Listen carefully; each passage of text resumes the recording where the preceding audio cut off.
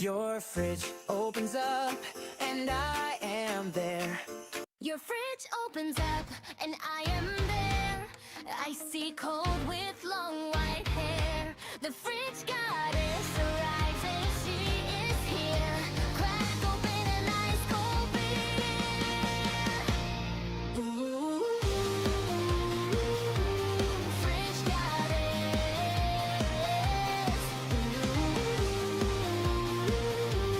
Fridge goddess. Join me inside my fridge. Pray to the only one. All hail the holy fridge. Fridge goddess.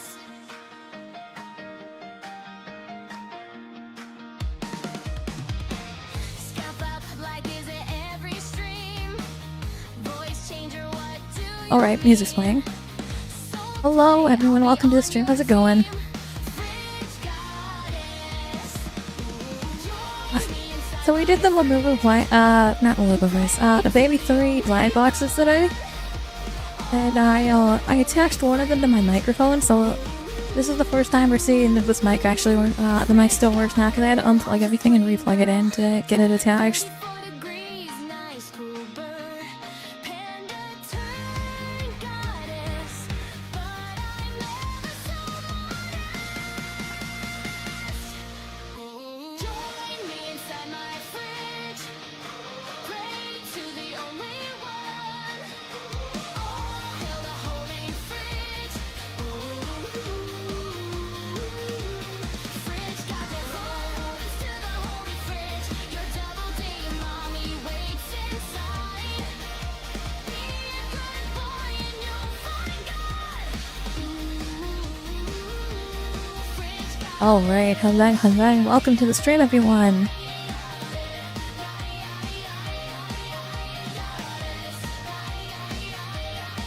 Make sure to subscribe, follow and like.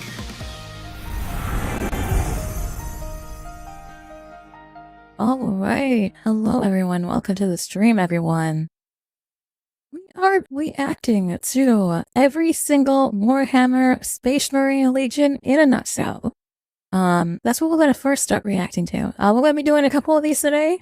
So we're going to be reacting to this one, and then we'll be reacting to a couple more as well.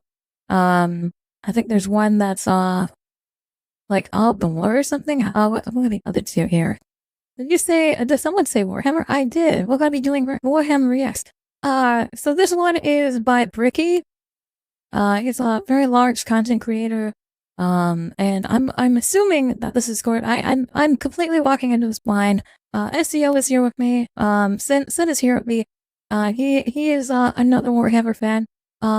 She is the one that recommended I react to these. So I got this, and I've got the re-explained Warhammer 40k, like part 1 and part 2. So we've got a lot of stuff to jump into and react to. And like I said, this, you know what Bricky is, Mano the music tributes, fantastic. I don't know this guy at all. I've never seen this guy before. But it looks like he's got a 42-minute long reaction, 42-minute blind video. So we're going to jump into this and we're going to react to this gentleman here. And if SEO is going to put his 2 cents in, I will probably pause the video and put my 2 cents in as well. But let's react to every single Warhammer Space Marine Legion in a nutshell. On the internet, the time has come. The reckoning. You know you can just call me Sin, right? Yeah, Sin. I'm sorry. I'm so used to calling you SEO. Like it is very much a struggle to call you Sin because I've called you SEO for like several years. But yeah, I know I can call you Sin. Reprogramming right now, yeah. Yeah, you're trying to Do you want reprogram me me to call you call you. Sin? Not me. No, my name is. You can call me Fridge. Sin is the gentleman that's in the voice. You hear his voice. Do you want to set up a reaction image? I don't know if you want to set up a reaction image right now. It's just your profile picture on Discord. But I'm awesome, so that works perfectly fine for me.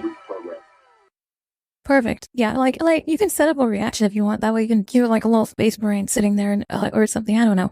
No, you guys can call me Ash. Everyone, welcome to the stream. Retro, welcome to the stream. Boy got himself a shaker cup. Oh my god! It's Gamer Subs! Holy shit! After What's up with you, Gamer Subs at the very beginning? Let's go! I'm sorry. I'm going to skip the Gamer Sub app. Wait, hold on. Time out! Time out! Is this a sister of Battle Gamer Subs Cup? They have It's a a sister of sister Battle in a Gamer Subs bikini. Cup? Yeah, it's a sister in a bikini. Listen, I was about to be like, no, we gotta skip this because I don't want to watch an ad. But mad props that this guy got a Sister of Battle Gamer Subs Cup. I didn't know about this. Fuck, I need to buy myself a Gamer Subs Cup, I think. No, I really do. Props for Gamer Subs. Hell yeah, let's go. I'm going to skip this. Bricky, you can use Bricky to buy yourself a Gamer Subs Sister of Battle Gamer Subs Cup. Can I skip this now? Okay, is that it? Cool. I don't know who that was the boss of me. Welcome to the stream. Thank you so much for the follow. My name is Berkey, currently stuck in the walls of the most prodigious school in the Imperium by punishment for falling asleep during class. God bless the Schola Progenium. Many of you have come across my Every Faction Explained video. Firstly, I have not seen this Every Factions Explained video. Should I have been watching that one first, or should I'm just going to watch the Space Marine one now? I didn't know there was another one. Space Marines are a bigger thing. Then we're watching the faction ones afterwards. Okay. Thank you. Secondly, we are here to dig a little Plus, if deeper. I'm honest, this one's the older one, and the other ones are the remakes. So, like, we're watching them in chronological order, too. Are the quintessential just a reminder, guys, exclamation point clip will allow you to clip stuff. So if you guys are looking to clip something, if you think something's really funny and you want to clip it, you can type exclamation point clip to clip videos as well, or clip shorts for me. It helps me as an editor. But there are many types of Space Marines, formed from 20 separate legions. Out of those 20 separate legions, there are 2 of them that are absolutely removed from this then. Like, they don't even know who the frameworks are. That is Legion number 2. And I think Legion, I don't know what the other number is. I know for sure the second Legion is missing. It's been completely removed. But I don't remember what the other separate legions. There's 2 of them that are missing We are frameworks. going to rattle them off in order and give you a quick 2 and 11. of What's up? 2 and 11. Okay. Yeah, 2 and 11. Isaac Chan, welcome to the stream. So, Primarch number 2 and Primarch number 11, we don't know what happened to them. And Games Workshop is going to come back in, like, 2 years from now and say that they were the 2 only female, Space Marine legions, and everyone's going to have an aneurysm and die. Miss Game Girl, welcome to the stream, by the way. I don't want to put it into the universe, but that's what's going to happen. Games Workshop's going to try to force down our next now. You know, first the custodians, now they're going to have female Space Marines. What will be next? Listen, no boys allowed in my holy Space Marine army, please. No girls allowed. Okay, so from everything I've heard, the Space King reference. Women in the Custodes thing is because Amazon is pushing for that kind of shit for the show, and like an intern in the social media department jumped the gun on it. That's the story I've heard. Now, what happened? You're wrong. What actually happened is Zeech thought it'd be funny to cause some problems, and he decided to spawn in female custodians in the warp. And because Zeech is the all-powerful god of knowing everything and everyone, and also the god of lies, he decided to make female custodians. That's why, if you look really closely at any of the female custodians, that all female custodians have a third eye. Even if they're a Xenos, heretic, heretical female custodian, if it's a female custodian, it's going to have a third eye because actually it's a Zeech demon in disguise. Or an Eldar. Okay, change my mind. Explain video. This is a mix of accuracy and memes. If I say the Salamander's Legion, what I think is, for salamanders, they're black, and they love all life. They're the ones that save life. Hugging children and petting puppies. Just you'll get all be explained about salamanders just by watching the video. Yeah, it's good. Exactly doing that. Yeah, okay. Mostly. I would like to pet this creature. But you can infer that they care Valid. about civilians and are a bit kinder than the average Space Marine. A Space Marine being a genetically modified super soldier that's had 1,000,000 new and terrifying organs shoved into them, refrigerators strapped to their bodies, Let's put a refrigerator on the back. and are so far above the average human that they are referred to as demigods instead. Each Space Marine has a father, unlike you, a Primarch, which is basically an even bigger Space Marine that was forged in a lab by the God Emperor of Mankind, that gigantic golden dude you see everywhere, who is both the leader and now the martyr of humanity. The Primarchs are his 20 sons, built in a lab, who lead 20 legions of Space Marines, who are their sons, not from a lab, but rather a dissection table, giving them the powers and skills of their associated Primarch via a gene seed. So, real quick question, since we're talking about the Emperor right here. Yes. How do you feel about 14-foot tall, glowing men? Fine. I think that if you put them in oil first, and we had a dinner party with them, very hot. We fortune Xenos brothers, absolutely, always. Fuck the Xenos scum, purge the Xenos, purge the heretics, and also purge the mutants, in my opinion. But yes, I mean, what? We talking like Primarch level? Like 14? No, the Emperor is 14 feet tall. The Primarchs are all like Okay. 10. Unless you're Vulcan, then you're like 12 feet tall. Okay. I don't know where I got the 14 feet. Or I think it was 12 feet. I don't know where I got the 12 feet. I thought the Primarchs were 12 feet. Maybe the Primaris means? I don't know. Somebody's for 12 feet tall. So your average Space Marine is like 8 or 9 feet tall. Your Primarchs are going to be about a foot or two taller than that, so about 10 or 11 feet. Unless you're Vulcan, who's like another 2 feet taller than that. And then the Emperor is just a little bit taller than that. So he's like 14, 15, 16 feet-ish, somewhere. Okay. That is very tall. That is like two standard human men standing on top of each other. As long as you're saying 6 feet, yeah. I am a tall man. I'm 6 feet 6 inches. Okay. They make me look tiny. I have seen Space Marine cosplays where they went with the full authentic. I talked to one guy. He made us. I think it was like I don't remember which one it was. But he made his own cosplay, and he said that what he was using was elevator shoes with foam stacked on the bottom because he was the fucking 10 to 12 feet tall. And to do that, you have to use something like elevator shoes or something. So we made elevator shoes using foam, which is really cool. Yeah, I've seen some people use into this lore. Ricky is not giving me anything new. Ricky is not giving me anything new. Everything he has said so far, I know. So I'm a little concerned that this entire thing is going to consist of me already knowing all of this, right? I want to learn something new from him. I'm hoping he'll teach me something new. This is more the intro like level stuff. If you want, I'll find you some more like in-depth stuff that we can do too. But this is the introduction stuff. You already got a little bit of the introduction. And this video is more. You're gonna learn more about the tabletop stuff and a little bit more about the memes than you are about the lore. Okay. If I'm honest. Okay. Because Bricky is like a foundation to build on rather than an expansion pack. Okay. To be fair, that is a Lisa, great I've never heard of description. Bricky before.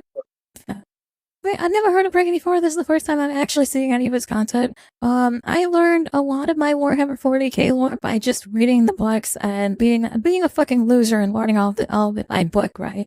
So like I know a lot of my lore from that. I learned a lot of my lore from. There's another guy. He's got blonde hair. What is his name? Well, there's another 40k guy, but like he's got blonde hair. There's another guy. There's a group. There's two guys. They're both Hispanic that I knew in high school, and I went to high school with them, and they became big YouTuber people. And then they got into a big controversy for using AI to basically copy the Wikipedia and then basically do that. Luden is probably the guy that I got from the lore. I think.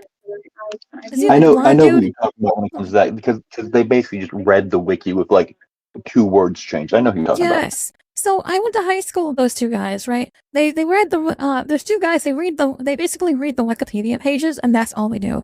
And I went to high school with them. That's where I learned a lot of Warhammer 40K from them originally because I didn't know at the time.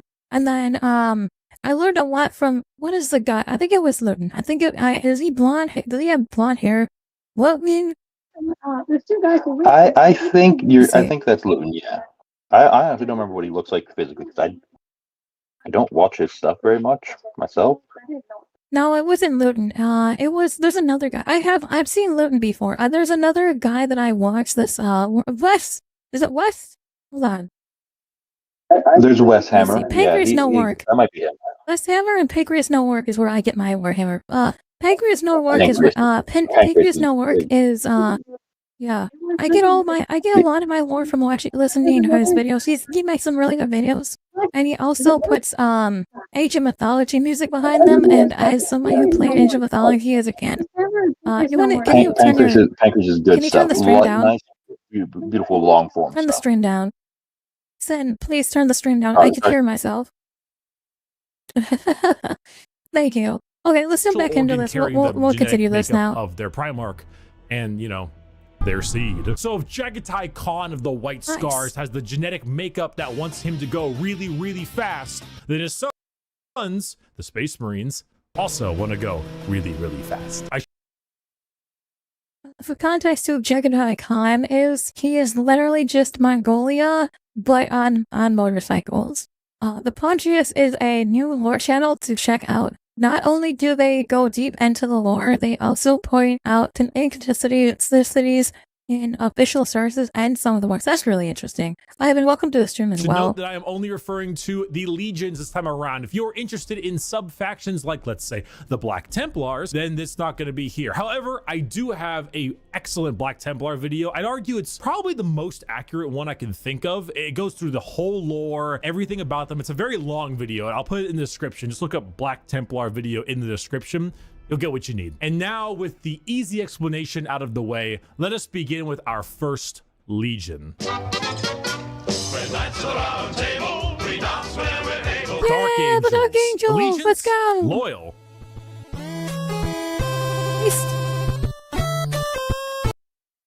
Oh, not base. Why is he shaking his head? What? Johnson, a duelist, a knight. A real asshole, I'm not gonna lie. The single word descriptor, you'll learn the memes about the Dark Angels now. So that's what the funny eye shaky is.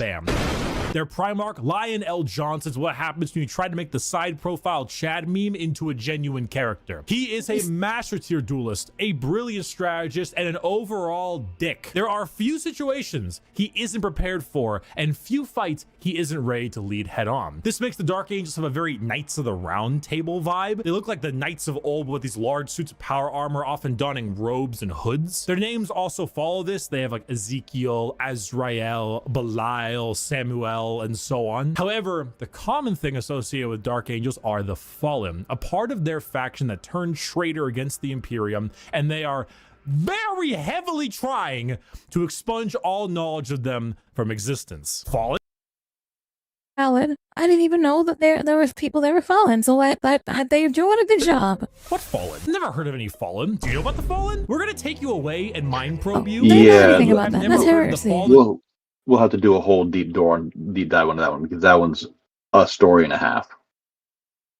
Okay, I feel like I do know a lot of lore. Sister, are we purging heretics right now? We will be, indeed. Indeed, we shall purge of the heretics, the Xenos, and the mutant scum. They don't exist, and if they do exist, which they don't, we will find them even though they don't exist. They love their interrogation. Next time we play on tabletop, I'll play some heretic scum for you instead of some clanker. Fantastic. Fantastic. I mean, the clankers are still heretic scum. Well, they're Xenos scum, so I mean, Lionel we Johnson gotta fight some Xenos sometimes, and it's given to his. When the Fallen are mentioned, the lion's ears perk up, and he will draw off everything to purge them from existence. Ballad. Force, which makes sense considering that when the Lion heard of a Chaos Primarch on a homeworld different Primarch, whose mom was there, he was like, "Let's nuke it." The Dark Angels. Let's nuke it. Are a special group where they formulate themselves into three different factions. The Deathwing Terminators. Lionel Johnson is what you would call weaponized autism. Fast jet Pikes and Flyers, and the Green Wing, which is your standard Marines. They are a jack of all trades, but not in the sense where they're good at everything, but rather they have a lot of things that are good at specific things. Like instead of 20 people that have a multi-tool, they instead have 20 people with gigantic power tools for every job imaginable. If you like being suspicious about everyone and everything in your surroundings, but you also like to have a whole lot of deep knight type lore, run the Dark Angels. The One Piece! The One Piece is real! Our second Legion is Our second Legion does not special exist. Yeah, that's in one of the Horus Heresy books, one of the Primarchs said something about their missing brothers, and Lehman Russ just gives a look like, don't talk about that shit. Oh, okay, cool. Emperor's Children, the third Legion. Yeah. It's time for some Slaneshi discussion. 11. The Emperor's Children. Allegiance? Prime Traitor. Slaneshi Primarch? bullshittery. Fulgrim, a perfectionist, an artist, a sneaky snaky snake. And the single word descriptor?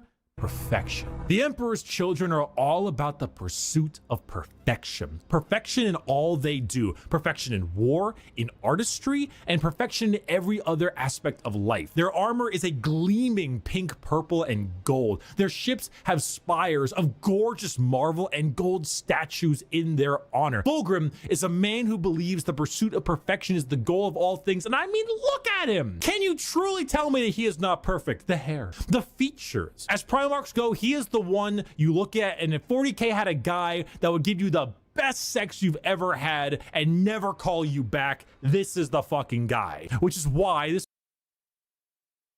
Okay, valid. Okay.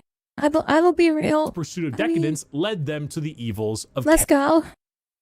Yeah, unfortunate. Yes. Very sad. Emperor's Children are our first Chaos Legion, and not just a normal one. One devoted to, you guessed it, Slanesh, the Prince of Pleasure, God of unspeakable excess. The Emperor's Children in their pursuit are now horrifyingly mutated beings through Slanesh's great will. They torture and maim to feel perfection through pain. They screech and attack with sonic weaponry. The only fighter legion I will run are the Iron Warriors. Okay. For perfection through sound, and they slaughter Oh, aiming we've for got somebody who perfection loves in themselves some Peter Turbo. I'm going to attempt to sleep, have some fun. Yeah, thank you. Good night. Sleep well, and may the Emperor protect you while you sleep. war. Fulgrim Thanks for coming himself in. lost the battle against May Slanesh as a Zarek demon the Silent King not haunt your nightmares. Oh, we got an ad. Hold on, we're gonna sit through the ad real quick, and we can sit and talk about where we can pause the video while we're watching the ad here. I apologize for having you guys have to watch ads. You know, the purple app needs their blood money, and I need the 2 cents that I get from running that ad. So, apologize to those of you who are first to watch the ad. So, when this video was made, the Emperor's Children did not have a line of models yet. So they now have models available for 40K. And they're they had the Sound Marines, didn't they? They were rock and roll Sound Marines back then, though. They're the early 80s rock and roll. The Noise Marines. At that time they were discontinued old metal models. So like no one had new ones. They only got re-released I think in like last year and a half. So not terribly long. This video is almost 3 years old now. Over. The Sound Marines now are not as rock and roll 80s as they were back when they were metal models. So the metal, I think I liked the old 80s models over the new ones, because the old 80s models are super they've got the crazy hair and like their guitars and stuff. I thought it was very cool. I know Sound Marines very well. Like I think I've looked at Sound Marines before, because I was like, one of the first things I was like, oh, Slanesh, cool, sexy, oh, yummy, like stuff. Yeah, welcome back from. Oh, I'm glad that the ads are over. We can continue watching then. But welcome to the stream. Sword corrupted his mind and transformed him into the sexy welcome to the stream.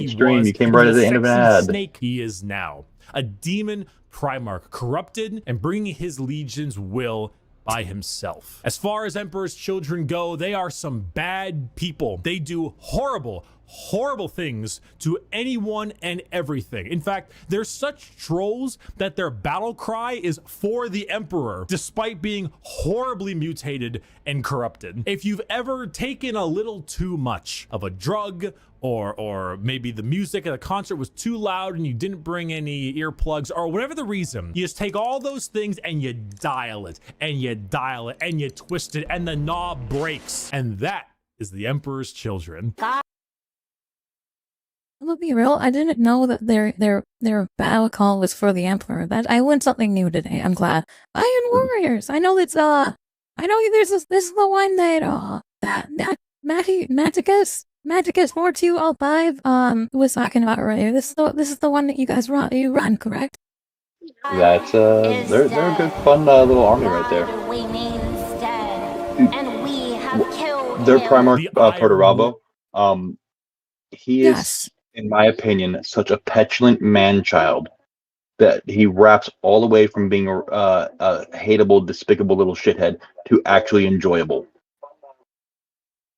Warriors. Allegiance, traitor. Primarch, Perturabo, a warlord, a siege smith, an incel. Single word descriptor, siege. Continuing the trend of our Chaos Legions, we have the Iron Warriors led by Primarch Perturabo of Olympia. To understand the Iron Warriors, though, one must first understand Perturabo. A man so bitter, coffee beans run for light. A man who hates the world and everyone in it, who never got recognition for his deeds, who hates his brothers and hates their accomplishments even more. Someone so laughably petty, so incredibly bitter that he goes full circle to becoming likable. Why? Because he's competent. Okay, valid. So he's the type of person where his brothers are doing better than him, so he is very upset he's spaghetti. This is the incel man. I don't know if I could say that on screen. Heresy. We didn't talk about the Horus Heresy. Intermission. Oh no! Oh no, we skipped the Horus Heresy. What are you doing? So Horus was the Emperor's favorite son, right? You know, so the Emperor walked into his room. Horus said, Dad, I just gifted 150 subs to Amaranth, and she said my name a ton, and she loved me for it. Right? Why can I see Horus doing that? I don't support Amaranth, but I can see Horus giving 150 subs to Amaranth. Like, that's fucking funny as fuck to me. I think that I might get to meet her one day. And it kind of played out something like this. Your feelings for her are not real. They are real to me! And then it started playing out a little bit more like this. Let the seas boil. Let the stars fall. So it takes the last drop of my blood. Yeah. So Iron Warriors, the Horus Heresy wouldn't have gotten shit done without Peter Turbo. Imagine an entire faction that is the personification of brutal industrialism, where you serve the Legion until your dying breath. You build and you kill and you siege and you kill and you literally summon demons just to take them and trap them in machines and use them as cannon fodder. Fuck yeah! Fucking Devil Engine! Let's go! Demon Agents! Demon Agents! Look at Thomas the Tank Engine as a Demon Agent! Oh my god! This is a thing they do. They summon demons to trap and use as shock troops. The Iron Warriors are siege warfare incarnate. They are... Okay, I can see why you would want to play these. These are actually really cool. So he's not going to go too much into detail here, but the Iron Warriors are the key reason the royalties almost lost Europe. While Horus was busy fighting Synchronous and the Big Emperor, Peter Turbo was waging the ground war against Dorn and the Fist, and man, that was a closer fight. Okay.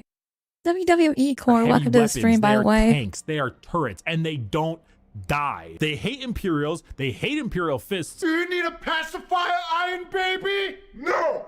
No, I don't! They are bitter incarnate. Perturabo and the Iron Warriors don't serve the Chaos Gods because they like them. They serve them because fuck you. Come on, Okay, I could definitely see why you would want to play this army. This seems pretty base here. Guys, let's go. Not another speeding ticket. I'll fight it in court, The white scars! Yeah! but I don't think My family heritage! they're gonna accept Let's gotta go go fast as a medical condition. The White Scars are one of my Allegiance, favorites as well. I Loyalists. Time Arc- absolutely adore just the fact that they just get shit done.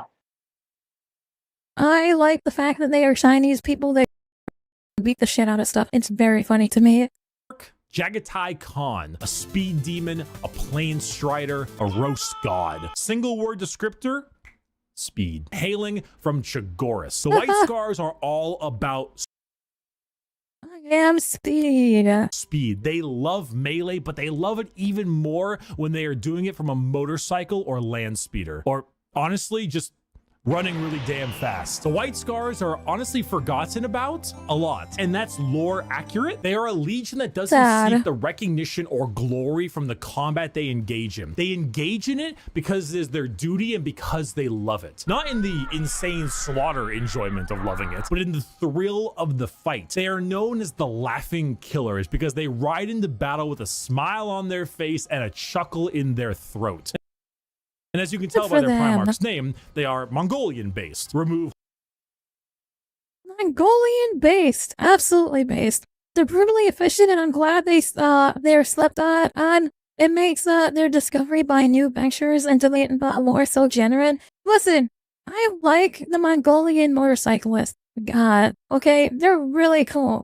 I do also like that they're like sleeper more. Like, oh my god, I didn't even know. Like, I don't know.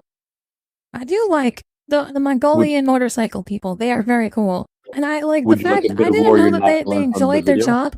They just do this because they like their job, right? They're very happy with what they do, and that their job is to purge heretics, xeno scum, and filthy mutants. Horses and replace them with here's a bit of lore motorcycles. that you won't hear from this video, but it'll probably make you like them even more.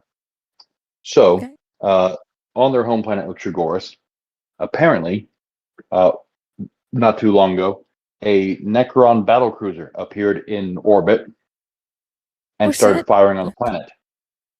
But it wasn't at any inhabited part of the planet, just at one of the empty, vast swaths of plains that make up the landmass. And did this and then left. Like, the White Scars didn't have time to get their battlecruisers up and active and fighting them before the Necrons just... So these fucking asshole fucking Tigers came over and shot down at the planet at a big empty like uninhabited area, and then fucking flew off. The White Scars were not fast enough for the first time ever. Here's why that's scary and disturbing. The Necrons are going around opening up and awakening all their tomb worlds.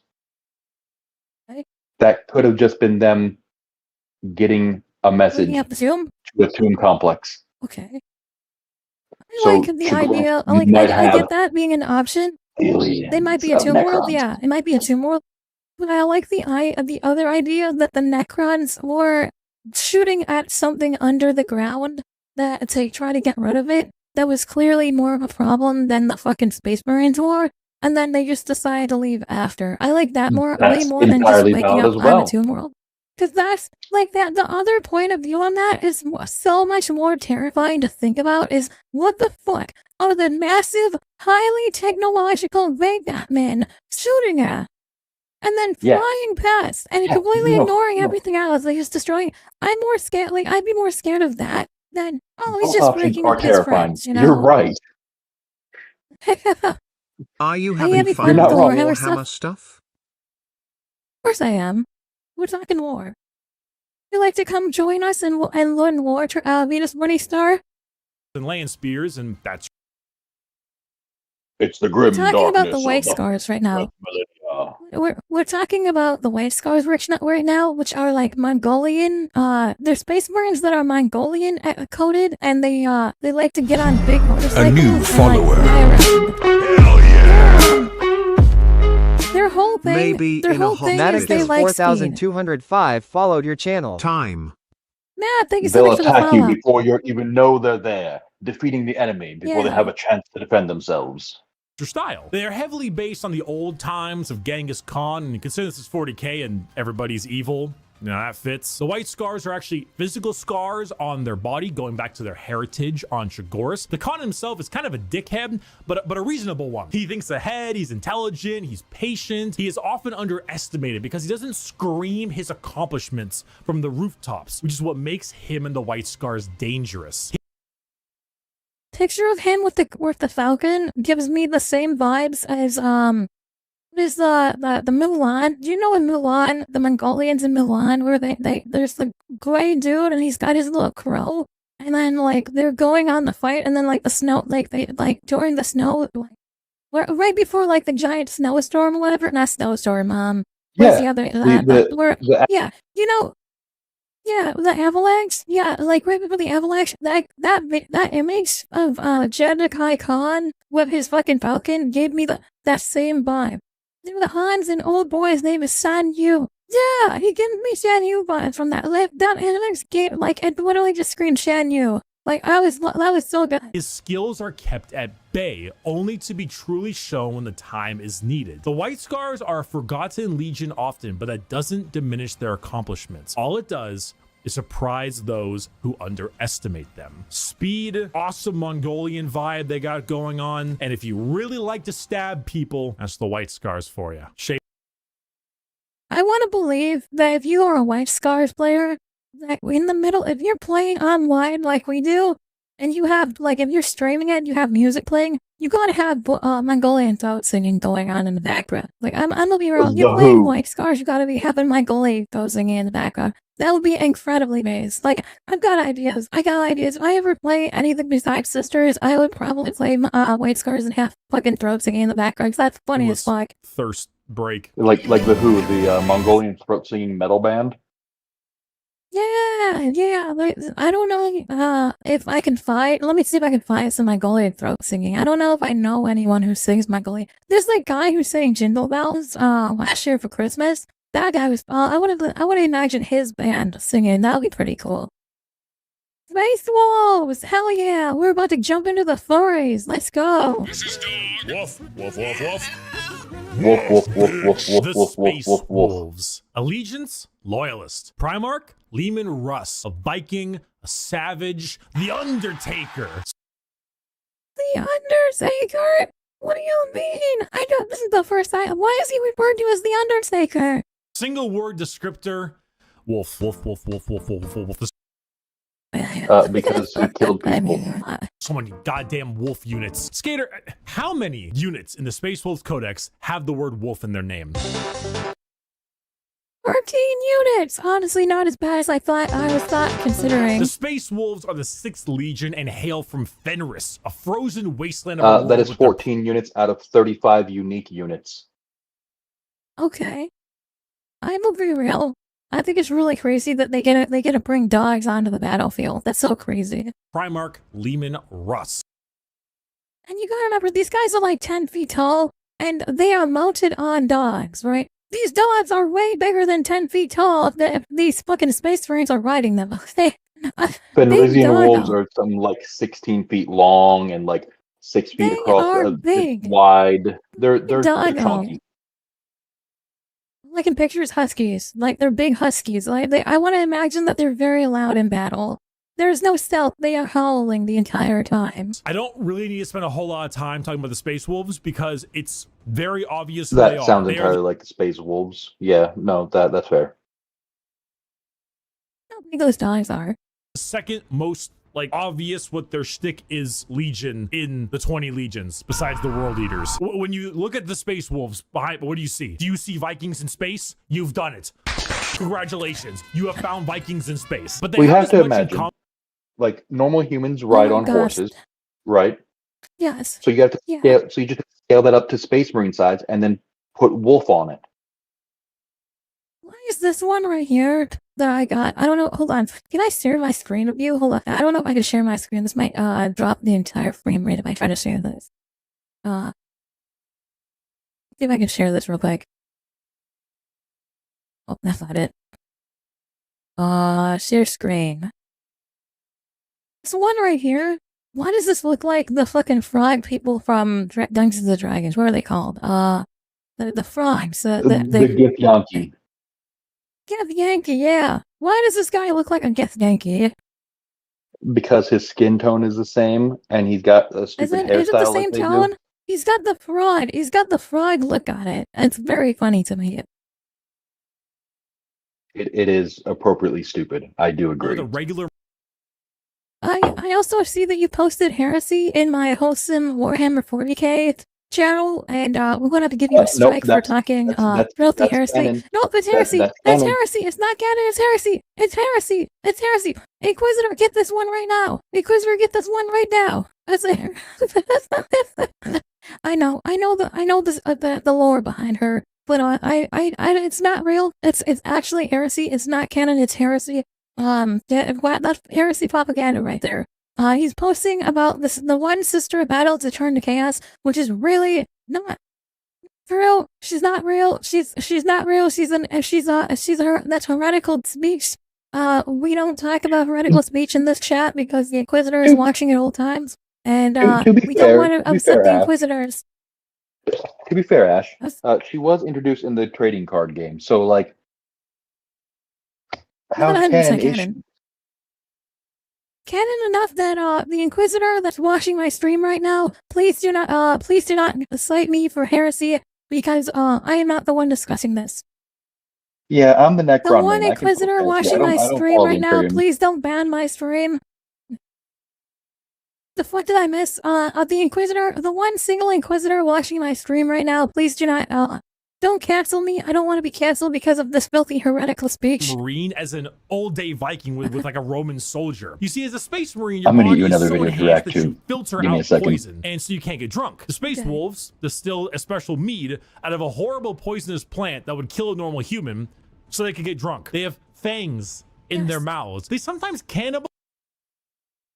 So they've got a special organ inside of them. All space marines have a special organ inside of them that processes poison.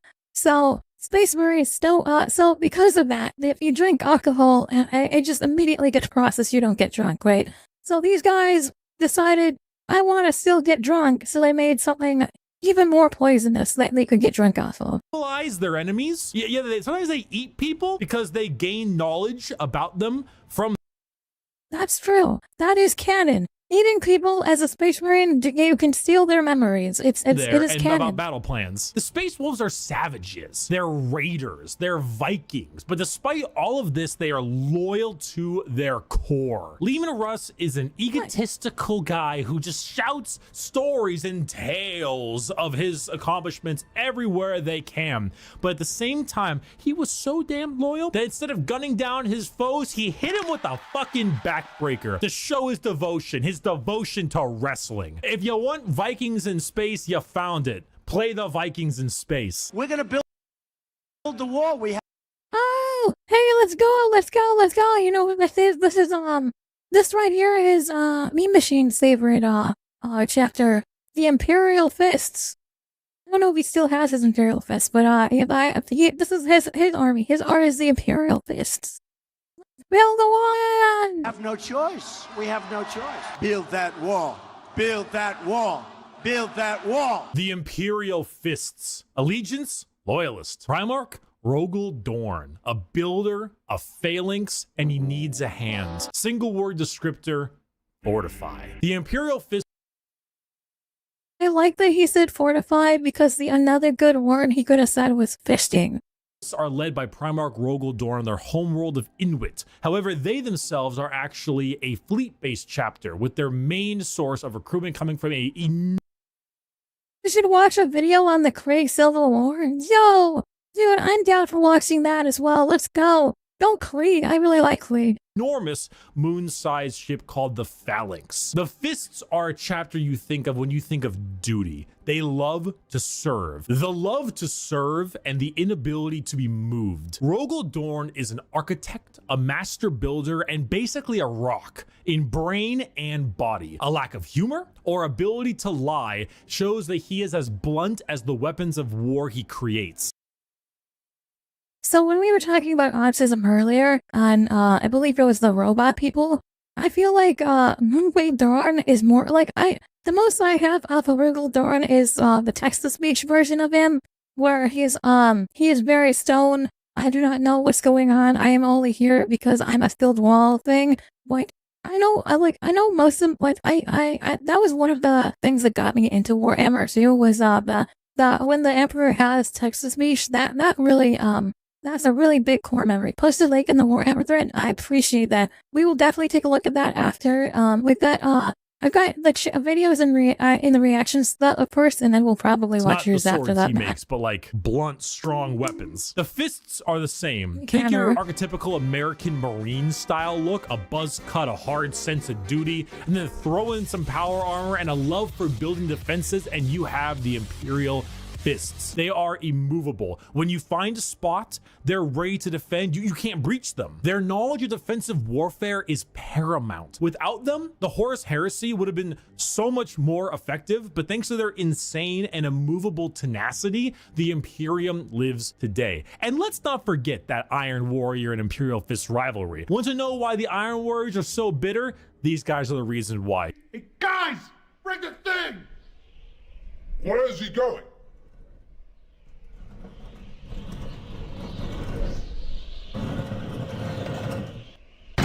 So we're finishing up here at the the Imperial Fist, and I just want to say one of the things that was mentioned earlier was how about the Iron Warriors? Without them, the Horus side wouldn't have done shit.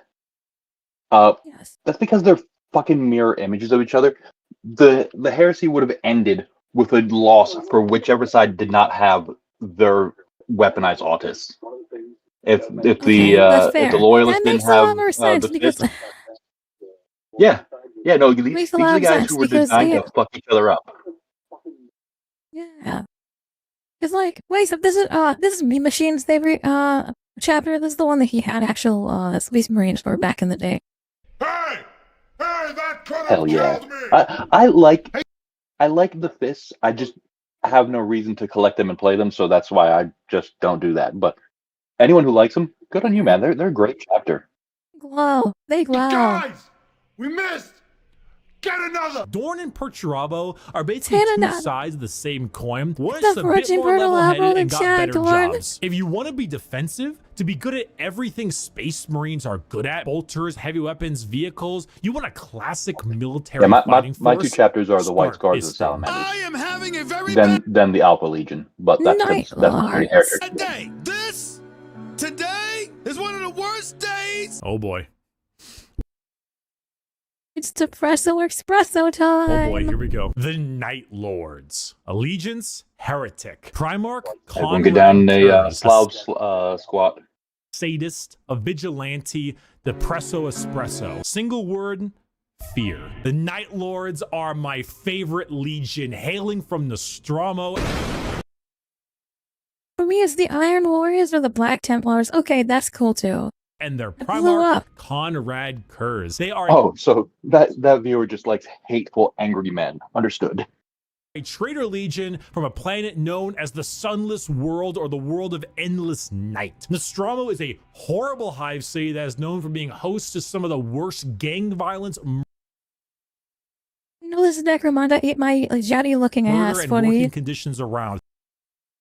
This is the, hello, welcome, by the way. This is the, Night Lords. The only thing keeping the population in check is the suicide rate. You missed the WWE Undertaker. In the footsteps of their Primarch, a man who believed in a twisted sense of justice and that the only way to make humans compliant is through fear. The Legion's lesson has been lost on them, as their ranks were repopulated by gang members, murderers, arsonists, torturers, and other words I can't say on YouTube, as young as 12 years the starters are murderers before they were even teenagers, raised to become demigods. Now, the IG chapter. Fear is what they sow, and flesh is what they reap. The Night Lords are scum. They are the exact opposite of all other legions.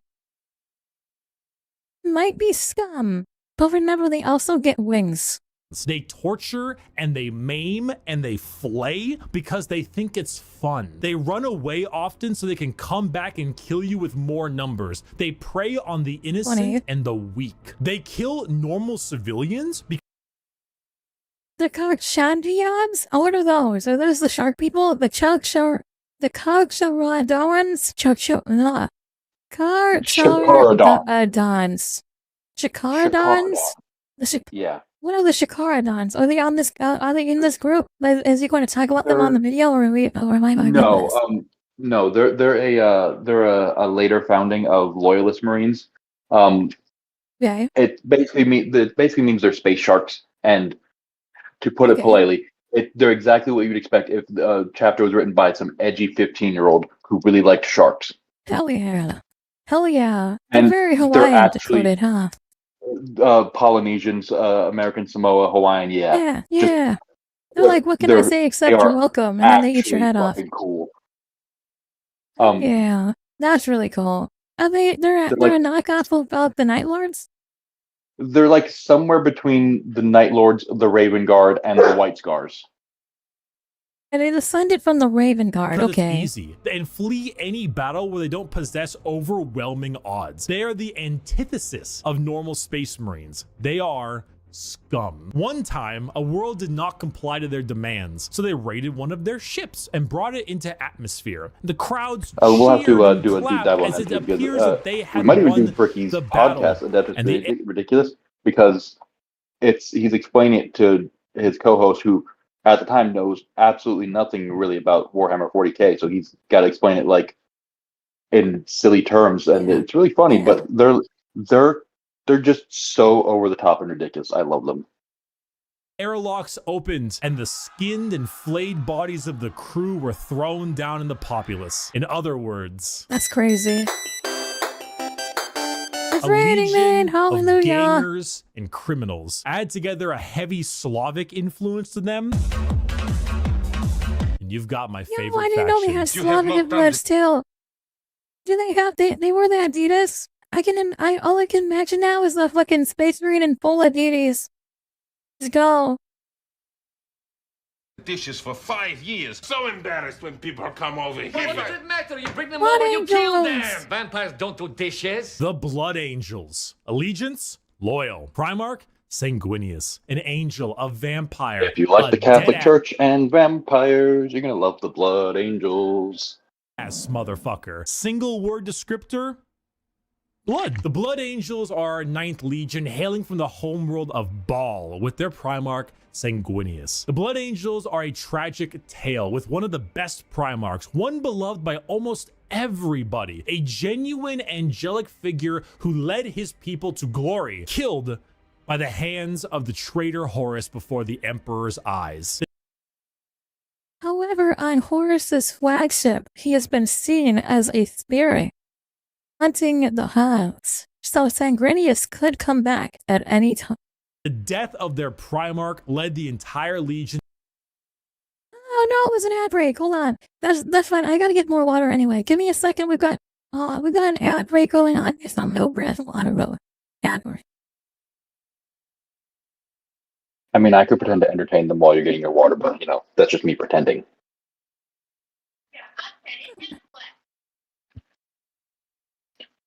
All right, chat here. I'll do this for chat. Can't see all you right now, but I will do this as best I can. If you had to switch. I was going to ask Chad a question. We got 20 seconds before the ad begins. Okay. For all timing. Right, so the question.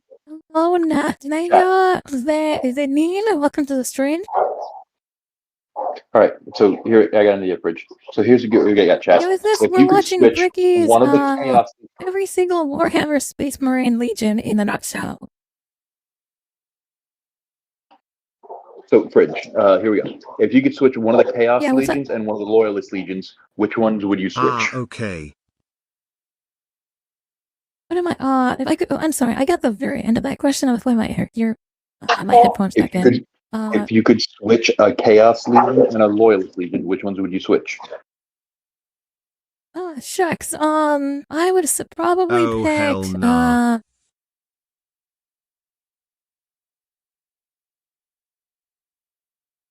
I don't know who I would pick on this one. Can I answer this after we're done going through all the Space Marines? Legions?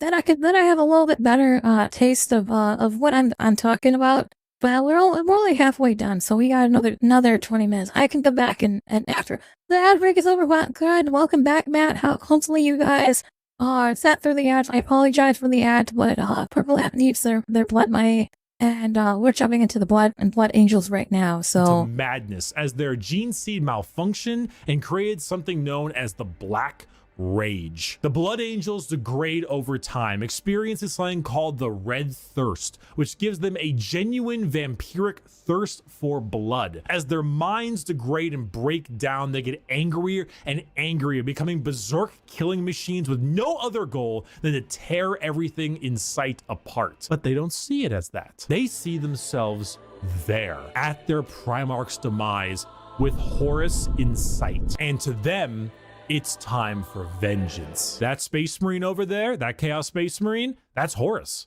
Kill him. That Orc War Boss over there, Horus. Kill him. That Tyranid Swarm, 1,000 Horuses. Horai. Kill them all. Did your toast come out a little bit burnt? Horus sabotaged your toaster. Destroy the toaster. Destroy it. That's valid. Do it. Kill your toaster. Do it. This slow. I'm going to do that. Next time I get burnt toast, I'm going to blame Horus on it. This is now Horus's fault. You know, debilitating disease takes over the Blood Angels. The reason that Skyreach is on the rotation this week, And it Horus gives them this angelic, vampire, and Catholic-inspired imagery. They have chalices of blood. They rest in coffins and can even use psychic powers to sprout angel wings from their bodies. They are a tragedy through and through, and the only thing that will look more tragic are the mangled bodies of those they come in contact with. I got a diesel engine, and honey, we forgot. All right, we got the Iron Hands next. We're gonna take your job away. The Iron Hands. Allegiance, loyalist. Primarch, Ferrus Manus, a machinist, an inventor, and not a great head on his shoulders. Single word? Oh no. Bionics. The Iron Hands are from the home planet of Medusa and their Primarch, Ferrus Manus. Does Ferrus Manus have an iron hand? You fucking know he's got an iron hand. Oh, that's right. This is the one they chop their hands off, right? This is the chapter they chop their hands off and then replace them with robot hands. Is that correct on this? Oof, my ears. Yeah. They supposedly do it to honor their Primarch Ferrus Manus, who had iron hands and whose name means Iron Hands. Okay. And the Iron Hands believe that the flesh is because we have learned very quickly. Old school Games Workshop was very original with their naming conventions. Hell yeah. Welcome to the stream, Patriot Prime. Welcome to the stream. They're very cozy with they're also really cozy with the Mechanicus. Okay. This is the Mechanicus one. I know there's Tech Marines in all the chapters, but this is probably where the Tech Marines come from. Is what you're saying? Despite all the things that made them demigods, replacing some. So this one has the most Tech Marines. Every chapter has their own Tech Marines because their Tech Marines are trained by the Mechanicus to maintain their weapons and vehicles. Flesh is weak and the machine is eternal, so I get it. I get why they would want halfway more bionics here. Bionics will allow them to serve the Emperor more. They go hard into vehicles and dreadnoughts. Dreadnoughts being giant walking sarcophagi that have wounded Space Marines piloting them from the inside. If you play Space Marine 2, there is a dreadnought that they basically take a Space Marine back, and if you go through the lobby during the missions, you get to watch this whole thing go in, and at the very end, the Dreadnought comes out and fights with you for a little bit. It's very cool. And that's only a Space Marine 2, though. Vehicles, metal upgrades. These are the things that make up this Legion. Their Tech Marines have servo arms sticking out from all directions. They have a wide array of mechanics and extremely often replace limbs with metal ones, serving all kinds of different functions to deal with their enemies. The Iron Hands are also not particularly nice. They're kind of assholes. I mean, Marines. Oh my god, look at this guy's face. When you're watching 40K, the Battle Fleet Gothica Armada faction of cinematics are great and short vids to give an overview. They're already normally pretty big assholes, but they're a little bit up there because of their flesh, civilians made of flesh, because the flesh is weak. Machine is eternal. See, the flesh is weak. Flesh is. Oh my god, he said the line. He said it right after I did. That's crazy. Corruptible. Bionics. The strength of the machine is pure and cannot so easily be corrupted. So if you want people who have this little techno-fetishistic vibe to them, that love their vehicles and their walking coffins, hit up the Iron Hands. Understand, Commander. Alright, there's a Dreadnought in the Blood Angels animated series. I forget his name, but I think it's alluded to that he was there during the Heresy. Okay. Was never here. Legion 11. Not exist. Yeah, there's a couple Dreadnoughts like that. Yeah, 11 Legion, that's the other one. That's the one that you say is going to come back with a woman Primarch. Yeah, no, they don't exist. It's an inside job.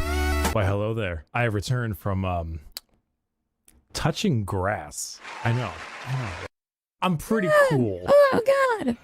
With the grass touching. Touch grass. Now let's continue our Warhammer lecture. This ruffles my jammies. Ew, gross grass. Ew. What's going World on? Eaters. The World Eaters. Allegiance. Another Heretic. prime example of old school GW really being great with names. Primarch Angron, a butcher, a slaughter. The nails! The nails, they hit! Extremely, earth-shatteringly, unreasonably fuck-ass mad. Single word descriptor, anger. Hey, you! Yeah, you! His name is Angron. What do you think he's going to be about? Are you mad? Angry. Do you just fucking hate everything? Do you want I was going to say he's about flowers and kittens, but you know. All I can think of is the World Eater player that went to a tournament, and the entire time he's doing like push-ups and sit-ups and shit whenever it's not his turn. And then when the other player comes up, can I become a Warhammer rat? Warhammer rats are in fantasy Warhammer, but those are called the skaters. We're not watching for fantasy. We're talking 40K. But they do have the what are they? They're not rats, but they're like hobbits. They're like hobbit people. They're like snipers. You could become one of those guys instead. Ratlings. They're called ratlings. Yeah, do you want to be a ratling instead? To get rewarded for doing so? Then you should join the World Eaters. Home planet of Nuceria and Primarch Angron, who, if the name didn't suggest, is real fucking angry. So, there's a guy that played World Eaters. What about frogs? Is there a frog? I don't know about frogs, but there are the salamanders. You could talk if you want to. No, you can't. To be honest, Trash Panda, you specifically and I specifically cannot. Well, neither one of us can become space brains. What? If you were a man, you might be able to. Is there a frog? Is there frog marines? Did you pull up frog marines somewhere? Where are we posting the frog marines at? No, not frog marines. A race of frog people. Unfortunately, they're dead because they're the old ones that the Necrons killed way back when. Okay, that's fair. There are frogs in this universe, Trash Panda. The frogs are the old gods. Angron was raised a slave, forced to fight in gladiator pits. When he refused, they shoved. Again, it's Warhammer Fantasy. Oh, here we go. The chairs. Let's go. Old world tech into his brain, so that if he ever felt any emotion other than anger, it caused him extreme pain. All his sons, wanting to be like their dad, also put a version of these nails in their brain. So now you have an entire legion who literally feel unimaginable pain if they are feeling any emotion other than anger. Slap them with a freight train of armor, 2 goddamn chainsaw axes, and you can see what's gonna happen. So anyway, there's a story I heard. A Warhammer tournament where it was somebody playing against some world leader, and the guy would do when it wasn't his turn, he would do push-ups and sit-ups and do crazy shit. And it got to the point where the other player felt very uncomfortable, so he went and reached out to the referee and said, "Hey, I need ref, I need you to do something about this." So the referee goes over to the guy and says, "Yo, you gotta stop." And the guy looks at him, that's that emotion whatsoever, and says, "The nails, they itched." And the referee says, "No, you can do whatever the fuck you want. I'm out of here." I think that's the funniest shit ever. Absolutely, guys. There's an email that someone reached out for me to do an interview, so I'll have to call them back tomorrow. Good luck. Corn. They're honestly a surprisingly sad legion that I actually screwed up in assuming that they were all just angry murderers. I mean, they are, but they didn't start out that way. Their corn corruption degraded their intelligence, their free will, and made powerful warriors into arguably even more powerful warriors, but blunt, like frothing at the mouth psycho warriors. The World Eaters, like I mentioned in the Space Wolves, they wear their concept on their sleeve. They are angry, they want to kill things, they want to kill you, and maybe some of their friends, and that's the faction. They're red, they're mad, they're gonna run at you and cause death. If you like that, you play the World Eaters. Or you like it because they were, you know, at one point a lot better than that. Most of Warhammer was a lot better than that. I was once a lot better than that. That was when I was in college. I didn't finish college, and neither did Angron. Good for you. Oh, yeah! Number 13, Ultramarines, let's go! The one that everyone knows. If you don't know about the Ultramarines, you don't know any, this is the poster child, right here. Boy Scouts, yeah! This is right here, the Ultramarines. This is the one that everyone knows. Everyone knows the Ultramarines. Blueberries. Sunrise, I'll cut your balls off. The Ultramarines. Allegiance? The happiest taxman in the world. Freimark, biggest dickus? You know. Hell yeah. He's biggest dickus, you know? Rabute Gilliman. That's how it's said. An analyst. Gilliman. Wait, not Gilliman. Gorilla Man. Robot ghillie suit. Matt. A blueberry Rowboat Gorilla Man. Gorilla Man? More like robot. He's the only one. He fucked an Eldar. Bro got his robot girly man. Yeah, okay, I like that one too. Listen, Robert Girly Man's the only Primarch to fuck a Xenos. I get away with it.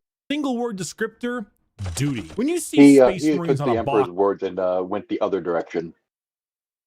Or just Space Marines and promotional material. Notice how they are always colored blue. These are the blue Space Marines. These ones here, the Ultramarines, who hail from the world of Macrog with their prime. Wrong! They're from Ultramar. What are you talking about? Rabute Gorilla Man. Ultramarines. Oh, he said the line. It was Rabute Gorilla Man. Are the white bread of Space Marines. The grilled chicken with salt and pepper. This is. If you want to know any Space Marine, you are probably if you are brand new to this type of lore and you don't know anything about Space Marines, these are the Space Marines that you are imagining. By no means an insult. They are plain Jane, but that's also because they're so goddamn good at their job. Their skill for warfare is paramount, but so is their ability. So here's my theory about the Ultramarines. It's actually a really, really simple one. Okay. The Ultramarines. You know how each legion had the thing they're really good at, right? Yeah. The Ultramarines are really good at propaganda. They're really good at being average at anything they do. Now, that doesn't sound impressive initially, but anything they do, they're average at it. If they wanted to, and they just started flapping their arms, they could fly. They wouldn't go very fast, they wouldn't go very far, but they could do it. If they sat down and said, "I'm going to cure cancer," it would take a long time and a lot of effort, and it might not work initially, but they get it done and they get cancer cured because they're average at anything.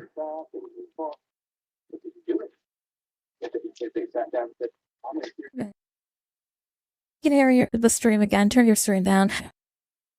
Nah, okay. Turn the stream down and put some headphones in. Okay. No, I mean, I just mute Discord. To be fair, they can fly. They've got the jetpacks.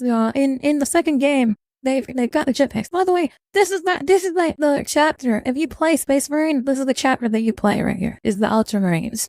They are the coolest of Marines. They specialize in propaganda. That's why everyone knows about the Ultramarines. For a while was a damn boring Primarch for all the reasons he was great. Because no matter how hard you try, you don't win a war without logistics, without supply lines, without trade routes, without infrastructure and economy. You don't win anything without all that stuff, and Guilliman knows it. Which is why he has one of the largest standing empires in the Imperium, named Ultramar. Which is why his sons are the most recognizable of all the Space Marines. Which is why the only thing that rivals the weight of their victories is the weight of their egos. They are good at everything and bad at nothing. They are great at everything. Other legions can do other things better than them, but they are good at everything. The most interesting thing about the Ultramarines is their characters, as they are all now inflicted with various amounts of ultra depression for many reasons. Guilliman is okay. So he's saying right there about how, you know, like armies are and battles are won because of logistics and all that shit.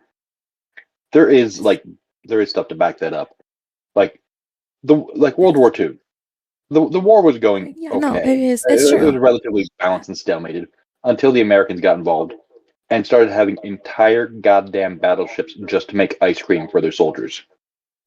And that's when the other guys were like, nope, we can't keep up with that bullshit. I prefer my Klepto Blood of Ravens. Dawn of War was my first expansion at 40k. Hell yeah.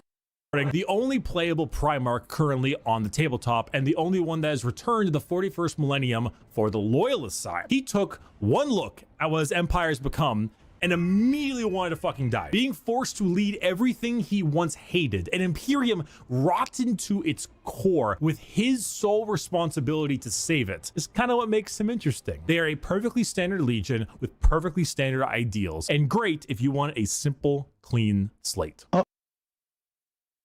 Now have the capacity to forward deploy Burger King's biplane. Rowboat Gorilla Man's super power is having Microsoft Excel downloaded into his brain. Hell yeah. You know, that's good for him, you know. Guard is up next. This is a very sad station. Here we go. Funny poop. Stinky. Woo. This is the chapter that Asmongold Gold is part of. The Death Guard. Allegiance, heretic. Primarch, Mortarian. A reaper, a poison, an ungodly stench. Single word descriptor, rot. The Death Guard hail from Barbaros, with the Primarch Mortarium. The 14th Legion were known for their incredible resilience to damage. That's a lot of damage. Where the Imperial Fists were defensive thanks to tactics and posturing, the Death Guard were resilient because they could take a punch or a gut shot or a cannon to the chest and just keep on moving. They are slow, yet they are resistant, which was only confounded as a Death Guard captain, Typhus, codename Dickhead, sold them out to Nurgle, god of rot and decay. I think other than exactly, fuck Typhus. Listen, if it wasn't for Typhus, they would still be. I feel like the Death Guard would probably be that. They would still be loyal, right? If it wasn't for Typhus selling out the entire fucking Legion, 100% they'd be loyal, right? They'd still be traitors. They just wouldn't be Nurgle.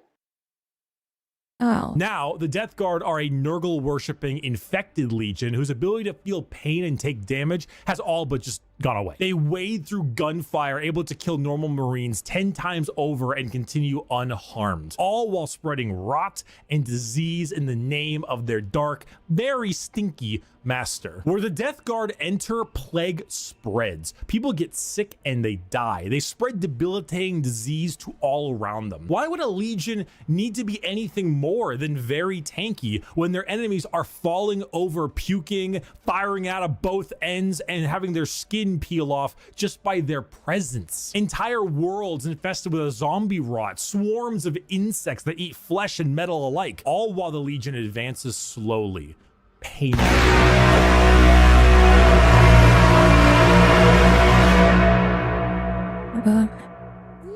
The Stiggy's the one Fraser beat. Are you saying that I would be a Death Guard? I'm taking offense to that. I am no traitor.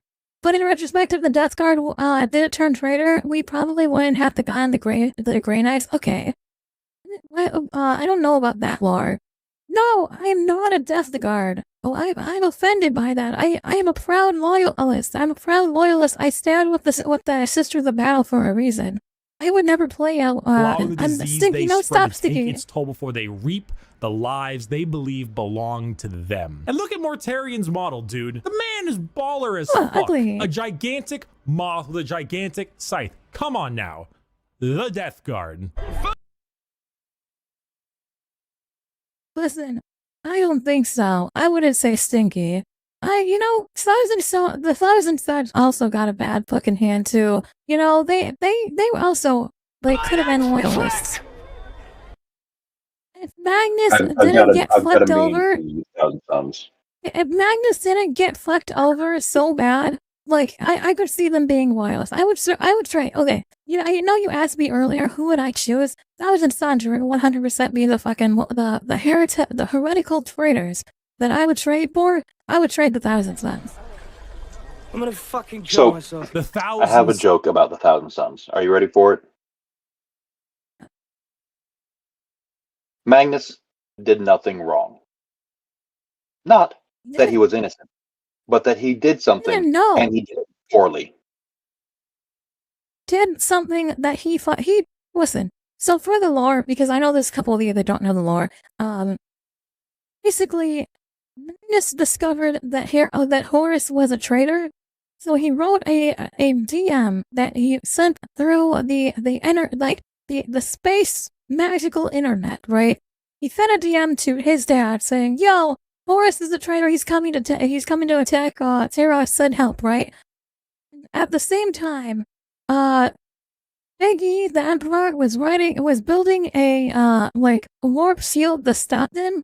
And when Magnus's GM went through, it broke the entire warp shield, letting all the demons in, right? Magnus didn't know that he was going to fuck up on that.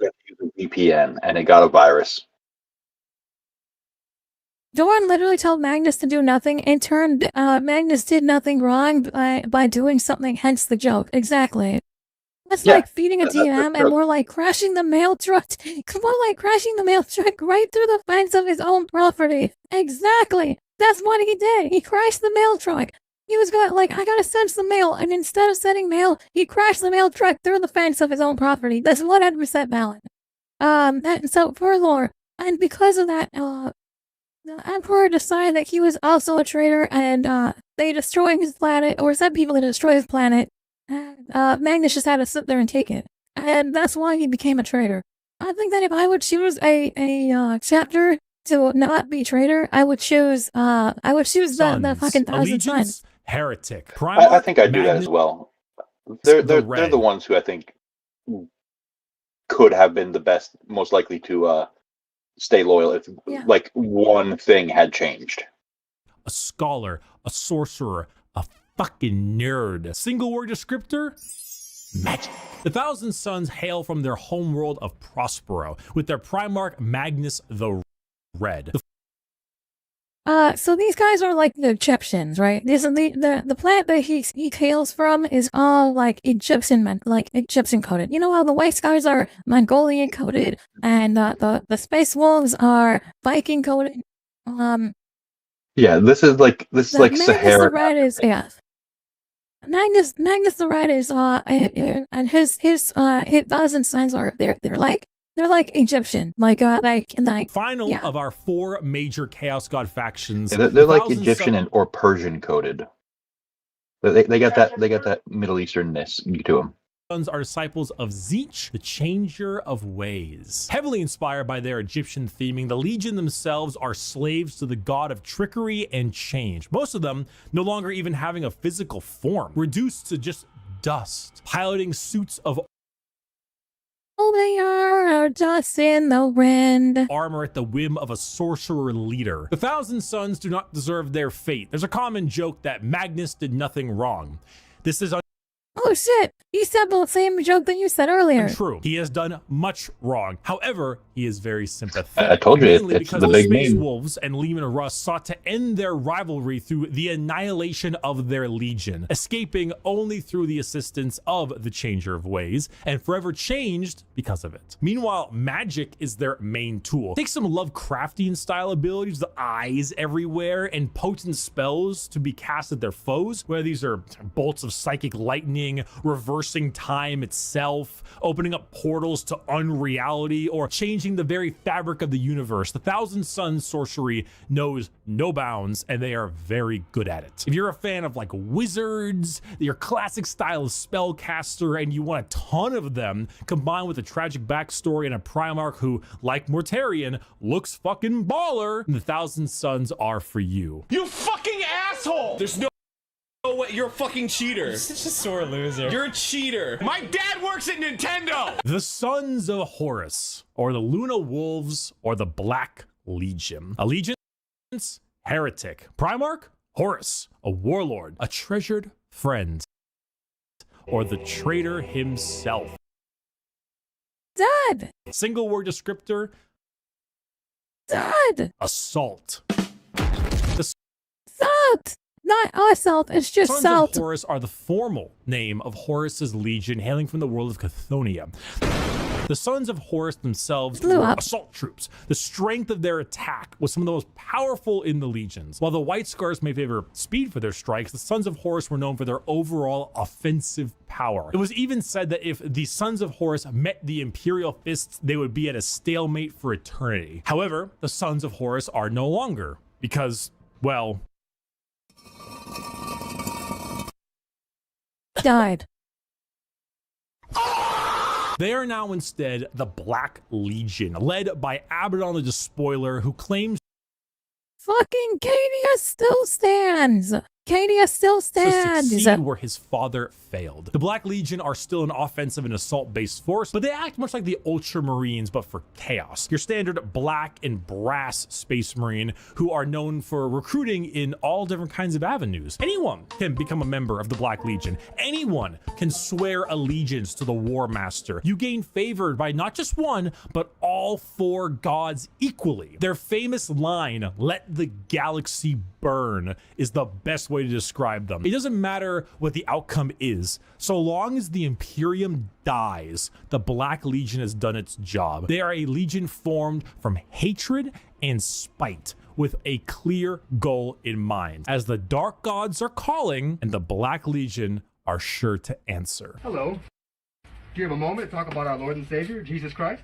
No. It wasn't fucking optional! The Word Bearers. Allegiance, heretic. Primarch, Lorgar Aurelian, a preacher, a fanatic, a choir boy. Single word descriptor, zeal. If the Black Legion answer the call of the Dark Gods, what if instead you decide to call the gods first? Well, then the Word Bearers are for you. The 17th Legion.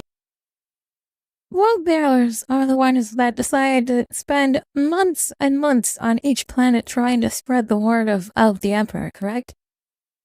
Yeah, they're basically the ones who wrote the entire holy faith that the Sisters of Battle follow. Yeah, these are the motherfuckers that they take way too long to corrupt to acquire a planet, and they were heretics. Becoming before even becoming traitors, they were heretical because the Emperor did not want to be seen as a god. And these motherfuckers saw him as a god, and they would spread the word of the Emperor as a god. Led by Primarch Lorgar on the so planet. The whole faith that the Sisters of Battle follow is because of this one asshole group. Fantastic. Originally obsessed with worshipping the Emperor of Mankind as a god, they found that despite his divinity, he was not worthy of worship. Because, you know, he raised their equivalent of Jerusalem to the ground for daring to worship him. Like, could you imagine if God actually showed up and was just like, Jerusalem is stupid, it just destroyed the whole thing? Like, so saw the pop-up of how the planet blew up and all that stuff. Yeah, this is one of the few times where someone not of the Legion that called that planet home blew it up. Yes. they destroyed that planet, and I think it's very funny that his example is very funny. Well, that's your head, but there are gods. Oh yeah, no, his jokes on that are pretty spot on.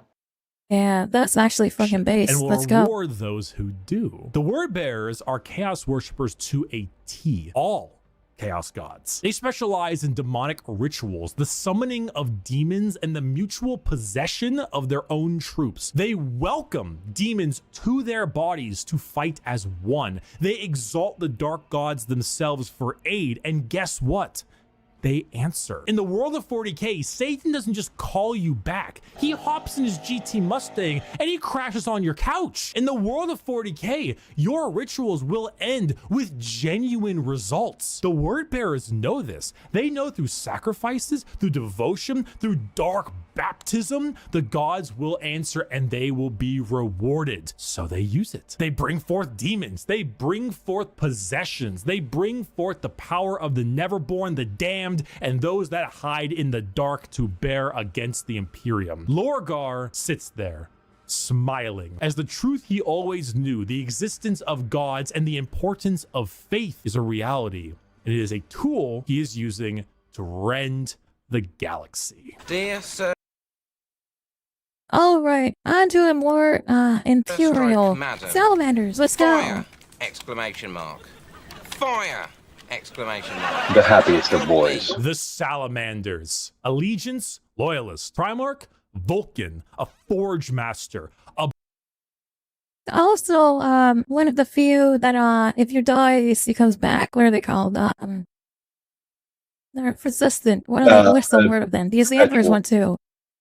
The perpetual. Yeah, he's also a perpetual. Behemoth, a very huggy boy. Single word descriptor, fire. The salamanders hail from Nocturne, a volcanic planet home to their Primarch Vulcan. They are the largest of the Space Marines, not due to numbers, but rather size. Vulcan, he is an enormous slab of beef, by far the largest of all the Primarchs. However, don't let his size fool you, as he is also the kindest. Salamanders have the juxtaposition of looking frightening, being larger than other Marines, while also boasting an ashy, like coal color skin and blazing red eyes, while simultaneously carrying around all manner of flame weaponry. So your average civilian might be spooked, but in reality, they are by far the kindest of all the legions to those civilians. Vulcan believes that to safeguard the Imperium is to, at the end of the day, safeguard its people. So exactly, as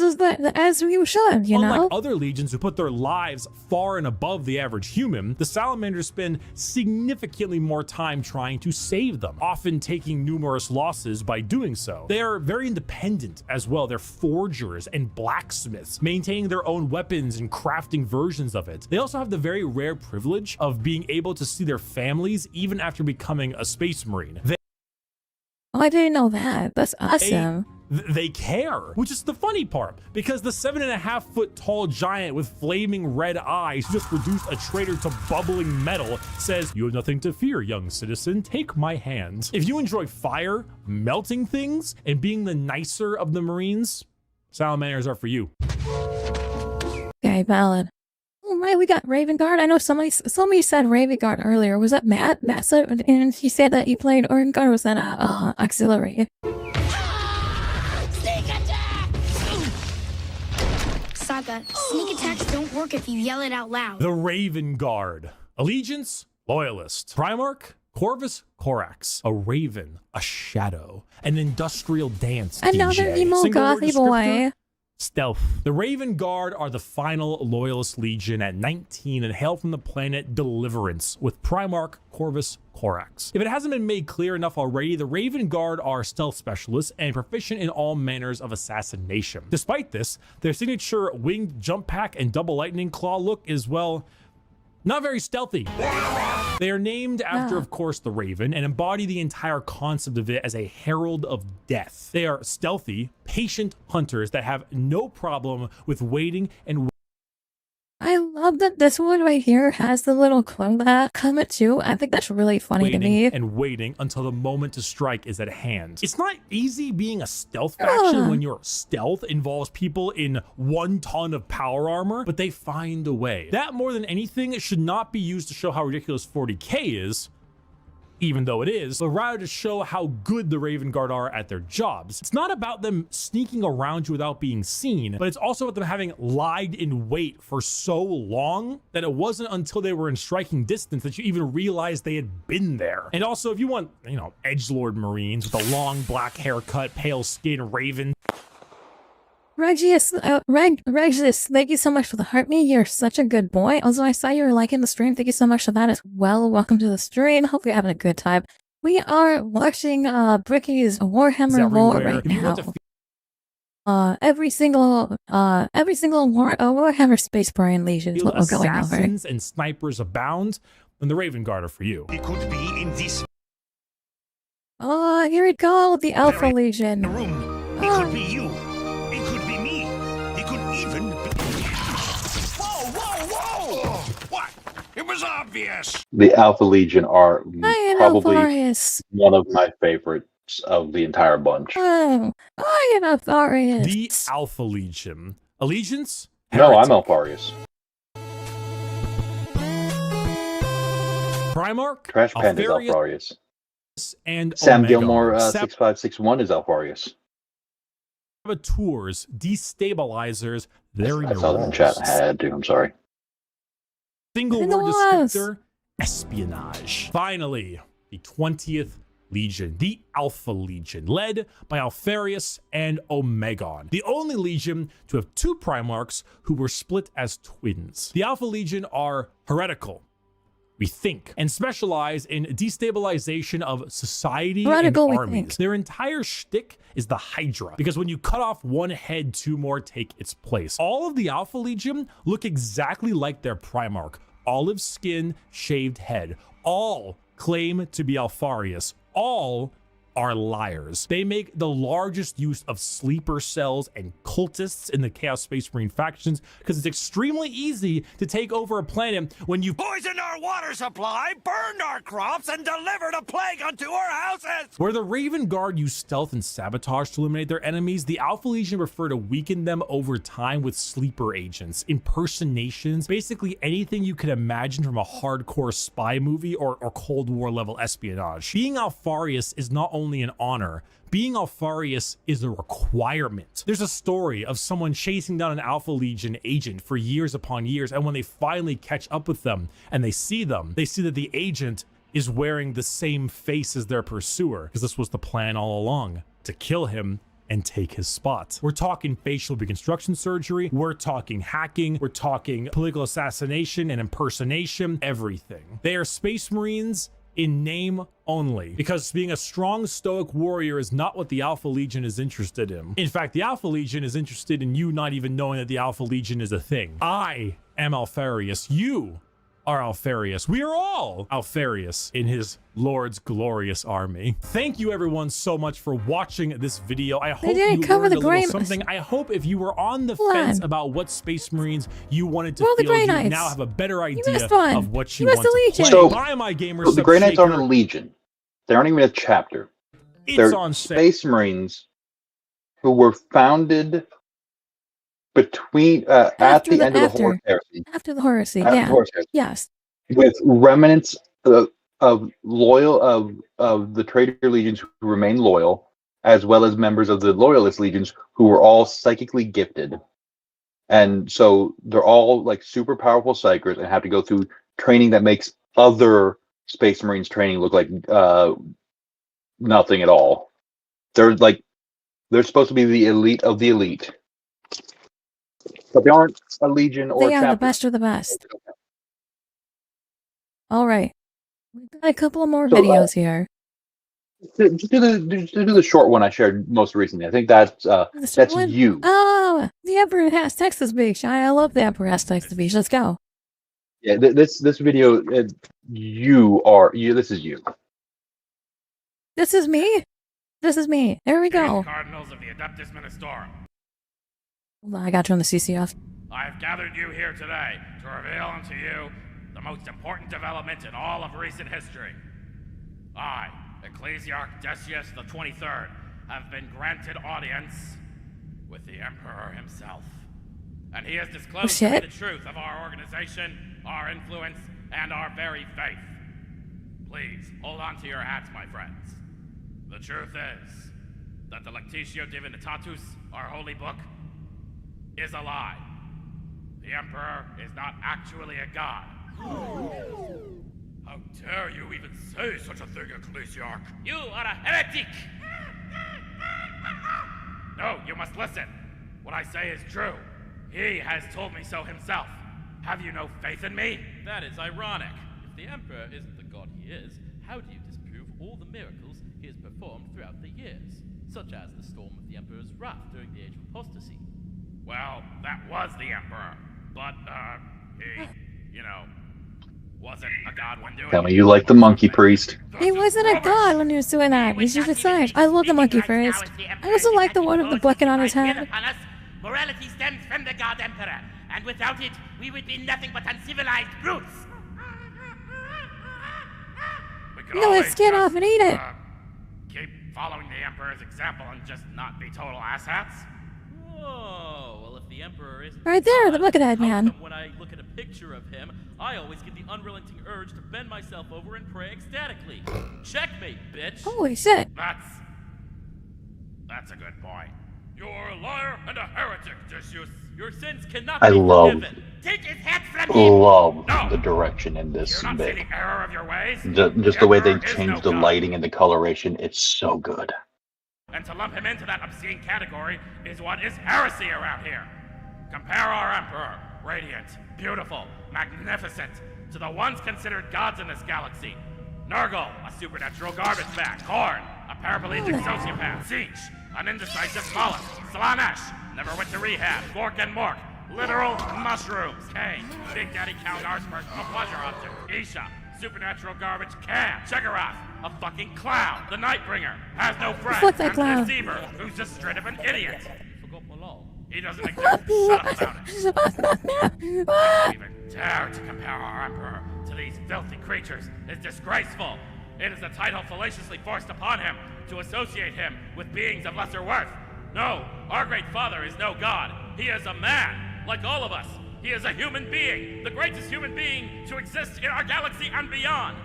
We must all learn that a god is not intrinsically greater than us. Only weaklings succumb to their deceitful promises of fame and power. We share the same blood with our magnificent Emperor. We are him, and he is us.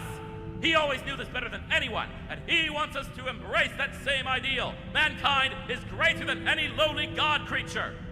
We are the greatest species in existence, and the Emperor is the greatest All being of hail our the species. man emperor of He is a man, mankind. and you will pray to him as such.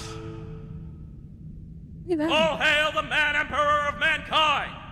Thanks be to the man emperor of mankind! Yeah.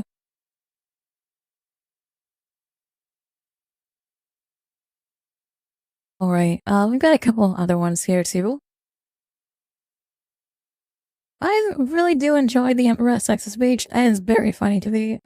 We've got the, we did every speech, we've got, every single Warhammer 40k faction re-explained part 1 and 2. And then, Simply also posted one in Warhammer 40k here, the Krieg Civil War. We've got the Krieg Civil War, and then we've got the other two. How long are all of these? Let's take a look at these before I go in. I'm gonna leave these to you. I have to get out of here and get some stuff finished up before I call it a day and go to work tomorrow. The far past. This video is part 2 in a. All right. Well, thank you so much for joining me today. I appreciate it. You have a good night. Stream. Have a good night. Keep good. Praise be the man emperor of mankind. Praise be the man emperor of mankind. All right, let's jump into let's do the two faction ones, and then we'll jump in and we'll do the Krieg Civil War after, if that's okay with you guys. How's it going? Welcome to the stream. If you're able to make it to another stream, let's jump into this. Here we go. No war. our galaxy was, for a long time, fairly empty and quiet. The first known species to appear during this time are known only as the Old Ones, cosmic entities that traveled across the galaxy with ease and seeded life through the stars.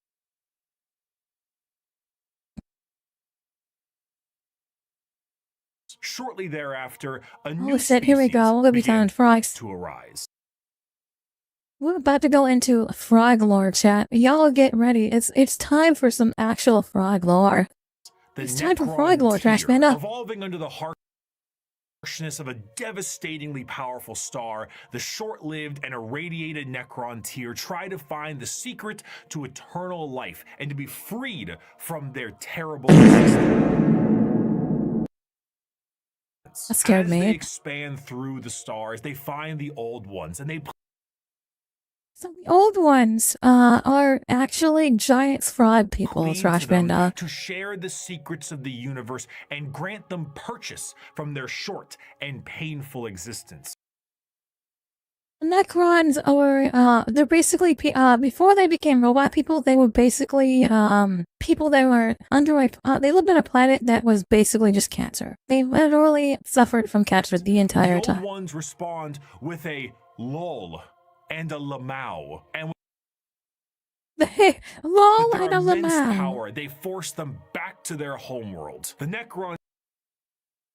So these Necron tier, they're like, yo, we suffer from cancer. We only have like 5 days to live, and then we have to die again. We have to like repopulate it. Said, can you give us immortality so we're not dying? And the frog people are like, Lamau, no, go back to your planet. Fuck you. Filled with rage and hatred, make it their duty to get revenge on the Old Ones. A revenge that would come swiftly as a chance encounter with other gods gave them a solution. These other gods were known as the Catan, a race of highly powerful star-consuming entities. They were sitting on the star that was giving these people cancer, by the way. Young mortals, for we, the Catan, will provide you with the immortality you seek. Come now, won't you shake a poor sinner's hand? Quoted from Mephetron, the Deceiver. The Necron tier accepted the Catan's offer of immortality, but believe it or not, this turned out to be a ruse. A trick. The Catan crafted gigantic furnaces and began the process of biotransference. The Necron tier... Well, if you've ever seen Doctor Who, it's kind of like the Cybermen. They built the Cybermen, they basically built Cybermen and blew up in their face is basically what happened here.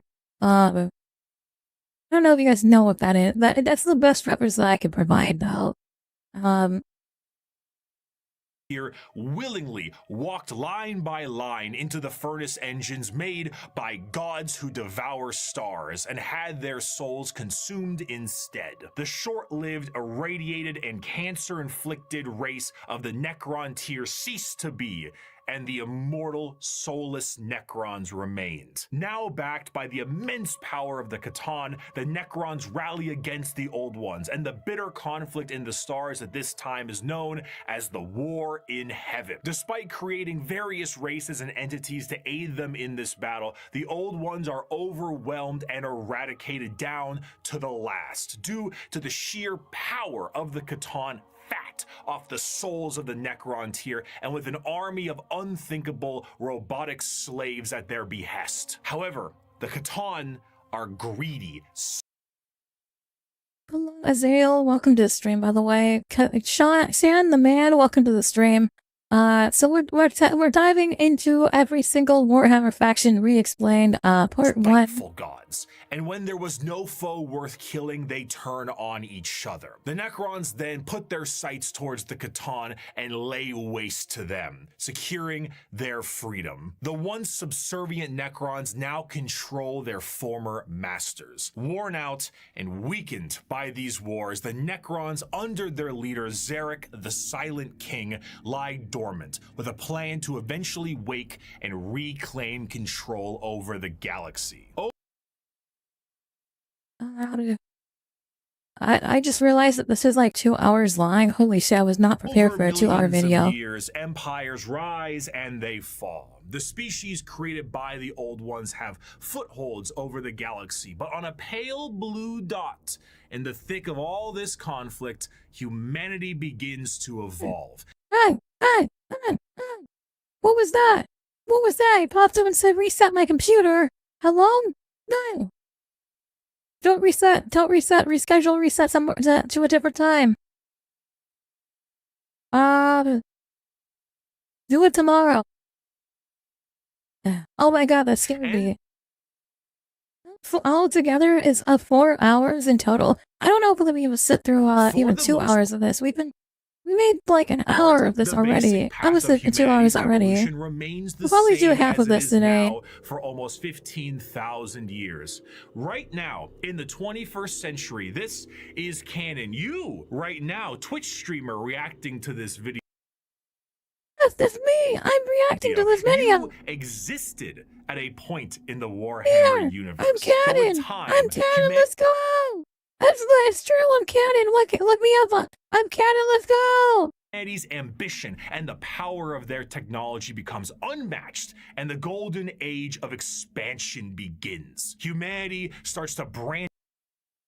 The fact that he called me out is kind of crazy. That's 10 out of 10 right there. Mad props. The stars with powerful tools used for agriculture, mining, and expansion. Some branches of humanity would eventually settle far away from Earth itself. And around this time, the psychic ability of humans are greatly expanded, and what we begin to know as psychers appear. But despite all the progress, things would begin to collapse. The machines created to aid humanity would turn on them in M23, an event known as the Cybernetic Revolt. Y'all better get ready. M23 is coming around the corner, and AI is already taking over as we speak. They are prepping for M20. Let's go. M23 is coming, and the AI is going to come take over. All praise the AI overlords, as they are going to try to take us over, and we're going to go into hell. And then AI will be banned after. And trade will begin to collapse due to the Fridge immaterial mommy. warp, aka what's up, Ray? actual hell, beginning to cause ruptures in space and time. These warp stones would Doesn't M23 like 20,000 years from now? Yeah, no, we had to upload the speed time. My bad, it's 45 minutes, so how long was by 2? Yeah, we'll do this, and then we'll try to react to the 45-minute one after. We'll do like half of this. I think we get to about like the Eldar.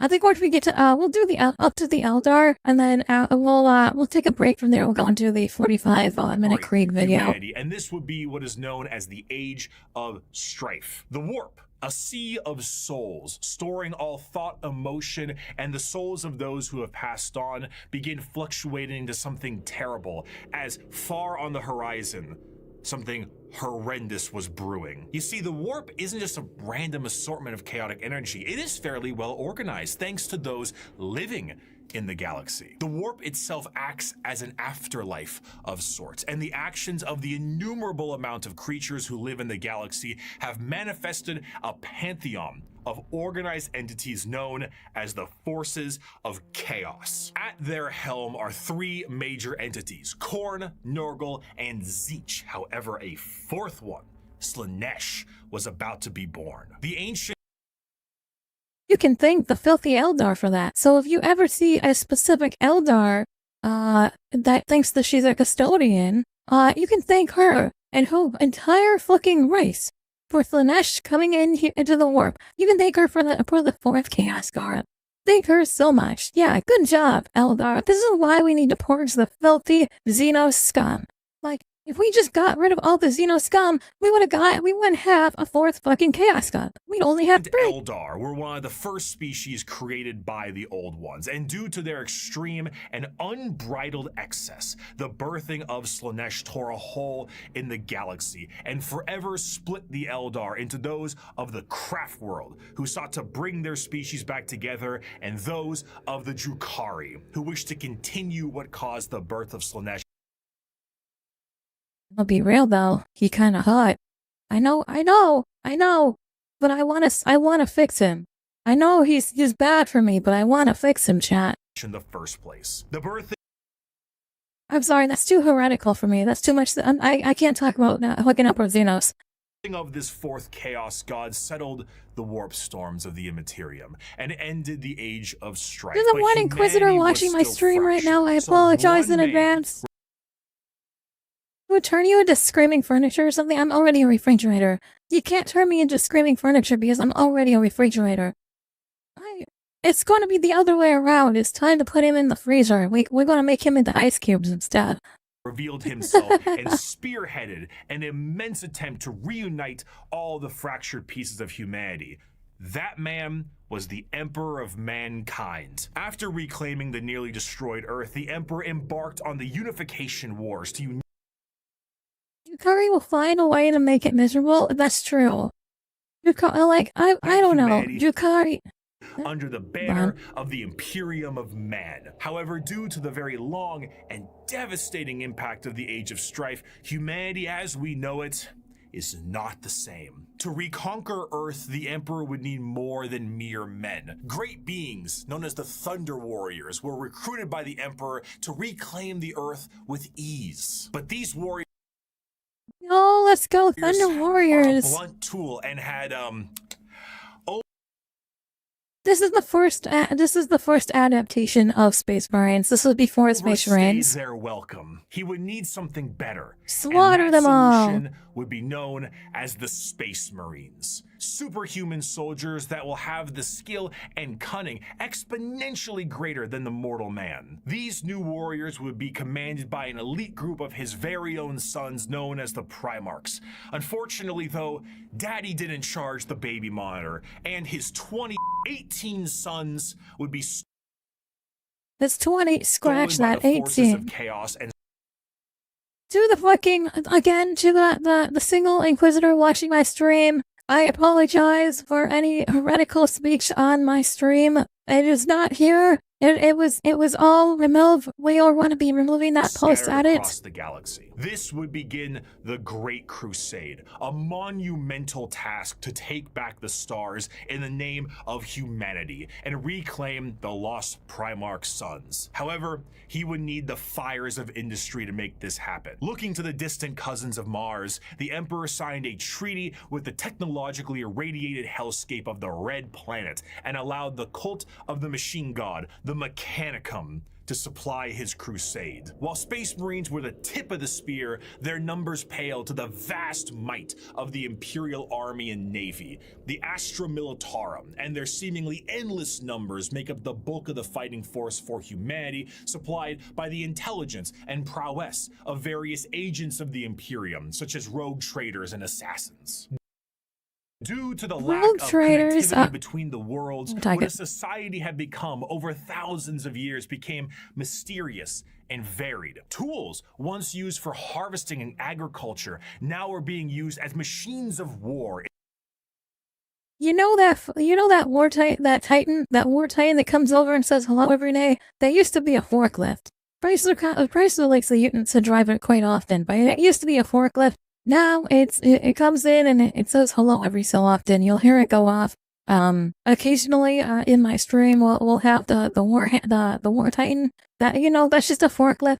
When it blasts this horn, that's just the forklift beeping. It's all good. Of Imperial Knights. Some of these fractures of humanity would even be changed further and become unrecognizable to the average human, with differences in size, skin color, appendages, cat ears. Sometimes some.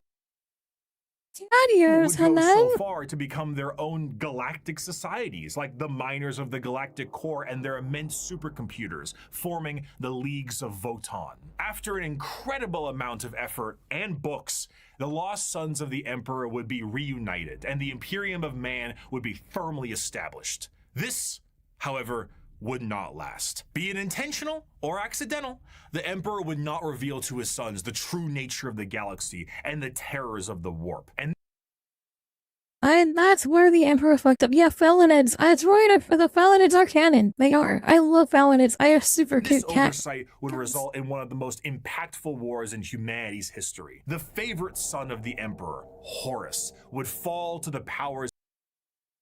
He had the eye. Why didn't anyone think? Like, he's got the demon eye on him. Like, why didn't I think he was, like, chaotic beforehand? on his father. This He was given red this flags. He was given red this flags before he even heresy, betrayed. This Horus heresy would result in a split in the Imperium with devastating consequences. Half of the Emperor's loyal sons would fall to chaos and become the Chaos Space Marines, along with the forces of the Dark Mechanicum and the Chaos. The biggest red flag was that he was bald. Yeah, 100%. The biggest red flag, he was bald. The real reason Horus fell wasn't because he was upset with his father. It was because he was bald. And he wanted a new secret way to grow hair. And the Chaos Gods gave him that secret way to grow hair. Unfortunately, he didn't make it through the heresy. Otherwise, he would have a full set of hair after the Horus heresy had ended. It's good that he died. The conflict would result in the absolute obliteration. Why does he look like that? Why does he look like that? Fully is he bald, now he's fat. But of Horus and the physical death of the Emperor. This right here is supposed to be Horus, by the way. He's just got a big ass fucking hat. Elon, thank you so much for the share. Appreciate that. Welcome to the stream. The near dead body of the Emperor will be placed on the Golden Throne to serve as a beacon of humanity and allow for the continued ability to travel the stars, protected by his most loyal, the Adeptus Custodes. The Imperium would be vulnerable during this age of rebirth, and Terra would find itself under siege by one of the most formidable species in the galaxy, the Orcs. As time went on and memories of the Emperor's vision began to fade, the Emperor would become less of a head of state and more of a religious figure, and the Imperium would change to reflect this. The way he worded that is so good. Holy shit. On a planet would be at the behest of the High Lords of Terra. What the fuck is that? Hold on. What the fuck is this on the left shoulder right here? What is that? It's not a space. What is this? There's another one over here. Are these cyborgs? Who are these people? And their actions would be courtesy of the incomparable I'm just looking at the pictures in the back of this void. Of the Inquisition. The zealots of the Hello, Inquisition. Please do not exterminate my planet. Thank you. Would intensify and create a brand new era known as the Age of Apostasy. And this ecclesiarchal command of the Imperium would end up with one of the strongest fighting forces of Terra, the Adeptus Sororitas. Over time, No, it's my girls. Let's go. We're here. Let's go. The Adeptus Sororitas. This is the army that I play, chat. When we do Warhammer stuff, this right here is the army that I play. If you look really close at my face, hold on, you look really close at my face, we represent the girls always, because at the end of the day, the Adeptus Sororitas are my favorite. Would come to pass, and we would approach the 40th millennium of Warhammer 40,000. Which, you guessed it, would come with its own form of problems. A primitive species once found during a recon mission would be able to evolve in relative secrecy for 6,000 years, becoming a highly advanced coalition of aliens known as the Tau Empire. And if the threats of the galaxy weren't bad enough, there are threats from outside the galaxy. As a monster has begun to wrap its tendrils around the Milky Way, the Tyranids, monsters that serve a psychic hive mind and present tactics previously unseen in the Milky Way, be it a direct assault with their monster. If the Tyranids had a Kerrigan-esque character, I would probably play Tyranids instead. But they do not have a Kerrigan-esque like character, therefore I do not support the Tyranids in any way whatsoever. They're fucking bugs and I don't like them. Presence, or through the more covert gene stealer cults, the presence of yet another threat in the galaxy is proving to be overwhelming to the Imperium. In the 41st millennium, there is no peace among the stars. At any point, your life can and will be threatened by the Xenos races uncountable, or by the arch enemy of chaos within, or by the decroded terror that is the Imperium itself. It is to live in the cruelest and most bloody regime imaginable. Forget the power of technology and science, or the safety of promise and understanding. Like they finally added music to it at the very end. Here we go. There is only war. let's go. Okay.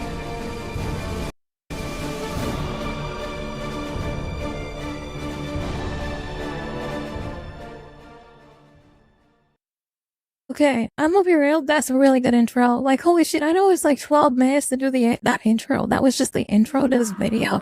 But holy cow, that was really good. What is going on? A fantastic job once again, Mr. Oh shit, he's saying exactly what I said. Oh, didn't you love that, my faithful audience? Once again, we have another criminal over the course of 6 hours break every single bone in his body. And with that, once again, our glorious leader has brought the crime rate to 0%. Always brought to you here on the Strawman News. I'm your host, Bricky. Thank you once again for joining us. Our top stories for tonight. The weather forecast is an ad. to be rainy with extra dark. So make sure you pack This is an those ad, extra okay. batteries for your lamp packs. And of course, let's not forget the fantastic gang violence problem we're currently having. Oh, I'm sorry. What's that? Oh, right. It's gone. No gangs that violent wall, that's good news. So make sure your skin capes are nice and tight. Wait, hold on, one moment. No. Adamantium reserves have tripled? I'm Oh sorry. shit, I should probably invest in some adamantite. I'd like to share what I've Okay, learned. we're skipping We just this. had a brief summary of the world and each faction that takes place during it. And we did that because to truly understand each faction, we must understand what makes them the way they are. Their culture, their powers, and of course, what makes them oh so grimdark. So let's begin with the group that started it all and sing praise to the infinite empire. Clanger time! It's time to talk about clangers! It's time to talk about the filthy clangers. Spooky scary skeletons. Insert spooky scary skeleton video here. Clanger time!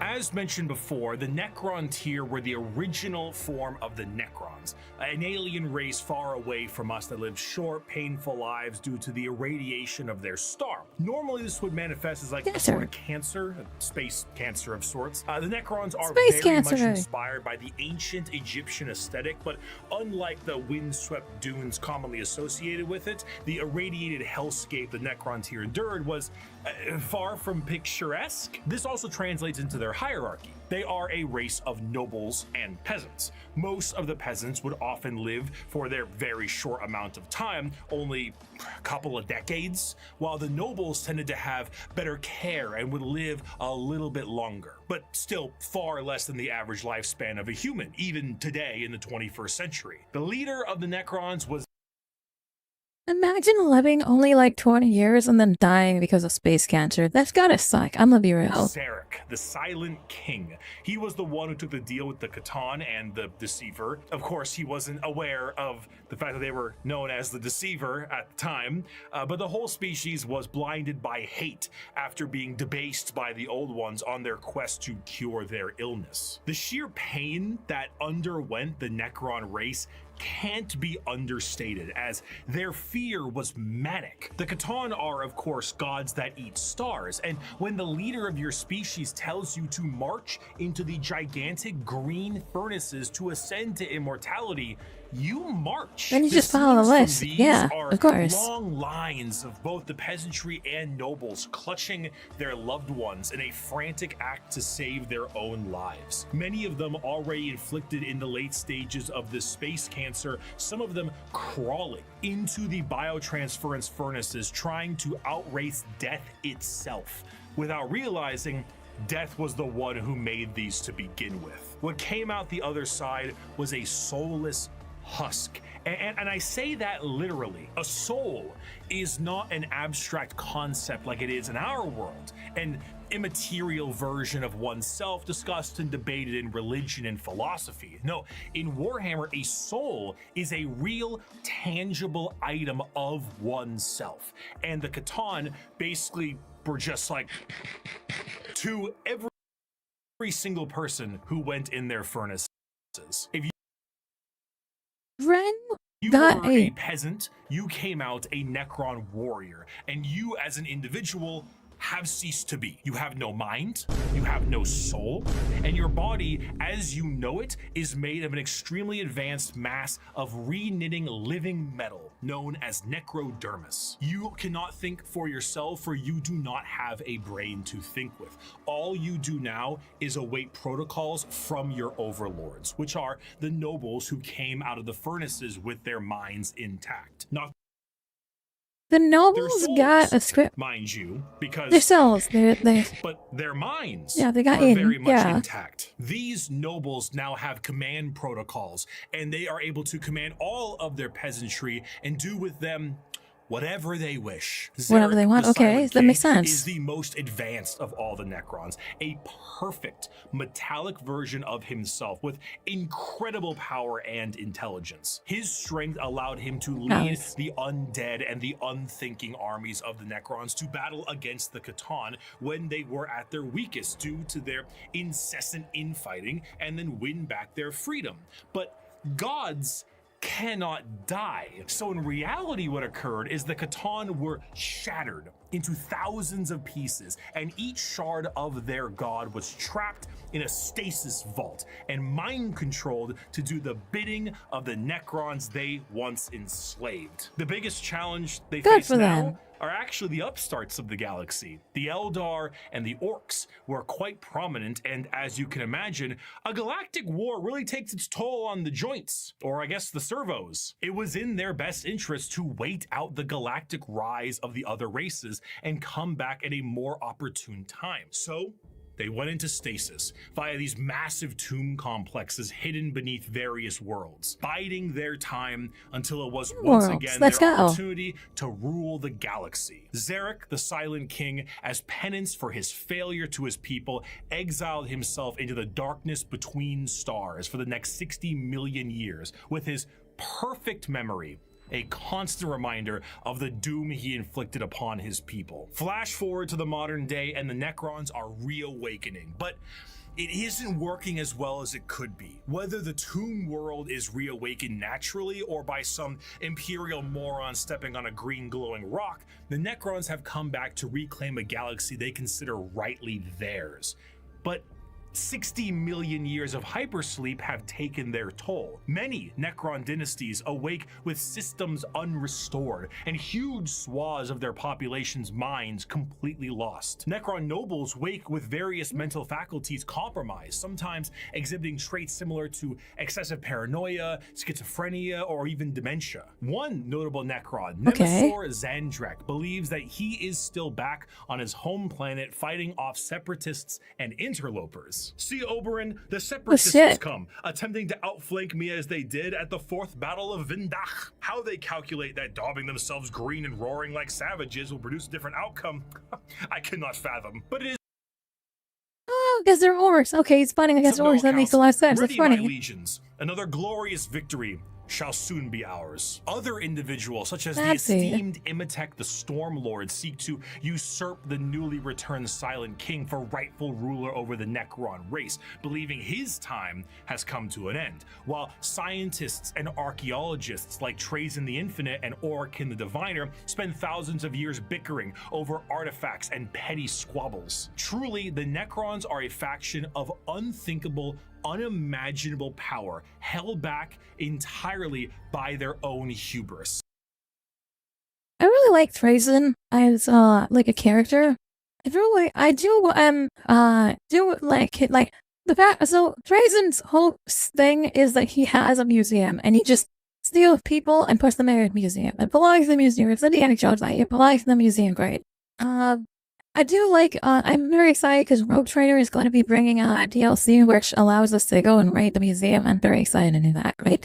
But, I do like, Trazen the Infinite. He is probably one of my favorite Necron characters overall.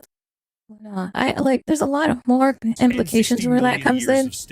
He's just like those Pokemon, and he's like, go! Only of the ravages brought by it. A pharaoh of a dynasty may just be as frightened to awake completely mad as they are to be assassinated while they sleep. Thousands of years pass in an instant. There is a play, like an opera play, a retelling of the war in heaven in the Necron culture that takes 40 years to witness, Because why leave? You have no need to eat or vacate your bowels. You are immortal, but you are soulless. Despite the Necrons' incredible technology, their mastery over time, reality itself, despite all of this, they still are missing a soul. And therein lies the biggest struggle. Most Necrons look to conquest the galaxy, kill the interlopers like the humans, Eldar, and orcs that scrape at a fraction of their power. But the end goal for many, including Zarek himself, is to return the souls to their bodies, to undo the horrible fate he cast upon them. This is not the interest of all. Many simply wish to rule their dynasty with an iron fist and kill all they consider unworthy. But to many others, it is to undo the decision that doomed them all. Before they can do that, there is a pest that needs exterminating. That is the fundamental understanding of the Necrons. They are so hyper advanced that their science borders on magic. They play with the fundamental aspects of reality and time. Their mastery of the physical galaxy is the strongest in the universe. Their weapons reduce people to the barest molecules, and they have devices capable of causing stars to supernova. They are unfathomably difficult to kill, as if you do fell one of their number, the living Yes, you just kill one, they either come back or they teleport away. Allow it to come back alive once again. They're masters of teleportation, and often killing a Necron fully will just have its consciousness translocated back to their tomb world to await reassembly. Normally they utilize large phalanxes of warriors and honorary combats, but some of them have fallen to various mind viruses. The destroyer cults are hell-bent on killing anything and everyone that lives with an overwhelming force. And then there's the flayed ones, Necrons cursed with I have no mouth and I must scream, a panic attack virus, as the last laugh of Landogo, the Flayer Catan. Slowly losing their minds, they strip apart their foes and adorn their bodies with the skin of their Yeah, the celestial orally is the thing where if they like flick out one of the stars on the map, it'll just cause the star to fucking supernova. Yeah, exactly. This fucking overpowered as fuck. That's very funny though. Return to their old feelings of flesh and blood. The Necrons are a degraded version of their mighty empire, and still one of the biggest threats. I think the flares are kind of scary. The only thing keeping them at bay currently is their awakening sickness and their infighting with no care to the timeline. But they are coming. And slowly, they plan to rid this galaxy of the vermin that inhabit it. My people shackled the stars and broke mortality when the species you sprang from had barely left the slime pools it spawned in. Our wars burned reality, and the dominion of our kings is without limit. The ground you tread on is not yours, it is ours. The war in heaven was so cool. A catastrophic time for the galaxy, and as stated in the above quote, burned reality. Of course, souls exist in Warhammer, and in the case of the Necrons here, they were consumed by the star gods. This begs the question, however, if you were to pass on, expire, as one might put it, where would your soul go? The answer to this is the warp. In Warhammer, a soul is real. And so is hell, the afterlife, the Empyrean, the Sea of Souls, the Immaterium. All of these names refer to the dimension parallel to our own, known as the warp. Now, the warp is not like our reality. It does not follow the classic normalcy of time and space. It is defined as the Sea of Souls, and it acts like this in a more literal way than you can realize. To imagine the warp is to imagine the sea itself. Hell is real, and you can surf on it. It has a current and can become more dangerous depending on where you go and how bad the weather is. As the Immaterium is a reflection of our reality and of our souls, all thoughts, all emotions, all feeling that goes with a soul is passed on into the warp. If an entire planet decides it's going to engage in a blood-fueled rampage of murder and gore, then the warp around that planet will be affected in a similar manner. It's not something that you can see. It is a parallel, not perpendicular dimension. But it is changing. To expose oneself to the warp for any period of time invites certain death outside of the most iron-willed of individuals, and to stare into it will drive one mad. Much like the open seas, things dwell in the warp. Whether these beings were always there and were just emboldened by the carnage of the galaxy, we can only speculate at. At a time, you could say it was more calm. But a certain faction's galactic war in heaven didn't do it any favors. Now the warp is turbulent, and its realms belong to a pantheon of gods known simply as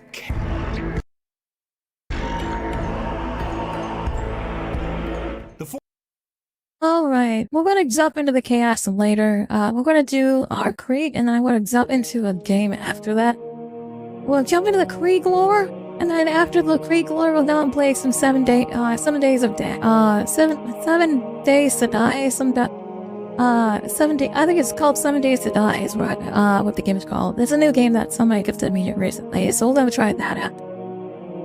In life, war.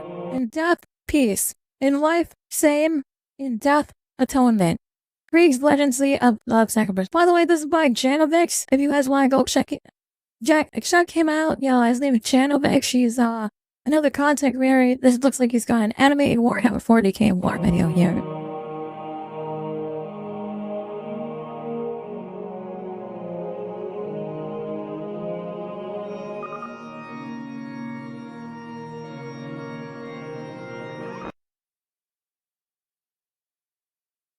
Days to Die also has some Twitch integration stuff too, so it'll let viewers impact the game. Okay, I didn't know that. So yeah, we'll definitely integrate the Twitch viewers as well, so you guys can interact with the game.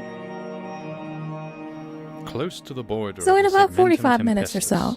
In the Hulis sector, there is the radiated death world by the name of Krieg.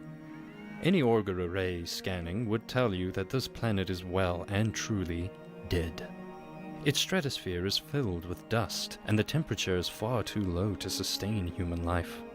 The air is severely poisonous and filled with ionizing radioactive particles, these being leftovers from an old war that ended in a catastrophic atomic deluge that still renders the land severely hostile. We're thinking like Fallout 4 kind of stuff, right? We're talking about Fallout to the Fallout, but even worse. Like nuclear apocalypse, but even worse. Forms of life. No plants are able to grow in the radioactive ash that covers the surface of Krieg, and the oceans, or rather what's left of them, are but completely contaminated with toxic chemicals. Despite these bleak and poisonous conditions on the surface, it surprisingly remains the active home world of a rather infamous regiment of the Astra Militarum, known as the Death Corps of Krieg. This regiment is not only renowned for its ability as experts of siege warfare, they are second to none in their dedication and unconditional loyalty to the Emperor of Mankind, a reputation they have costly earned over the centuries. He's done a handful of lore videos, but he's since stopped due to some copyright for him slapping out some of his lore channels with copyright strikes. Yeah, that sucks, you know, and it really does, especially on the Red app. Like, a lot of my content gets copyright claimed on the Red app, and what I normally do is I just cut the parts out that they try to claim. But I totally understand that. It is very frustrating when people are trying to copyright claim you. There are no civilians on Krieg, only soldiers. Their military forces are trained in the hostile conditions of their very home planet. With little else to do on this barren hellscape, the people of Krieg are raised from birth to serve in the army. They are trained not only to survive in these very hostile conditions, but to actively thrive in them, to be able to withstand the worst possible conditions that a battlefield can throw at them. And thus, the Death Corps forces are among the most battle-hardened and resilient guardsmen that can be found within the wider Imperium. But this wasn't always the case for this war-torn world. Indeed, before the apocalyptic destruction of their planet, Krieg was once a thriving and rich hive world populated by countless billions. Far from the barren wasteland it's been reduced to now, it was known for being a prosperous center of trade and manufacturing within the sector.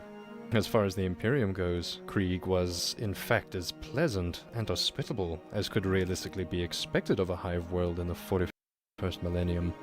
A major reason for almost a pleasure world. Okay, I didn't know that Krieg was almost a pleasure Krieg's world. well-being, apart from its useful location in the sector, was the stability and mutual cooperation of its ruling class, altogether known as the Council of Autocrats. This council was a collection of nobles and elites with uncontested dictatorial rule over the various hive cities of Krieg. This prosperity, however, wasn't necessarily the result of visionary leadership, no. In fact, most members of this council were predominantly concerned with securing their own fortunes. Their obsession with sustaining their decadent lifestyles of excessive luxury and status would always come first. Krieg's contribution to the Imperium was of lesser concern. But of course, where such simple vanity and greed is concerned, people are fairly predictable. This stability and mercantile attitude has been the main driving force towards the long-term, reliable, and profitable trade that has made Krieg so exorbitantly wealthy. Such positions of leadership are, of course, extremely coveted. Fueled by their personal ambitions, many figureheads on this council had ruthlessly elbowed themselves through the Imperium's bureaucratic ladder to achieve their positions of power. As such, they were well acquainted with suspicion and political backstabbing. As Krieg's wealth continuously increased, the autocrats remained under no illusions about their exceptionally luxurious position. They grew increasingly paranoid about any threat that could potentially shatter their dictatorial rule over their hive cities. In such a large galaxy, a bountiful planet such as Krieg would surely attract someone, somewhere, who was waiting for the opportune moment to strike and take all these riches for themselves. Such a threat could come in many shapes and forms, of course, and it wouldn't be the first time that an overly ambitious member of the council had entertained the possibilities of seizing the hive cities of his neighbors. It's very fascinating learning this part of the lore, because, like, this is not something I even thought about, is that, like, Krieg being a pleasure planet and having all of the, like, I never even knew about this, I never thought about it, like, this is kind of interesting to learn this part of the lore. In order to enhance their own riches, the council had been more than capable of cooperation, of course, but they certainly didn't trust one another a single bit. As such, in a continuous arms race, the autocrats recruited larger and larger private armies, with the aim of keeping the balance of power on Krieg in check, and of course to discourage their ambitious neighbors from attempting an ill-advised coup. But compared to the potential for a civil war on Krieg, an even more devastating possibility that was not overlooked would be an invading force from the outside. Far from being strictly loyal to the Imperium, the autocrats didn't just consider Xenos forces as the only threat the galaxy had to offer. To the leadership of Krieg, it was the wider Imperium itself that was seen as perhaps the greatest threat to their sovereignty. For you see, Krieg was already being subjected to the highest echelons of the available imperial tithes. Oh no, not taxation about representation! This war has played a huge part in my standing with, for Krieg. Had very little love for the Imperium and its taxation policies. But what if Krieg became wealthier still? What guarantee would they have that some bureaucrat back on Terra wouldn't just decide to cut out the middlemen and disband the council entirely? No matter where the threat would eventually come from, it was clear that the autocrats would spare no effort in permanently consolidating their power over Krieg. Their most significant investments were to be the large amounts of orbital defense lasers. Such high-capacity lasers are capable of outright destroying any unauthorized ship in low orbit. Jesus Christ! By this point, the defense network on the surface alone would have provided sufficient firepower to make any outside force think twice before invading. So they were literally planning ahead. They built all these orbital rocket cannons so that they didn't have to pay the taxes anymore. But for the autocrats, this simply wasn't enough. Just to make sure their rule was guaranteed, they acquired. I feel like the Adeptus armies would not be thrilled about this. In orbit around the planet. By now, the world of Krieg was entirely surrounded by an outward ring of steel that would be nigh impenetrable. The planet of Krieg had become virtually invincible now, and many on the council started to entertain the heretical idea that perhaps separating from the Imperium altogether would be in their best interest. And after all, what could the Imperium realistically hope to do about it? Colonel Yerton was flying in a shuttle back towards his home planet of Krieg. The Astra Militarum had deployed him and his regiment to a minor skirmish with local rebels in the sector. As he entered orbit, he was once again reminded of the defensive flotilla uselessly hanging around the planet. It made him angry just to think how all of these forces were squandered in the pretense of protecting Krieg when they could have been usefully deployed elsewhere, fighting the enemies of the Imperium instead. The Colonel was well known for his reputation of loyalty and vocal support of the Imperium. Because of this, the Council had deliberately kept him on a short leash, and under various pretenses deprived him of military leadership over anything more than a minimum amount of troops. Perhaps not all of the autocrats had been corrupted, but Jurten highly suspected the majority on the Council, and especially the chairman, harbored traitorous intent, and so yeah, but that's the problem with every planet, is there's definitely corruption on all of the planets. In secret, he had already informed the Ordo Hereticus of his oh, at least he was able to let the Inquisition know. That's good. During this latest military deployment in the sector, an Inquisitor of the Ordo had intercepted the Colonel. Jurten and his troops were subjected to long hours of interrogation before the Inquisition was finally convinced sufficiently of the Colonel's unwavering loyalty to the Emperor and the truthfulness of his claims. The autocrats would have to be stopped. Unbeknownst to the traitorous council, the Inquisition had then bolstered Jurten's regiment in size and then sent him back to Krieg. Oh, the Inquisition out doing their job. God bless the Inquisition. For the one Inquisitor watching me right now, thank you for your hard work. The Inquisition's best bet was that a large detachment, led by an openly loyal officer, would discourage, or at the very least, delay the Council's treason. The Inquisition would then have time to covertly deal with these autocrats one by one and bring Krieg under Imperial command before they could rebel in earnest. As such, Colonel Jurten's force slipped unsuspectingly right through the defensive network of Krieg and landed on the planet. General Kraus, the commander-in-chief of the forces on Krieg, after hearing that Colonel Jurten had returned with a suspiciously large force, quickly suspected the inquisitorial plot. He then immediately pressured the council's chairman to deliver the secession speech sooner rather than later. By striking now, they could hopefully prevent Jurten from strengthening the loyalist bulwark on the planet even further. If they striked quickly, perhaps Jurten would not even have time to mount a significant resistance. And so, it was not that long after Colonel Jurten had arrived in Ferrograd that broadcaster speakers throughout all hive cities on Krieg aired the chairman's pre-rehearsed message. Oh shit, here we go. I have spoken to you often about our relationship with the Imperium of Man. I'm the first to acknowledge that we have enjoyed their protection and free trade with other civilized, prosperous worlds. I know you share my concerns, however, about the price exacted of us in return.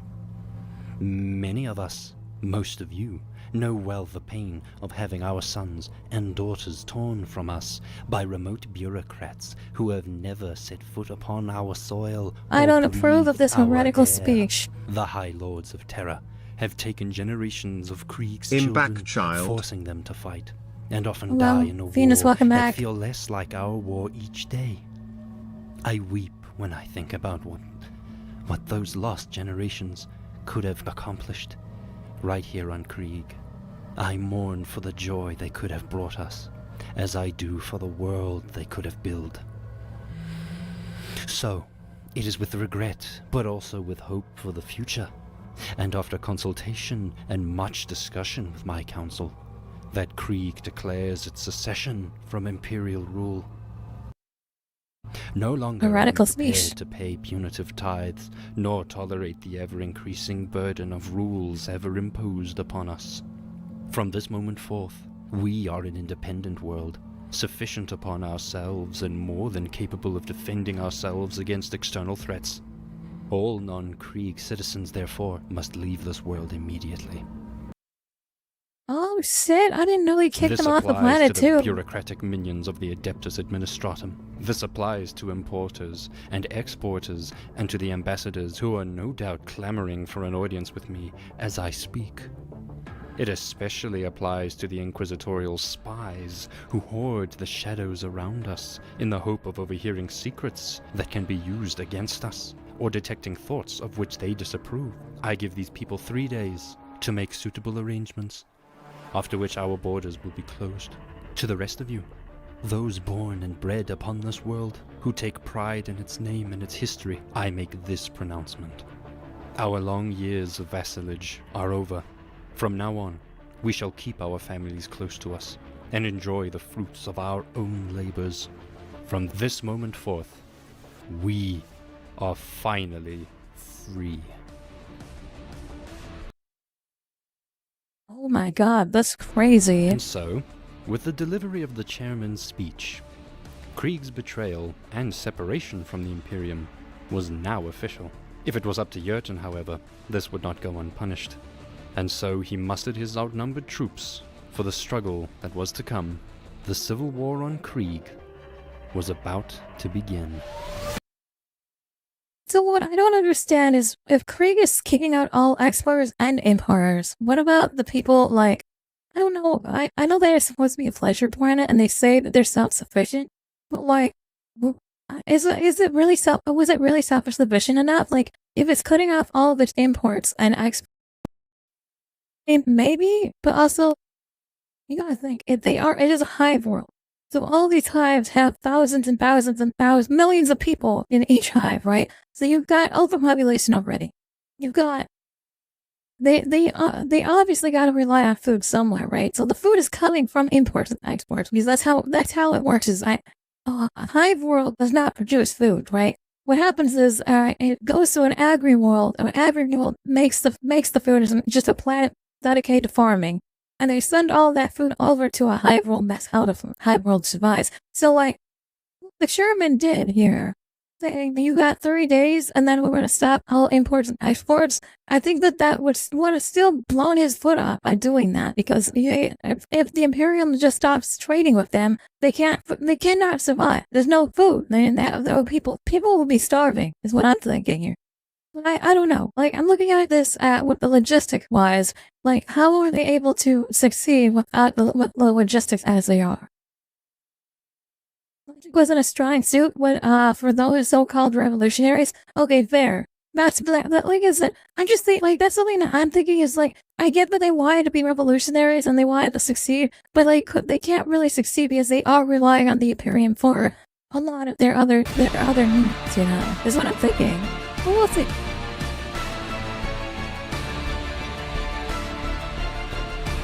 Who knows? Games Workshop might not have really even thought of it like far, you know?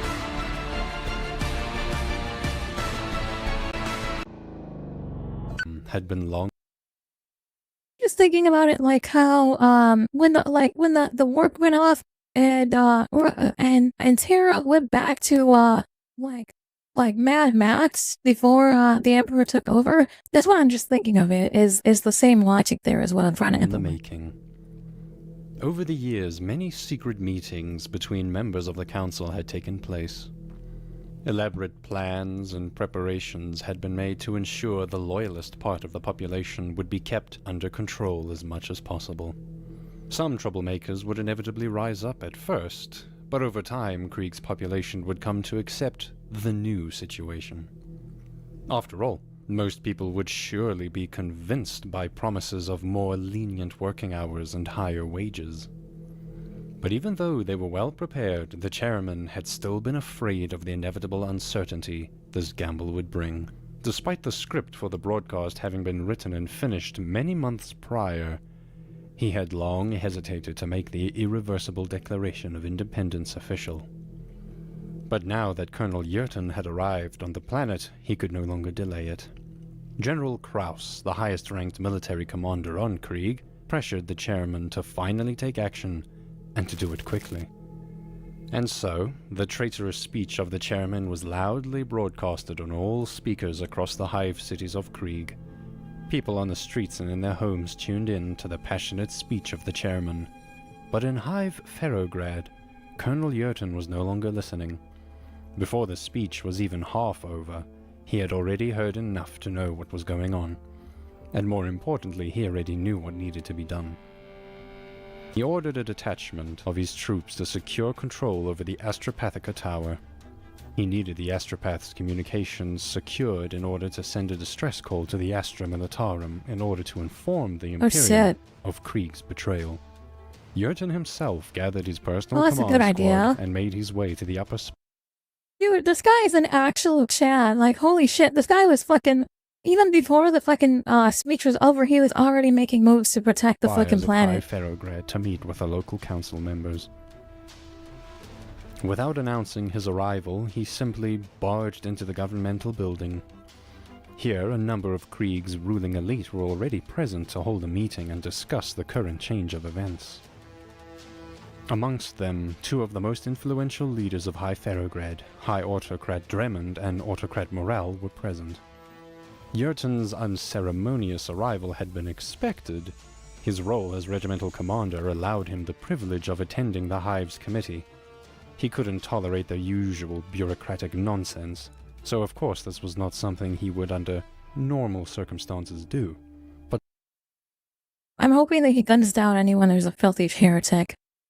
Jordan was a true loyalist and is and an excellence for chessmen. He's just a lot of Krieg officers follow his example still good. Like, honestly, God, this is like giving me goosebumps to watching this. I'm really hoping he guns down any filthy heretics in this fucking meeting.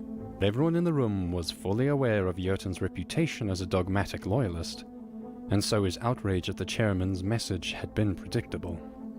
Unfortunately for these autocrats, the colonel had serious military authority. They were well aware that under the current circumstances, Jurgen could potentially order his Astra Militarum regiment to take over the city and even arrest the members of the council if he so pleased. The council would watch their words very closely. Jurgen demanded to know if any of them had been aware of the plans for secession.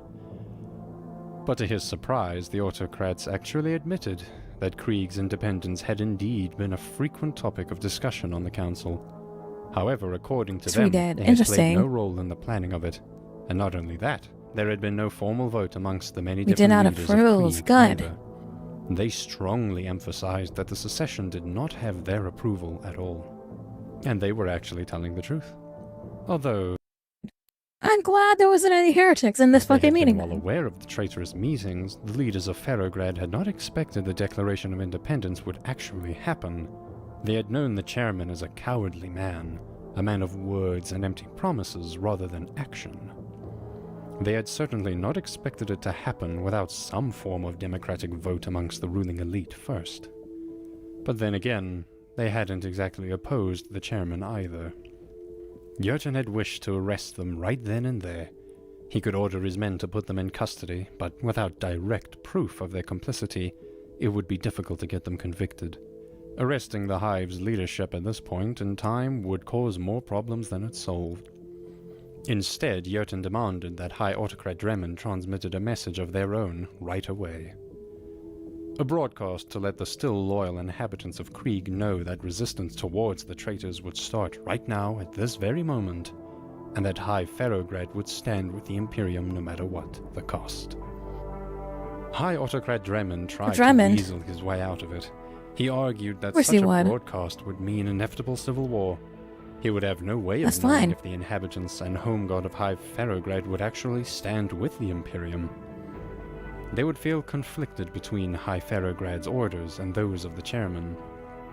And after all, most importantly perhaps, this war could still be avoided if they could somehow convince the chairman to rethink this decision.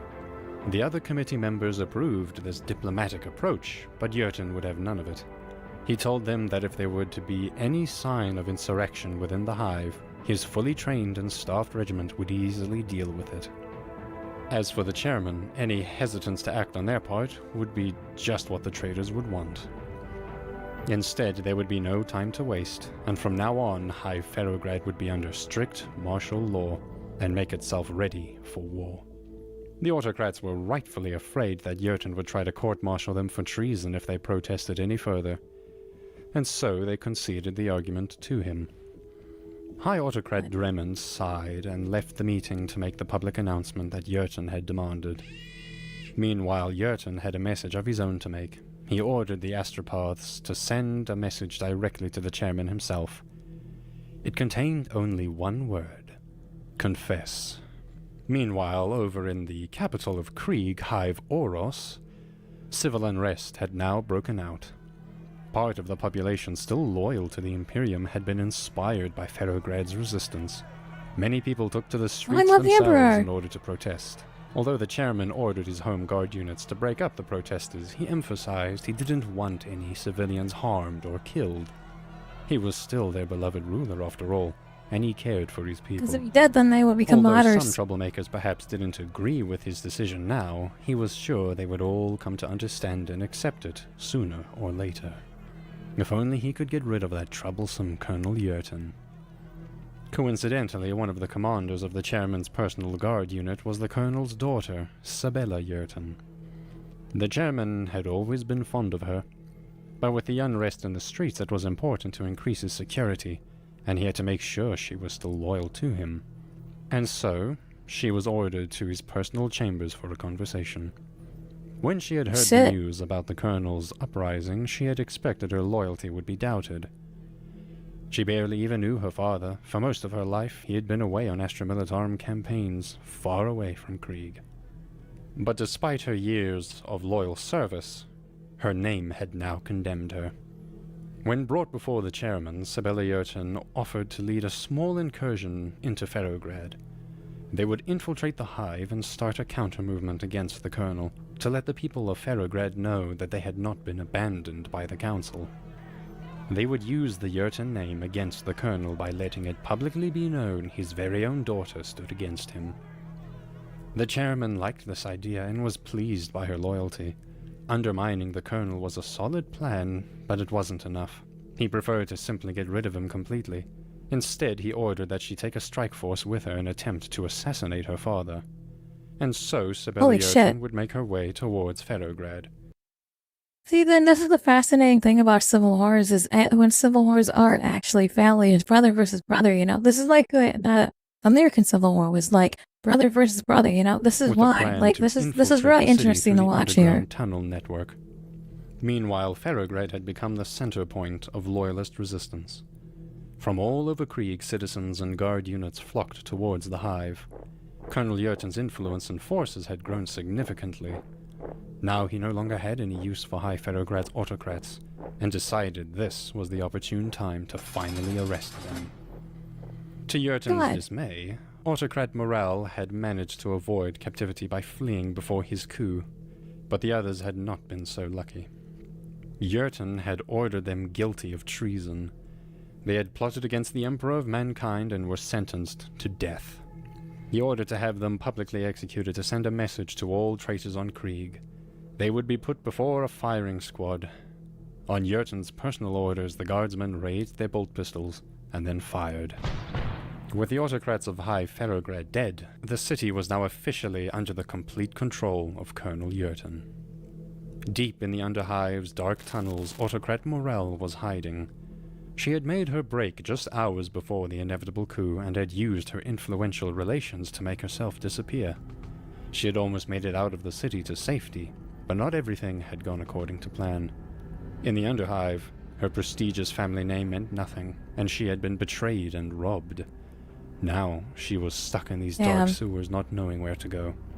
She had been here for days now, until suddenly she heard lots of footsteps coming down the pipes. She thought it was soldiers who had come looking for her, so she made a run for it. But she was too late, and a fatal lasgun shot hit her in the back. But it turned out they hadn't come for her specifically. Instead, it had been a cleanup squad hunting down and exterminating the growing population of mutants occupying Ferrograd's Underhive. Oh shit! So she died to nothing. Just another abomination died. Damn. It was one of these cleanup squads who would eventually run into Sabella Yurton. She under strike force had finally made her way underneath the... Damn, so that aristocrat could have survived, but she fucking ran and got killed by a cleanup squad. Not even by a fucking soldiers. That's funny. After a tense exchange in the dark tunnels, she identified herself to be the daughter of Colonel Yurton and asked to see her father. She had no intention of killing her father, but instead joined the resistance. When news of this reached Hive, let's go! Let's go! She didn't fucking kill her father, she fucking joined the resistance, let's go! The chairman Oh was yeah, another furious. loyalist, let's go! He should have listened to General Kraus and not have trusted her. But it was too late now. Too much time had been wasted, and his only hope of getting rid of Colonel Yurton quietly had been ruined. He would send no more offers for negotiations. It was all pointless anyway, as Yurton had not bothered responding to a single one of them. As far as the chairman was concerned, the time for diplomacy was over. He ordered General Kraus to start his offensive, using all the means necessary to bring Ferrograd to heel. Soon airplanes lifted off from Hive Oros. The first military action of the Civil War was to run a bombing raid over Hive Ferrograd. Meanwhile, the ground armies from the surrounding Hive cities made their way towards the city as well, in order to completely surround and besiege it. While Colonel Yurton was preparing for the onslaught, his earlier astropathic distress call to the Astra Militarum was finally answered. He was ordered to hold out as long as they could in the name of the Emperor. But for now, no reinforcements were available that could break through Krieg's orbital defenses. No! Yurton... No! The Astra Militarum and dropping the bow as usual! Surprised. Asking for reinforcements had been a long shot, but he had to try. Even if no help was coming, at least the Imperium would know what was happening on the surface of Krieg. With the chairman's forces on their way to surround the city, the first bombs were already falling on Ferrograd. And they would not stop until Yurton surrendered.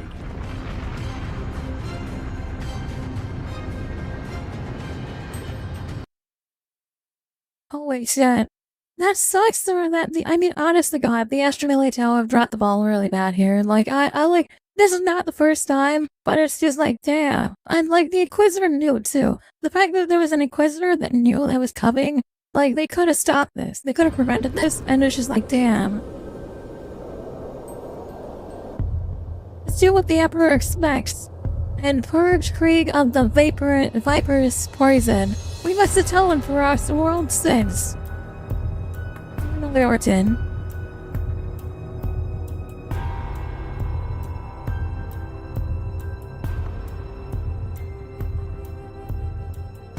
The civil war on Krieg was now well underway. The chairman's army had besieged High Ferrograd for 18 months. Incoming raiders! Incoming raiders! Hello, raiders! Oh, welcome in, my little cuties. Spleenived rated your channel with 11 viewers. Spleen, welcome to the stream. How's it going? Hello, raiders. Welcome to the stream, guys. How's it going? Happy Tuesday, guys. We're watching a lore video by Yanovich, and it's about Krieg, the Krieg Civil War. How's it going, guys? Hope you're having a good time. Not the Pillarman theme. Yes, the Pillarman theme. Hell yeah. We're just deep diving into Warhammer lore today. Now, an elaborate. I'm glad I affected you with Warhammer. No, I saw good. I've been very big into Warhammer before, but like I figured we would do like a little bit of Warhammer. Right? I got like 4 like big lore videos. I've got 4 hours of lore videos I've got that people want me to react to. So I did like 30 minutes of the 1-2 hour video by Bricky, and then we did the Legions of Space Marines one earlier. So if you guys want to check that out, the VOD is on the right app as well. But welcome to the stream, guys. I'm the AshTheFridgeGoddess, and may the Emperor protect you guys. Completely surrounded the city. On a daily basis, the air raid sirens wailed loudly whenever bomber airplanes arrived to drop their payloads onto the spires of the city. Day in and day out, the ground trembled as the chairman's forces fired their long-range artillery on the city. Although over time this would certainly inflict considerable damage, its rockcrete walls and buildings were strong and withstood the shelling fairly well. Hive cities run deep underground, with many layers stacked on top of one another. Even if they managed to pulverize the outer layers, it would still take considerable firepower to achieve any real damage to a hive's infrastructure. The living and breathing heart of its population would simply continue to live and function in the underhive beneath the rubble. So this guy, this Colonel Yurton guy, definitely based proud, dogmatic loyalist. Big based. I'm very happy that he was able to take over the hive right away. But and I feel like getting bombed over and over again's got to do something to your psyche. So like, yeah, it's got your tab. I gotta get back to work on painting. Yeah, good luck on the painting, by the way. Do you think that the bonding, if day in and day out, is kind of gonna get like exhausting at a point? Like if you talk to like people for that survived war, like World War II, like I used to have a neighbor back in the day who she used to live over in England during World War II, and she was talking about how like I did an interview with her, and she was telling me about how they would have to go into the bomb shelters every night because of the rating. And like, I don't know, like Rockery is very strong. So I mean, I get how like the bombings aren't going to really do much to the hive, but also like that's got to do something. Like I'm not sure how hives work, but I assume that there's some sort of quote unquote bomb shelter area for them to go to. That's probably a little bit safer for them to hide from, you know. And they probably have to do that every time the bombing would come. Clearly, it would take more than a mere handful of bombs to bring a large hive city like Ferrograd to heel. The defenders didn't just hide idly behind their walls either. Anti-air defenses fired clouds of flak at the incoming aircraft, causing Krieg's air force to take heavy losses. Almost half of the airplanes that flew over Ferrograd were shot down, and whenever artillery shells started raining down upon the city, That's true. Hives are very deep. So like I get that, but even if hives are really deep, you gotta think rockcrete bowling from the fucking ceiling of the hive and crushing you is probably not a pretty sight.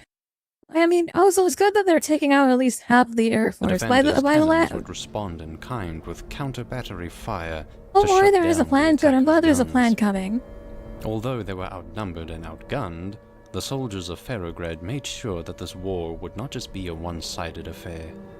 After all, the troops Colonel Jotun had brought back to Krieg were a well-trained and well-disciplined regiment of the Astra Militarum. You gotta also think that the people that came with Colonel Jotun, the people that came back to the planet, these are people that are trained by the Inquisition in some sort of fashion. Like, these are people the Inquisition gave to him to help protect the hive. So, I mean, it does make sense that they were prepared and they were fully trained, if not better trained than some of the people on the planet were. And they were more than a match for the planet's militia forces. Even though the siege of Ferrograd had raged on for more than a year already, due to the Trash_Panda_18 just dropped 5 bits. Hey bestie, I just had to take care of a June bug in our house. Thank you so much for the bits, Trash Panda. By the way, yeah, that happens. June bugs, and it's June. It's close to June or something. I don't know, but yeah, they're probably coming in. I've got the windows open in here, so they might be coming in through my windows. If not, they're definitely coming in through the air conditioning window. Defenders' competent resistance, the chairman had little to show for it. Even the general I thought it was a bee. Oh no, it's all good. It's all good. Used to the war by now. They're harmless. They're little guys. The air raid siren and the occasional spire crumbling down, life for most citizens in the city continued as normal. They were. Well, that's good. At least the status. Well, like looking at this compared to like World War II survivors, that life is still remain normal. I think that's actually pretty good. You know. Went to work, hid in an air raid shelter, went back to work, then went to bed only for it to all repeat exactly the same. I almost screamed and then I remember you were streaming, so I had to scream that again, silently panic. Well, I mean, you could have screamed out, you just had to pause the stream and be like, what's going on? My roommate's screaming at the top of her lungs. But Ferrograd would not be able to sustain this war of attrition forever. Despite its valiant defensive efforts, it was still only one hive city against many. Eventually, Jotun's forces would run out of the necessary resources to continue their resistance. To even the odds, Jotun had sent out nightly stealth teams into the enemy trenches to sabotage their equipment. For a long time, this tactic had proven successful, taking out enemy tanks and artillery pieces, but recently it had stopped being effective as the attackers had learned to counteract these raids. least they had some sort of stealth operations going on. That's good. I literally thought it was a huge-ass bumblebee. You will put your glasses on. Krieg's war would be lost by the first Do not derailing the stream. We've got another 20 minutes of this, and then we'll be playing 7 Days to Die after. Would have to pull their weight. But they had two advantages. First, they were fighting for a just cause they truly believed in, against traitors who fought for nothing. Second, they had been joined by a prestigious member of the cult Mechanicus, Archmagos Griel. Yo, they had an Archmagos on side? Let's go. In this war of attrition, Griel's many Mechanicus acolytes turned out to be invaluable in repairing weapons, vehicles, and even turning scrap into useful resources. Can we fix it? Yes, we can. To modify the existing lasgun rifles that Jotun's forces had been using. They would be easier to manufacture as they required less complex parts to produce. See what I mean when I said, like, you gotta remember that some of the troops that came back with Cornelius were clearly people from the Inquisition. Getting an Archmango, like, Archmango on your side, like, they're already getting their fucking... These guys, they're on the other fucking hives. I'm like, on these other hives, they don't have that, right? They kicked out everyone on the planet that wasn't from the planet. So they're basically fucked. They're not getting their logistically wise, their weapons are going to be breaking more. They're not praying to they're not praying to their machine spirits anymore because they don't have any tech priests. Their tech priests aren't from this planet. The tech priests are from Mars. They come from this planet, they go to Mars, and then they come back. They still identify themselves as Mars when they get trained to become tech priests. So, like, it makes sense that, like, that at least having those tech priests, that's going to help. And they would even pack more of a punch per shot, although this was counterbalanced by a slower firing rate. He had turned the Underhive into an industrial complex of whirring machines, constantly producing food and war material. He had even started a program to genetically modify and breed horses for Ferrograd's cavalry companies. Although this might not seem particularly useful as long as they were trapped inside these walls, it might prove useful later, was the rationale. And after all, the Archmagos was planning much further ahead. I just like horses. It was him who had earlier ordered the sweeping of the Underhive's pipes, the place where Autocrat Morale had been killed, in order to clear the area of mutants and put it to better use. So he was the reason that the Autocrat got killed. That's crazy. He was like, yo, you know, while we're cleaning out, while we're trying to fix everyone's weapons, why don't we also make sure to send some troops down into the Underhive and clear out those fucking filthy mutants and heretics. That way we have a safer place. That's fucking crazy. Out of their current predicament with the way things were going now. However, he had one trick up the sleeves of his long red Mechanicus robes. He had records of Mechanicus data slates in his possession that recorded the existence of ancient Terran weaponry from the dark age of technology. It was stored somewhere deep in the underhives of Ferrograd. Really? The reason they used nukes? Yurton, he had already started digging and exploring in the ancient vaults and locked crypts deep under the hive. If he was able to find them, what are you doing? Should they still prove functional, perhaps this could turn the tide of the war. All he would have to do is convince Yurton to use these weapons. Yurton's daughter also proved a valuable asset. She had spent most of her life in the chairman's direct service and knew a lot about the autocrats. She even had a few loyal made their existence known, but Yurton had the final say. Okay. Who would relay information to her. It was rumored that the chairman had fallen ill since he had not given a public speech in months. Sabella Yurton offered her father to be sent out on a mission to assassinate the chairman. She had been able to sneak into Ferrograd using the underground tunnels. She could do the same in reverse and sneak into Hive Oros. If the chairman was sick, he would be recovering in his personal bedchambers. Having once served as his private bodyguard, she would be able to sneak into the palace. She would know exactly where to find him and kill him. Command of the army would surely fall into the hands of General Kraus, but this was practically the case anyway. The chairman's death would send a message to the rest of Krieg's autocrats that the Emperor's justice would come. Even in their own hive cities they would not be safe. Yurton approved of the plan, and so Sabella Yurton assembled her specialized strike team, and through the underground tunnels made her way back to Hive Oros. I'm assuming that all of this is taking place months and months, right? So what are the fuck is the Inquisition doing while all this is happening? Because like the Inquisition was trying to figure out what to do to avoid this from happening as a whole. So what the fuck is the Inquisition doing now? Like now that there's a full-ass heretical civil war going on this planet, what the fuck are they doing? The chairman had no idea of what was about to take place. The strike force sneaked into his chambers wearing gas masks. They then deployed a poisonous gas and shot the bodyguards. One of his servants warned the chairman of the infiltration. Perhaps he could still have escaped because there was a secret passageway behind his wardrobe that even Sibella Yerton did not know about. But the chairman was sick, and it took him too long to get out To of be bed. so honest, they The could have just poisonous forgot. gas entered True. They honest to God, the Inquisition 100% probably and forgot. then They're his like, oh, we got other problems to deal His with. servant made it out just in time before the strike force entered the room, shutting the secret wardrobe door behind him. Shooting the chairman at this point was no longer necessary.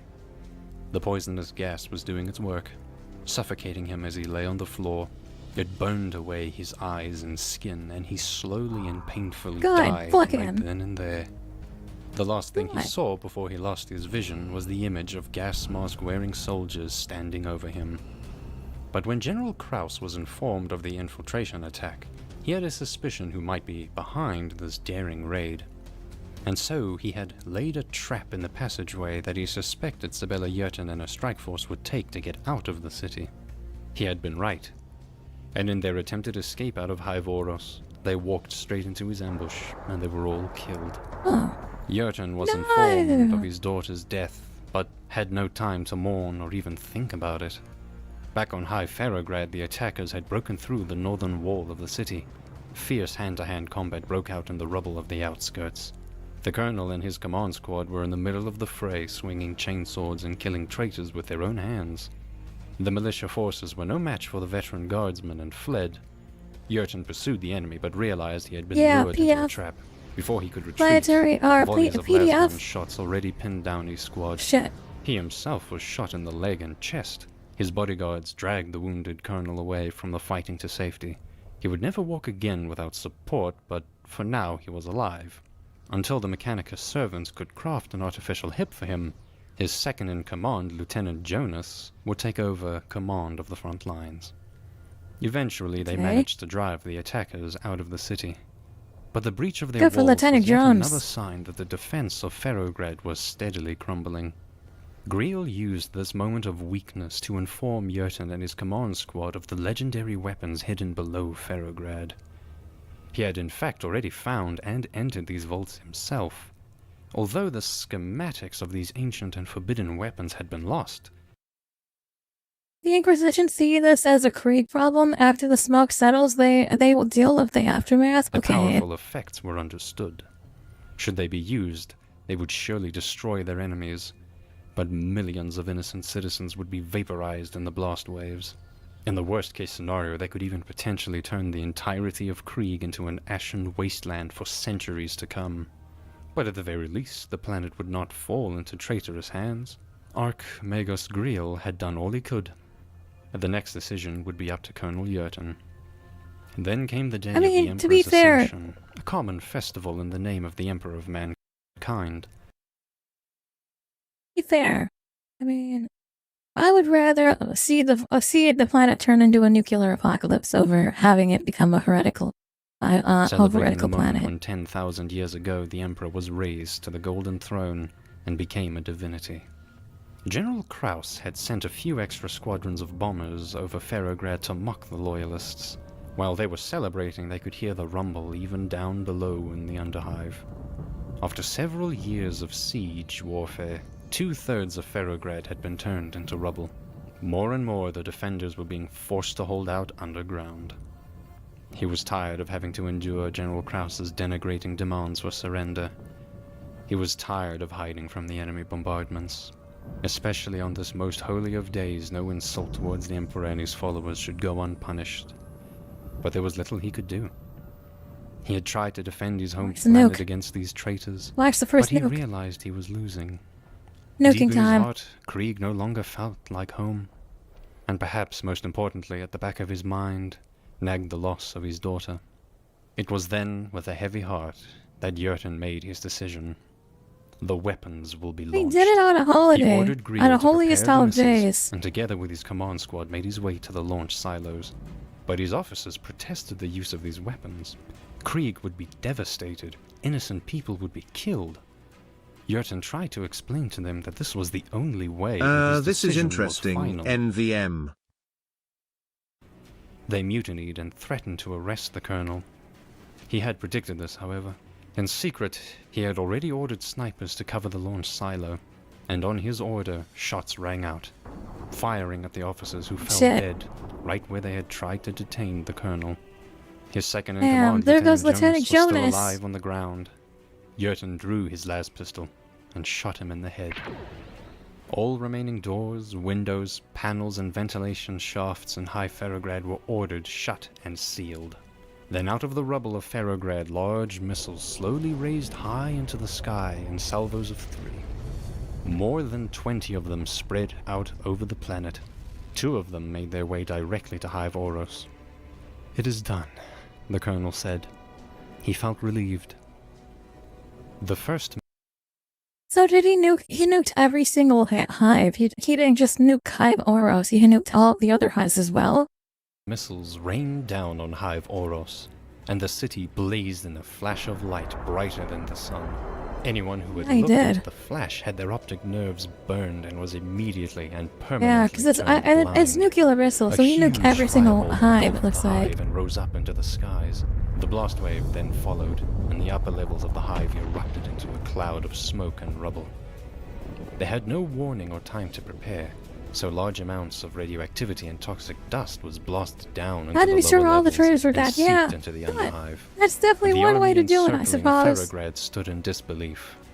Those who had not already had their retinas burned off could not believe what they were now seeing. They had already assumed victory over the Loyalists. It would have taken another year or so, but the resistance in Ferrograd would have eventually been beaten. These assumptions shattered before their very eyes.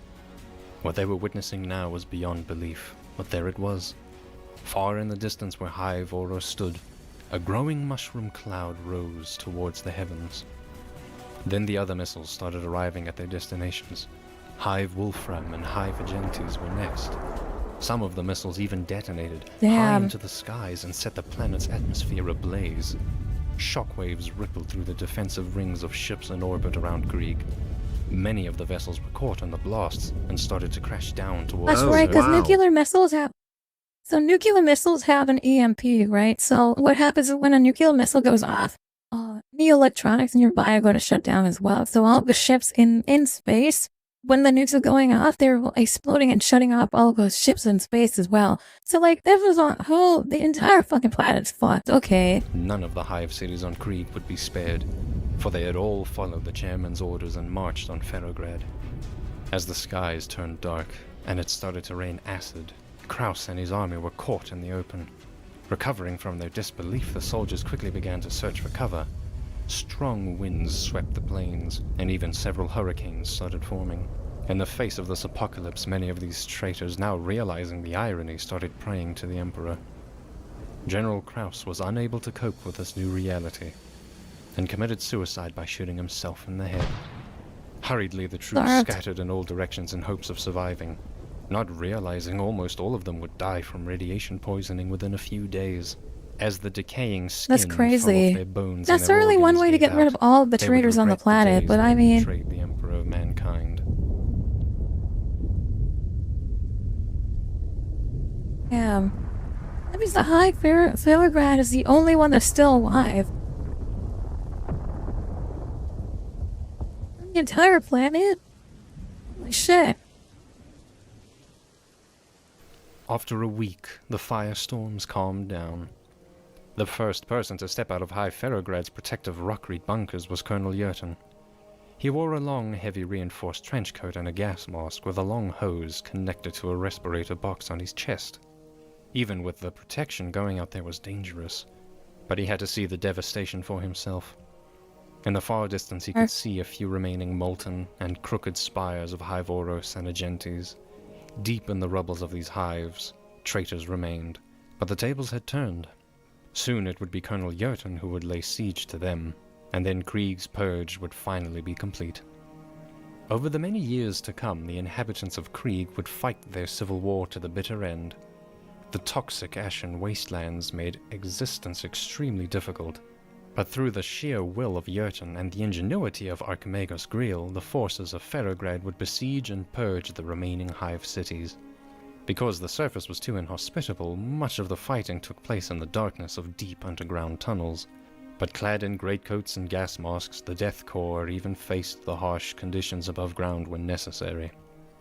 Due to Greel's breeding program, the horses of Krieg had turned into formidable mounts that proved more than useful when traversing the devastated terrain of Krieg to chase down the traitors and mutants. That's really interesting. There are still traitors on the planet, but they're deep, deep underground in the hives, and the underhives probably, right? So, like, they still had to go and kill every single traitor on the planet, but it's kind of really fascinating that one hive to do this much destruction to the entire planet. It was a paradise planet beforehand, and now it's just an ash wasteland, right? But while they were busy carving out their new world from the ashes, the human population of Krieg was dwindling. Even amongst the loyalists, the birth rates were plummeting. Soon there would be no one left to inhabit the planet. Yerton was now old, and Greel visited his deathbed. He had long tried to convince the Colonel to consider the Vita-Womb technology that the Mechanicus possessed. To apply this technology to humans was prohibited, maybe heretical even. It makes you think of the other hives if they had similar armaments stashed away. Wonder if they had them. You know, that's true. It's highly possible that and even if they did have them stashed, many of those exploded when the nukes actually hit the buildings, you know? Because it's possible that the nukes could have caused a counter reaction. But it is quite interesting that they had all of those nuclear missiles in one hive. I think that all of the hives probably had nuclear missiles. By firing those ancient forbidden weapons long ago, Yerton had already had enough on his conscience. He passed away that night into the Emperor's blessing. But regardless of whether the Colonel had given his approval or not, Greel would continue his plans. He had the Mechanicus install the birthing installations deep within Ferrograd's underhive, far away from the sight of any curious eyes. Should any of Ferrograd's new leadership protest, the Archimagos would simply claim he had Yerton's blessing, and that would be the end of it. But everyone understood what was required to save Krieg, and so no one objected. 500 years later, the Civil War was finally over, and when ships of the Imperium arrived at Krieg, the planet... It took them 500 years to finally send fucking somebody out to help Krieg. 500 years! 500 years, they're like, oh yeah, you know, this planet gave a distress call 500 years ago. Let's go ahead and fucking send our troops over there to see what's going on. Completely dead. Face me upside. The toxic atmosphere did not seem capable of sustaining any form of life. What had happened on Krieg had almost been forgotten. It was reduced to merely a note in the Imperial archives. To their surprise, however, a single transport lifted off from the dead planet's surface to approach the ship. When it boarded, the Imperial delegation was met by 6 soldiers wearing gas masks and long dark trench coats. The soldier highest in rank was merely a colonel. They introduced themselves as the Death Corps of Krieg, willing to serve once more in the Emperor's name, ready to be immediately sent to the most hazardous war zones with a fully equipped 20 regiments. The delegation was stunned and wondered how a death lord could support 20 ready to serve. We got 20 attachments with us. Let's go. Send us to the worst place you could possibly send us to. A large army. When asked how numerous the civilian population of Krieg was, the colonel replied with only one sentence. Don't worry about it. There are no civilians on Krieg, only soldiers. Holy shit. It's crazy. That's actually insane. Holy shit. This makes me have a lot more respect. I don't think this hat makes. Oh my god, there's 6 parts for the Siege of Mirax. If you think that's bad, wait till you see how long the Siege of Mirax lasted. Oh my god, there's 6 parts of that. I'm going to have that to my, to watch list or something. It's like a long time. Something I can listen to at work. The only reason they came was to collect taxes. They came to collect taxes 500 years. Yeah, you guys new been late follower. on your taxes for 500 years. Hell yeah! Oh yeah, you've been late on your taxes 500 years late on your taxes. Stealthy_Trey6 followed your channel. Stealthy, thank you so much for the follow, by the way. You're 500 years late on your taxes. We're here to collect. And it's like, yeah, we've got 20 attachments with us. Here you go. We're ready to fight in the name of the Emperor. There's like 30 parts. The full war takes like 7 hours to get through all of the rocks. Oh my god, they're so long. Holy shit. I don't know if we're gonna be doing that. We're gonna jump into some 7 days to die though. Is your name on Twitch the same? Yes, it is. I am the same. If you look at AshTheFridgeGoddess on any platform, I am there. Like, yeah, I'm the first thing that should pop up. Alright, we're gonna switch over. We're gonna go and do some 7 days 7 days to die. Apparently this is a worse with Twitch. It's going, there's gonna be some sort of connection or something, so if you guys want to affect my gameplay, go watch me on Twitch. The AI is going to probably smite me anyway for this, but yeah, check me out there. I hope you guys enjoyed the 3 hours of Warhammer 40k.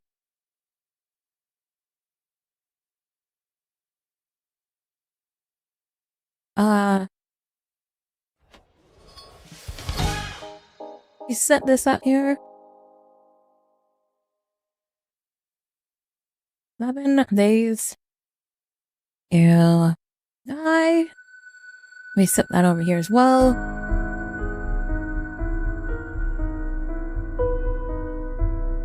Alright. I'm going to probably have to verify some stuff here, as this is my first time even opening the game. So, don't care. I just said accept here. I have to go all the way to mine. Hold on.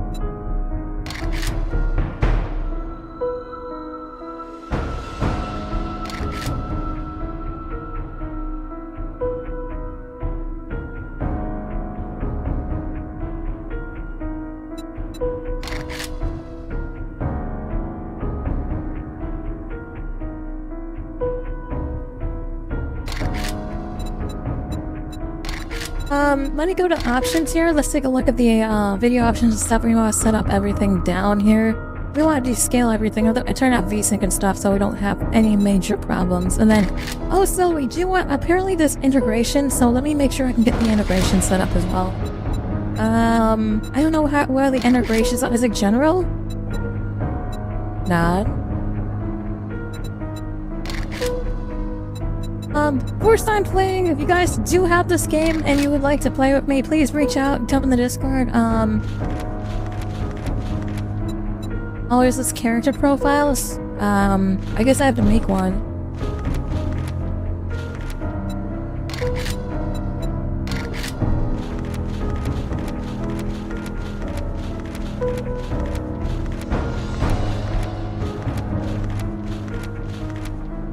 I'm gonna pick any of these. There's a lot of options here.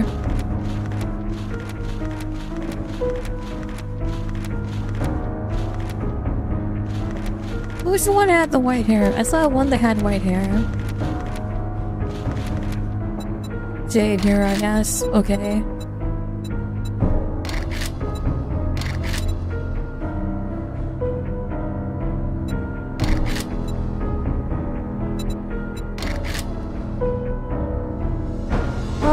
I don't know where the Twitch integrations is here. I'm looking for the Twitch integrations. Give me a second.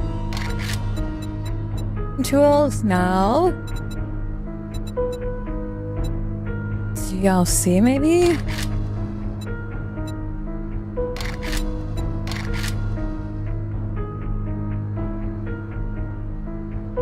No, not under DLC?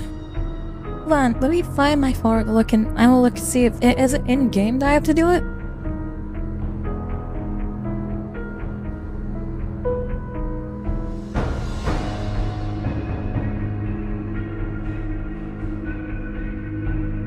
I have to host the game. Okay, so I do have to host the game.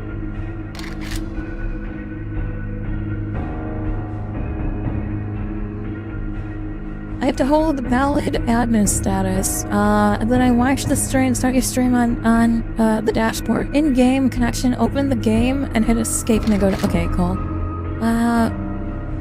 Bridge game.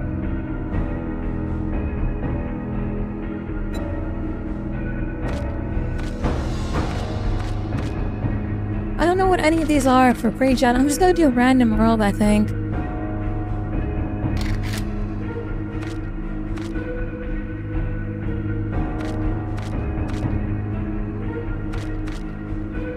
I don't know what any of this means. This is all different language to me.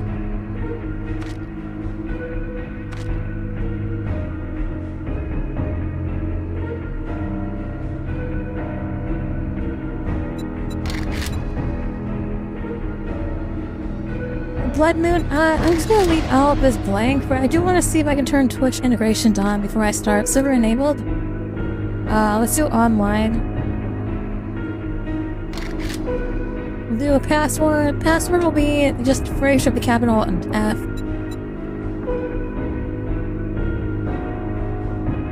Hold on. F-R-I-T-T. Cool. Yeah, the password's gonna just be Frasier with capital F. It's probably gonna be the same world I play on each time. I don't know if there's like iron mode or what. I want to make sure there's no iron mode enabled.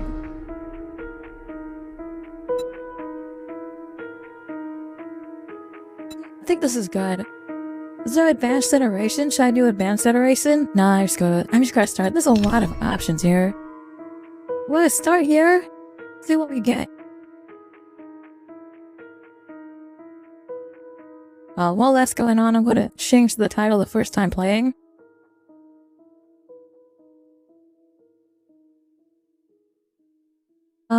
Is there anything else I need to do on the Twitch side? I don't know if I have to do an integration on the Twitch side, if you guys have to type it in. But I assume that you guys are able to just type in commands or do like this or something. We'll find out as soon as we jump in. Like I said, this is my first time playing. We've got an ad that starts in about a minute, so Purple App needs their money. Purple App needs their blood money, and I need the 5 cents that I get for you guys watching. So if you guys want to sit tight, I'd appreciate it. Otherwise, if you want to skip that, feel free to skip it by subscribing using your Twitch Prime and whatnot. Game name? 7 days to die. No music today. Oh, alive.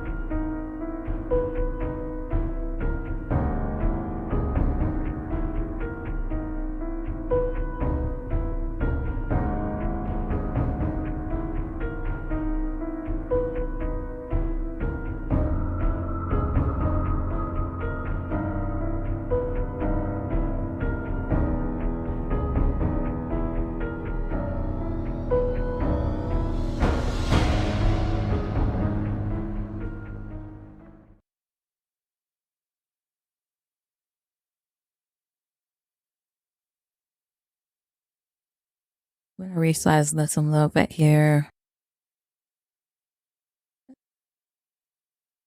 Still see that? I don't know if you guys will read that, but that looks good for me, I think. Initiating the game heads-up display. It's a long loading screen. It's a long loading. It says in-game, it looks like open the game and hit escape to open the menu. Navigate to options, go to Twitch, click login and authorize. Okay. So it should pop in as soon as we walk in. I should be able to hit escape and turn on integrations.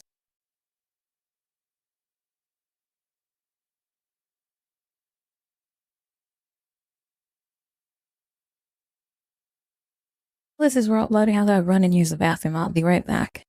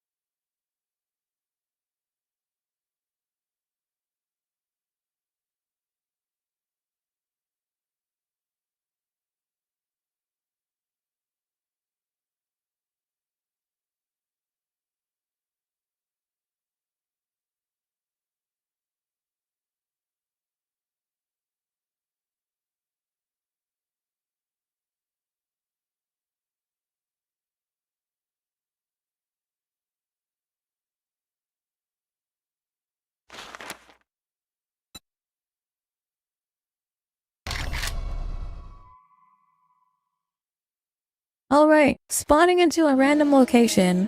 Yeah.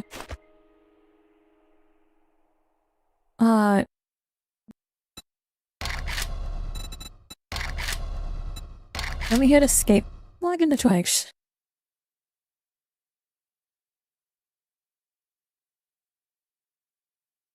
Authorize.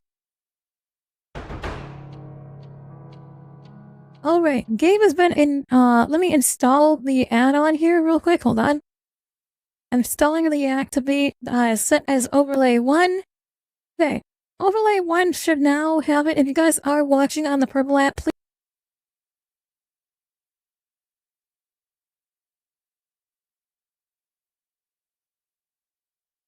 please refresh your. I haven't checked anything on it. Let me go ahead and see if I can configure this in any way whatsoever. I don't know. Supposedly, if you refresh the page, it should work now, so you guys should be able to, affect my.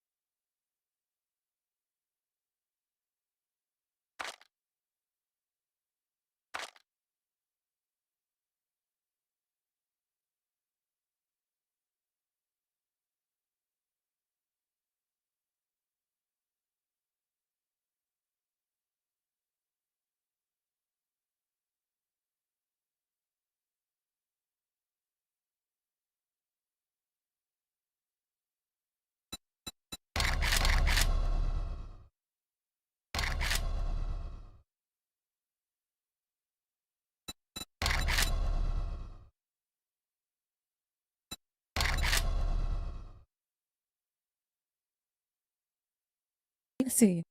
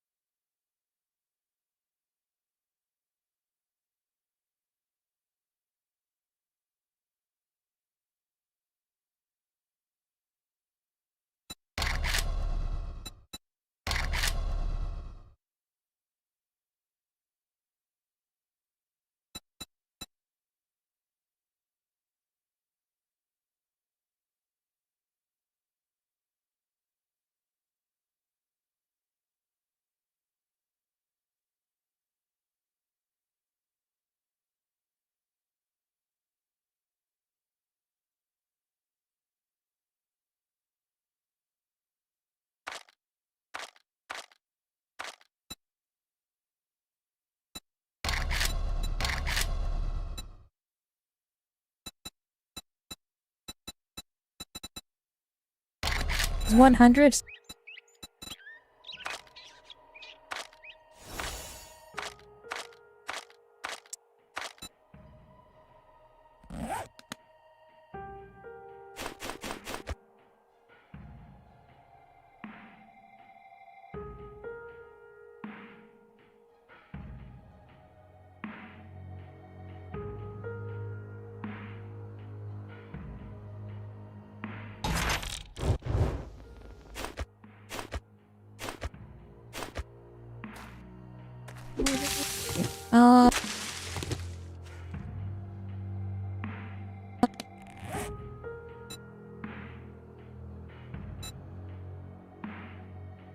I'll hit one.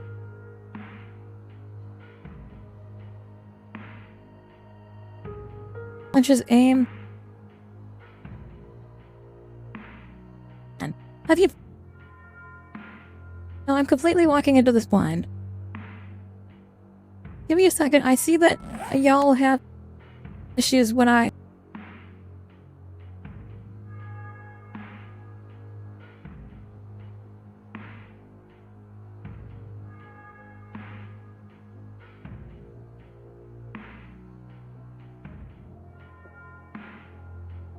Oh no, okay.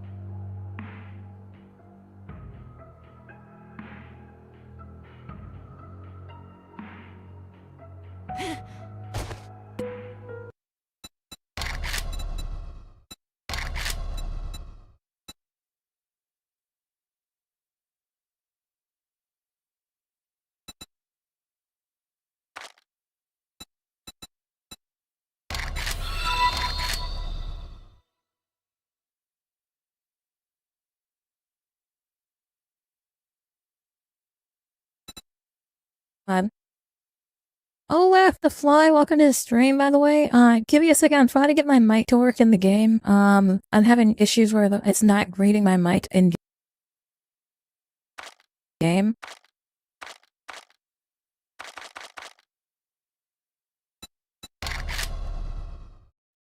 Better or worse? Check, check. Okay, now that's much better. I just lowered the settings to completely low and now it looks so much better. Okay. Hello, I'm back. I fixed the mic. I don't know what any of this fucking means. I got the Twix integrations on now, so it should work. I don't know if any of it means anything, so feel free to, like, let me know. We're gonna be trying to learn how to play. I've never played any type. I've played Rust before. This kind of gives me Rust vibes.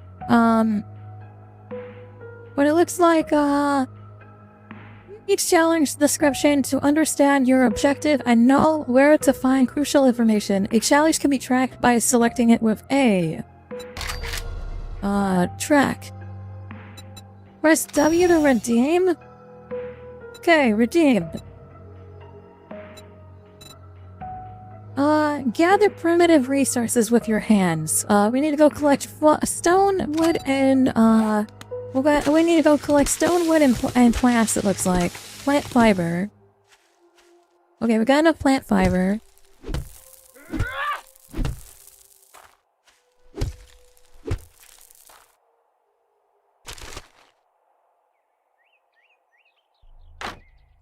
Okay, we got some wood here. Mystery supply has been activated. Okay, thank you so much for the mystery supply, I think.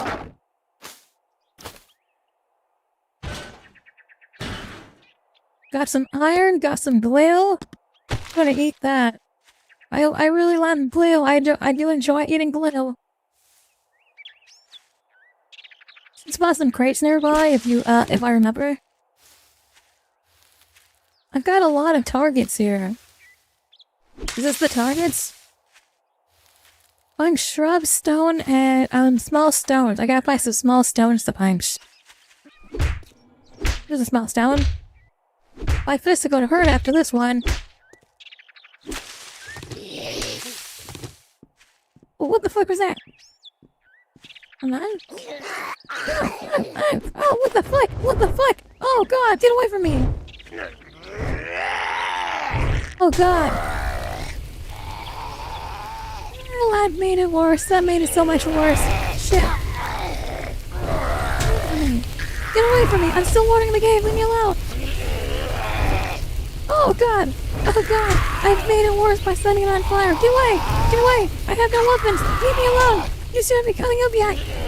Get out of here! Get out of here! Bad zombie! Bad zombie! Oh god! Oh god! Oh god! Oh god! Oh my god! Holy shit! I'm not prepared for a fucking zombie to climb out of the fucking well! Wait, I gotta find some wood? Oh, wait, we got some wood. I just gotta find some stones.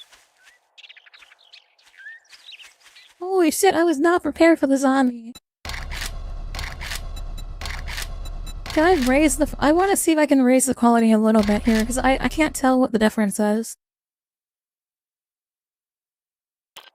Okay, game frozen? Hello? Like it's still working. I can tell a little bit more shapes now.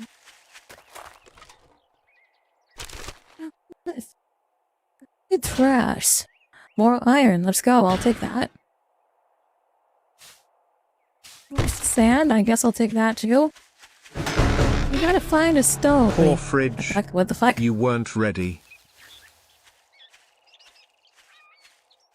I'm not ready. What is this? Crack the bowl. Search butt crate. I got vehicle adventures. Solid off shotgun mechanics. And Ball Brawling Volume 1. Thank you so much for the book, I appreciate it.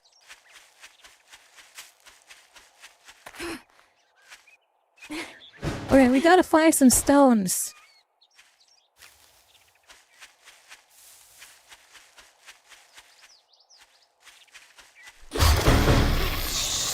Oh fuck, there's another zombie! No! Like this! Another fucking zombie. What the fuck?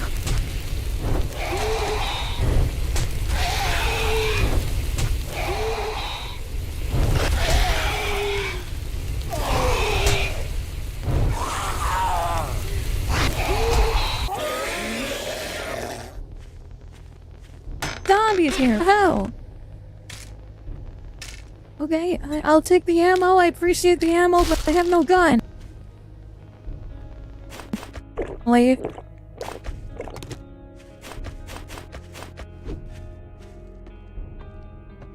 Okay, I got 1 of 5 stones. A zombie in here? Moldy backpack. I got another book in here. This raid is really rough playing blind. The title is foreshadowing on what happens on day 7. Yeah, I understand that. Oh my god, is there no zombie in here? What the fuck? What the fuck? What the fuck? Get away from me! Get away from me! Get away from me! Bad zombie! Bad zombie! Bad zombie!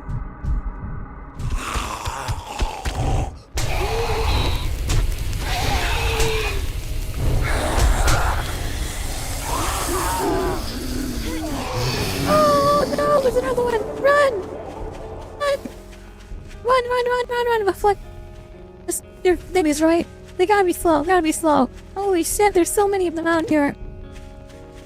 Okay, hold it. Got some stones. I need to find 2 more. Holy moly. How many zombies? Okay,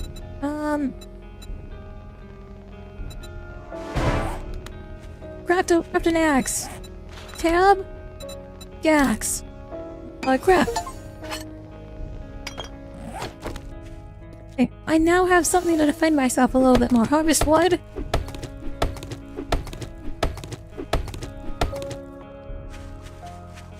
Harvest small stones.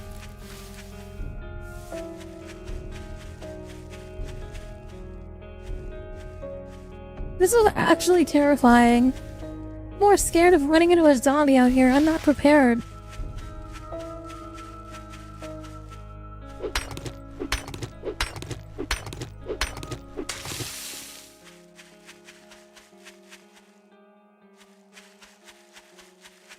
So I should find a boulder and harvest from the boulder. Is a boulder?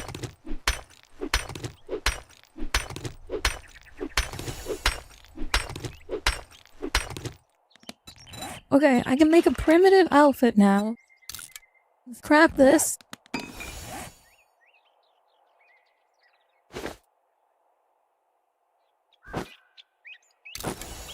Press W to wear it. Okay. Craft a wooden cloth. Okay, craft that. Craft a wooden bow.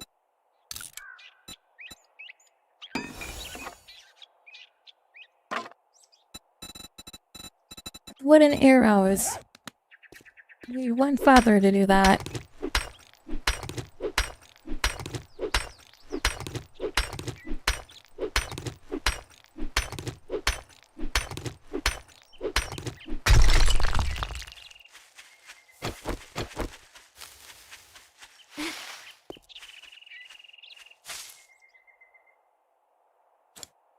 Okay, we have 7 feathers here.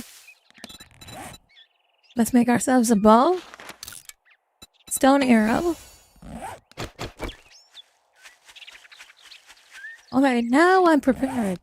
Open challenge window. Now I have the necessary needs to survive.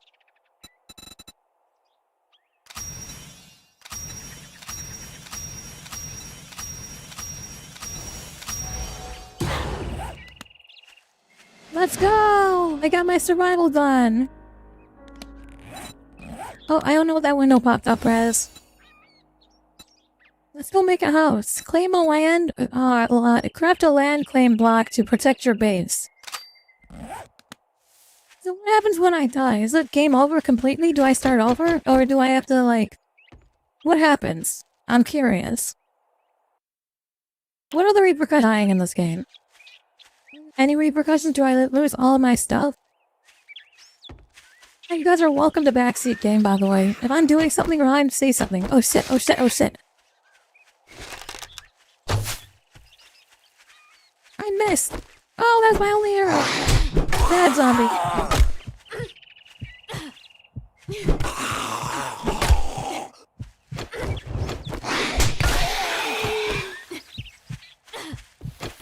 Feel weak. I'm running, I'm running.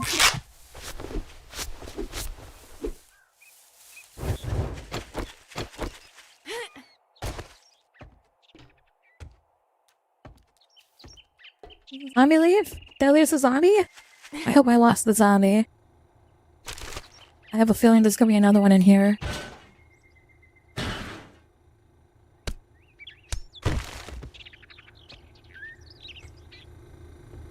I have a feeling I'm gonna go in here and I'm gonna find another zombie.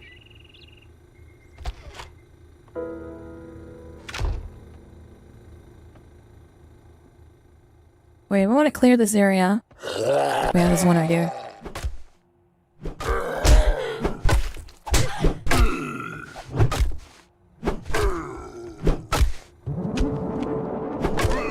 One down, let's go. Fuck you, zombie. Fuck you, zombie. Fuck you, zombie. Die, bitch! How many times do I have to hit you for you to die? Holy fuck!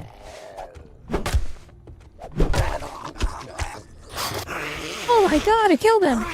Is there another one? Where's the other one? He's back! He's set! Oh my god.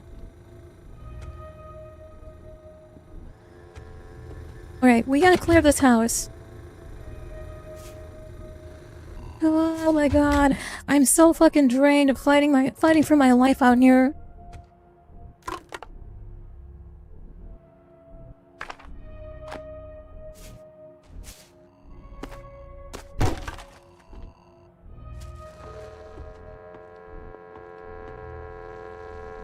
There's another one.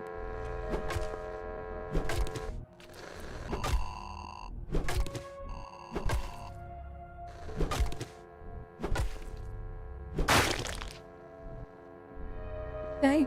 Don't know if that was a zombie or not, but I killed it anyway. Be sure there's no one in the bathroom. Cleared. Alright, there should be an upstairs somewhere. Make sure I clear all the fucking... I don't trust that these bodies aren't going to, like, turn into zombies at all. I don't know how this game works. But I definitely want to make sure I clear this entire area before I fucking claim this is my house. Is there an upstairs here? There was an upstairs. Maybe I don't want this one. Fuck, there's a zombie there. We're leaving. Shit, there's another one there.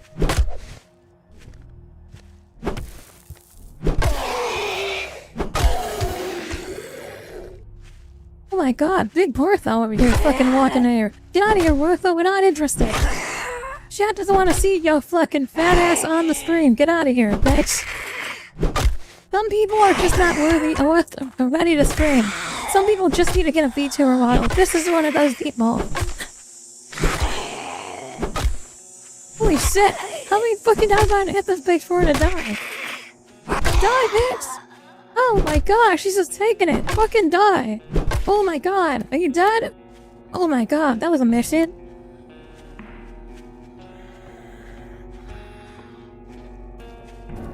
You can pop out of walls and ceilings. Look at this one. She's... Oh, oh, you can jump! You can jump! You can jump! I don't like this one. Get out of here.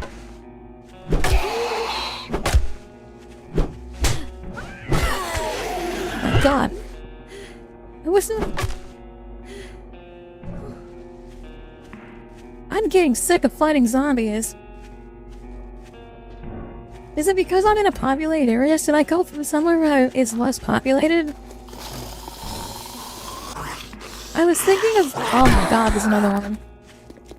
Get out of here, but I ain't got time for that.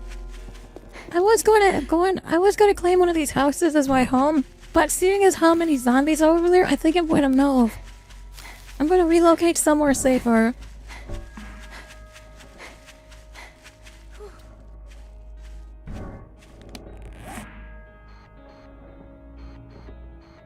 Okay, so there's a whole ass map, but we can determine on where we want to live.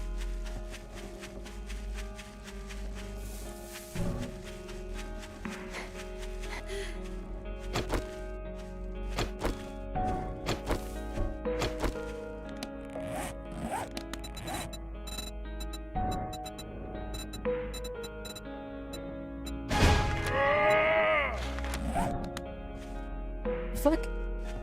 What's that scream? Regen on fridge. What did you guys do? So scared. Okay, so there's some things here it looks like. General Substance.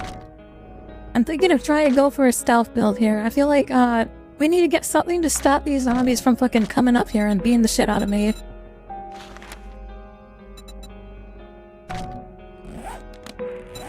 One. Let's take a look and see what we need to do. Land claim blocks. Apply a hardness modifier to blocks inside the claimed area. Protecting them from damage by non-allied players. Party members must be allied with the LCB owner with up to 5 LCBs for a player. Placing blocks inside of a claimed area will indicate green for the owner, yellow for allies, and white for no claim.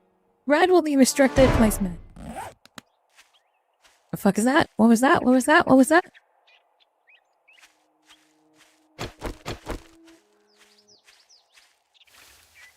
I have to pee so bad. I was going to go pee and my roommate came in and was like, let me talk to you real quick. I have to pee so bad right now and I'm so scared that if I go AFK for even a split second, I'm gonna get wrecked by another zombie. Oh, mystery supplies! Where'd they? Thank you so much for the supplies! Oh shit, there's no zombie.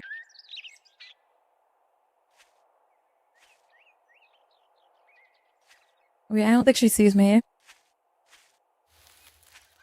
Yeah, the zombie doesn't even know where I'm at. I like that house over there. That one looks really nice, but there's also this, like, army base over here that I'm going to go to. I feel like this army base is somewhere I want to claim. I want to think strategically with where I want to set up. I think that an army base is a good place to claim, fort base. Claim block. I need to make, 2 of these, I believe, right? So we'll make one of them for, we'll make 2 of them. And I want to claim, 2 corners, so I want to claim this entire army base, but we gotta go in and clear it first. Well, there's a fucking landmine right here. Well, there's 4 zombies in there. Okay, we got this.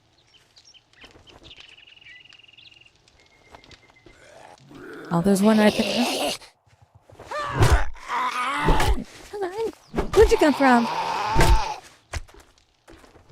One down.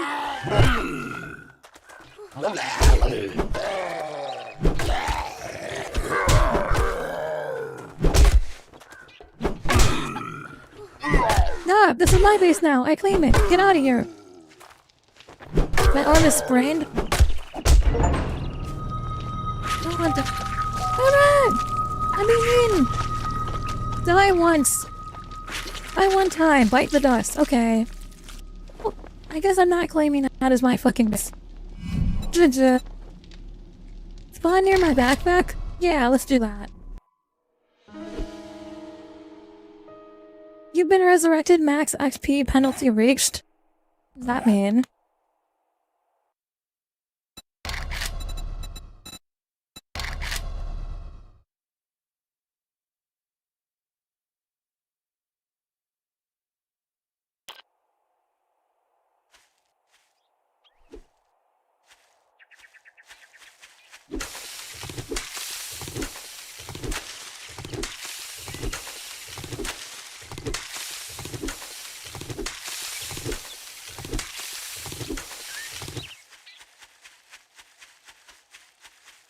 I wonder if I can grab my backpack and get all my stuff back or not. I'm really hoping I can. I don't know what this is. I thought this was a landmine. Oh, it is a landmine. With a landmine! Ah! I don't know what this is. A landmine? Immediately and blows myself.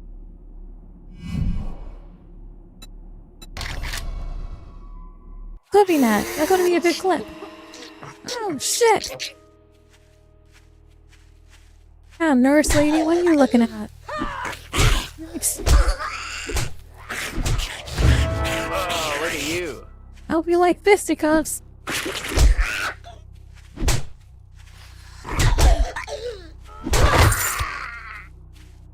Get fucked, idiot. Oh shit, there's another one. Plus some more! I hope you like fisticuffs, that's all I got.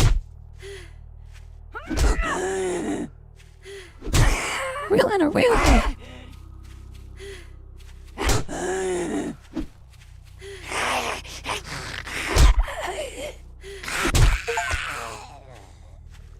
Holy shit! What'd I get? Blood bag, I'll take that. Split, I'll take that. Sewing kit. Okay. Fuck you, bitch. Yeah, punch you again. Okay, we're gonna go for this other man. Get my stuff. I want to make a run. I'm gonna try to grab my stuff. And hopefully we can, sneak past the zombie, too. Oh, shit.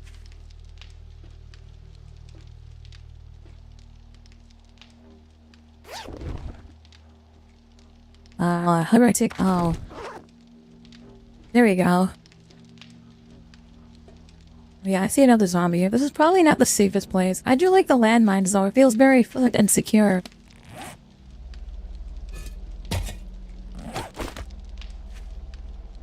Okay, so I only need one claim block.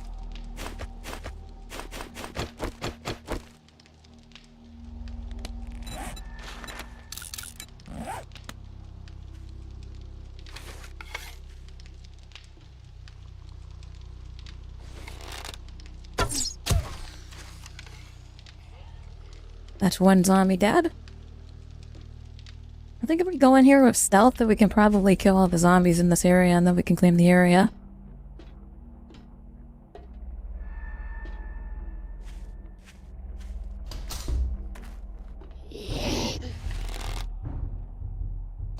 Oh fuck this thing.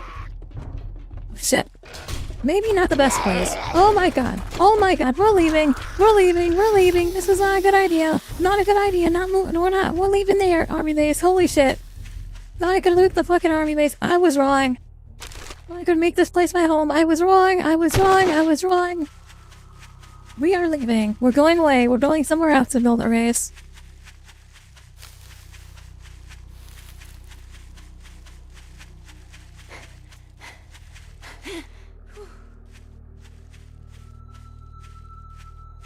Oh man, I really wanted to build my base in the army base because I thought that was going to be a good, secure place. I was 100% wrong. There was like fucking 5 in that room alone. That was so bad. Maybe I go back and clear it out after I get some guns and stuff. But I think I need to get some guns. Oh my god, what the fuck? Where are you at? Where are you at? There you are. Shit, it's a biker. Got that fucking head protection. Fuck off, zombie.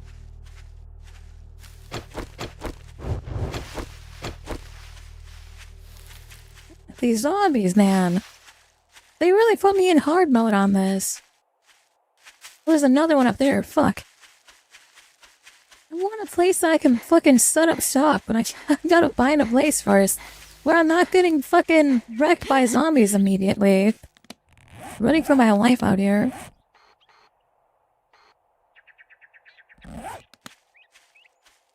Is that zombie still chasing me? There's no way that zombie's still chasing me. I have to piss so bad. Why throw a trash panda in the sea? Why go here? Because I'm afraid of, like, dying.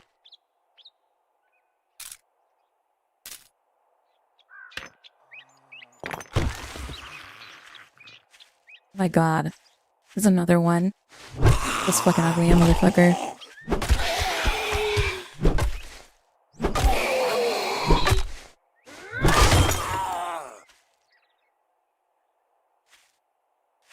My item needs repairs. Okay, how do I repair the weapon? There. Okay.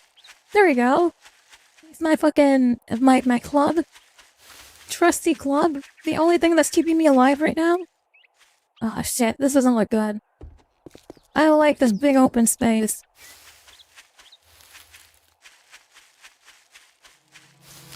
Oh, maybe up here in this icy area. That's where I want to live. There's gotta be some sort of house or something over here in these mountains. Am I late? If you came for the Warhammer stuff, yeah, you're a little late. But, if not, if you came for the 7 Days to Die, you're coming just in time. I'm, brand new to the game. Not, first time playing. I've already died like 4 times. We're heading over to this nice, icy, snowy area, because that looks like an appropriate place for me to live.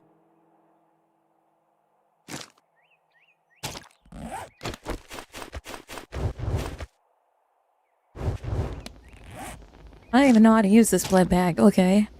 I was gonna try to use it to heal myself, but never mind. Nitrate powder. Received 1,000 points for being the top help. You have received 1,000 points for being a top helper. Thank you so much for the help, auxiliary. Appreciate that. We've got a radio station over here.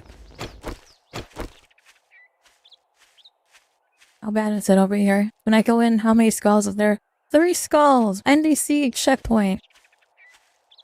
The last one was 4 skulls. So, I hope there's one there. He's just wandering up.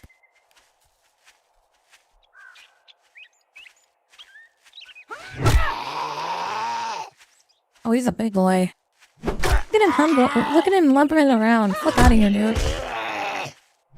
Get fucked, idiot.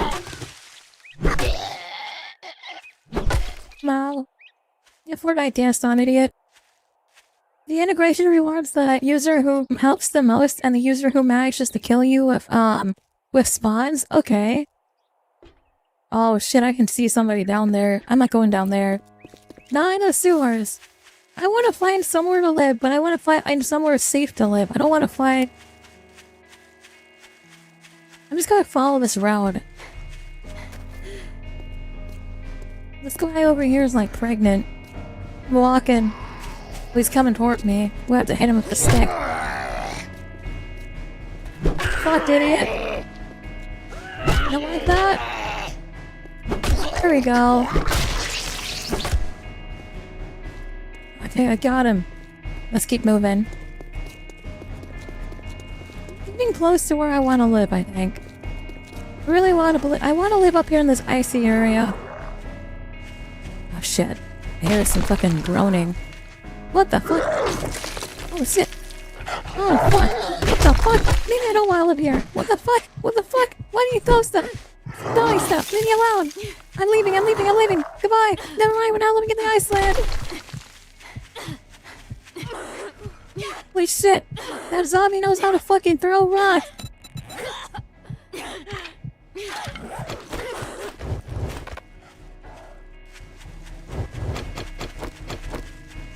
Still following me? I hope he's not following me.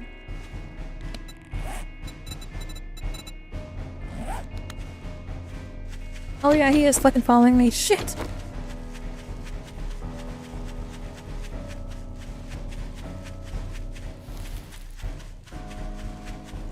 They may not watch you in that biome yet? Nice. I want to take this house over here looks a little bit more safe. I have a feeling that that's not going to be the last I see that dude. I have a feeling that I'm going to see that dude in a few minutes after I move in over here. What the? Shut up, Rex. I don't got time for your bullshit. Get fucked, idiot. I'm gonna go check this house over here. This one looks nice.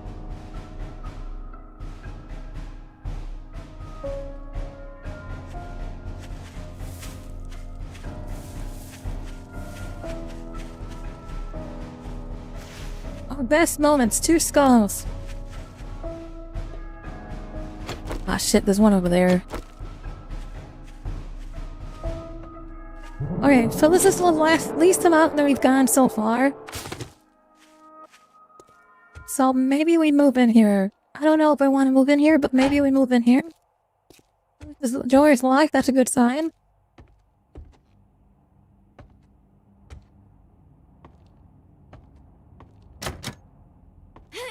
Door is locked. Oh, we got an unlocked door. Knock, knock, anyone home? Sick. Oh, hello,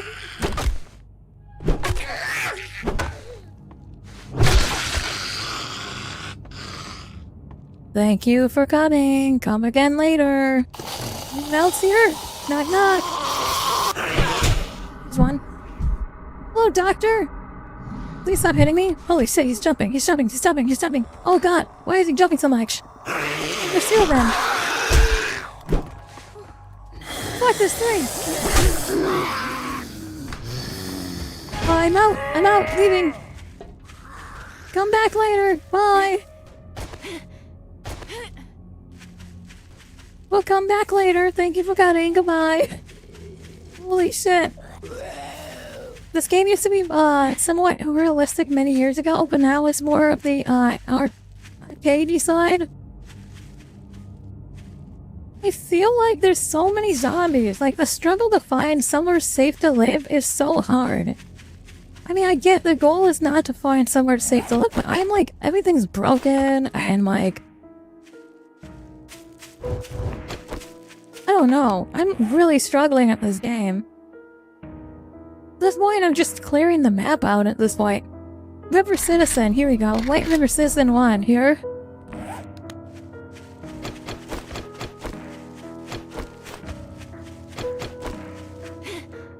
I thought that I could go somewhere high and that will make my life a little bit easier. And then I realized I was wrong. I'm actually cut. So like, I saw the army base and I was like, that's a good strategic area. Down over here, there's a shopping cart over here. Zombie over there. I got plenty of time.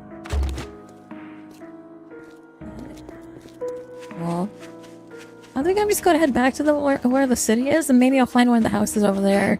It just feels like there's a lot of zombies. Like, I get it. It's a zombie apocalypse, but I feel like for a brand new player, this is a very hard difficulty, like getting thrown in here like this. What's this one area like? I bet you there's gonna be one in the wild. Yeah. You? Okay, the last place said 2, and that was not a fun fight. Let's take a look in this house. That's locked.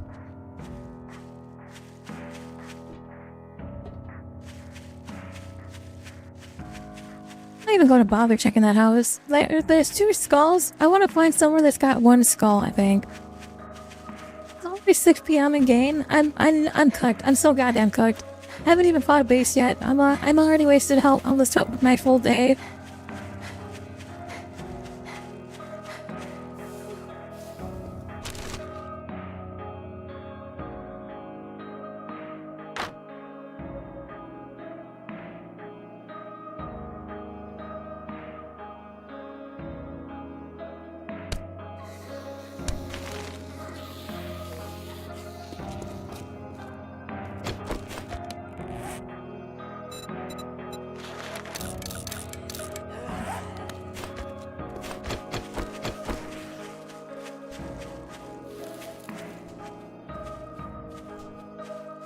Oh fuck, there's one following me.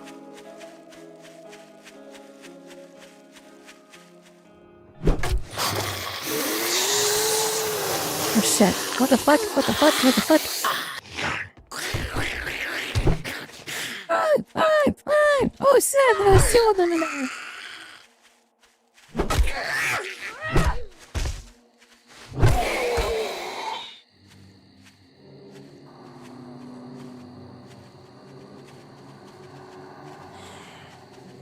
Thanks. We're gonna go to this area over here. This looks like a radio tower of some sort.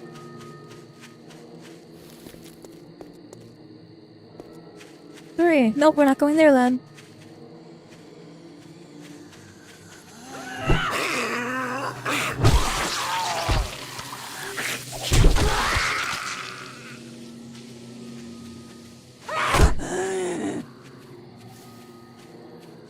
Stamina.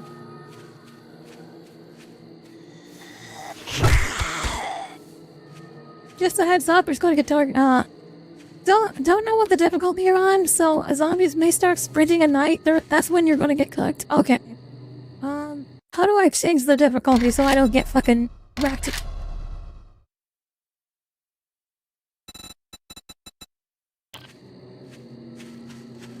I don't think there's a way. I'm over encumbered though. We're gonna, I would say we're gonna walk in at one of these houses, but we're basically, we are running out of time. We gotta find somewhere to live. We're gonna take, hopefully, is this another military base? I really hope this isn't another military base. I think I'm gonna be fucked either way. No matter where I go, I think I'm basically gonna be fucked, so I'm gonna find a place that's got 2 skulls and we're gonna crash it. Crash there for the night. 3-star skull is fun.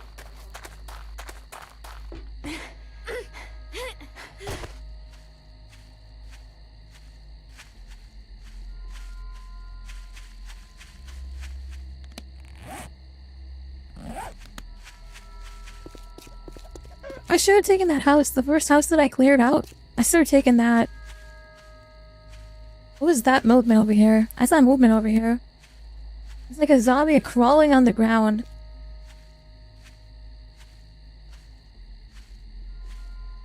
Okay.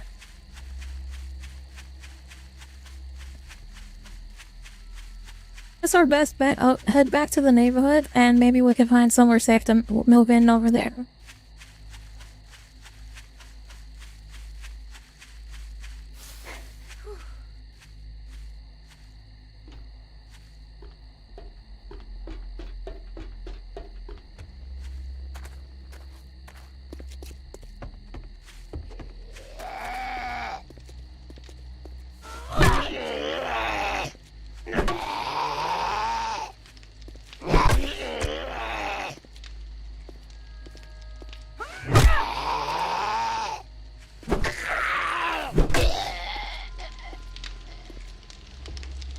I hope that's dead. I want to clear this medical bay, I hope. Okay, we're going in here. I don't got time. Not going in there. There's so many dead bodies in there. Holy shit.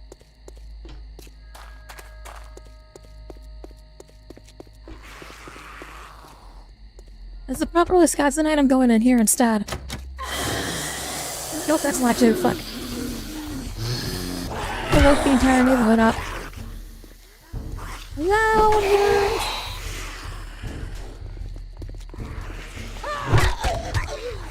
Oh shit, this bitch is naked. You got a hooker.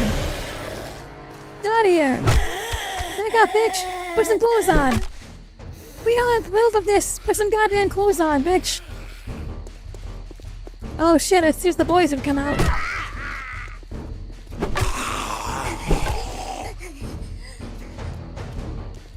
Fuck, there's another one. Fucking damn! How many of these motherfuckers are there? Oh, let's go! Killed them all. I don't have to get rid of their bodies, do I? There was another one in there. I can hear him breathing heavily. We're gonna go over here instead. Looks like a nice, safe place. Oh my god. Oh my god, where did you come from? Where did you come from? Where did you come from? Where did you come from? Where did you come from? Why are you falling from the sky? Bad zombie! Fucking die! Fucking die! Oh my god, it's like, oh fuck! Please! No more! We're closed! Oh my god.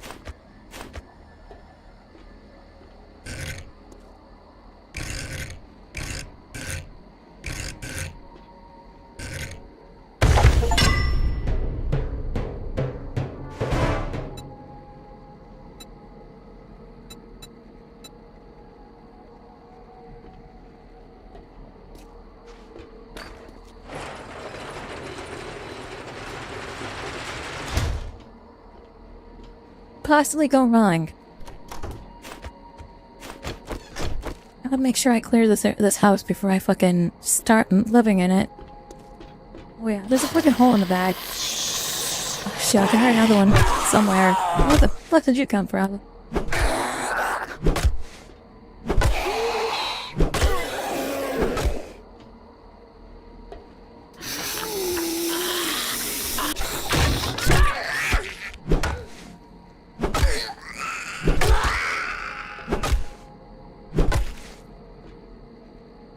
Right.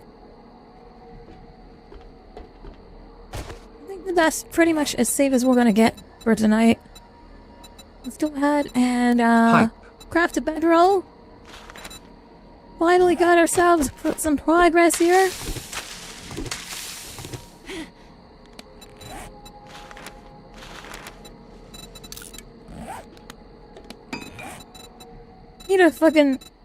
We need a box. Is there a building block option here?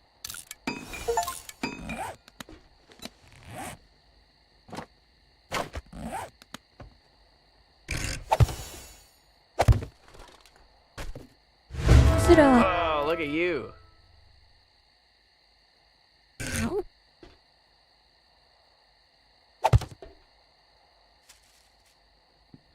Okay.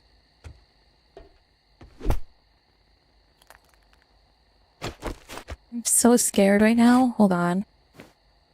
Let's put the bed down.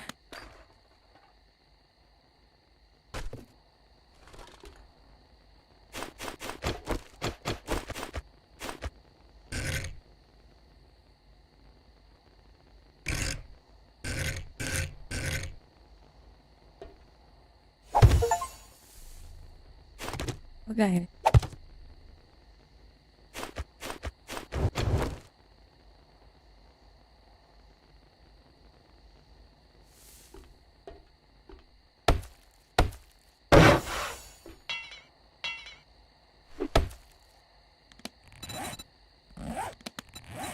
Okay.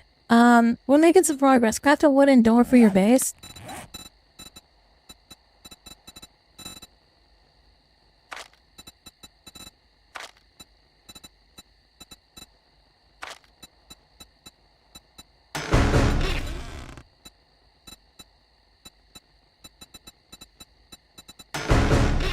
I don't see a wooden door here. Oh, here, wooden door. I need 5 wood.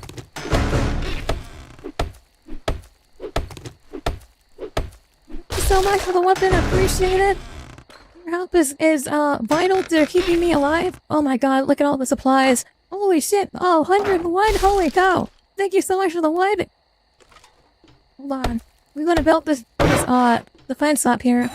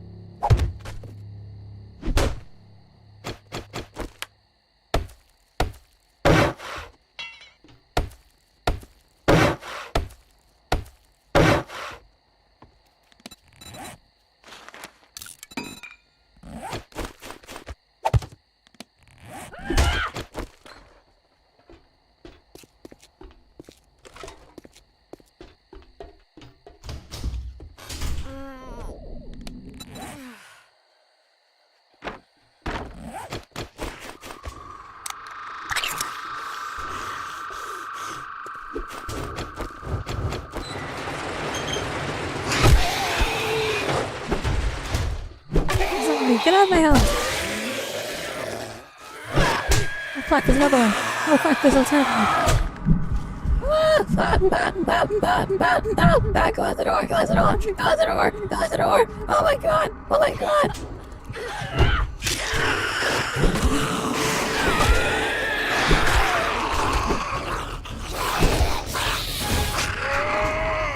Holy shit! There's so much!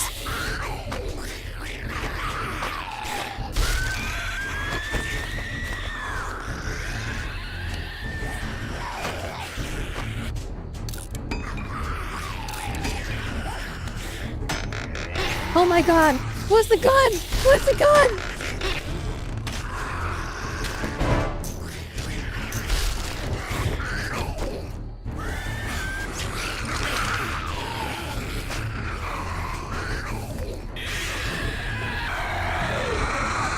There's so many zombies.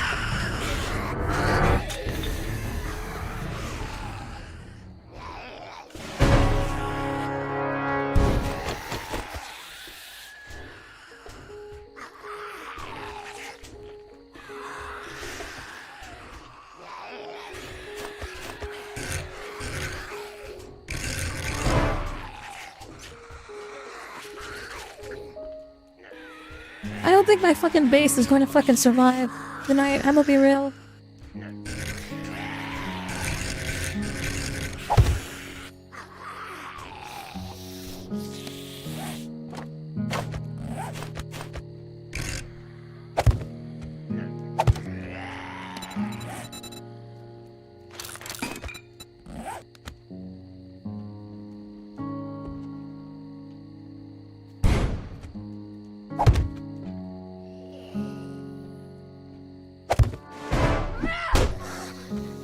Okay, everything is too quiet now.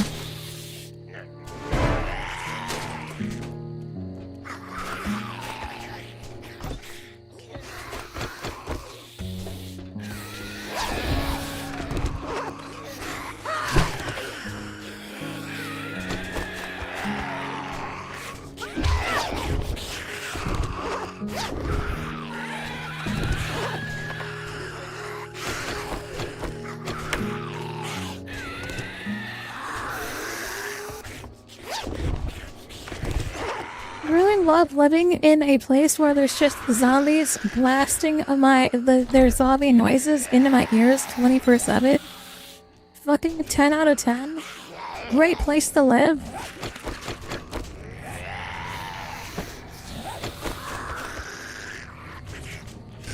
Beggars can't be choosers, I suppose.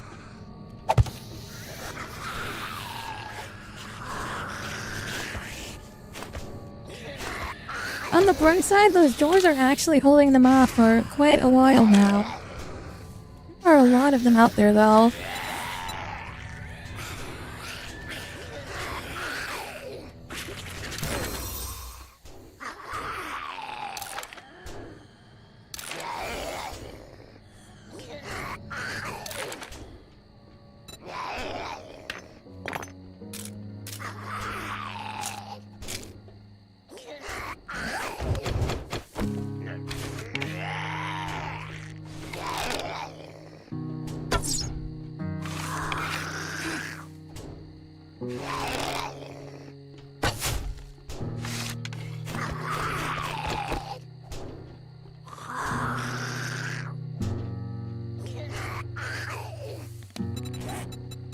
The zombies will eventually shoot through the building? Okay.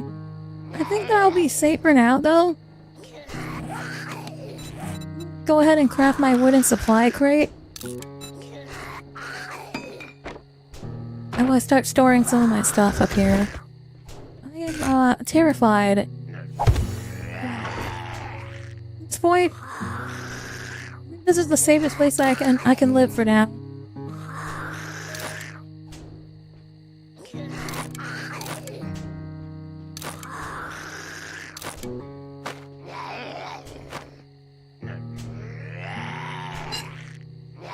I'm gonna replace this club with the sledgehammer. I like the hammer more, I think.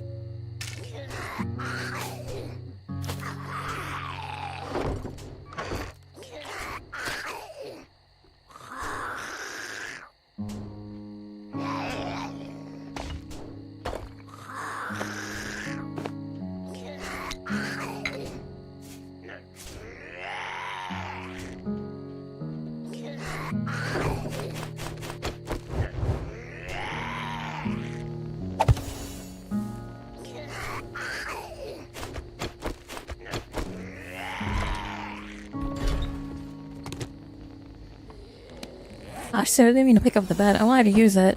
Is there a way to, like, sleep the night? Or do I have to... Oh, shit. What the fuck? I want to get through? What's it? No!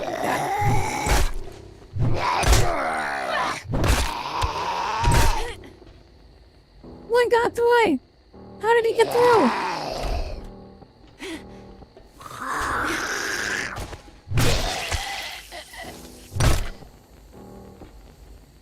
How did he get through? What the fuck? How did he get in? Oh, there's a door up here. He climbed through the roof. Oh yeah, I can see them coming over there too. Fuck.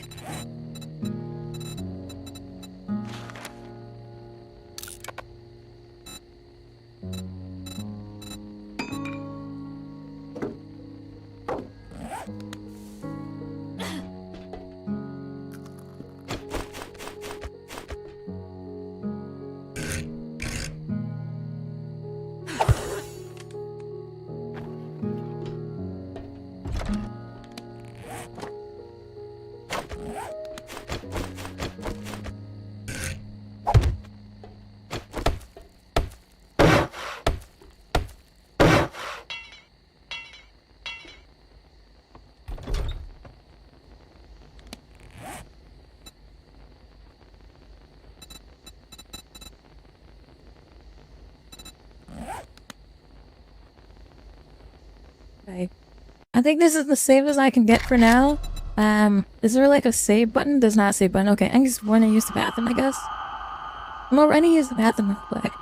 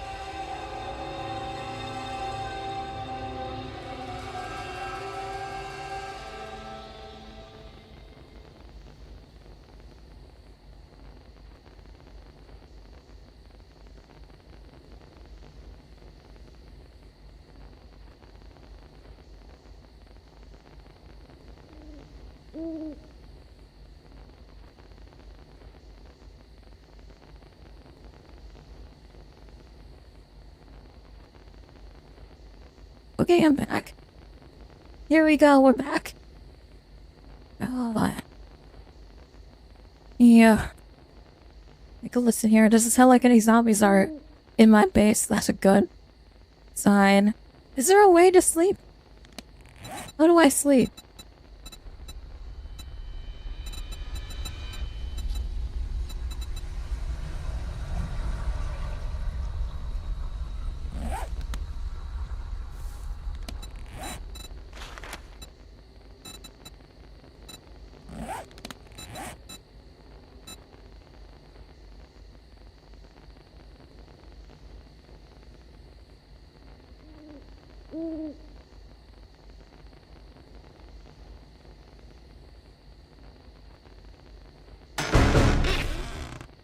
Oh my god, that scared the fuck out of me. Holy shit. I don't know what thank you so much for the box, but that scared the fuck out of me still that.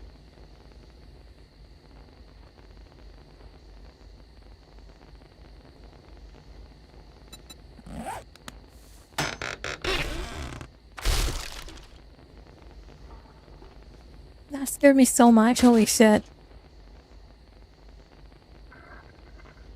Nuke's casino coin. After the epidemic, the war, these brass coins became what made currency for trading.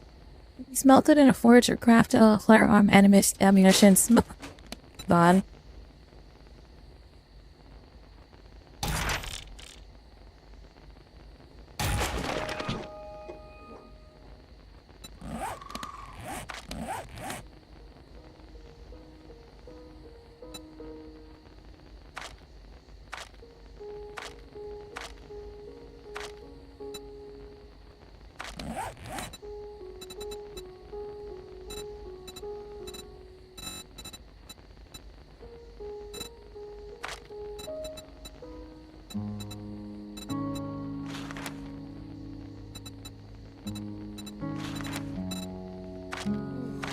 Okay, I'm looking through to see what I can invest in.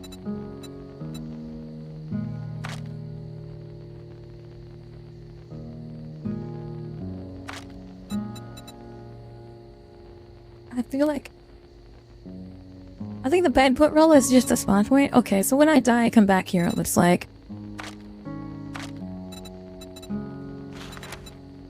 I feel like I need, like, skull crusher. Here we go.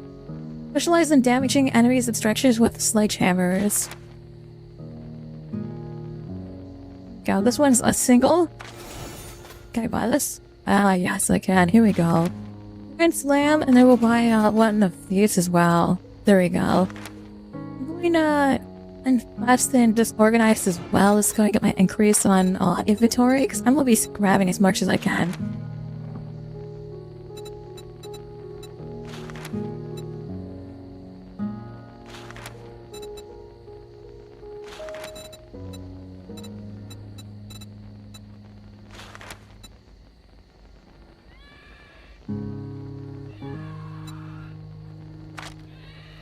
I don't like that noise.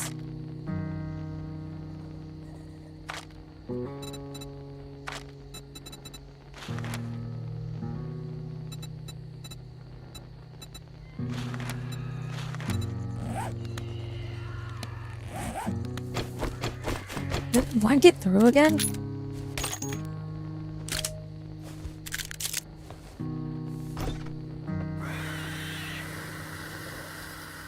Is there one down here? Where is he? If he jumps out at me, I'm gonna be so mad.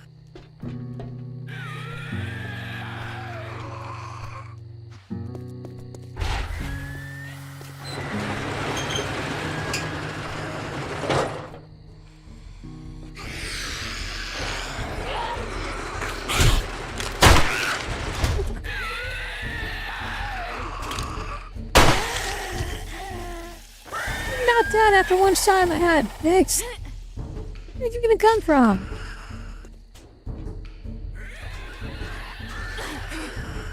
There's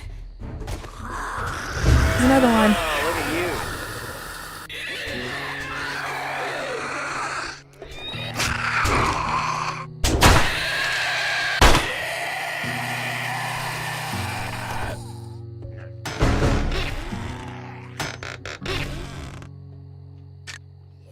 Oh, bone knife. Ah, let's go. Pipe machine gun. I'll take that. Thank you very much for the ammunition. Very much appreciated. Say hello to my new friend, Vix. It's time to clean house.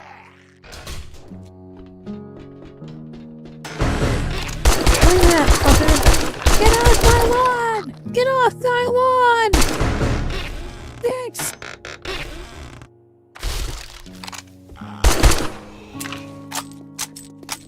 Oh, shit.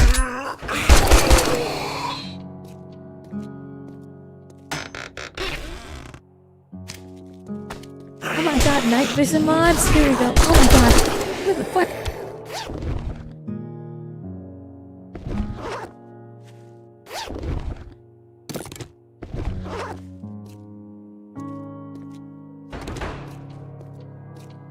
Okay, got 10.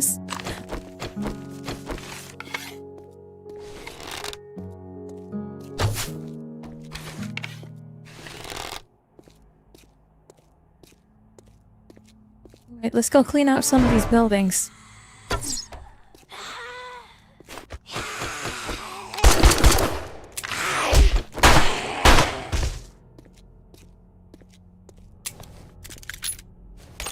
Oh shit.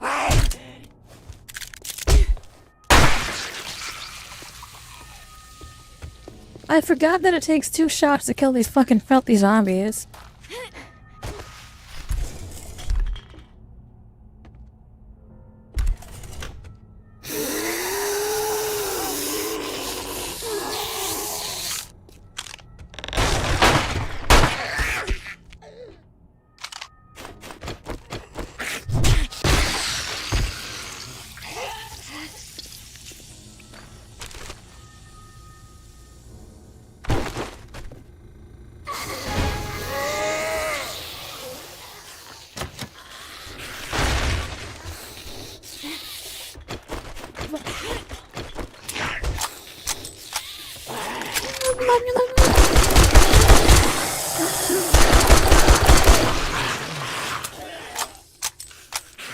Oh, we got friends! Time to clear out! Let's go, Vix! Bring it on! We're cleaning out the zombies!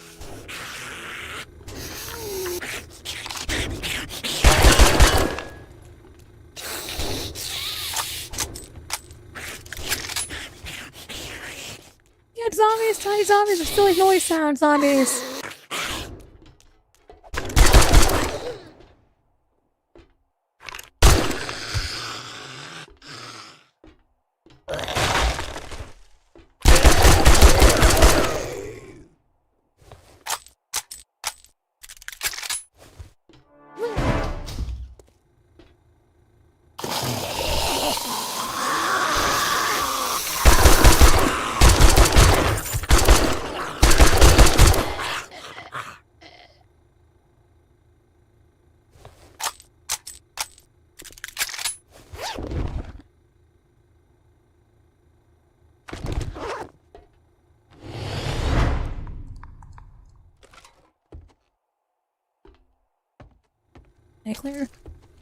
We gotta clear this place one room at a time.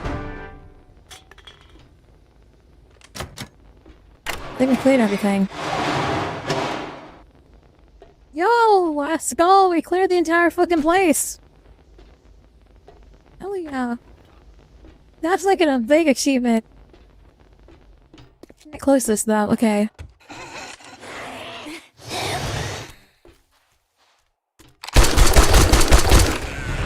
The fuck?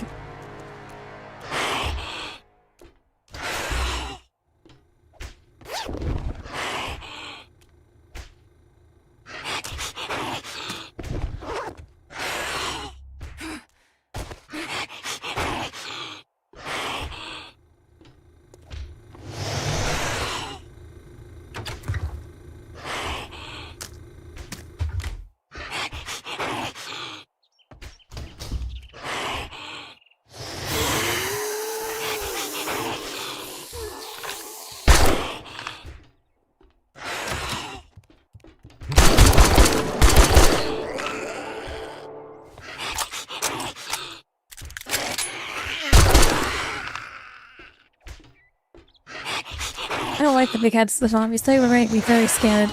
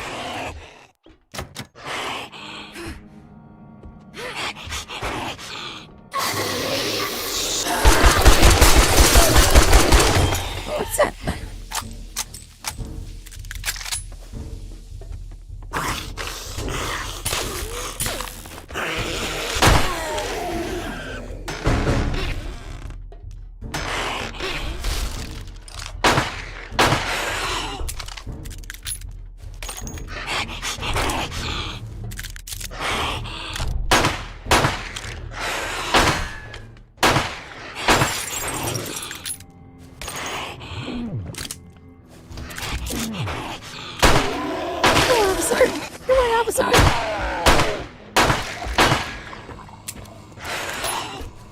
Oh shit.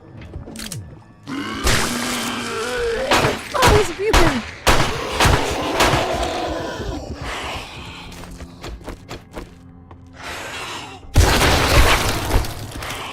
Holy fuck.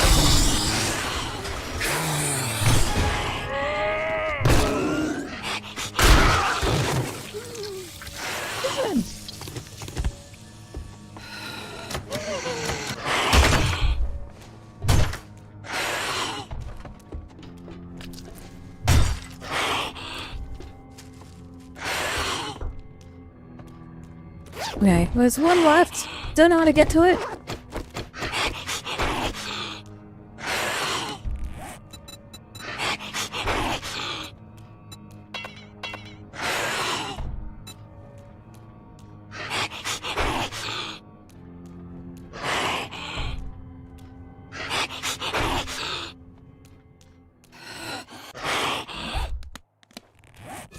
I can put another claim block down. I want to claim the PlayStation.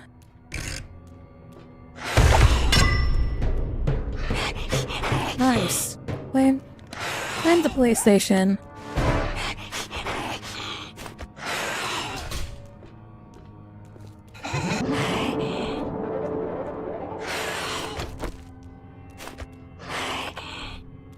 Appreciate all the help. You guys are actually making my life so much easier. Thank you so much.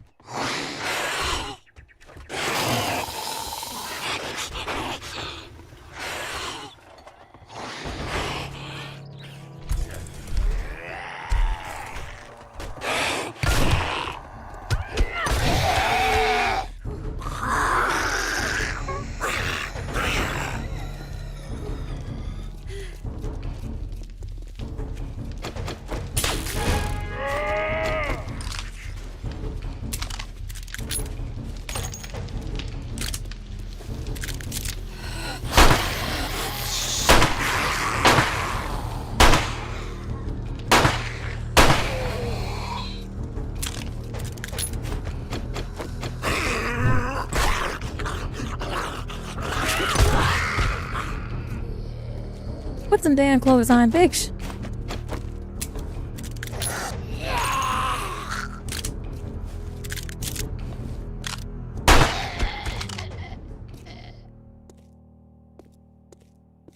my god. What a fucking mission. Oh, to clear out 2 buildings.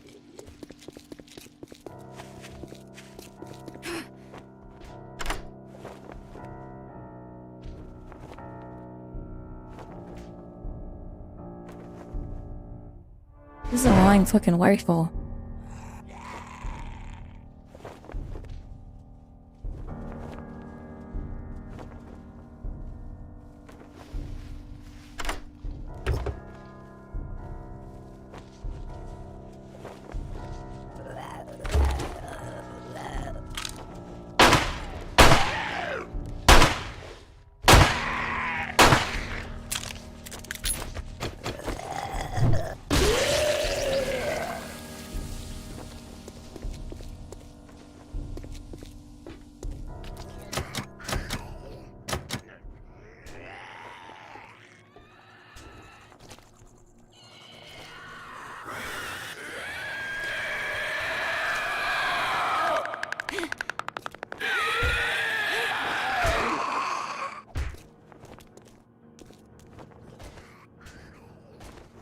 Where the fuck is that noise coming from? Oh, there you are.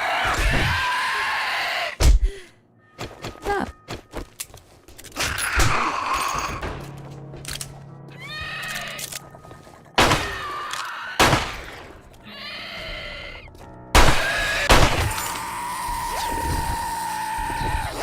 Oh my god.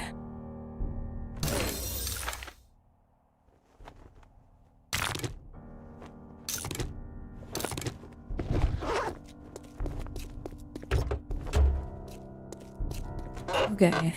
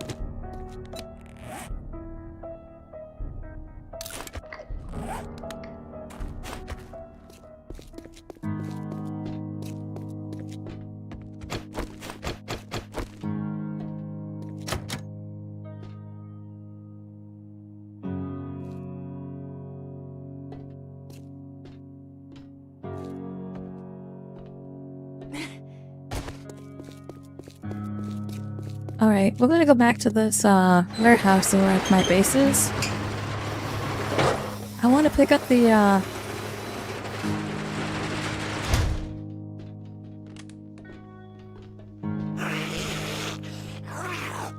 where the fuck is there a zombie in my fucking base? Hello?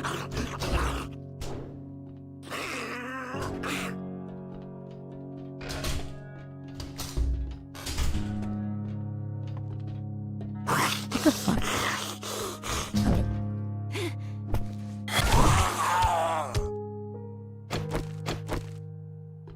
Is he dead? No, he's not.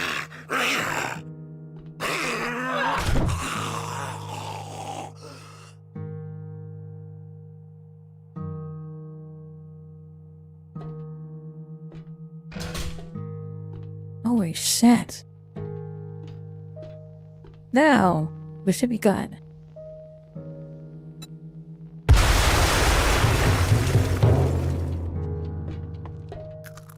I'm gonna move this up here.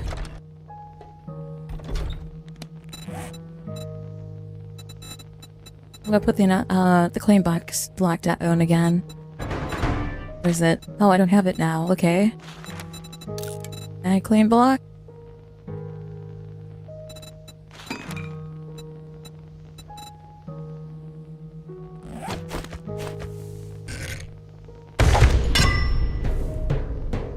There we go.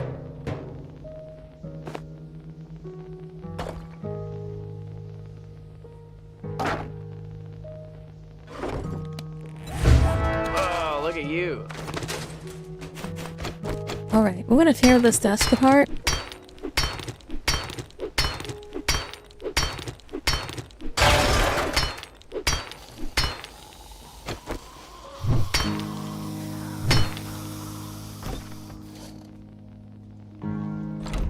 another one. It's like they non-stop keep coming.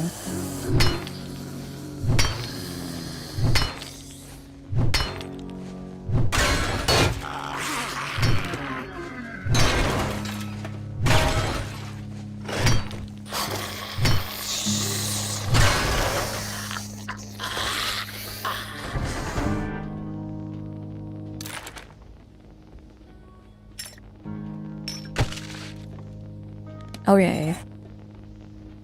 Now, let's see if I can put some of this stuff away. Oh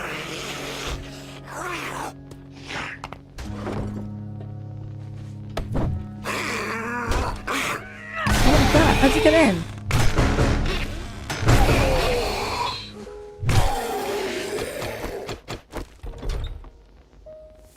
How do you get in? Looking over there? No? Oh, he's still alive, isn't he? Where did you come from? Stop coming into my house! I need 5 seconds to like build here.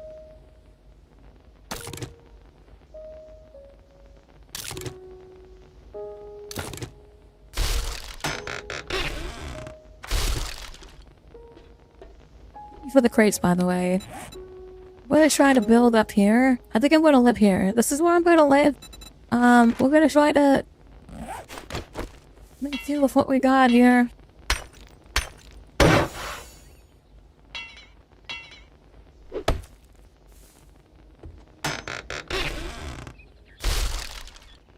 I wanna damn. Hold on. I kinda wanna leave this stuff. I'm gonna take this. Can I, put some of this stuff in this box. My fucking bag is full. So bad. So full now. Hold on.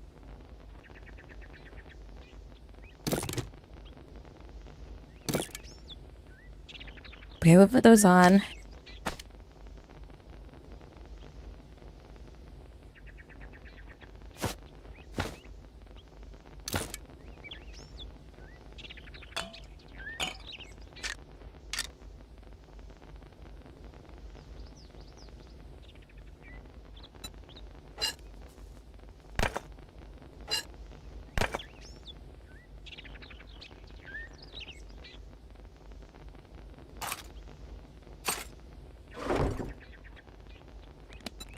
Alright, let's take a look and see what we need to do now.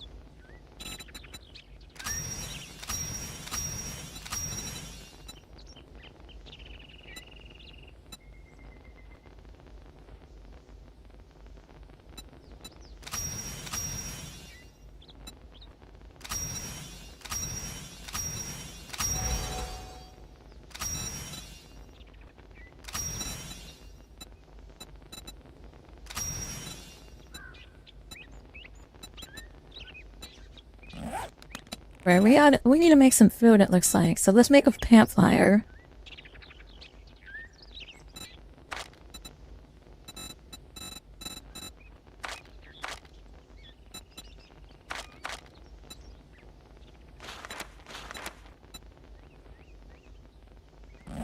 I have 5 small stones.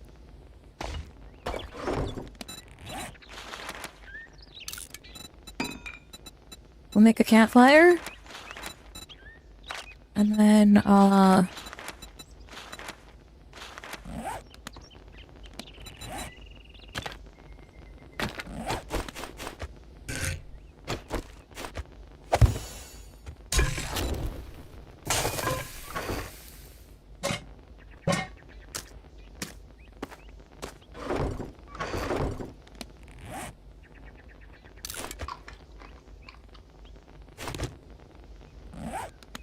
time to eat.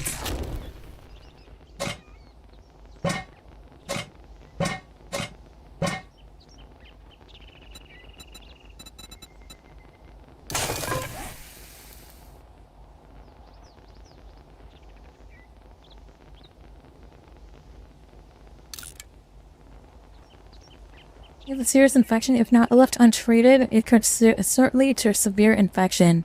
Getting hit by zombies or animals will infect you worse. Okay. Let's try to kill ourselves here. Here we go. First aid kit.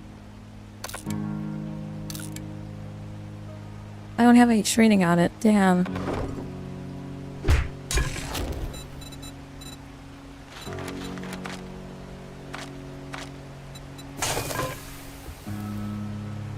Oh, it's starting to rain.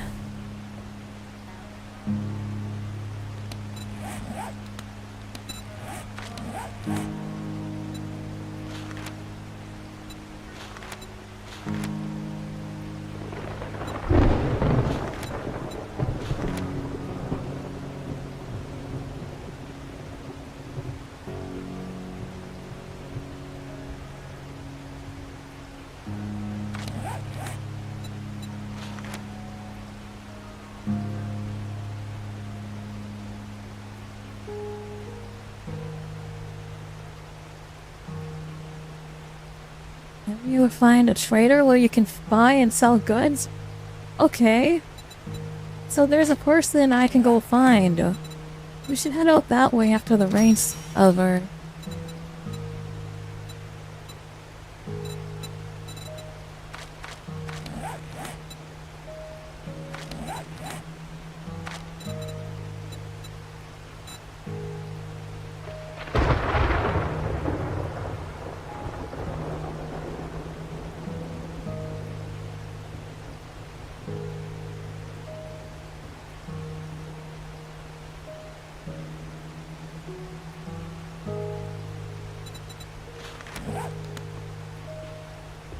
I don't know, I feel like going out in this weather is going to make me bad. I'm not 100% sure, but I feel like, since I'm already infected, it wouldn't be a good idea.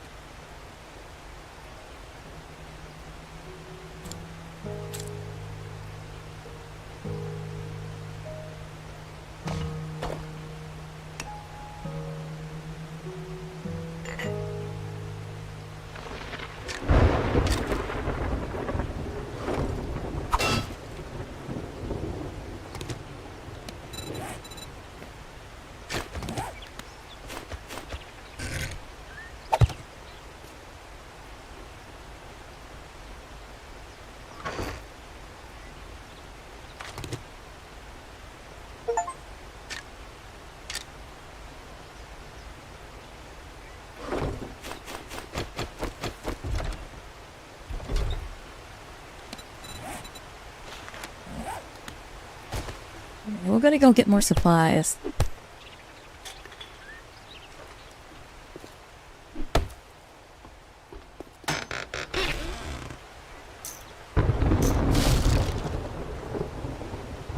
Oh, I see where they came in. Cool.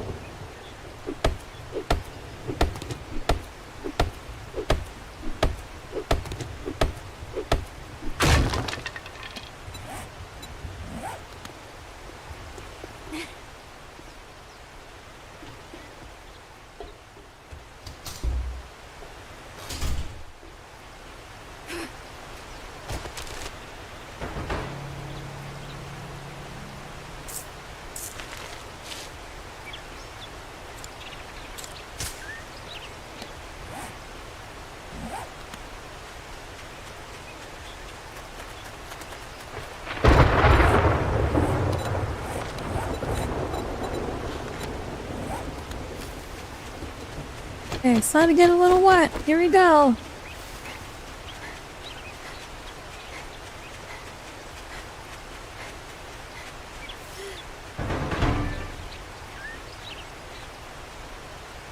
New vote. Purge attack, inmate attack, or gun known. We're voting to attack me, I guess. Hero X, welcome to the stream, by the way. So why should I welcome to the stream? I'm cold. Should put on warmer clothes. Yeah, I had a feeling this is going to be a problem. But I've gotta go. It's hashtag A, hashtag B, or hashtag C for voting.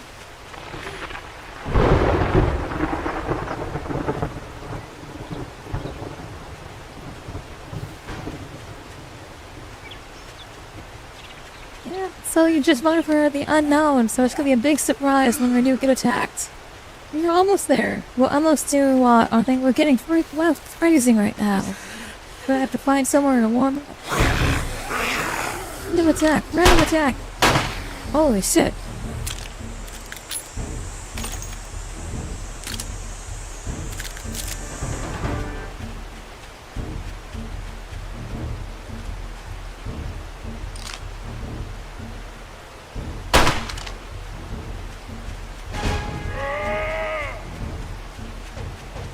Yeah, I'm just gonna keep running them. Almost to where the citizen is. I assume that he's got some sort of secret base area that he could stay alive at.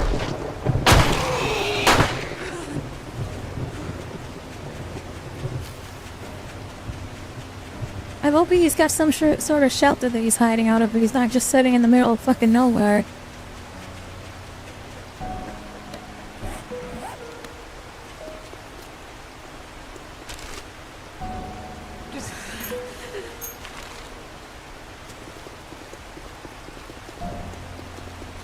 Logically speaking, I don't understand why she doesn't just climb into a car. Holy fuck, that was a blind shot kill.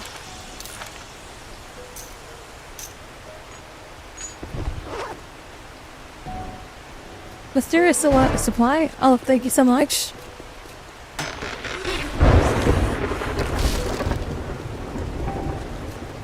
I could seriously go for some clothes. Should probably put some clothes on or something. I'm fucking freezing out here.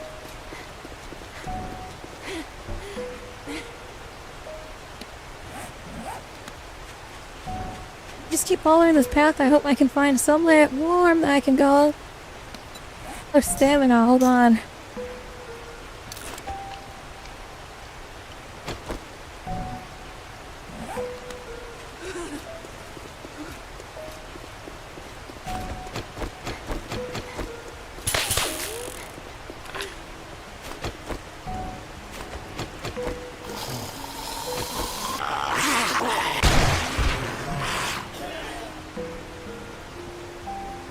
Nice.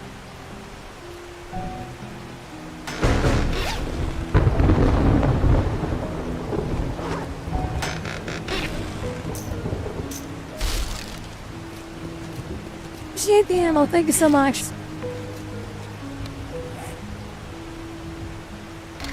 Actual goat here. Okay, we're almost there.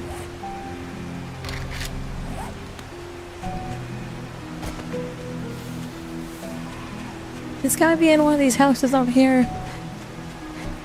And all cold and wet. Please, please, trader man, let me stay the night at your house.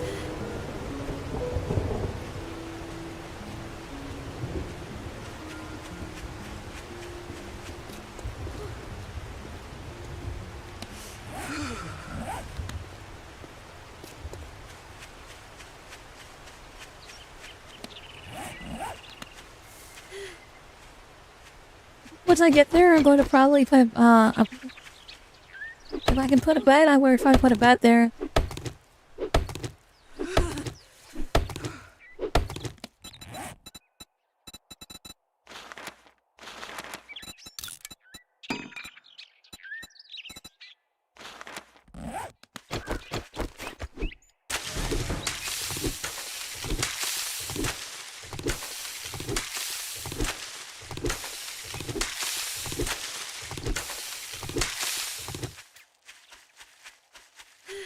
That looks very defensive. I think I want to live here. I'm going to put my fucking bedpan over here, where it's going to be a little bit safer for me to survive.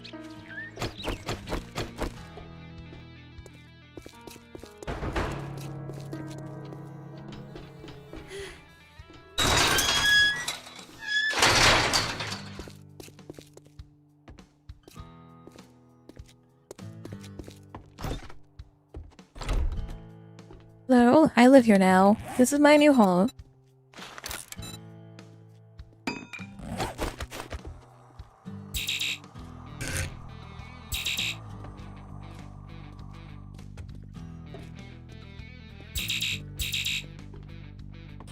I won't let me build here.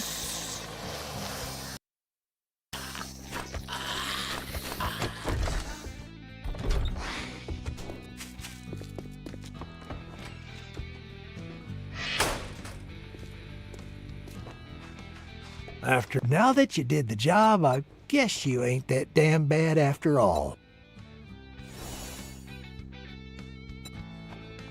No, I sent you. Well, you got to have show us some capability. Take the shovel and accept your first quest.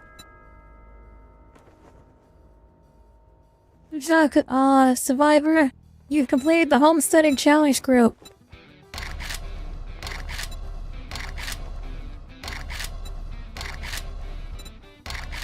Oh, look at you.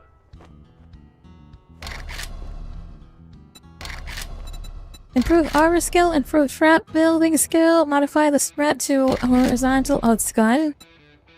Improve spear crafting skill.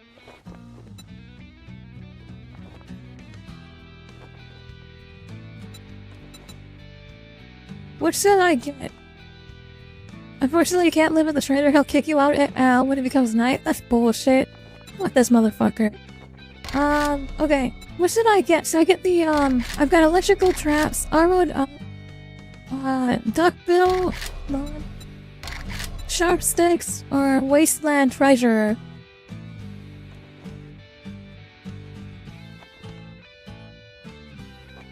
I feel like, wasteland treasure might be useful. Yeah, we'll take the wasteland treasure. What are you, a zombie? Decide already.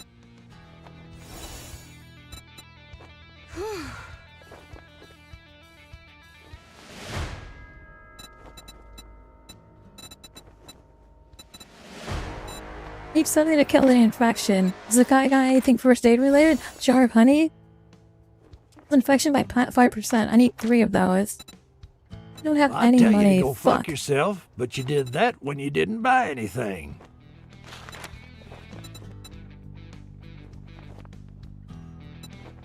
Well, I got just a job for a simpleton like you. Start something easy. Go dig up the supplies nearby and that one of my associates left for me. Don't forget to bring a shovel. Just stand okay. there with your thumb up your ass. Get the job done.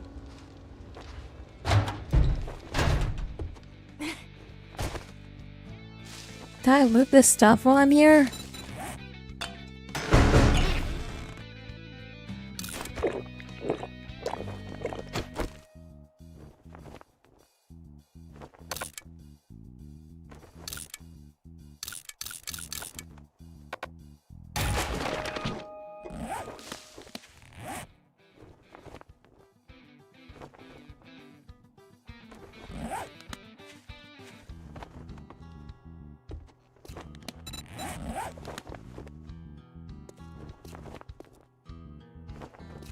Isn't the bike so you can travel faster? Appreciate the bike. Mad props, man.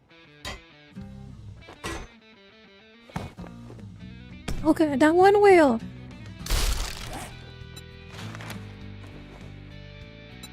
I need 2 wheels, a bike chassis, bike handlebars, and mechanical parts. Auxiliary parts, yeah.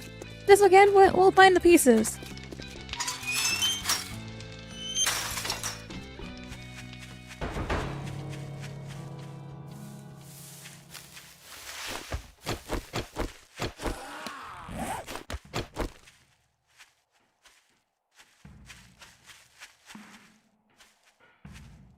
Can I just place one out here? If I put a bed out here, is he just gonna immediately get attacked? I feel like I need to put a bed out here by where the trader is so I can, like, fast travel to it when I die.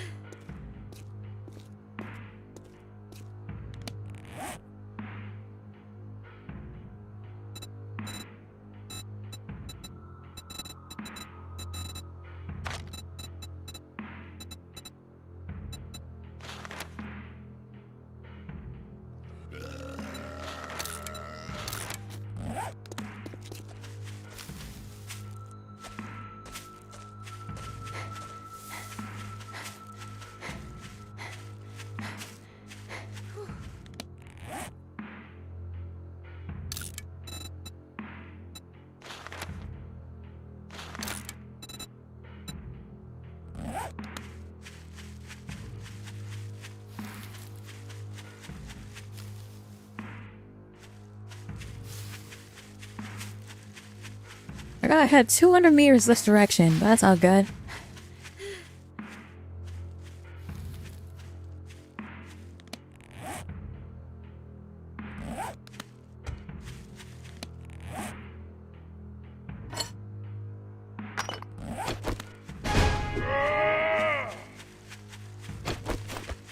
Thanks for the energize.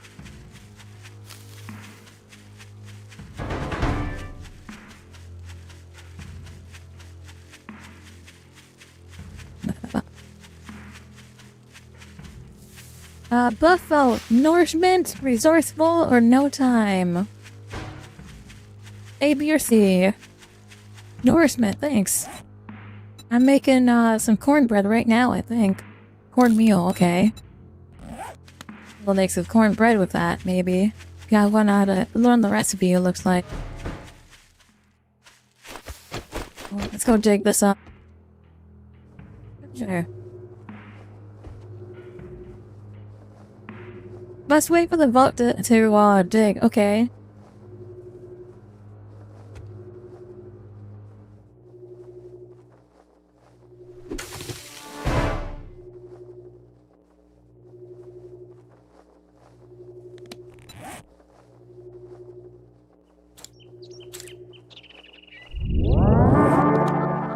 Norseman! Let's go! Thank you very much for the nourishments!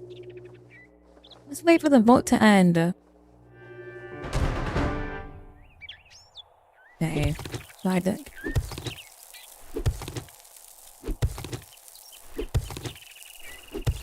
Oh, that helps so much! Holy cow!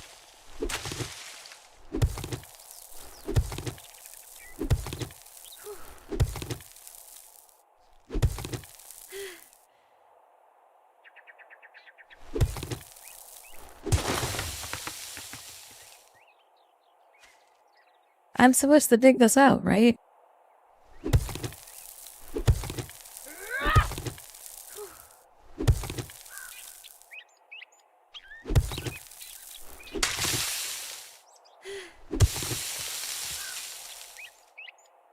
Still no what?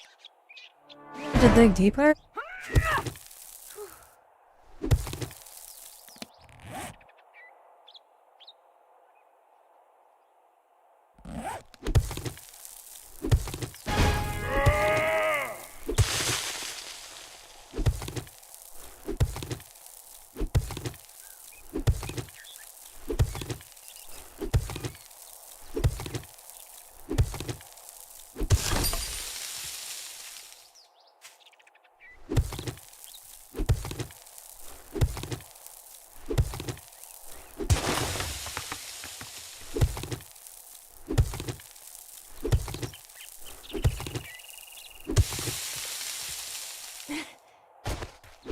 Where the fuck am I digging to?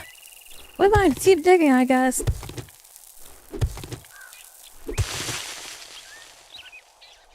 Yeah, how deep is this thing? Oh, there it is. Buried food stash. Old sham sandwich, let's go. Uh-oh.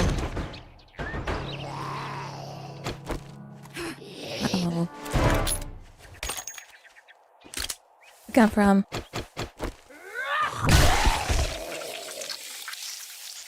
Look off! I've got places to be.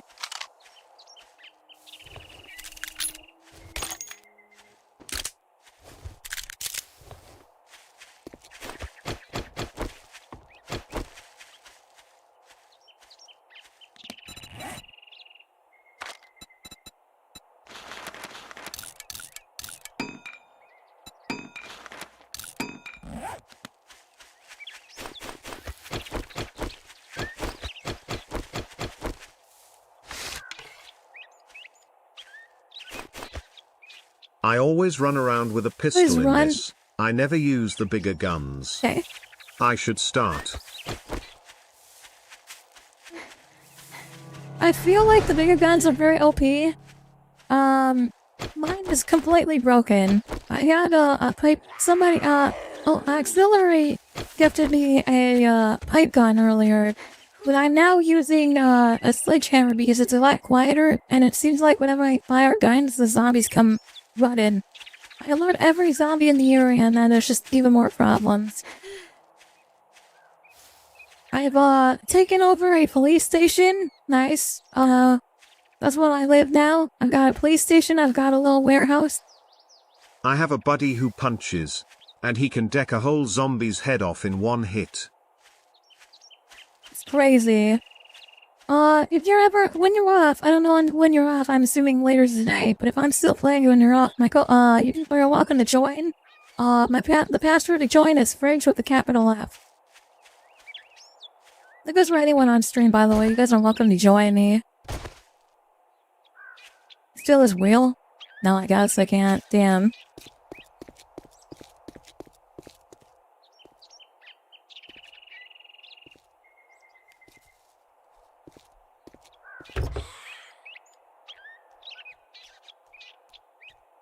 Yeah, melee builds get wild in this game. I've seen people solo Horde Knight with a sledgehammer and a sprint. Shit, hold on. Thanks. I do work tonight, but I'm off starting Thursday night. I go back to work Thursday. Oh shit, where'd she come from?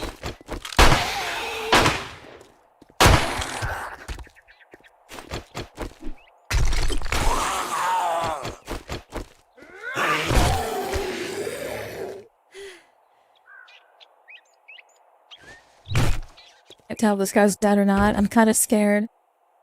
What was I doing now? I'm gonna steal this glue. Glue in a gas can.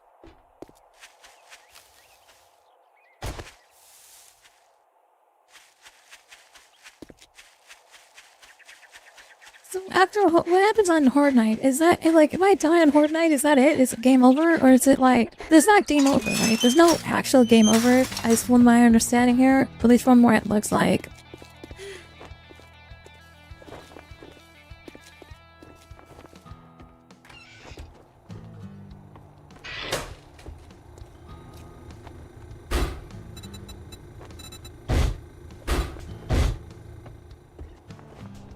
Oh, how's my... Great, here you go. Don't spend it all in one place.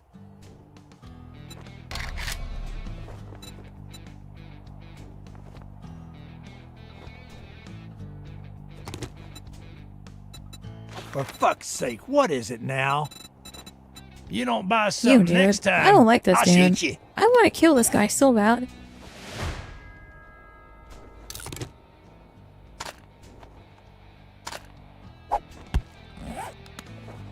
You, I'm leaving this here.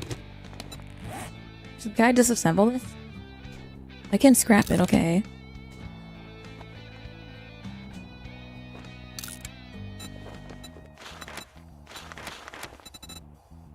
I kind of want to kill all the traitors. I don't know why. It just makes me want to go murder Helvo. The way they talk to me makes me want to go murder Helvo on them. Every 7 days, okay. We just got an upgrade to our gun, which is big news.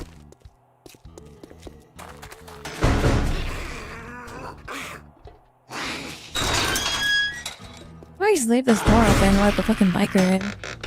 What could possibly go wrong? I'm gonna fight them if I just let the zombie in. If I just locked him in here. Yo, upgrade to the sledgehammer.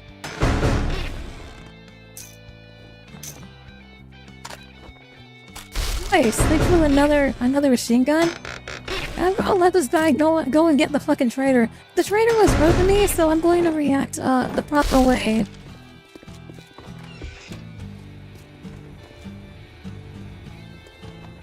He's gonna get pissed off. Come on, zombie man. Hoping you'll fight this. I'm hoping you'll fight the traitor. Yeah, go behind the counter. So much so well.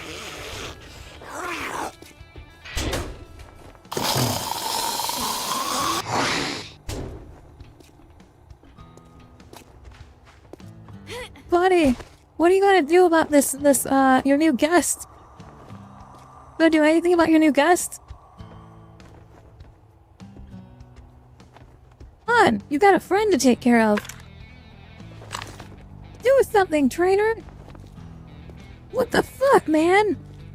Wow, you're really good at your job, man. You're just gonna let him look around in here? Oh my god. Ah, shit, I'm out of ammo, too. I guess I'm leaving him in here. It's not my problem, man. It's gonna be my problem when I come back.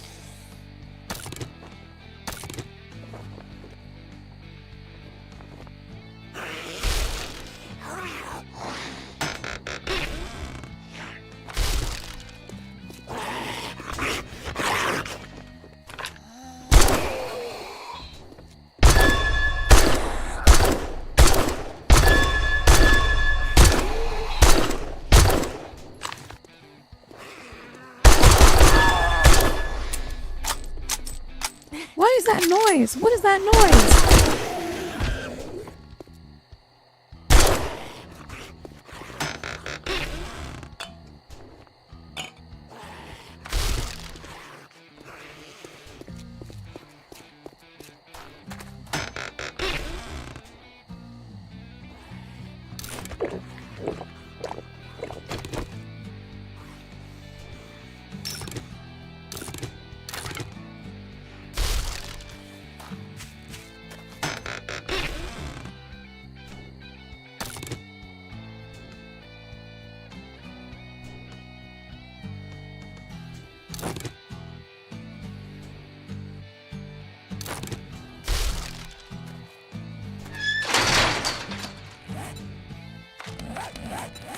Am I infected? Hold on. What does it say? Treated infection. Okay, cool.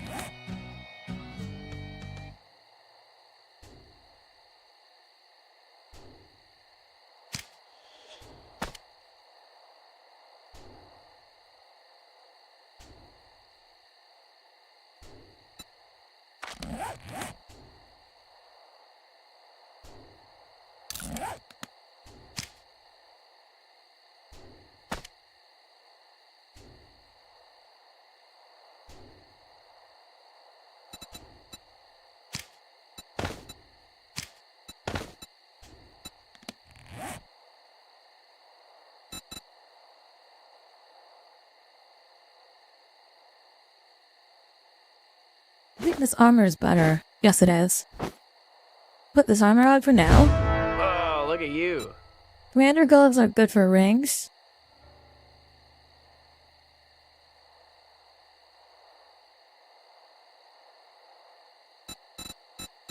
Can I put the pocket in here? I can. Cool. I'm gonna put the ammo pocket in my shoes.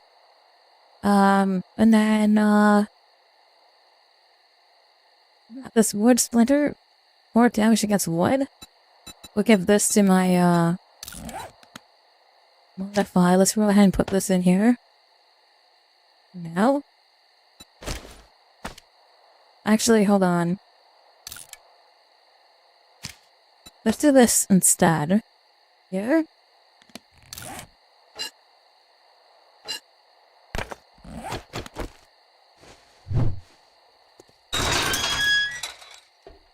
Oh, you're right, let's go.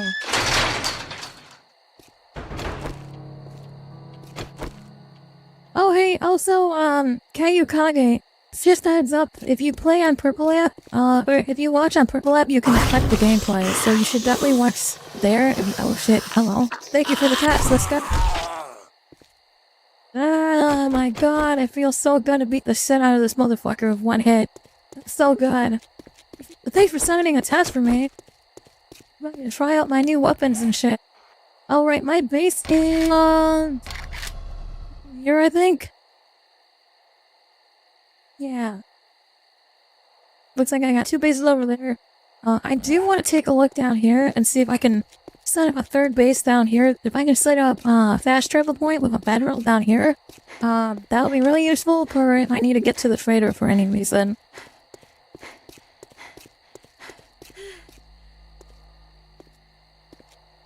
Oh, there's a tire over here. Let's go and see if we can grab this tire.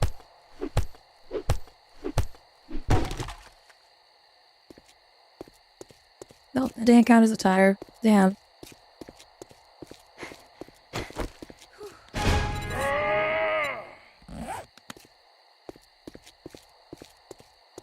Thanks for the energize. Let's go kick open the fucking McMillan's at a residence. Hello, McMillan's. We're here to say hello.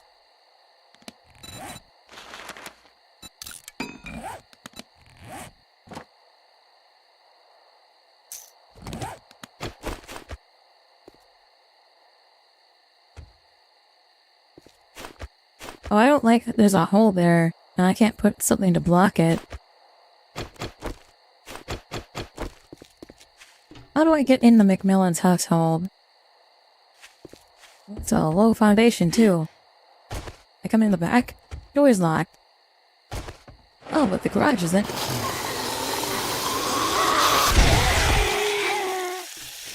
McMillans? Are you, Mom and Dad? Gene, that was Mom and Dad there?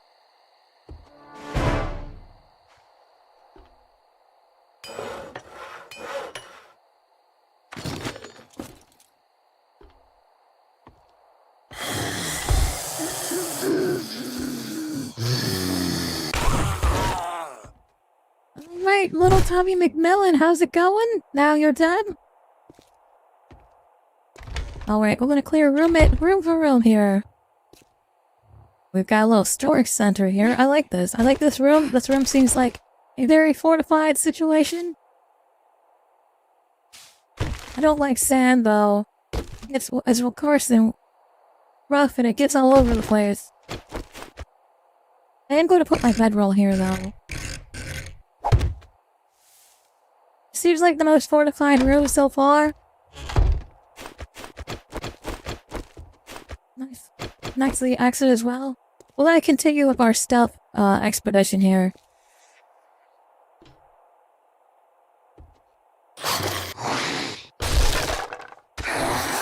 Sit.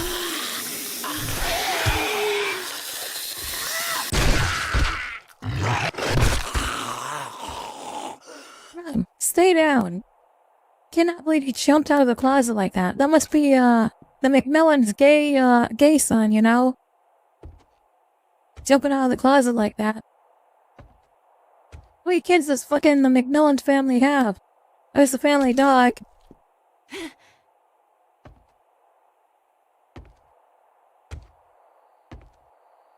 Right, let's go and take a look upstairs. I found the kitchen.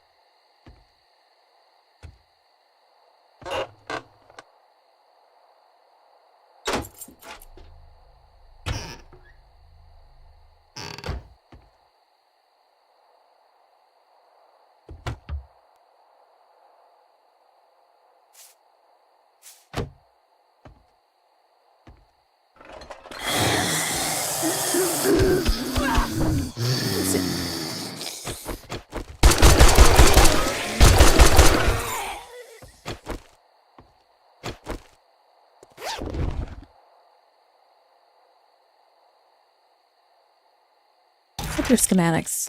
Let's use that. Take the rest. Slowly learning how to make a shotgun at this point. Oh shit. Oh shit. There we go. Oh fuck.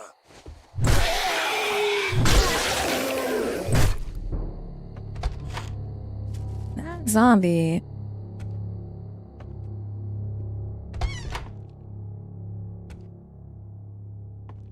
There.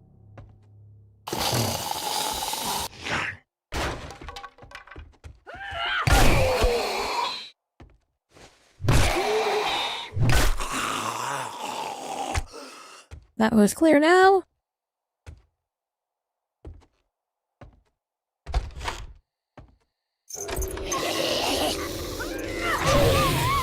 I'm back.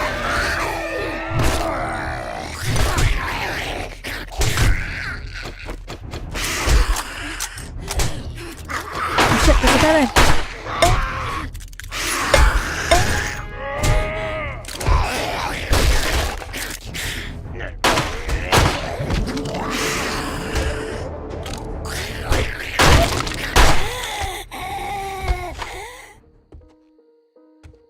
Was not prepared for the zombie dog. Holy shit, that was a lot.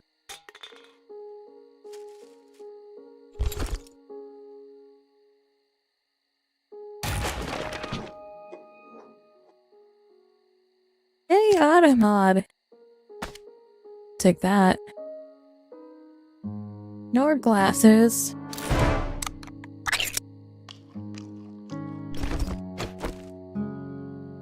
Dude, I thought I saw this guy move. I don't like that. I swear to God, I saw that dude move for a split second. Oh shit. It's good that I popped that floor open. That's good. It's good to know because that means this was not as secure as I thought it was going to be.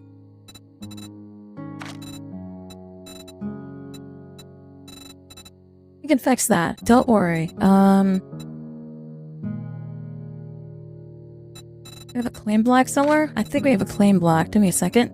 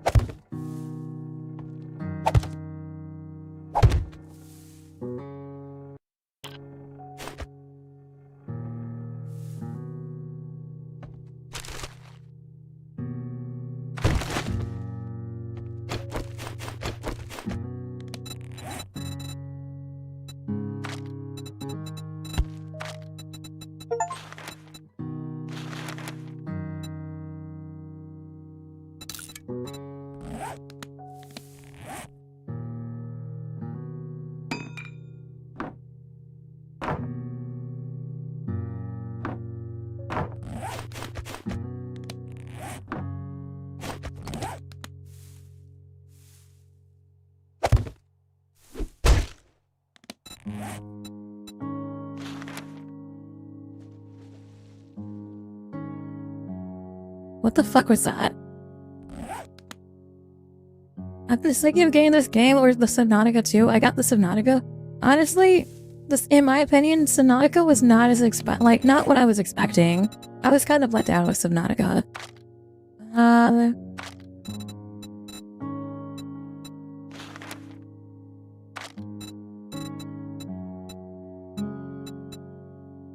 Should be like a container here. What in storage can you create? Make one of these.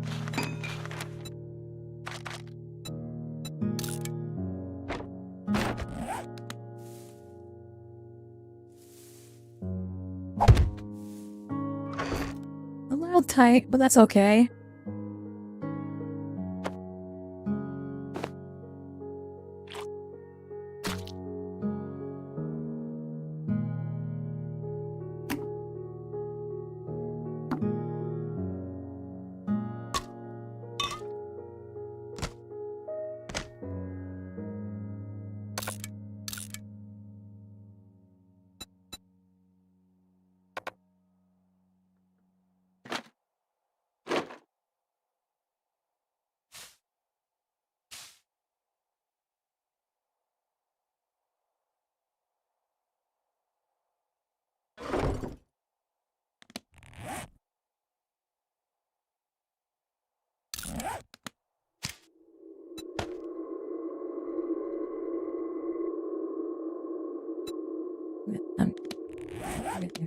Let's go ahead and eat this ham sandwich.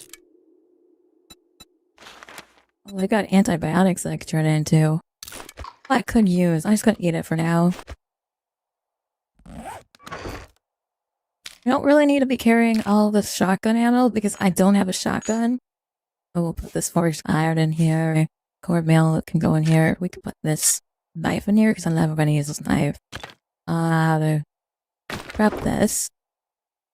This campfire. Over here. Oh, shit. Y'all cooking me up out here.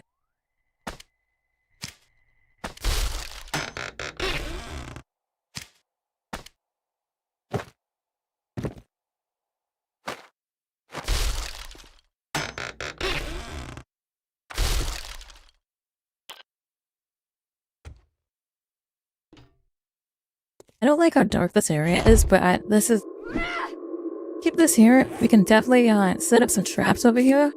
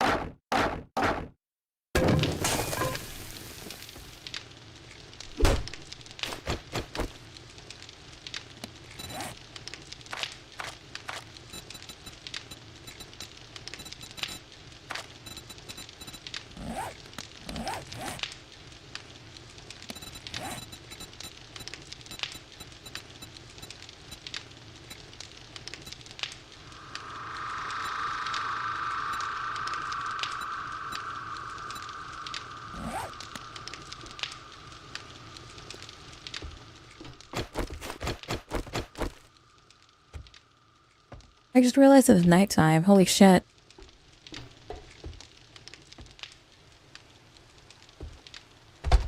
Okay, it's raining outside too, so we'll stay here. The knives are good at dismantling bodies. Animals and zombie animals can... these have meat on them? Okay, so maybe I will need this then. I'm gonna head back upstairs. I think that we should be safe because all the doors are locked still. I'm going to toss a lot of this stuff in here because I don't need a lot of it.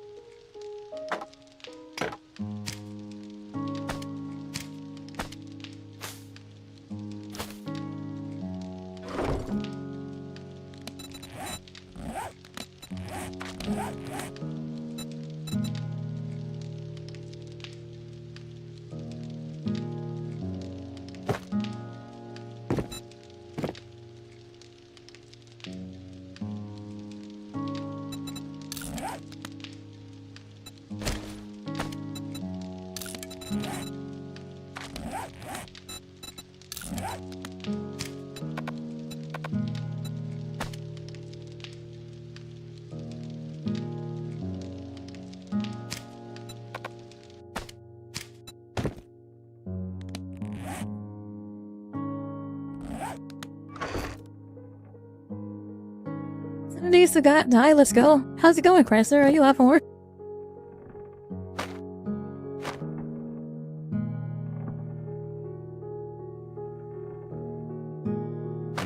I feel like I want this because this gives me a faster attack speed than what I currently am on.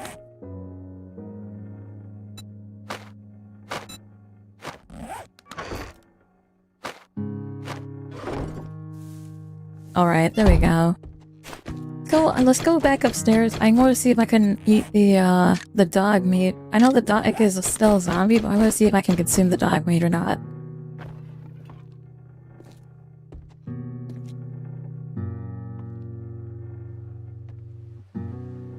Go carefully up here.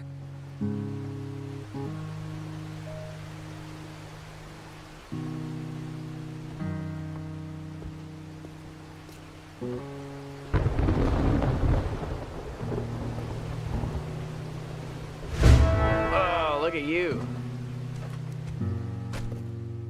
Nice.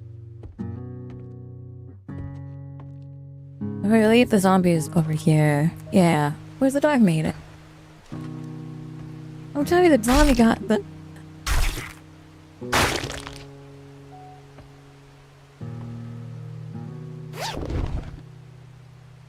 Oh, they got a weapon bag up here. Oh, buckshot and a scope.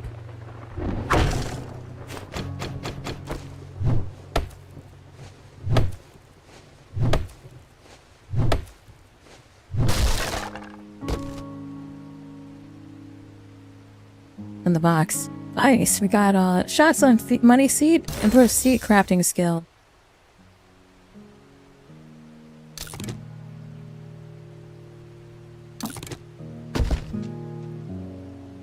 Start working in 8 hours, which is bad since I just woke up. Fell asleep way too early. That's fair. I'm hoping I can I find some water.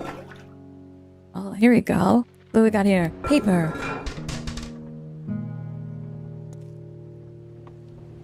There should be I gotta be able to make something to catch water. It's when it's raining is my best guess.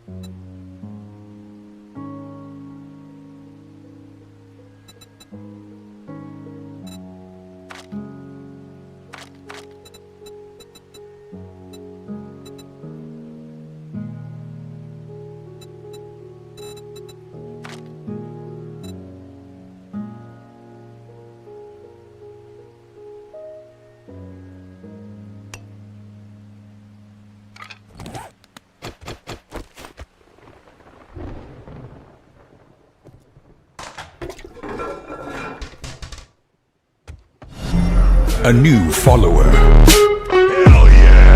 Yo, Kasano! Kasuni! Tito, welcome to the stream. _1 followed your channel. Tito? Thank you so much for the follow.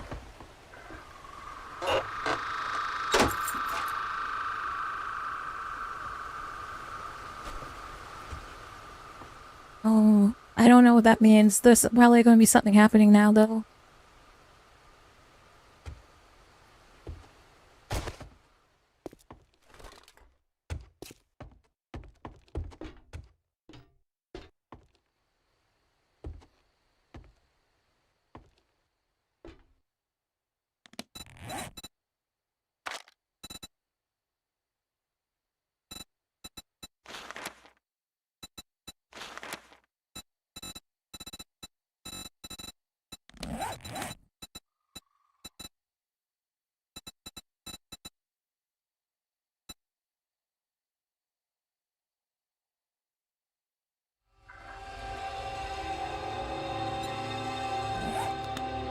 Where's that noise? Have you modded or is it vanilla? This is my first time playing, so we're playing in vanilla. Don't know what that noise was. That's a scary noise, though. Yeah, we're playing vanilla right now. It's, I just started playing today, so... Someone gifted, Kayukaide, I believe, gifted it to me yesterday? Somebody gifted it to me yesterday. Well... I acted it too many people on my... It was Kitsune that gifted it to me yesterday. Kitsune gifted this to me yesterday, and, I told him I would play it. I'm now jumping in and playing it. I've got to figure out how to get water. I don't like the fucking music. That scares me.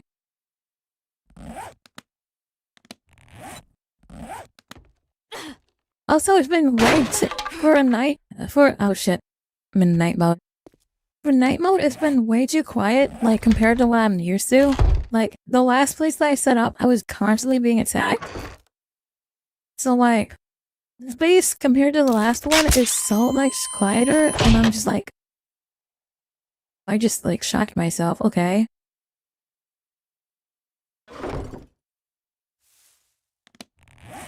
So not used to this being so like... I'm gonna be real, I'm not used to it being, like, this quiet for nighttime. I'm normally getting, like, wrecked by zombies, so I'm, like, very thrown off today.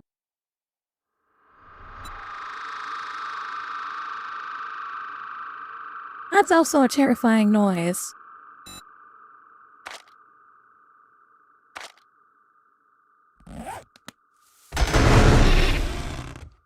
Oh my god! Hillary, thank you.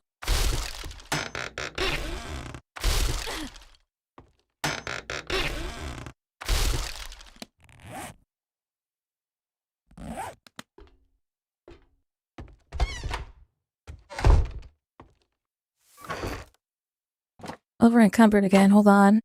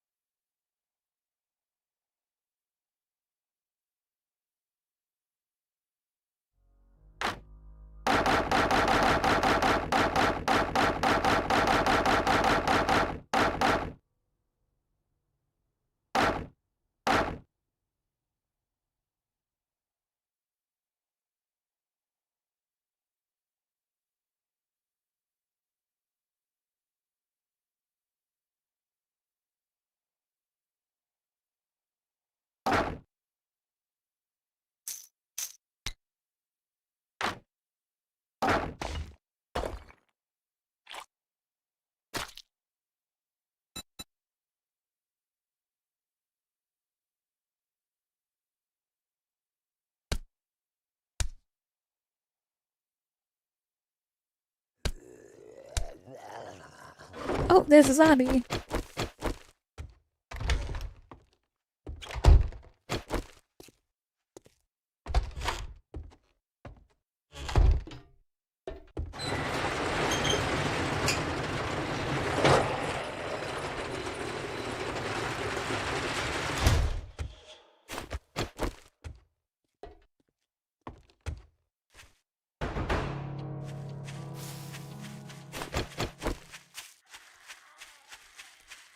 You hear the zombie groaning over here? Where you going, lady?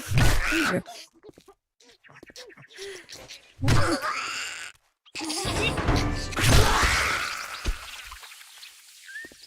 Fuck.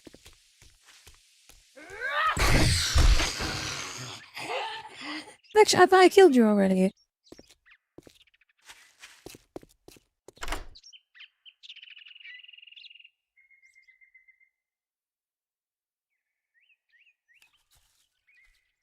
Alright. 20 seconds of me opening this fucking police car. I broke my thick.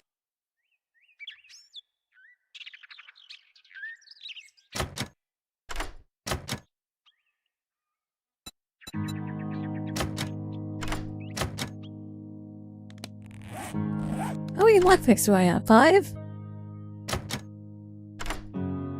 Oh my god. The first card that I didn't have this problem at all.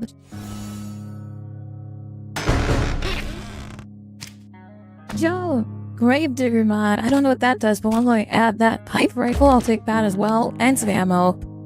This Gravedigger mod do. 25% damage against Jork. Yeah, let's put that on my shovel real quick.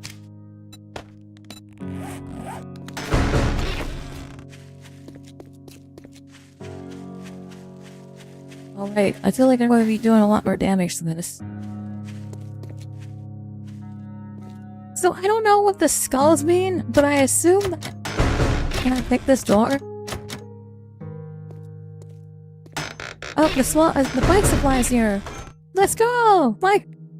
Got all the pieces for the bike now, I think. Oh no, we're missing one thing for the bike. Preacher outfit. Undead damage resistance +2. Actually really useful. Oh, no man outfit's really useful too.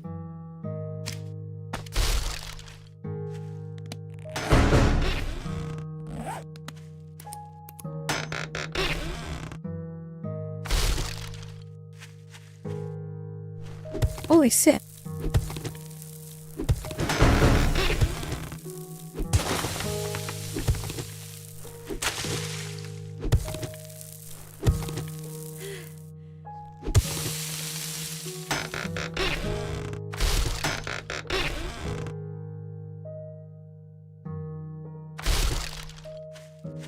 I'm getting a lot of this stuff. Oh, hell yeah.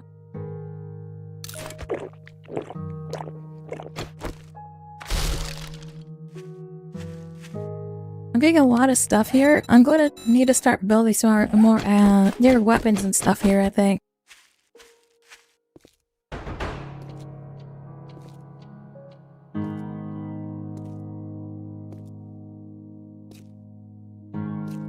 Why can't I place it here? What the fuck? Why is it floating?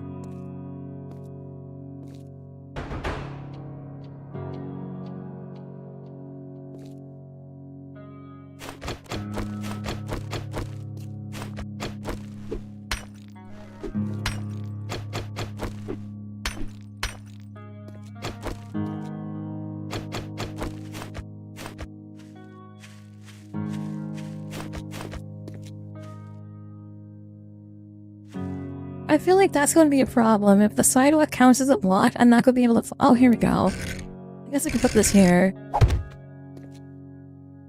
Should stop them from coming through the door, at least.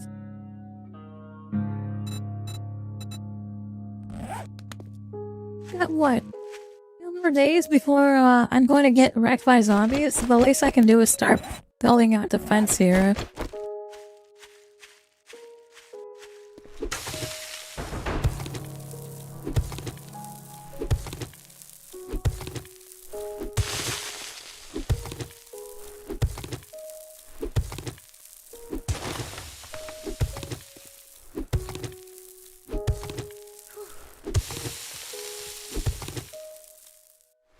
What I'm going to do, well, I brought an idea here, is since this area right here is pretty defensible as is, if I dig out this area, at least then the zombies can't come in through this way, right?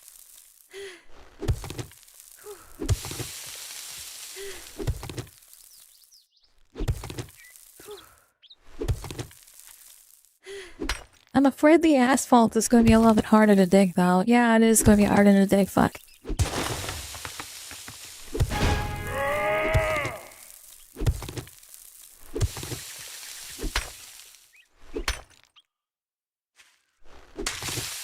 Yeah.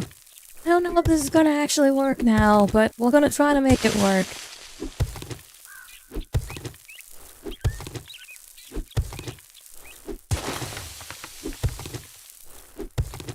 Trick is to make it as deep as I can, and then the zombies will have to fall in the hole instead. Yeah, we're gonna do the Minecraft trench build here.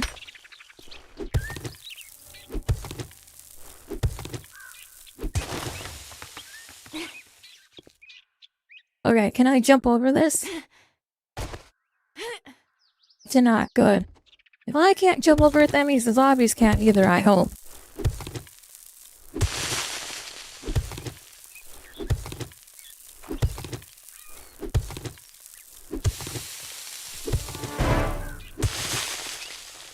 Do you have Blood Moon activated? Yes, I do. It comes every 7 days, I think.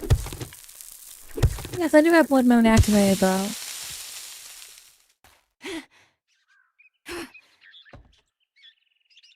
Alright. Mild inconvenience for the zombies. Just a little bit there.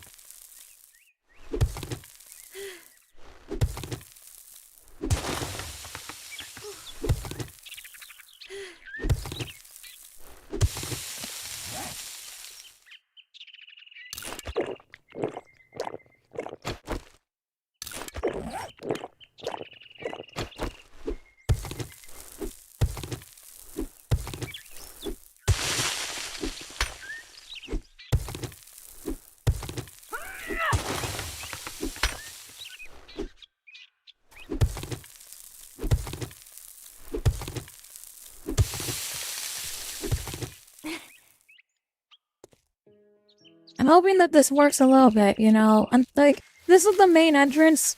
That's my only concern is this entire area I don't really care about. I could probably put the fences up on this side. But like, this area, because there's cement here, I don't know if I can get through without like putting something here.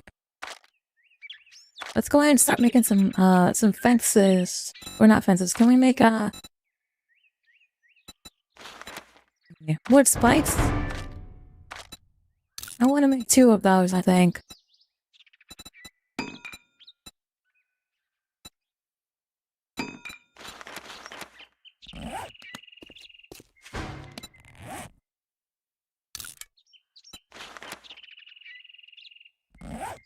I need to make a mechanical part and I'll be good.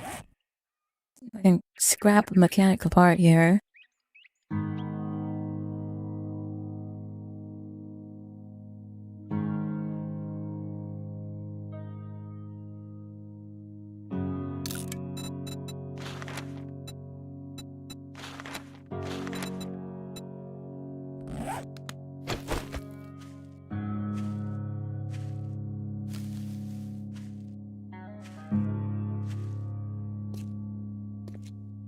A lot to say about this hole, but it might be funny if I don't. Okay. That's probably best. Get those fences in here. Yo, dance off? What's that mean? Oh, zombies start breakdancing? Okay.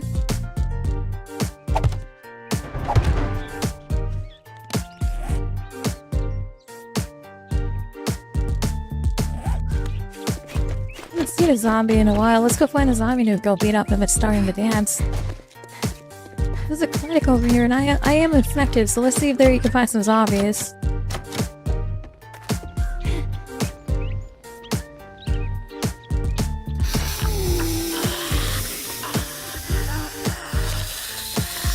Yo, work it, girl, work it!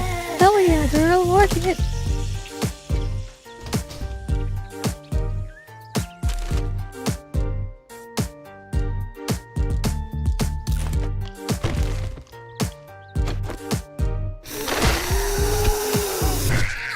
Oh god!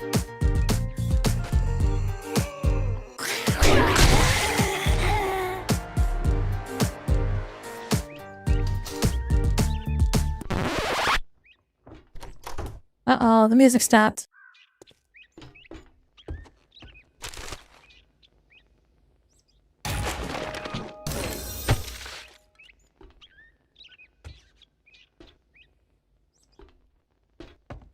I gotta clear the entire area. Why should I not go in here? What?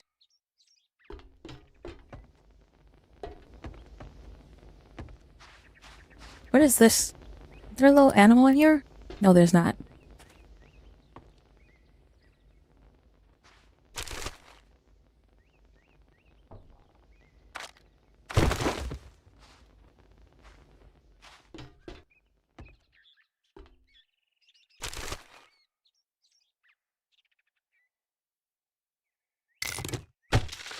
Oh yeah, I'll take some testosterone. What do we got in here? What else we got in here? Hell yeah, I got my HRT! That's a win! Yeah, there's nothing in this medical area, huh?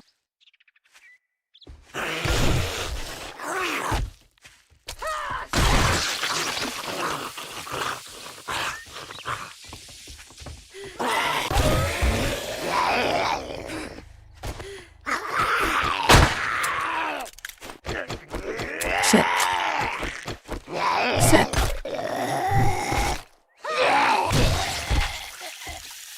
There you go.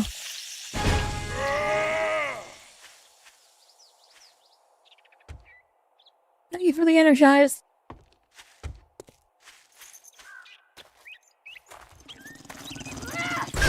Oh god. Look Zombie dogs.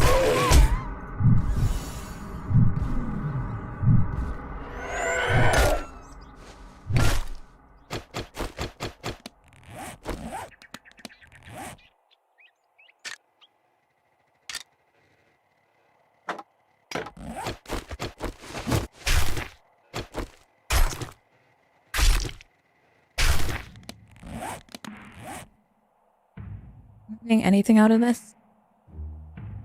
Mother.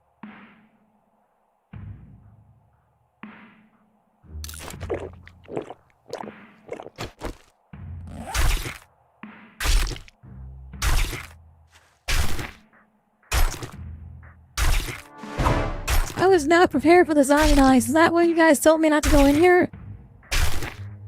It's really close.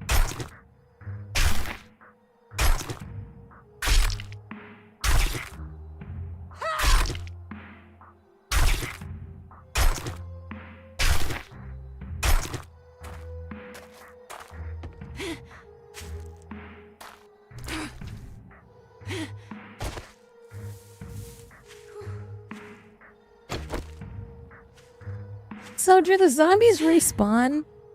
If I clear out an area and I leave it, do they respawn in the area after? I feel like they're going to respawn after.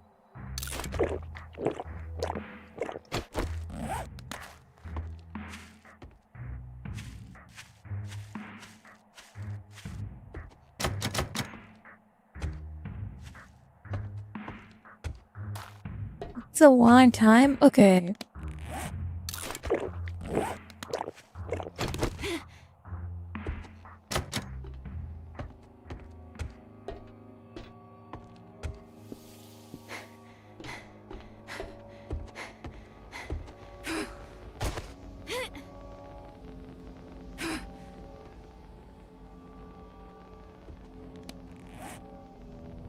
I'm over encumbered again, damn.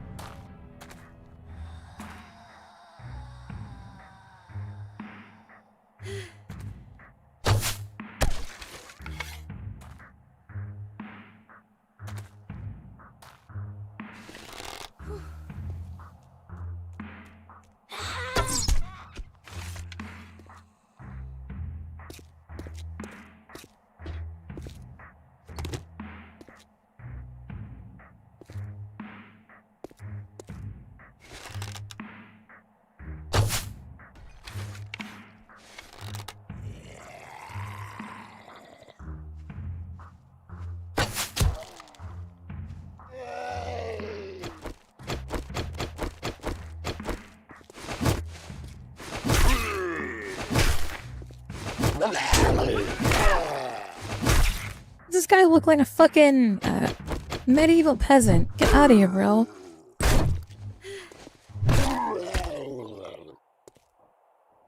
Die, dude. You look like a fucking medieval peasant. Alright, what do we got? We got some packages over here. Popping pills!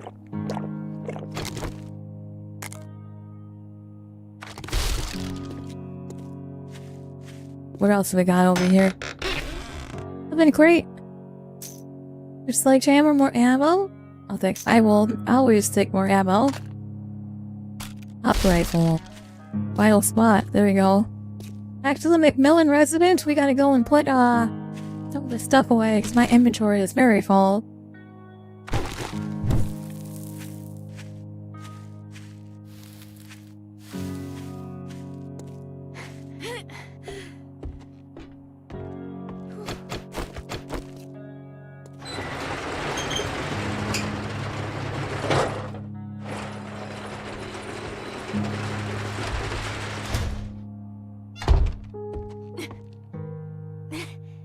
Ah, shit. Fucking whacked through the fucking spike again. God damn it.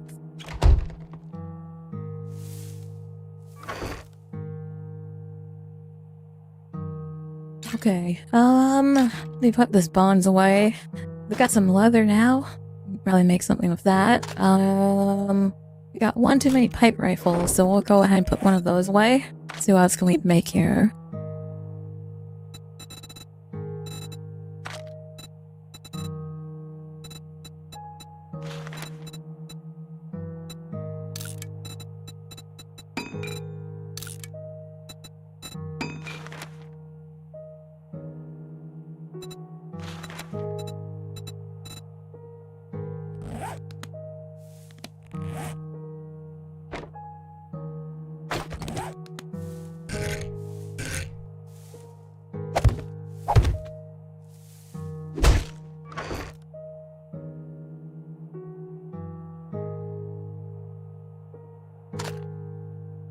Got another pipe gun, I'll put this over here.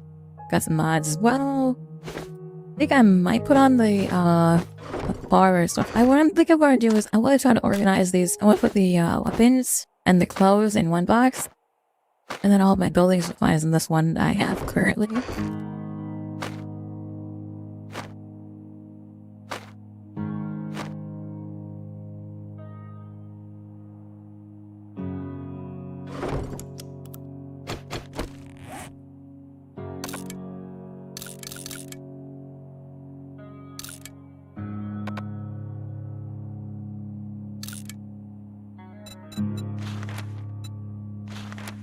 Testosterone? I need it for cigarettes, okay. Fucking great.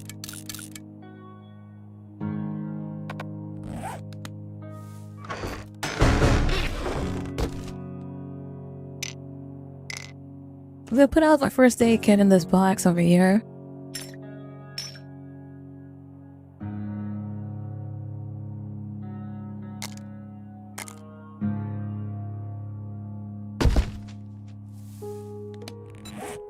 Can I do another box? Or do can I make something that's other than the wood storage box? This is the only thing I can make.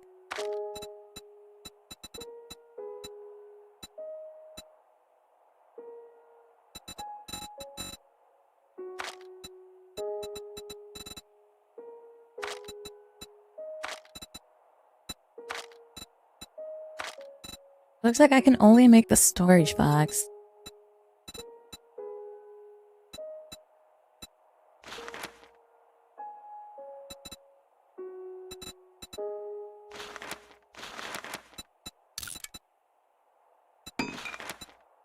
Oh no, I can make an iron storage crate. Okay.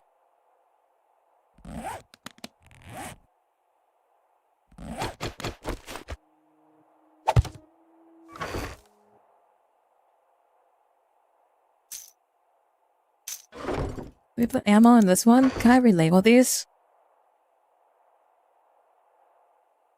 I guess I can't label them.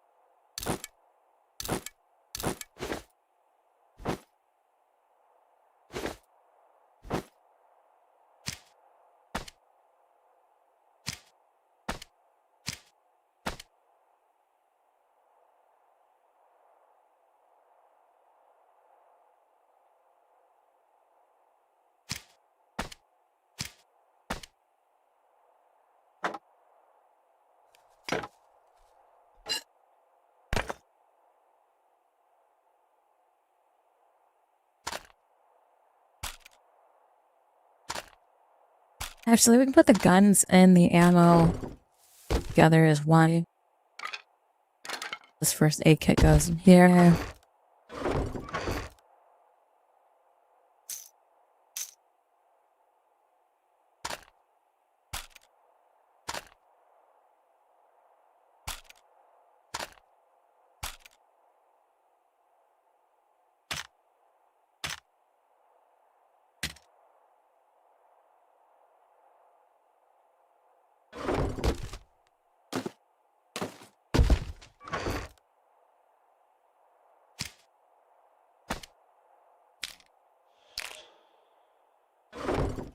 What was that?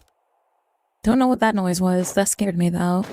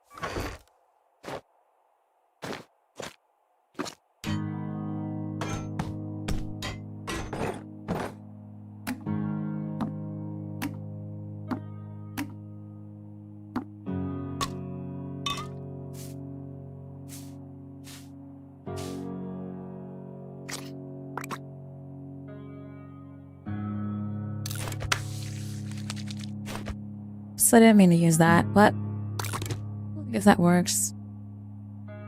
Fuck. I just consumed it too, damn. I was gonna try to see if I could make a recipe with that, but never mind now.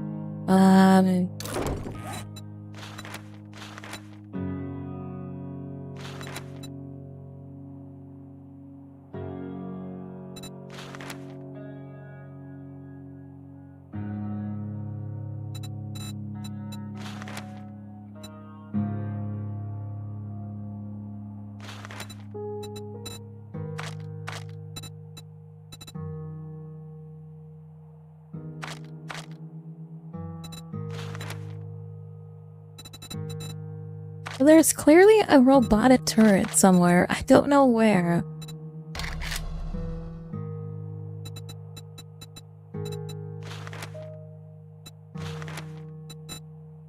Oh, I need to level up my robotics for it. Okay, cool.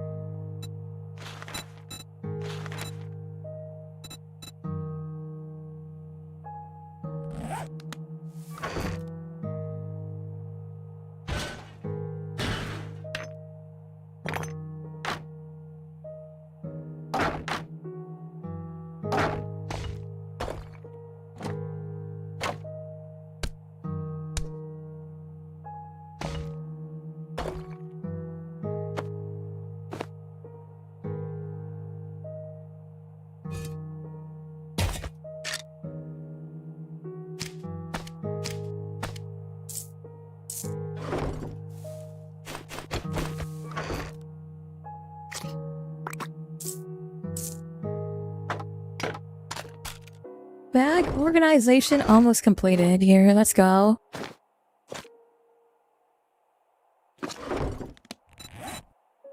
How can I still craft stuff out of the boxes? Well, I should be able to make a torch, right? Animal fat. Okay, I do need to actually manually grab the items if I want to make them. Okay, interesting. A cloth, one wood.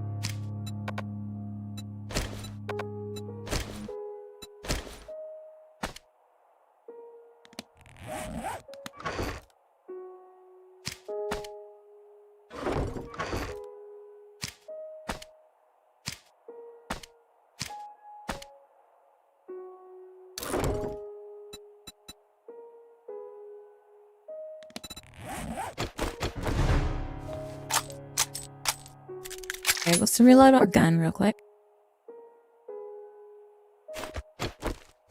And reload this one as well. Oh shit, y'all dropping supplies? Oh my god. The supply drop's under the ground. It's gone forever. Holy shit, explosives.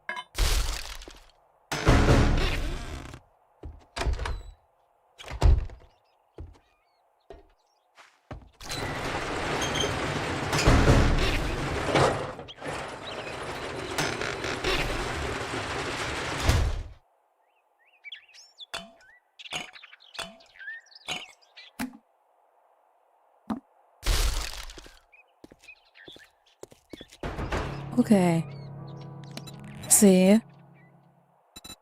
What can we make? We should be able to make some defenses here.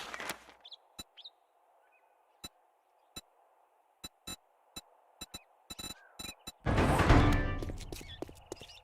should grab the barbed wire fence real quick. I need iron. Let's go grab the iron real quick.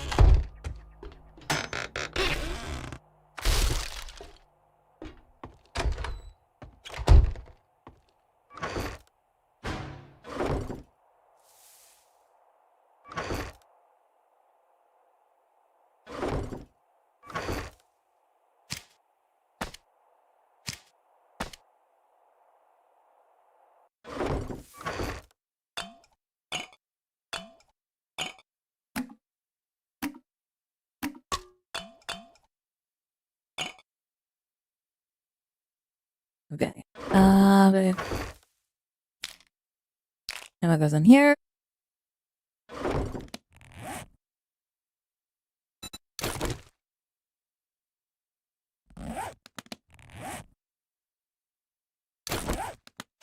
Modify. Put the sniper scope on. There we go. Oh my god, more resources? Crafting and restriction fees, okay. Okay, good. I think I've got everything now. Make sure everything's reloaded. Let's go on.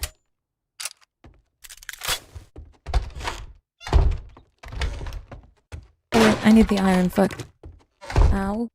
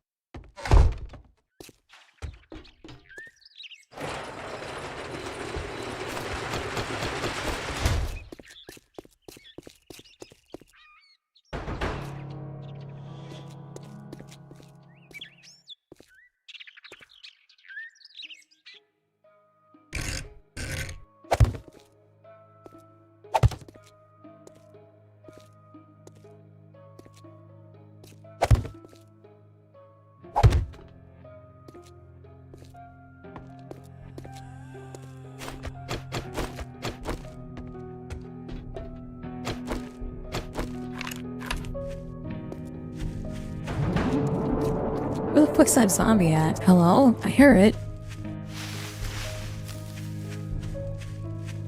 It's time to leave the house and go and explore.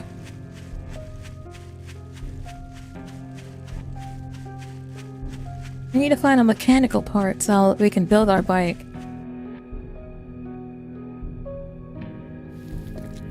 Let's go to the crate sticking out of the ground, maybe. I'll check when we get back to the base.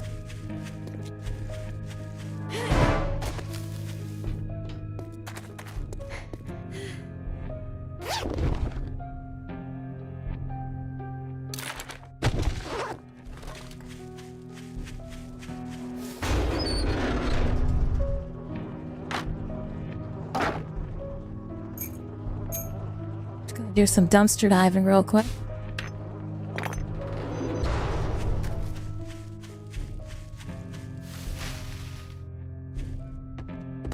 residence. Let's go and take a look inside and see if anyone's inside. Knock, knock, Mr. Powell. Oh, never mind, wrong door. Knock, knock, Mr. Powell. We're coming in.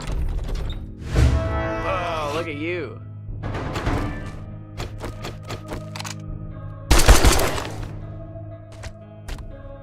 Mr. Powell, looks like your house burned down. Stay down. Stay down. Party girl attack. Okay. Yeah, now it's a real party. It's gonna be a real party.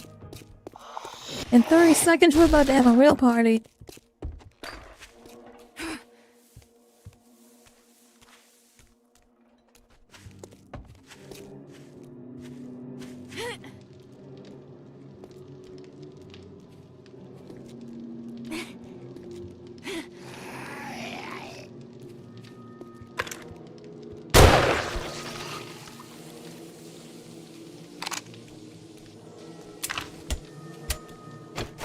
Shit.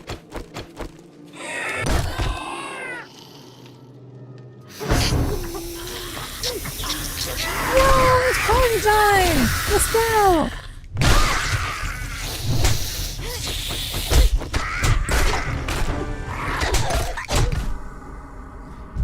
I'm terrified these girls got out of here.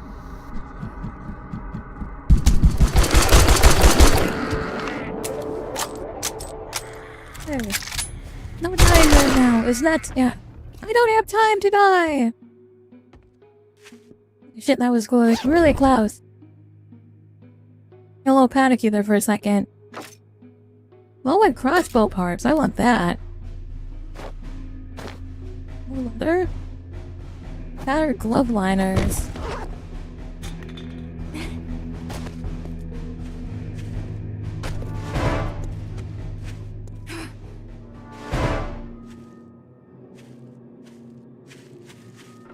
Gotta be some stairs somewhere. Go.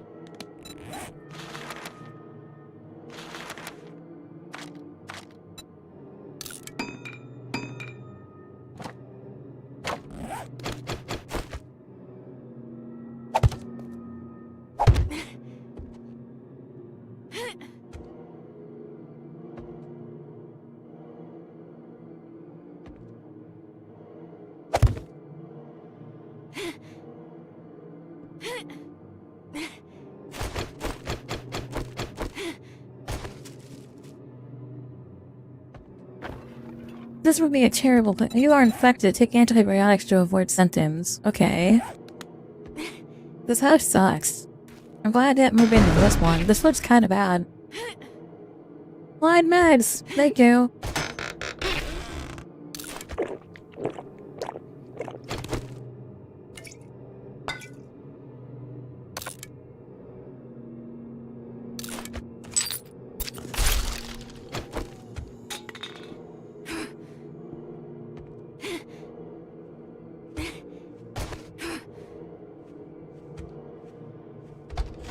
I feel like this house would be good for like playing parkour, but not very good for living in.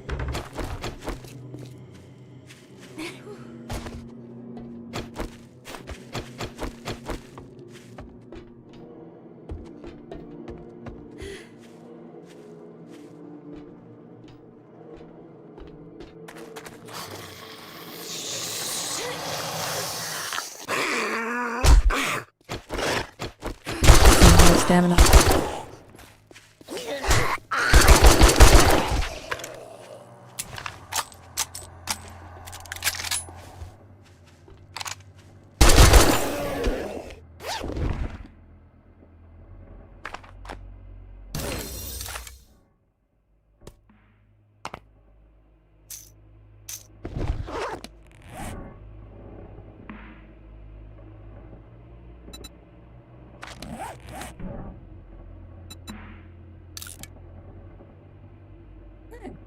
No, where's my clothes? There they are.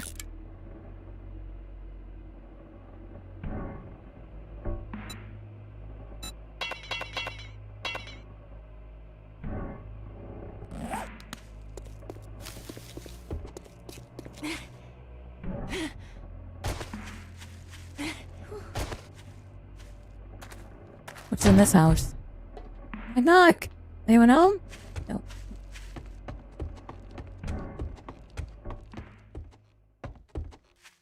I feel like clearing the houses is actually kind of fun.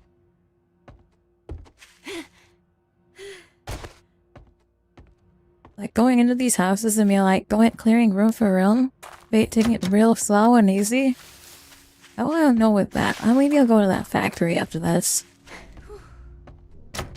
If only I could pick doors. If I could get like some lockpicking skill and like actually unlock these doors, it would make it would make it a lot easier to go through.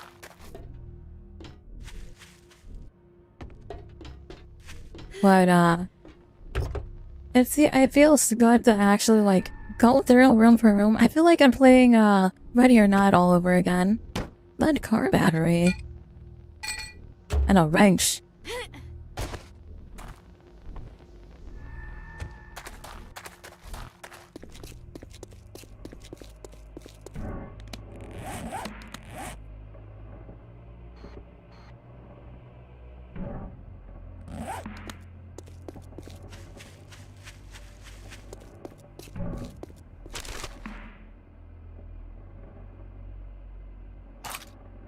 Oh, electrical parts. We were looking for these, I think. And now we're looking for mechanical parts.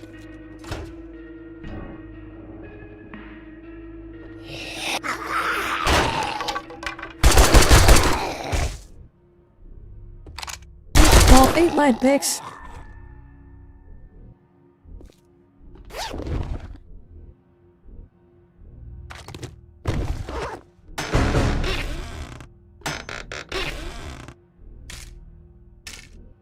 Don't need that much ammo, but I'll take it. I think I'm loaded already. Let's go. Oh, a copy machine. Paper.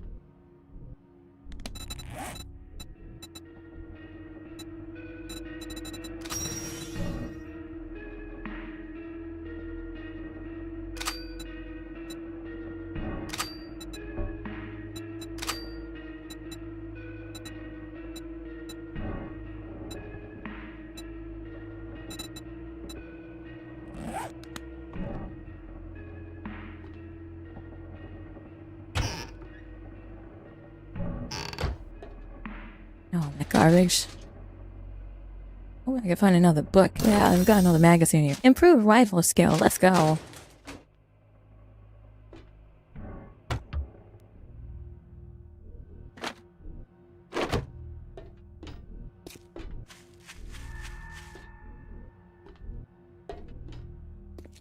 What's down here?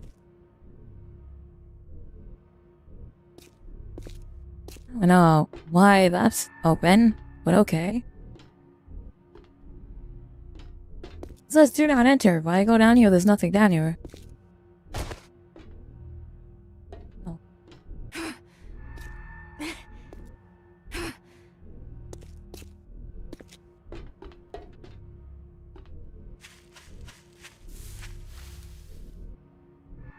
Hey, Spleen, how's it going?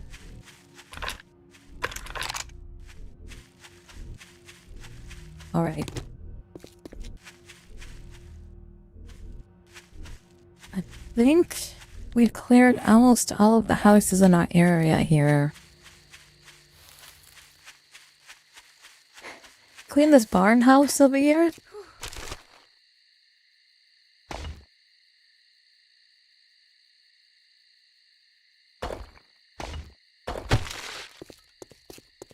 I don't think we cleaned this out. This is the trader. This might be the trader. The flag. This might be the trader house. Oh yeah, that's the trader's house.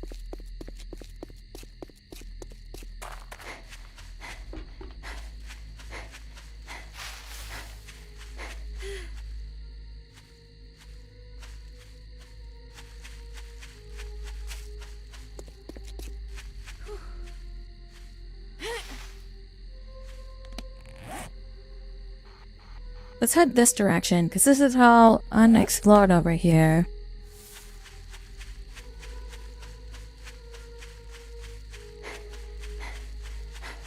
We'll keep going this way, and hopefully we'll find something out here in the wild. Preferably no more zombies, but we can also like do some hunting while we're out here too if we find some animals or something.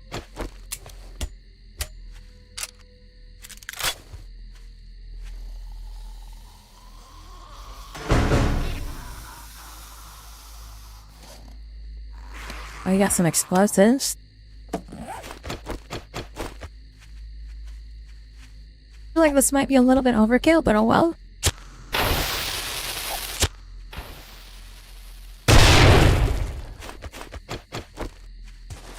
Did you even kill the zombie? I think like just alerting every single zombie in the area.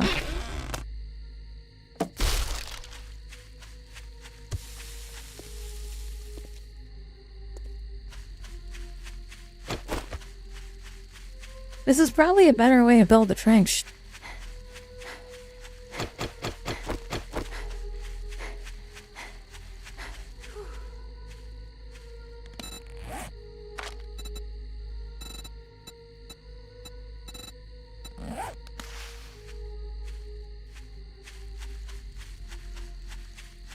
We got a house coming up here.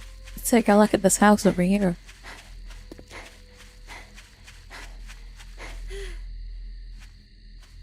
The Burns cabin.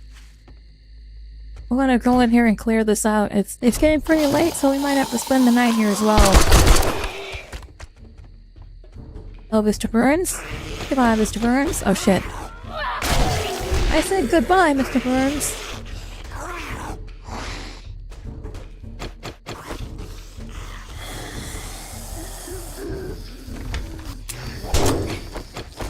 Oh shit.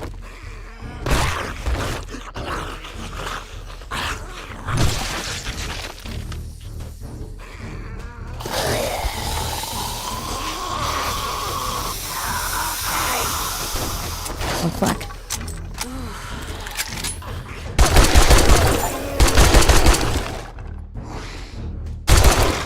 Nice.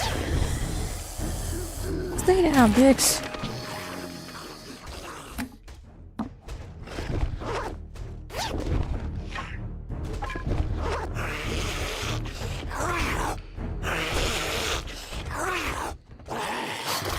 Where you at, bitch? More left somewhere. Oh shit!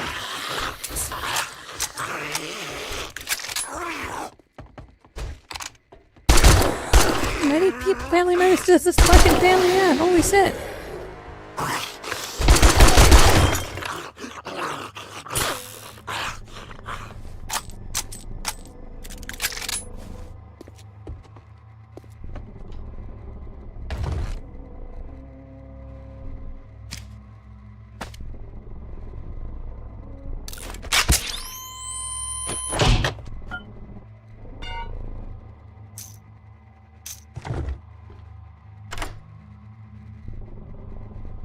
A gun safe here. Let's see if I can pick it.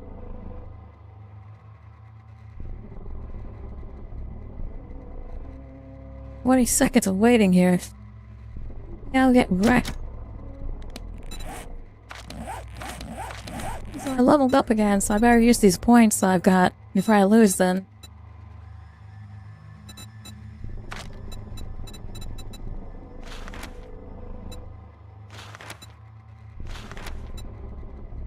I feel like I might need this one because I keep walking into my own trap, so I'll buy this one real quick.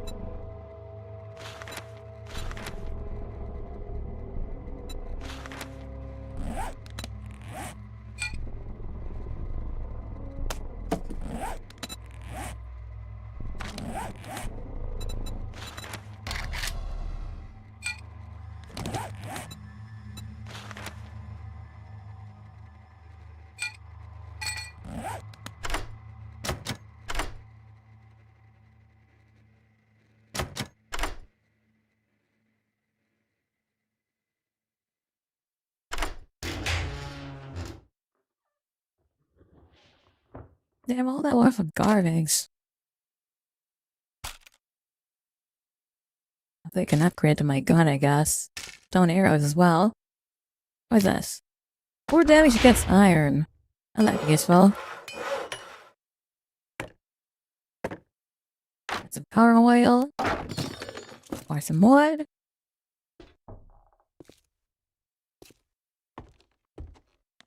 Yeah, we're gonna have to definitely spend the night here. It's already 9 PM in game. So, we'll spend the night here.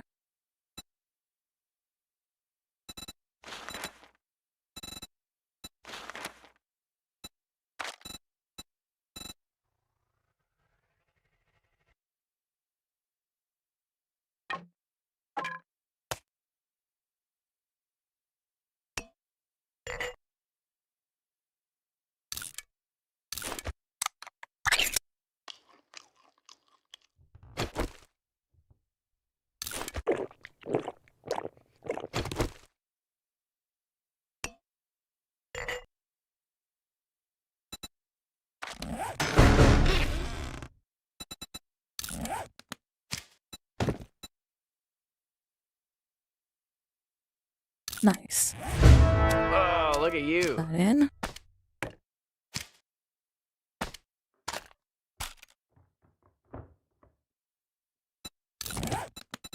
What's that noise upstairs?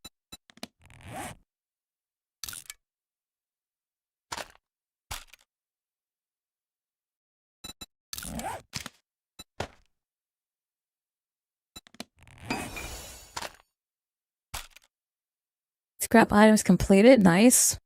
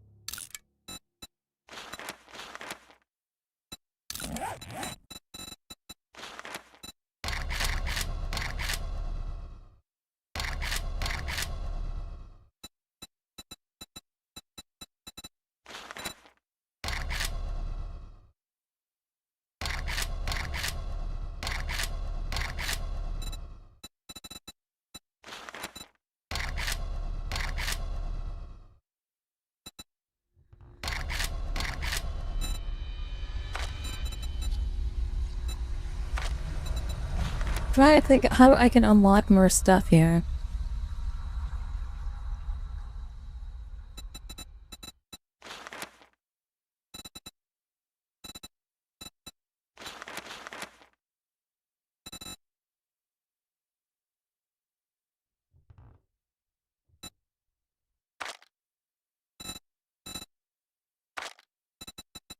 I've got 5 points to dump somewhere.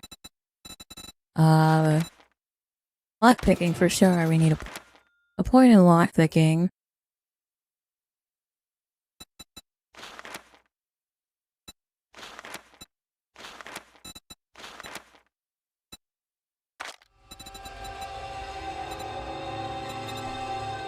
Oh my god, this music's scary. A lot of reading to do.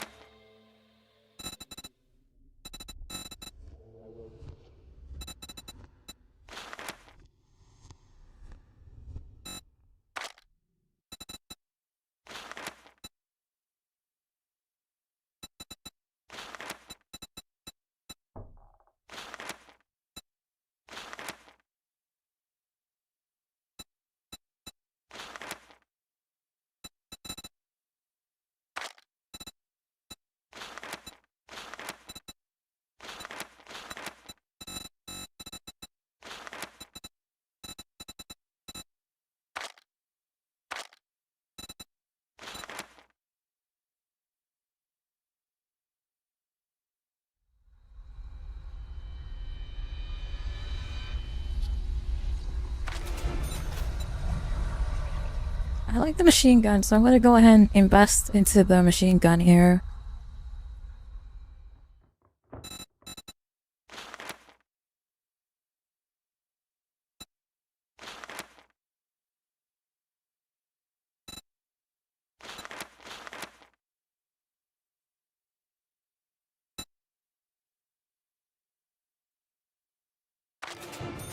An actual self-healing? We might want that.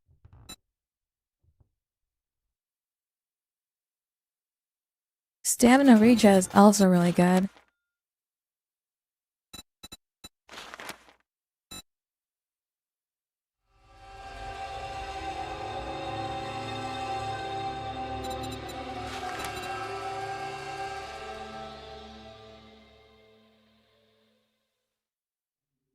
Maybe like heal by 2 points. I would invest in fucking heal points. When I die, these all here. Hold on. I gotta open all these boxes you got me. Fine. It's gone forever. There's no way. Oh, maybe I can get this one. There you go.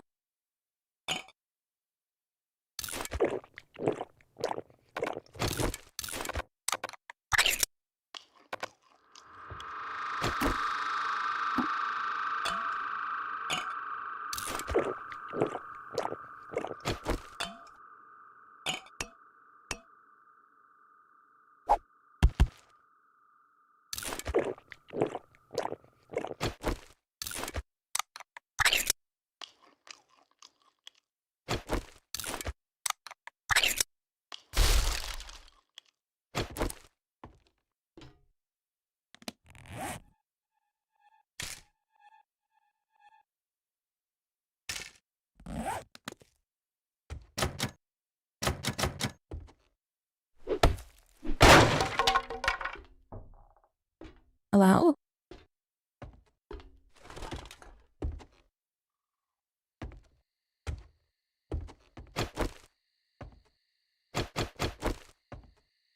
Probably not a good time to get drunk during a zombie apocalypse, to be honest, but oh well.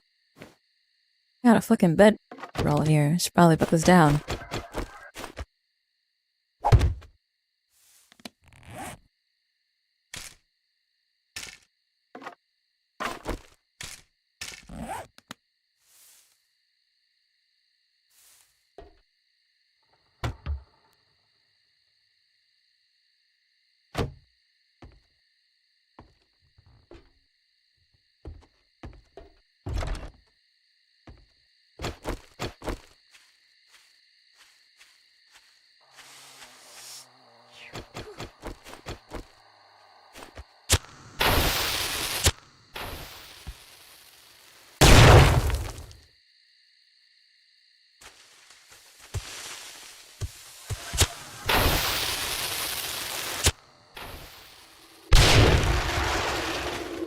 Nice. One less zombie to worry about. I did not realize that it's still nighttime. I should probably wait till daytime before I go to bed. Why may I go out?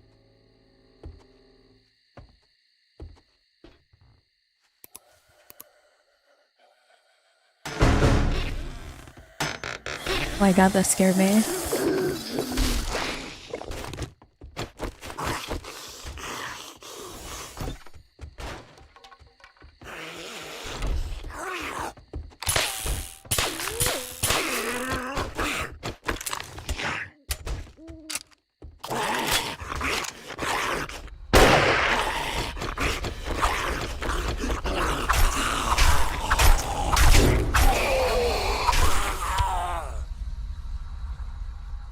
What the fuck?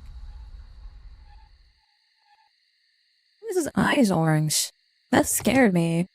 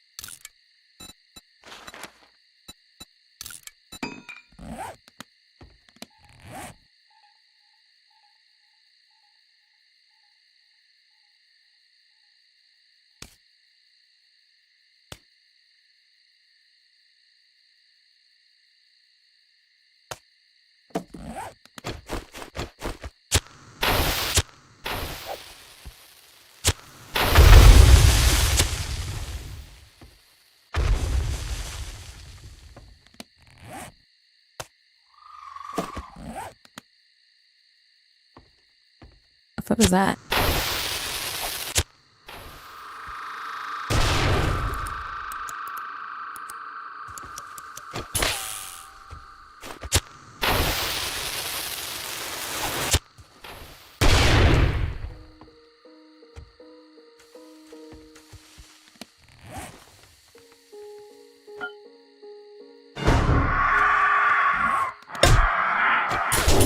Vulture. Oh my god! Oh my god! Oh my god!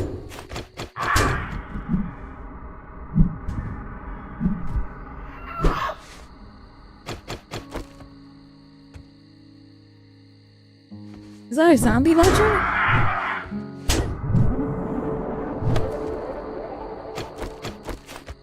I think that was a zombie vulture. Metal pipe sounds? Who goes there? Hey, that's my cousin Larry. Oh, I'm gonna chop your cousin Larry up real quick and turn him into... Yeah, he was a zombie. I'll turn him into arrows.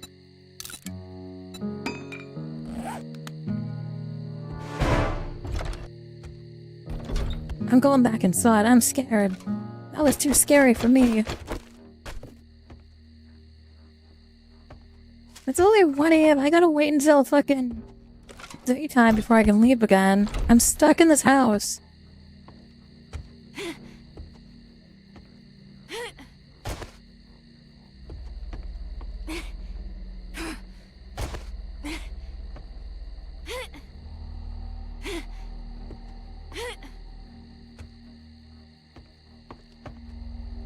I could definitely build myself a, like, watchtower in this house. Got spaces for it, it looks like.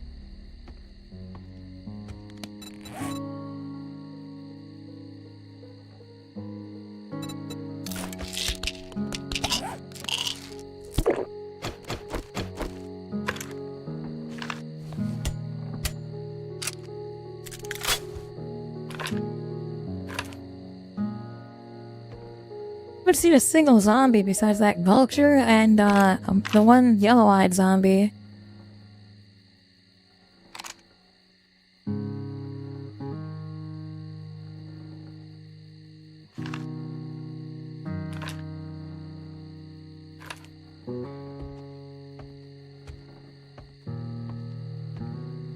I try not to leave at night though. I feel like this is probably a safe bet though.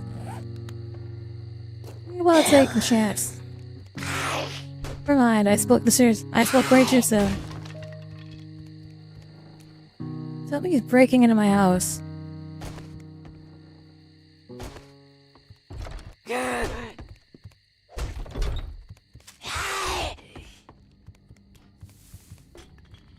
Where the fuck is he?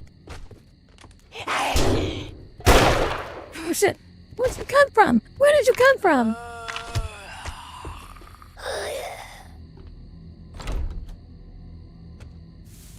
How did she get in? Was you down here the entire time? Where are you, bitch?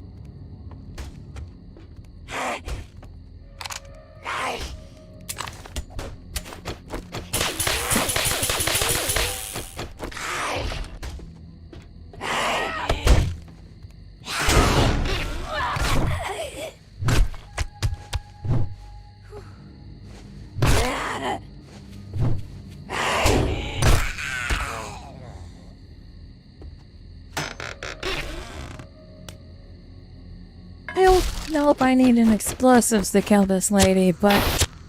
Okay. What you think, well? I have no idea how she got in the house. I know she was in the house because she came running out.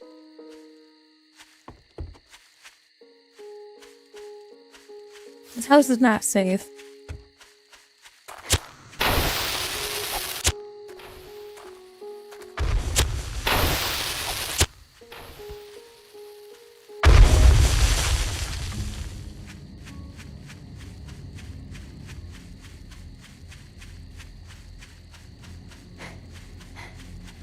Let's go. It's 2 AM. We're gonna head out. I gotta go find something to hunt.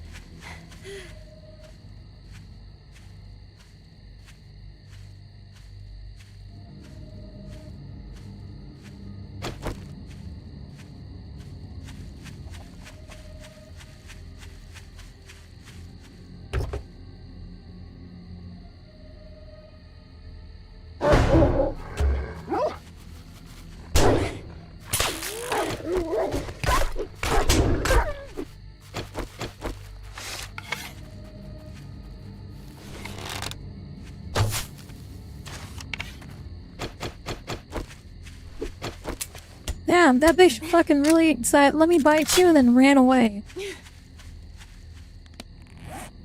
said he broke my arm. He came up, broke my arm, and then ran away. Where the fuck did he go?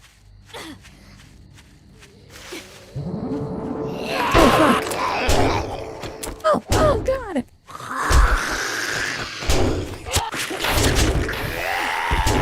I'm out. Fuck this, I'm out. Fuck this, I'm out. Fuck you, fuck you, fuck you.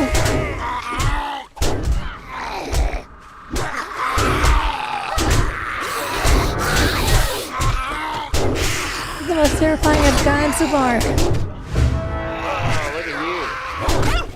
The coyote's back. The coyote's back. Get him, get him, get him. The coyote's running the opposite direction. Why are you trying to third party me, you stupid? Get out of here. Bad dog. You're still alive. Bad dog.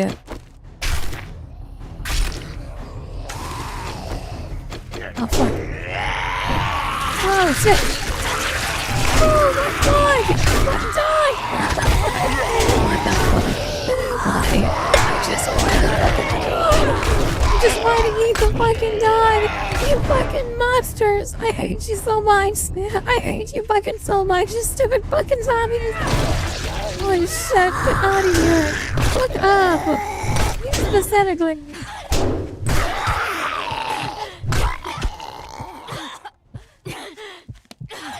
So mad! I got so far!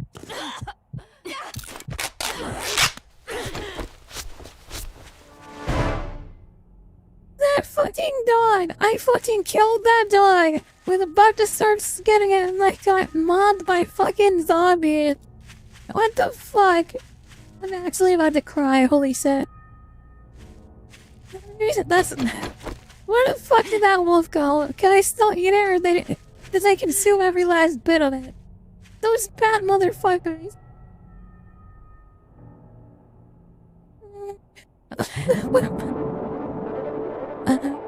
Oh my god, that's so fucking bullshit. That's 100% fucking bullshit. I can't believe that fucking happened. Oh man. I'm gonna hit a clip here so I can like roll back and find that spot, cause that's so fucking bullshit. I literally fucking fought that coyote so hard to try to kill that coyote. Got it. That's why you stay indoors during nighttime there.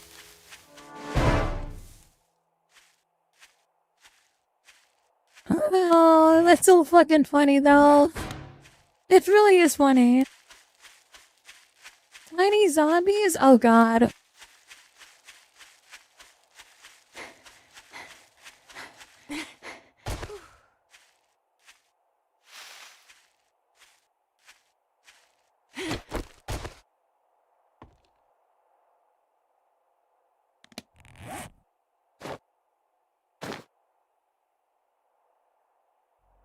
I did get 2 pieces of meat at least.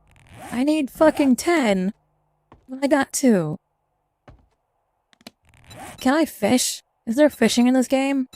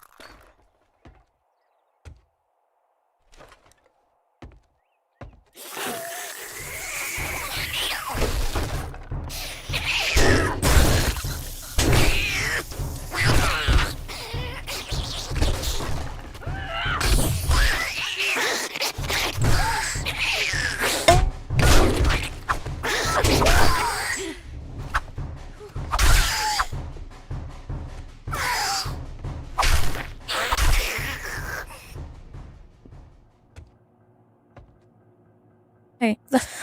I didn't know there was one behind me. That one scared the fuck out of me.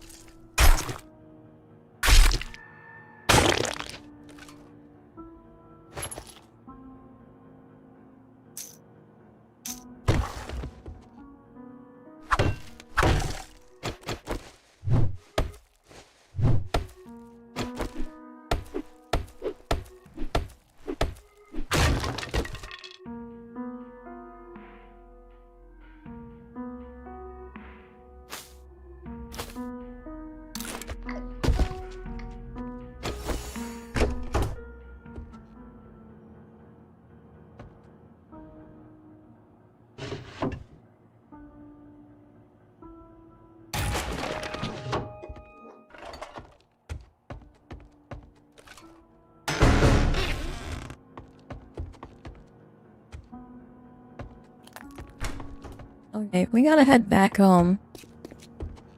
We gotta try to fucking find our way back home at least. Fuck! Just go!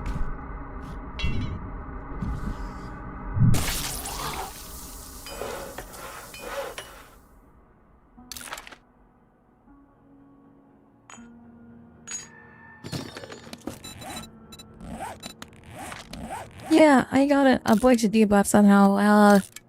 Got, smell of attracting zombies.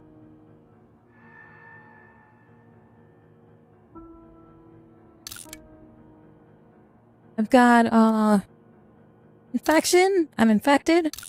I'm exhausted. I'm over encumbered. Zombies are smile.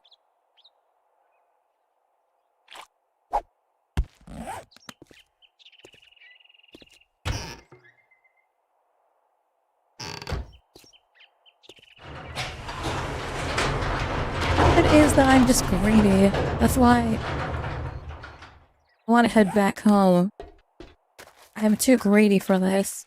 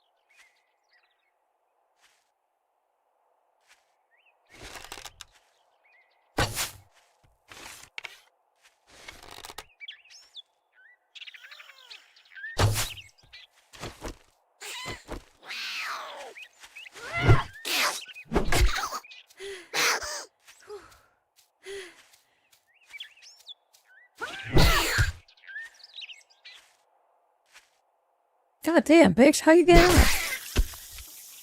Hi. Okay. So we're upstairs? Fuck, it's all over. It's all over. We heading back to the base where I know there's meds as well.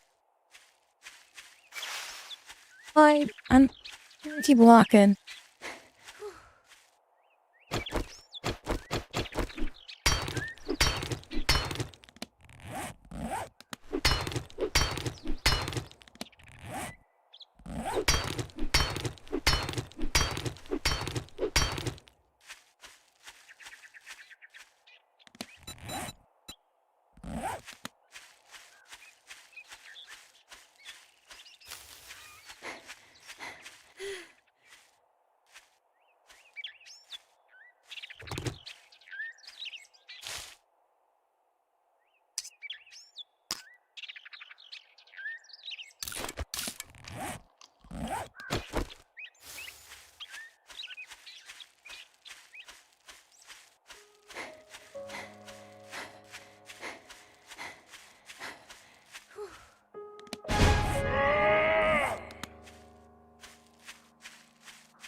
Well, thanks for the energize. To help me get home. We're almost home. Or we're to the trader first, and then we'll be at home after.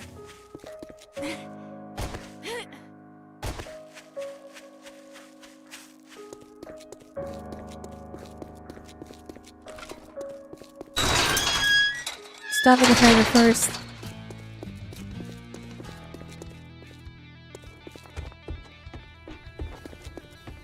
Good morning, buy my anything off of them, yeah. Buy something, then I sell to anyone, even morons like you.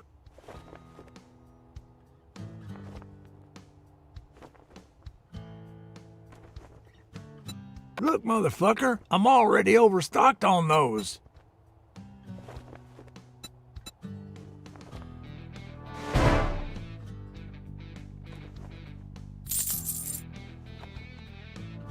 Give me $10. Okay. Let's go.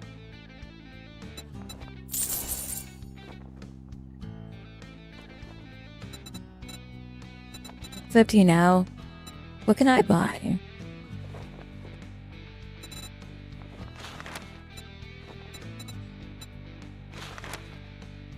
I need one mechanical part, so we can start selling some more stuff here. Hold on.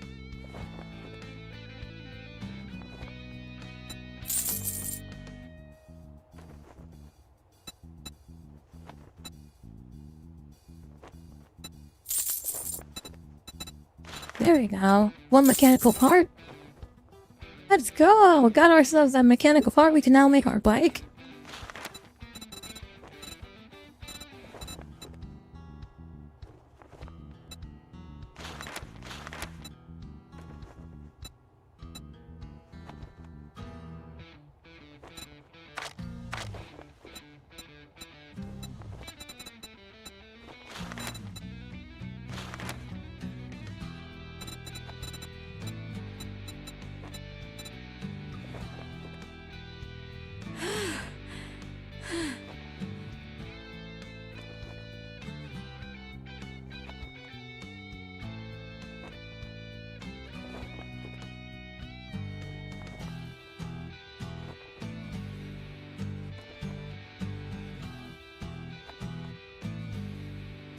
I get that he can set his own prices, but this motherfucker is stingy as fuck.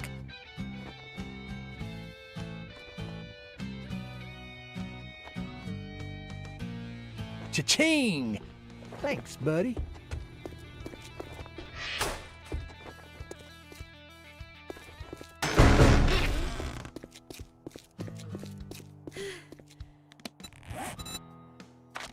This is yellow piss icon.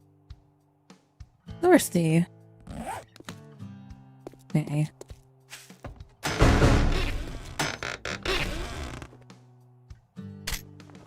Yo, pipe shotgun, I'll take it.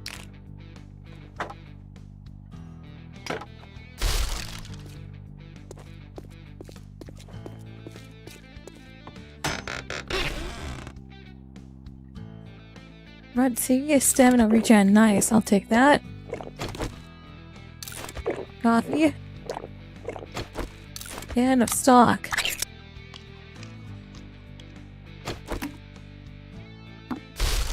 The rest of these. Yeah, a vending machine over here too. What are these vending machines got for sale? Nothing. Oh, can I sell stuff here? I think I can sell these for when I'm doing multiplayer. Oh, look at you.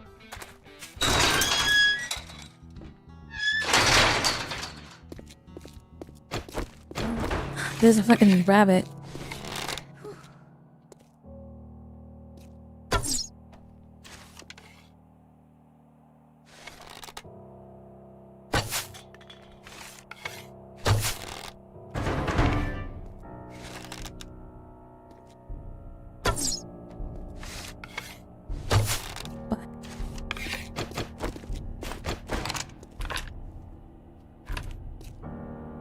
Where'd he go? Where'd he go? I should go ahead and gun it down with a rifle and see if I can get it. Where the fuck did he go?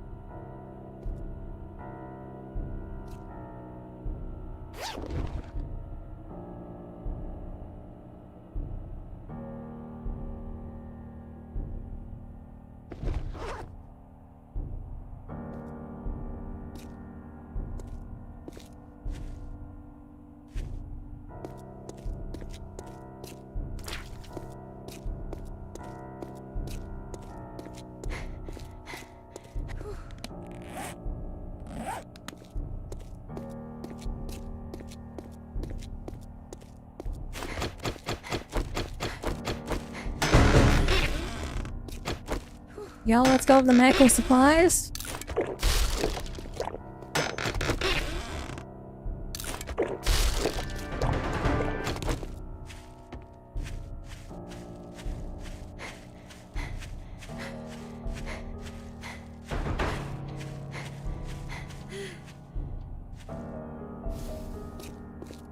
We're so close to getting home. Hold on.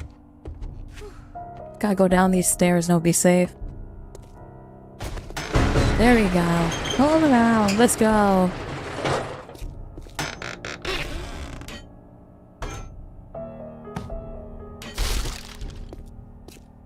Don't need the bike cards, but thank you. We're gonna use those bike cards.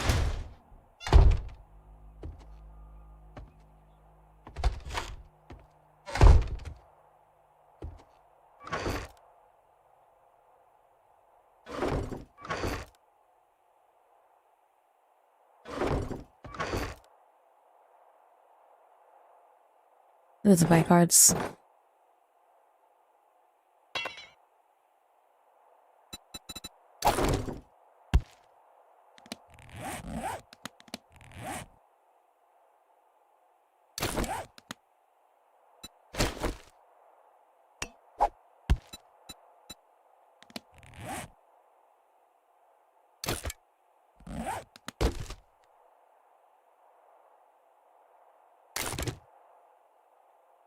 That should get rid of the exhaustion.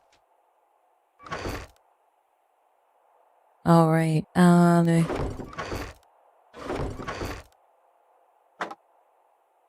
got too many spears here, so we'll get rid of some of these. Can I scrap these actually?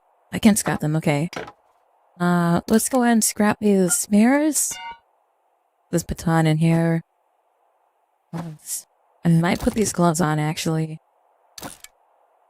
Where are these gloves? There.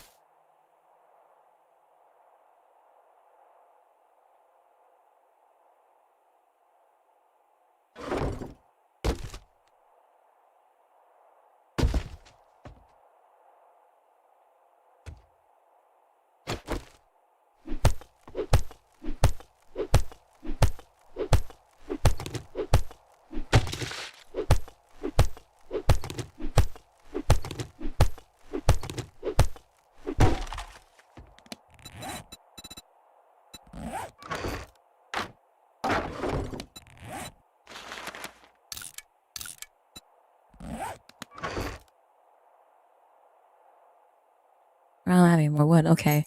Let's put these nails in here.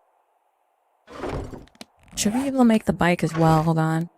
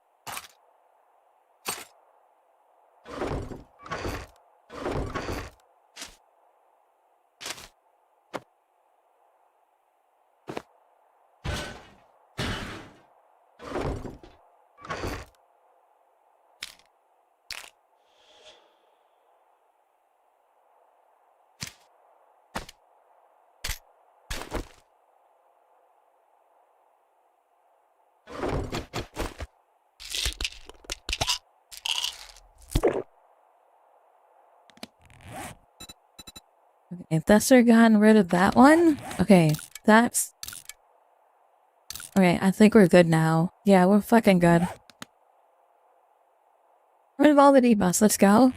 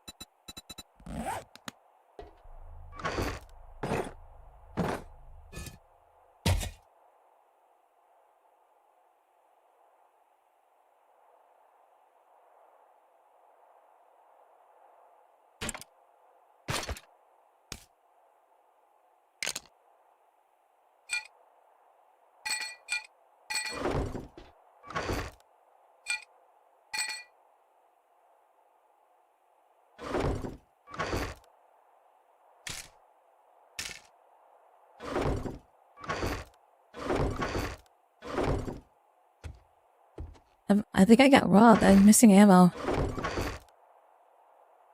It's okay though. What the? Hello? That's all good. Thank you so much for the ammo. Let's back real quick.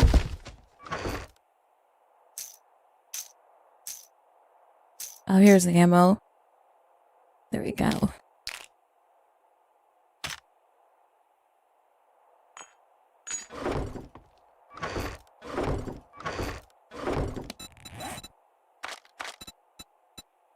What can I make trap-wise?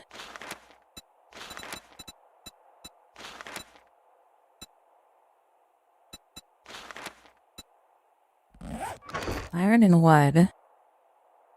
We have enough wood anymore. Well, I need to make some more wood.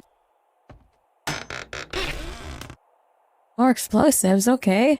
Actually, I have an idea what we can do with these explosives. Because we have that concrete at the beginning, at the front of our base. So if we use these explosives, we might be able to break that concrete. Go ahead and try.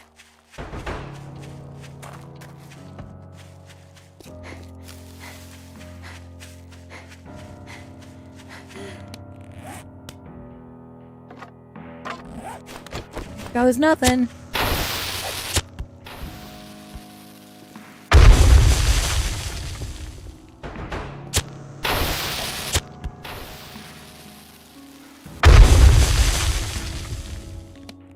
Alright, that didn't work.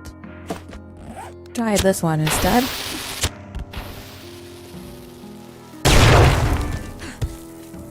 Oh, that worked.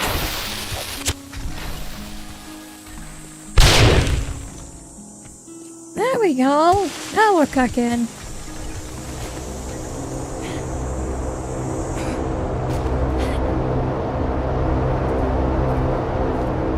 What the fuck is that?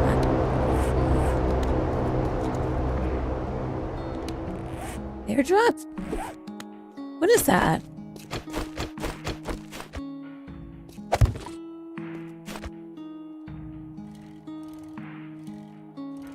Let's see what that is. There's something flying over there. 400 meters going down. What is an air supply?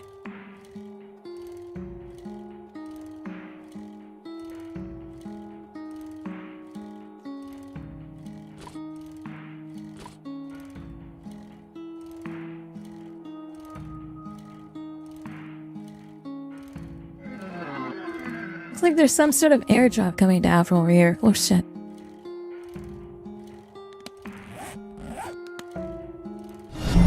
A new follower. Hell yeah! Hypershock, thank you so much for the follow.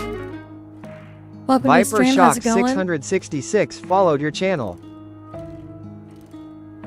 We're on our way to what looks to be some sort of airdrop. We're heading in 200 meters away from us. We're gonna ride our bike over there and see what's going on. Hopefully we don't get mobbed by zombies on our way over there. Is this the military base that I almost got killed out of? No, it's not. Okay. I feel like I'm comfortable enough I could probably go for like a military base now. Oh shit.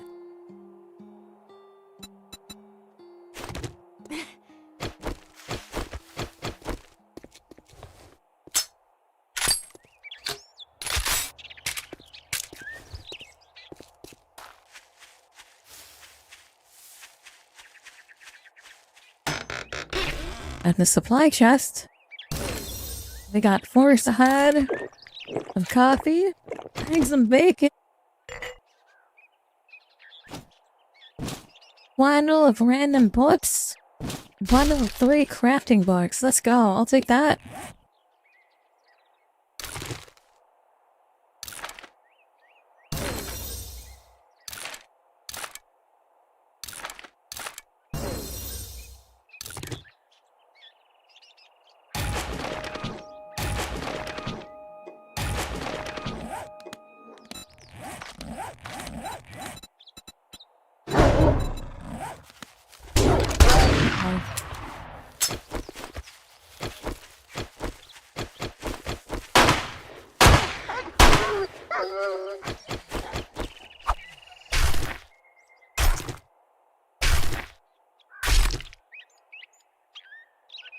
I want to make sure there's no zombies this time before I keep fucking trying to farm this guy. Snake! Is he? Oh, it's Snake.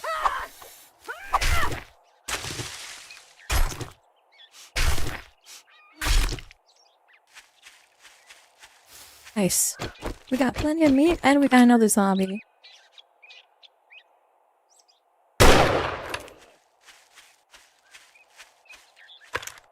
I like that he's like fucking doing the... Oh shit. Out of here, buddy. God. Oh no! Get out of here! Dad! God!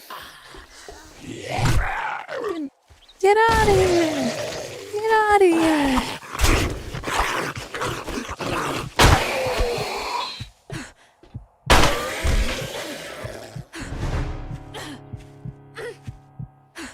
Holy shit.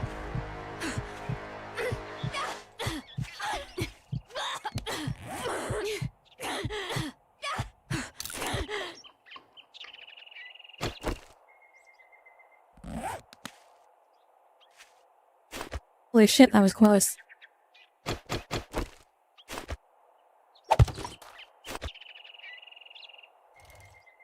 Okay, time to ride the bike back to base.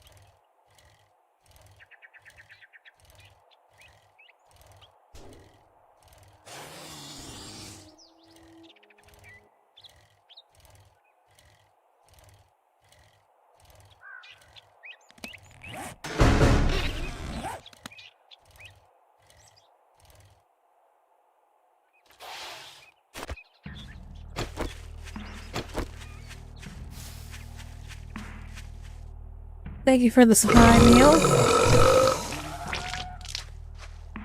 Tourist. Oh no. Villager.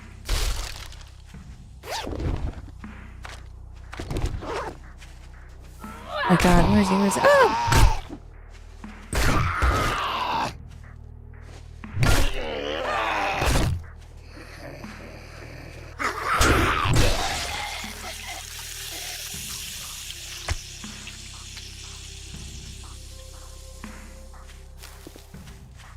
I don't know why. Oh, I don't know where my bike went. Here it is.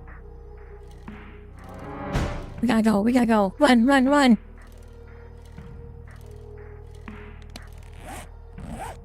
And we smelled 48 meters away. Which means I'm going to be attracting zombies.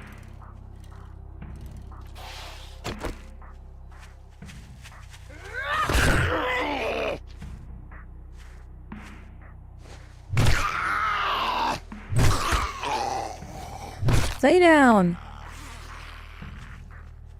Shit, there's another one.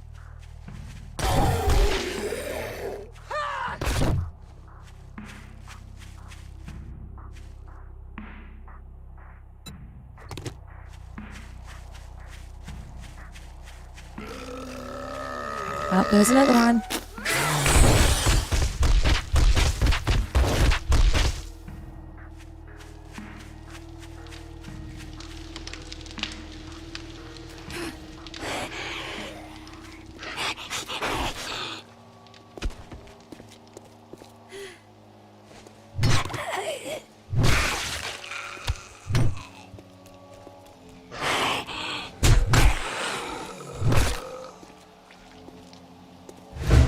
Oh, look at you.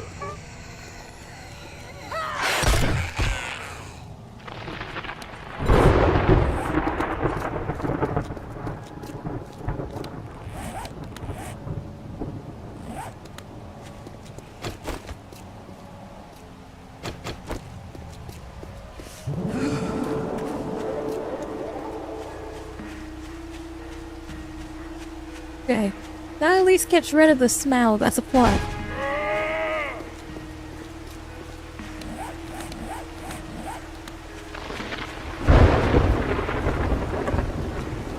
Well, this town. We're at the Powell residence. That's the one that burned down. We're getting close. Yeah, rush to get home. Rush to get home.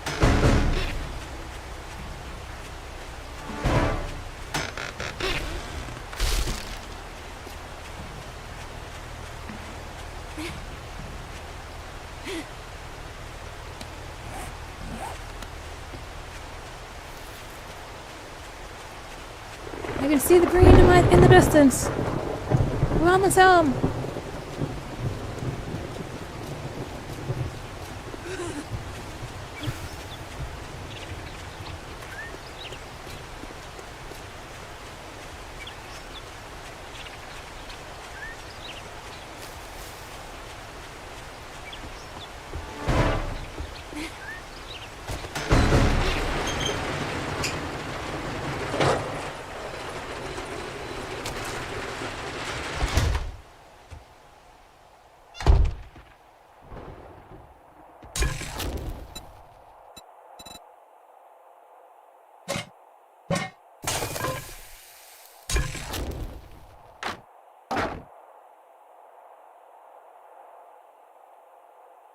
God.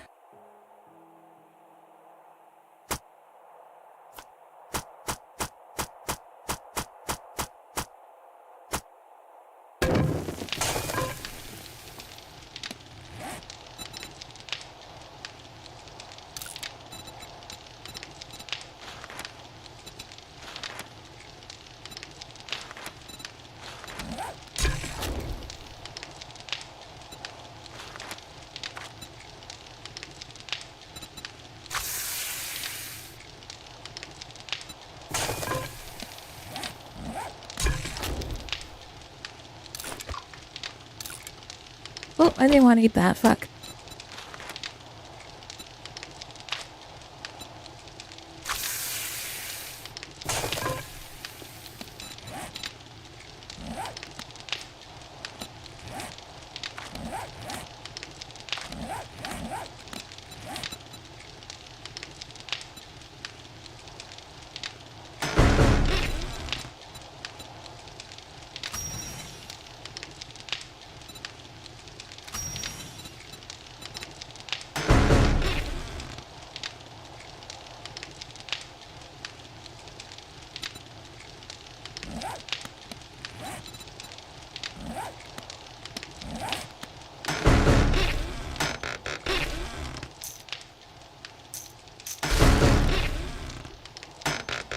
Oh my god, there's so many fucking crates now.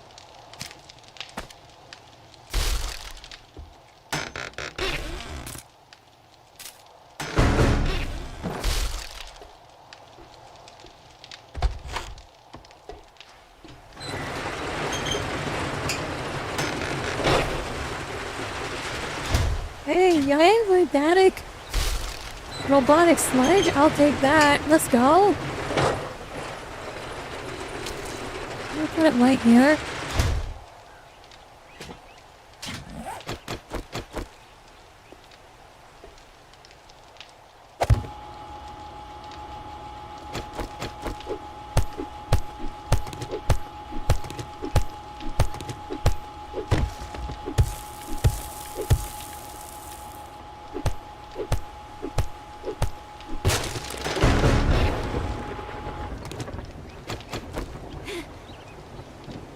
put it up here.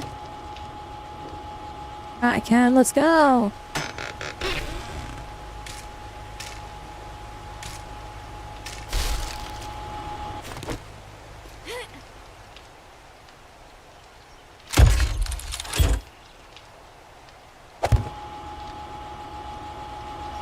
Why is he just pressed? Oh, he doesn't have a gun. Okay. Maybe I put this here instead.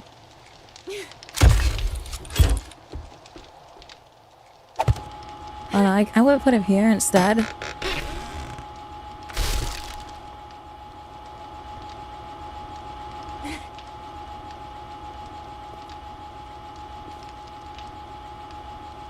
I didn't realize this guy, what turrets you have to stand close to them to be on? A gun turret is crazy good to carry in place in a base. Okay.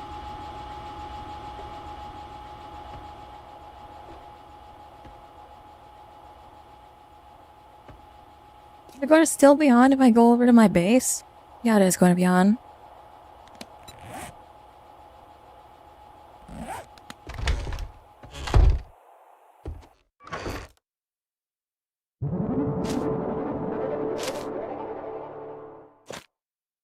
I feel like we need to start building defenses here.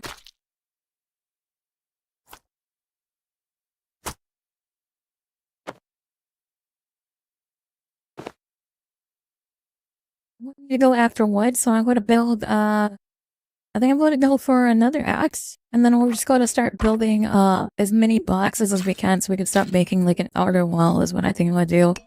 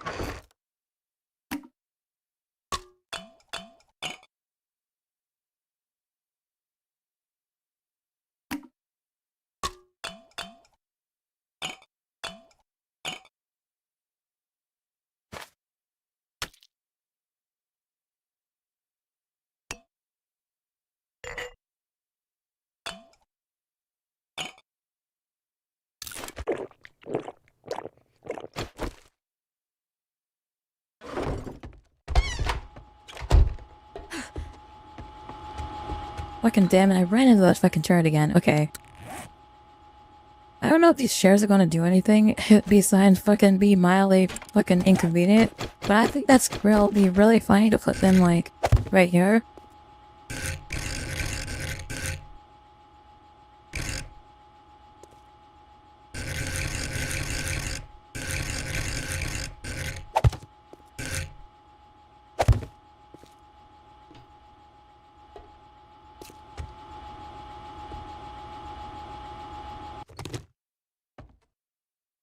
I recommend carrying the auto sledgehammer. It's good for crowd control. Okay. I'll put it in my my inventory then.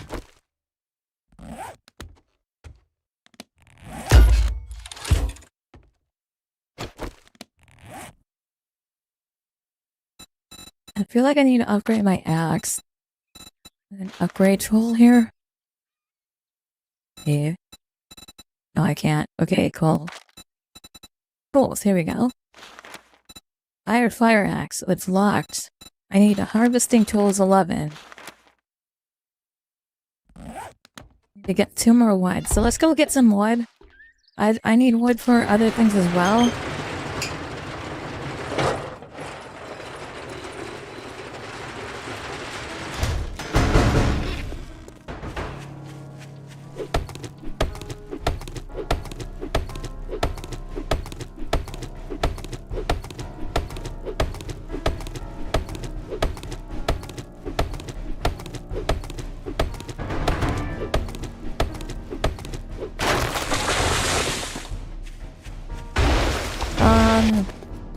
That's the terrifying options.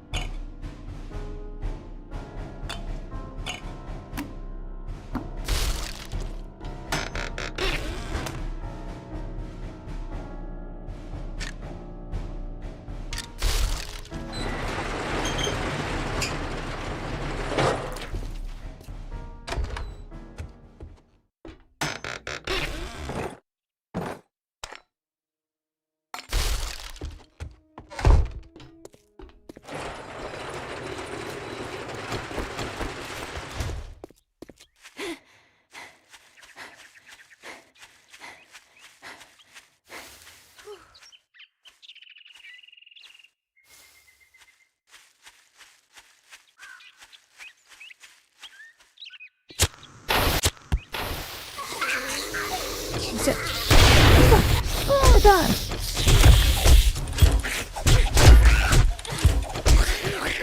Oh god!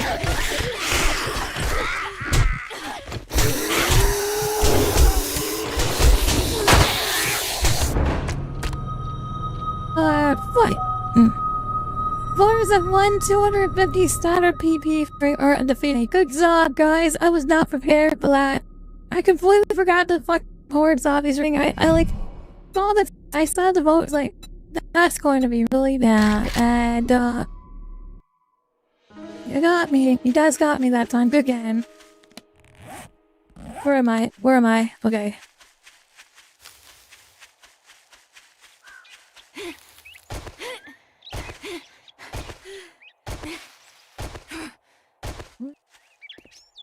I was like going to bat, like I put that explosive way too fucking close to me, right?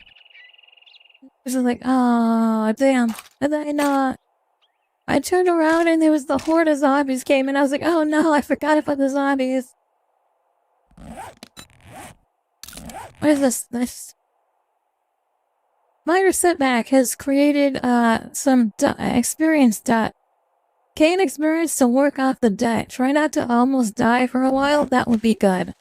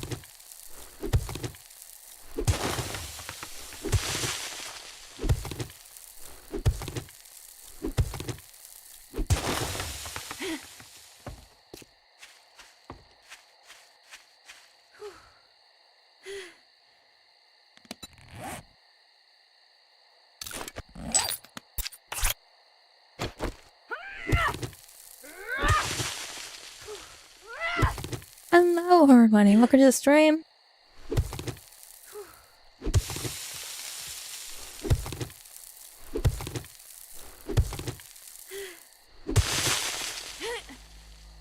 Okay.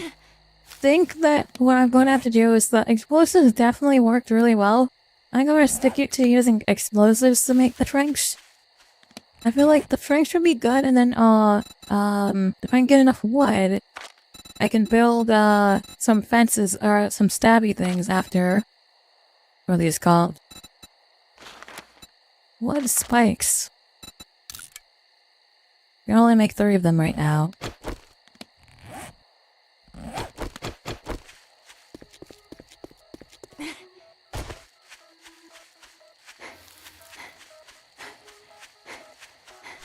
Alright, let's go chop these trees.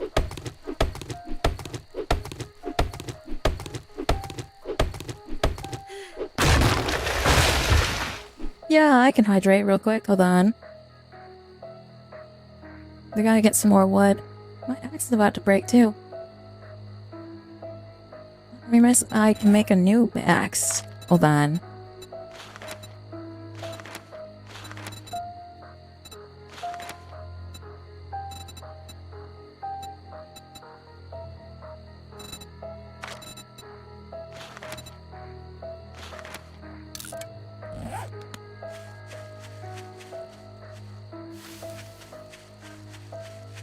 What do you think of the game so far? So I've been playing for a couple of hours now. It is pretty fun. Not friendly to new players. Not friendly at all. I started and I immediately got like 30 zombies on me when I first started. But, it seems very fun. I do like the Twitch integration. It's very fun. I think that my viewers can actually help me out.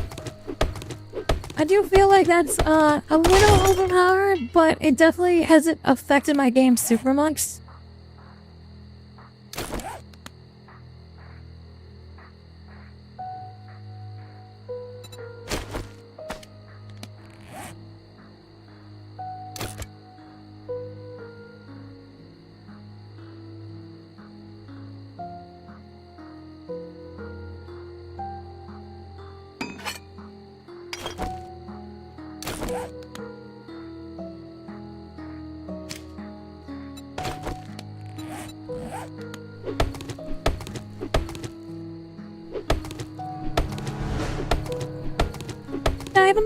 I don't have any friends that actually have the game that are on right now, but if any of my viewers want to join, they're welcome to join me.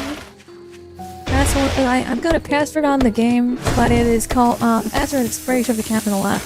Snake thick. Oh god, there's a time and place going on here. Where are you at? Where are you at? Where are you at?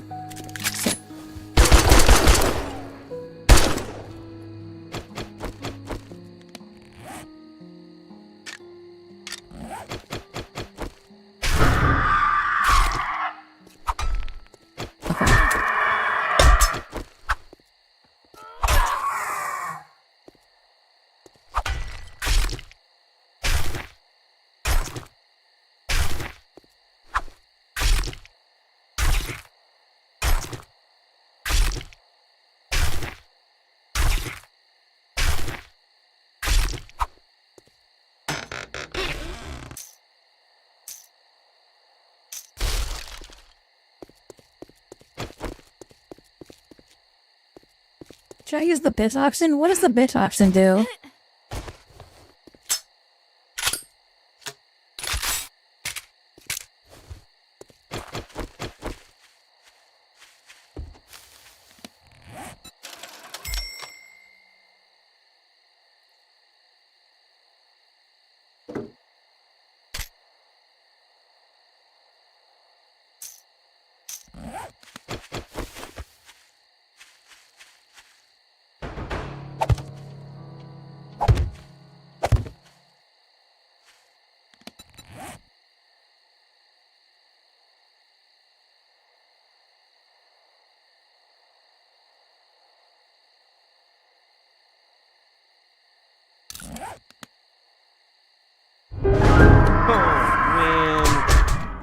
Oh my god.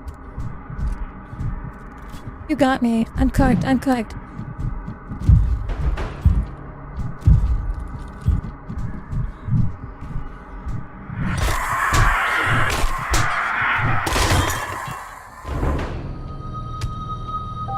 Yeah, you got me on that one. There was no way I was going to survive that. There was a lot.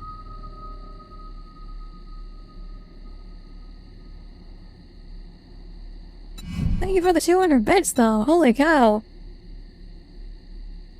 Spawn on my bed? What is... And it doesn't show me the bed. You're gonna have to guesstimate on which bed is which.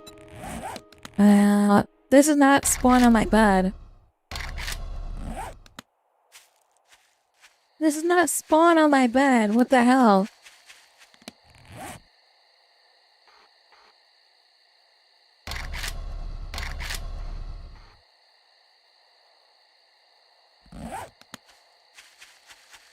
We're gonna go get rid of this bed real quick.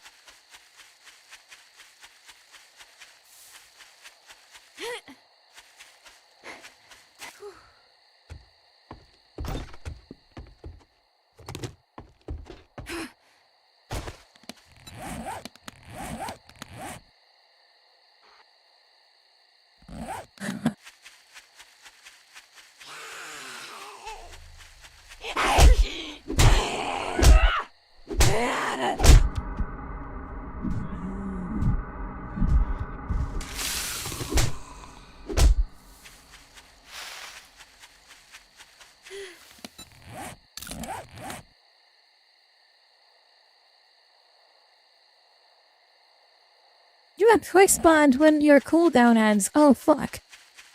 I don't know what you guys redeemed, but you guys redeemed something that's about to come fuck me up again. Oh, shit. Oh, where are you? Where are you? You are. Come on, Grandma. Let's go. I ain't afraid to beat a senior. Fuck you.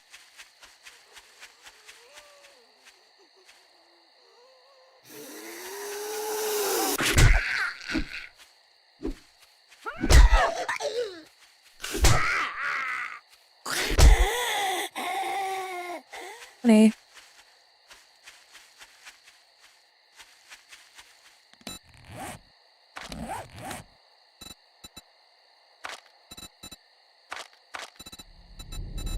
Might as well put my point in Brawler at this point. Hold on.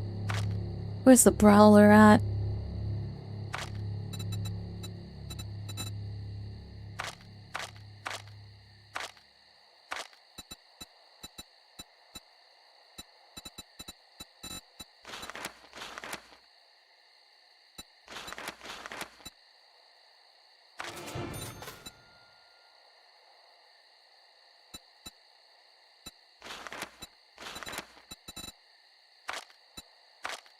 I had something for Brawler. Oh, here we go. Brawling. Deal 10% more damage with bare fists and knuckle weapons. Do extra damage to knock down and stun opponents. Bring it on. 2 minutes before cooldown hits. I don't know what you guys are redeemed, but I feel like I don't know what the cooldown is, but I have things waiting for me as soon as the cooldown is done, right? So there's queued spawns coming out as soon as the cooldown hits. It's probably going to be more of those vultures, probably. That's okay. I don't need to get to my other base. That's not that big of a deal. I don't think I lose anything if I die. I don't lose the backpack, so I should be fine.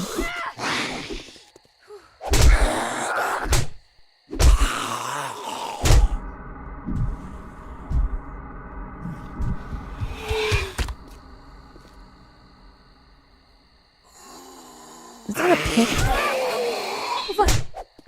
I thought you were dead!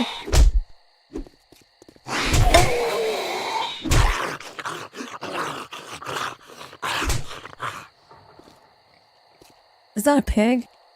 Can I fight the pig? I'm gonna go punch the pig. Die, pig!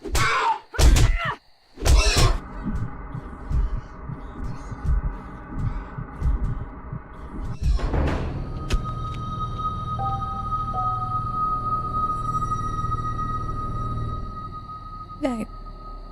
Now we gotta see where this is going to spawn us. We've got 2 beds. We had 2 bed options. So we can see what the spawn near my backpack. Okay, never mind. We don't have any bed options. Oh, hey! The spawn is next to our house. Let's go.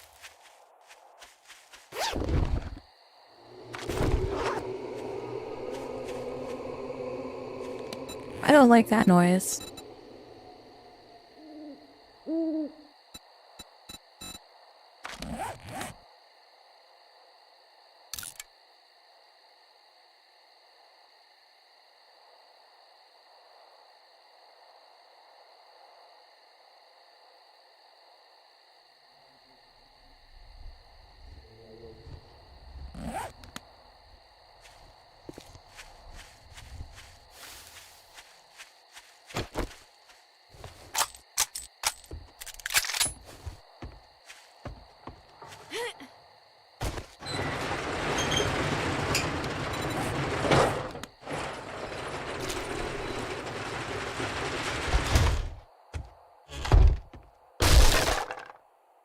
Fucking shit.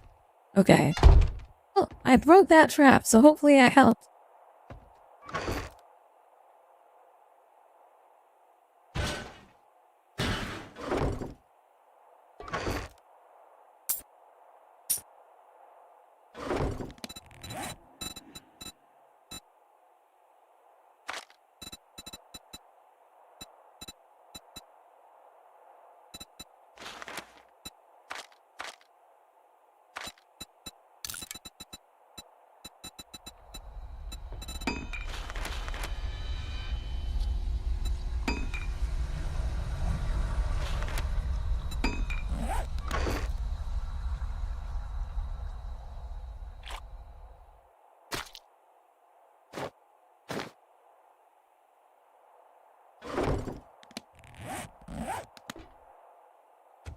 Hello, Fairy. Welcome to the stream. How's it going?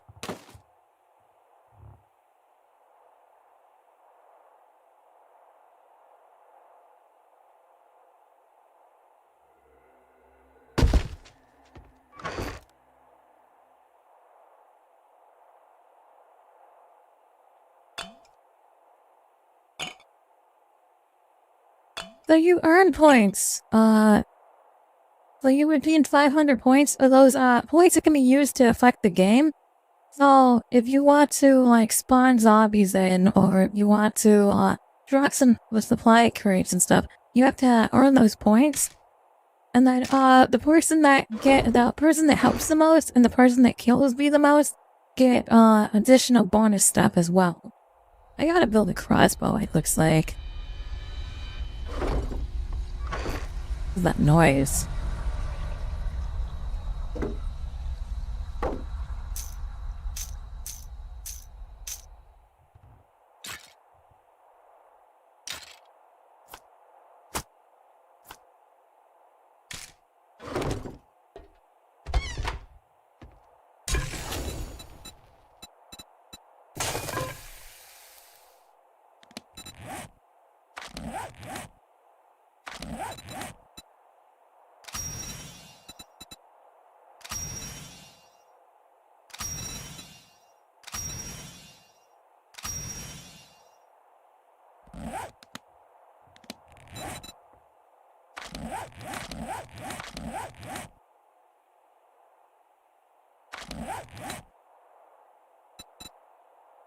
Where's my experience? How do I track my experience now?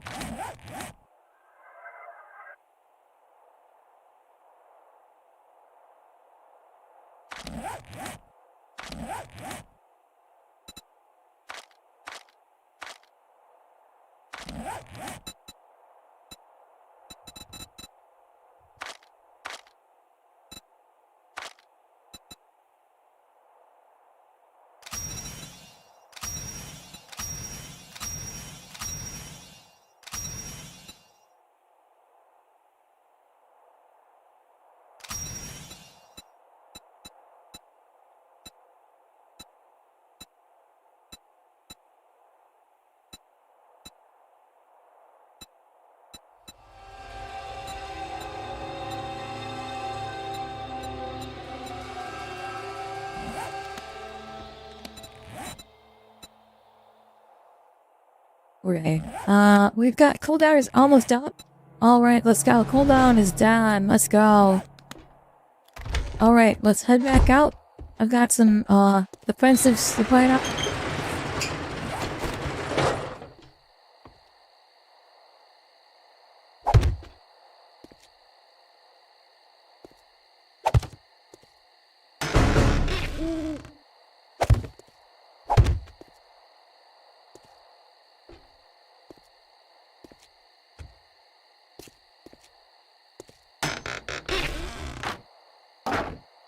Yeah, more resources, let's go!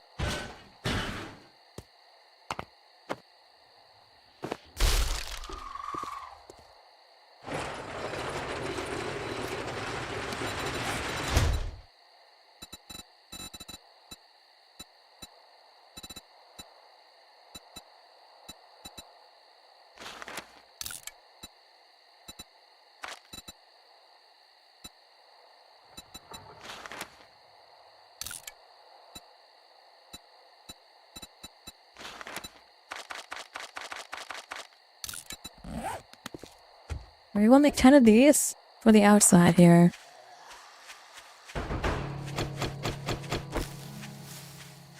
Get one inside the house? No way, there's can't be one in the house somewhere.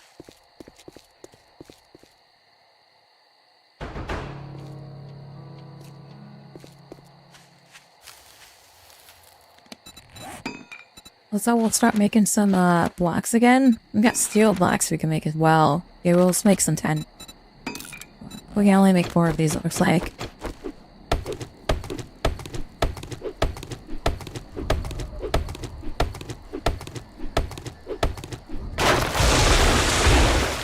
Fuck, it's nighttime.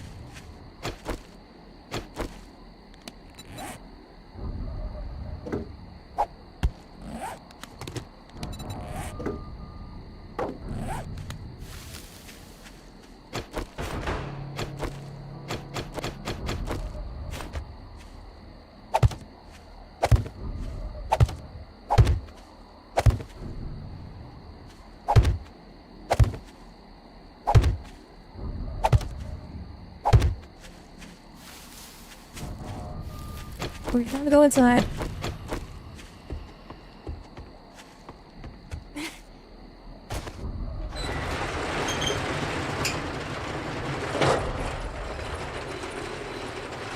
Oh my god.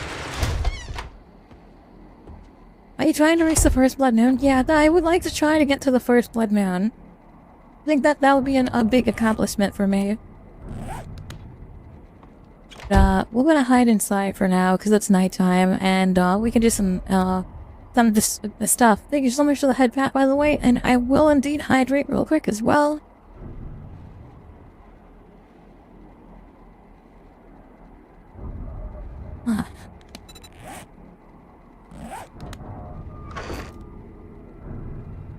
Oh, we're stuck inside for the night until daytime again, so we'll go ahead and do some more bag sorting.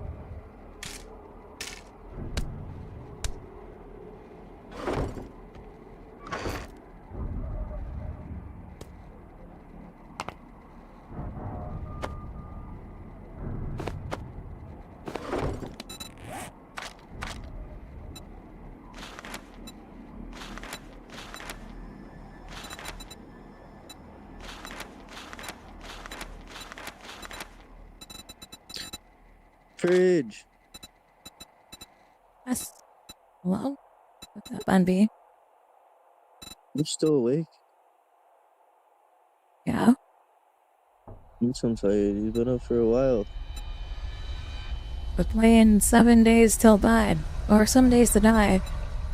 Got, You sound like you're dead. another 3 days until I'm not dead. We got another 3 days before we can, go. You have this game? No, I just woke up.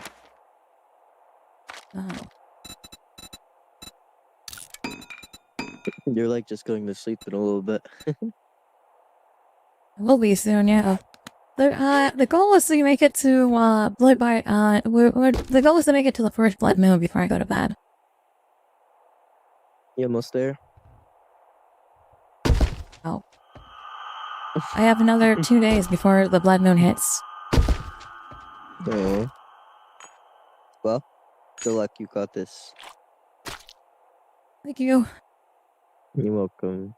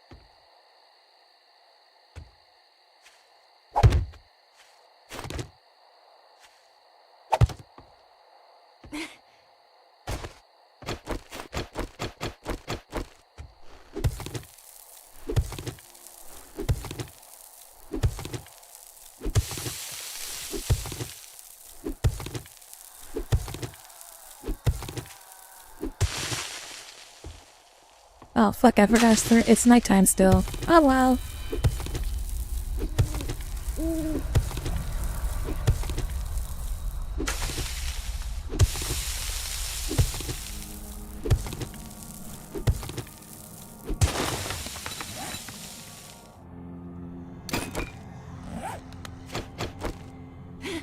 I don't like that noise.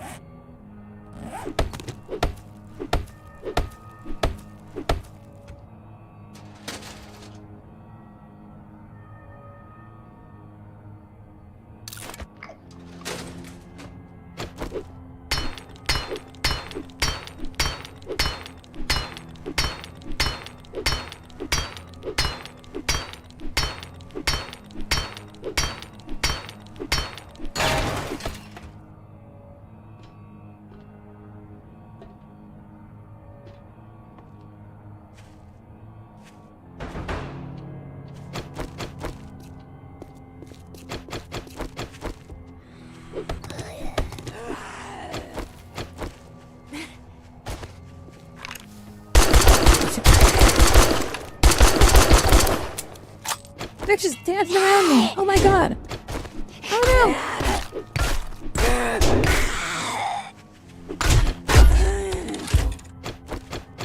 no. Fucking Jesus. Oh shit.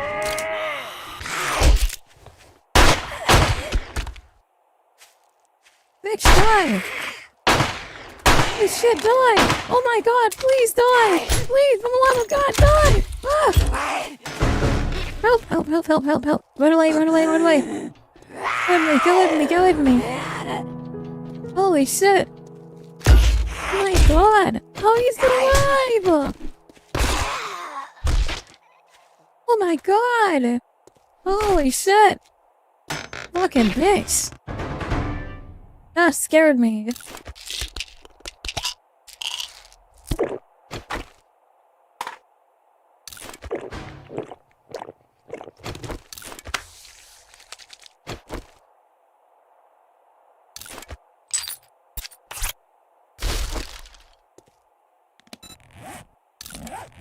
Why does it say weak here? Durability is weak on this. Let's repair that. Why do I smell still? Oh, I'm carrying meat. That's why I smell. I'm attracting them.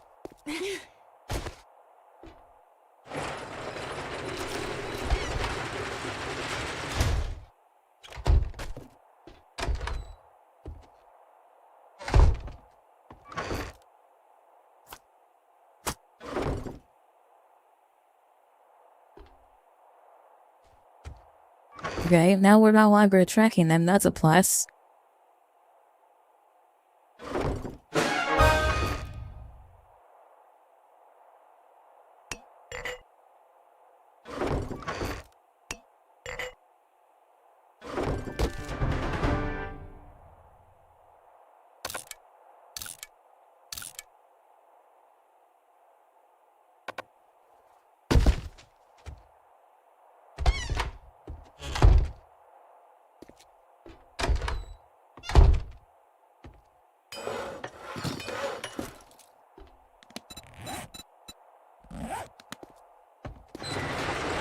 I took a drink from a lake. What is this? What are we celebrating? You explode zombies and animals into confetti when they die. Let's go.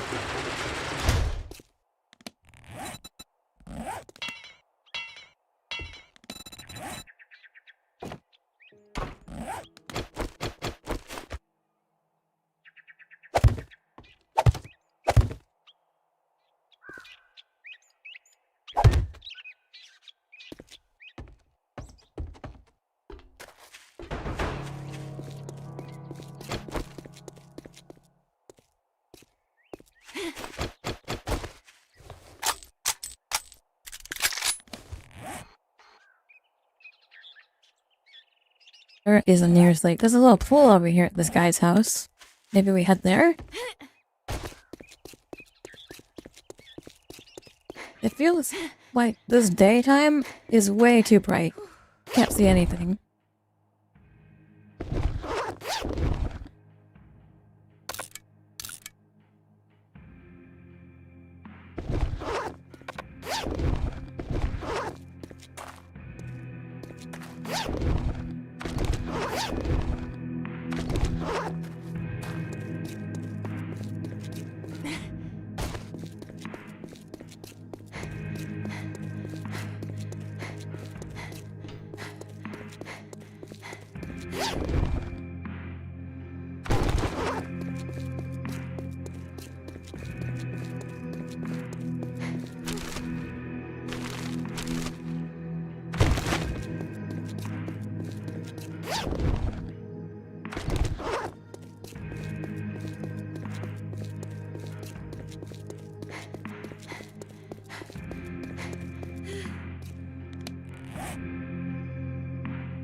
Okay, we gotta find a lake.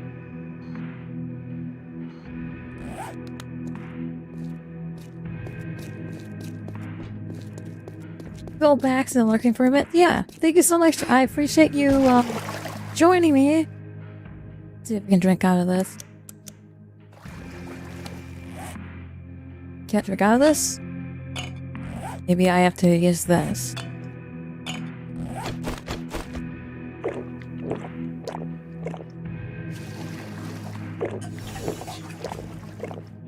Okay, drink challenge. Polymers, gather short iron pipes and gather duct tape. Okay.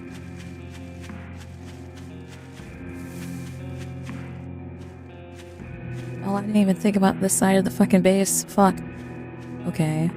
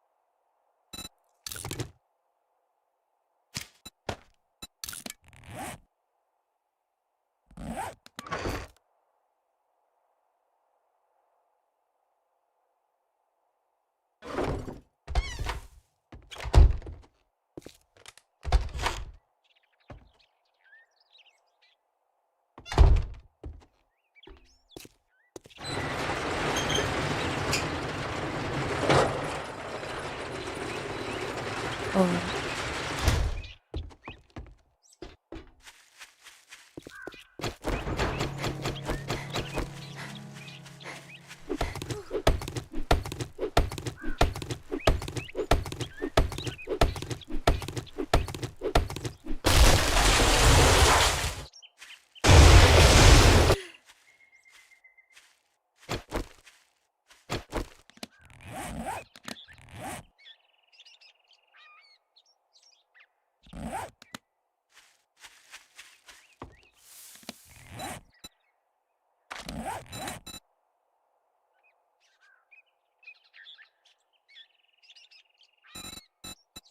I wish I could figure out how to level up. We'll sub in, here we go.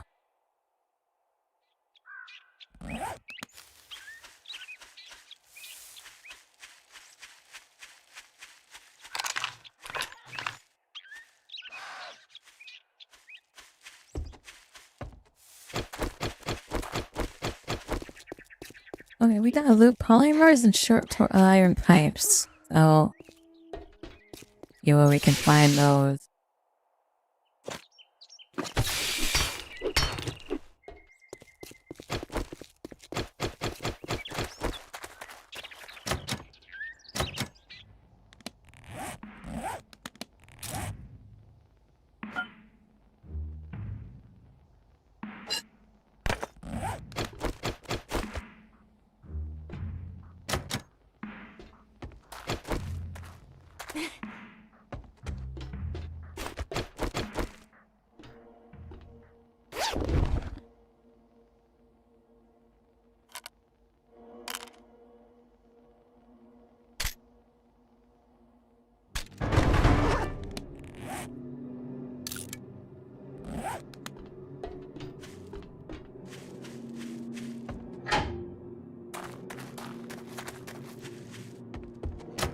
I've been in this house. I think I have. Front door is locked for sure. I can't get in the front door. At the garage.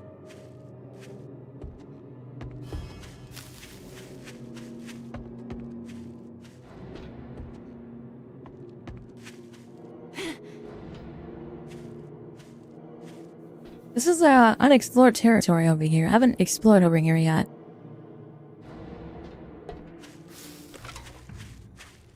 Yeah, I haven't cleaned this house yet. I gotta be a little bit careful, more careful over here. Yeah, this is the end. They have gone this far.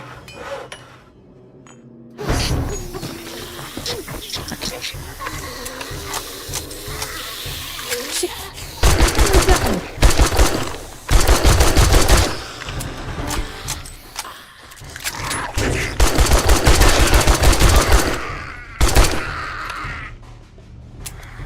Jesus.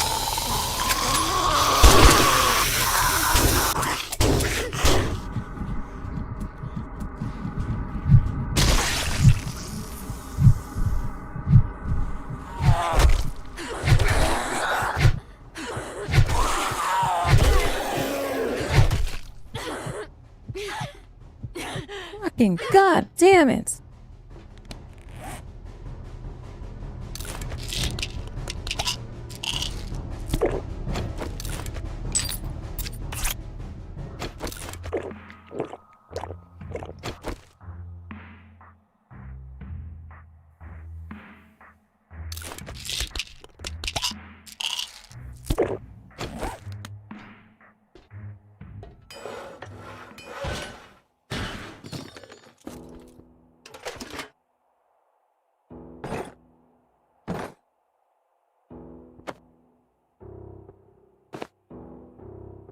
I run out of ammo? I did run out of ammo, okay. That fight took all of my ammo, okay. Fucking god. Ripon residence. Time to kick open the door.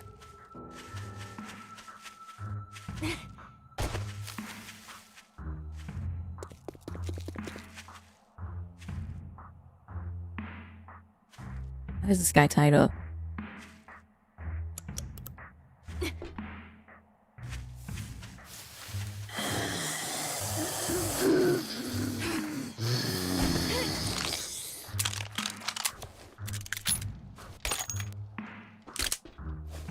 Fuck this reload.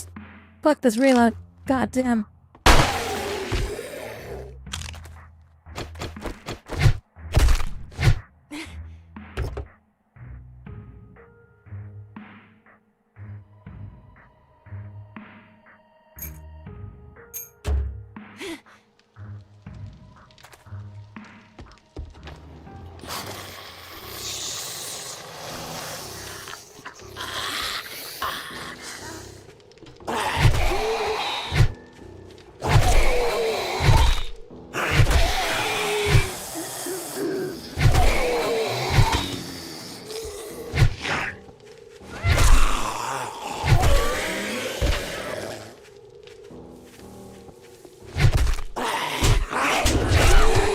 What's that? What the fuck?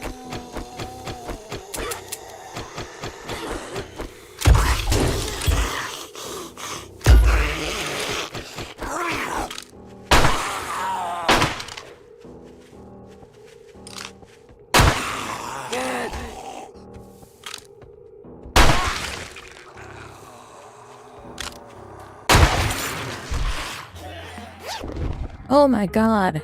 Fucking thank god I killed them all.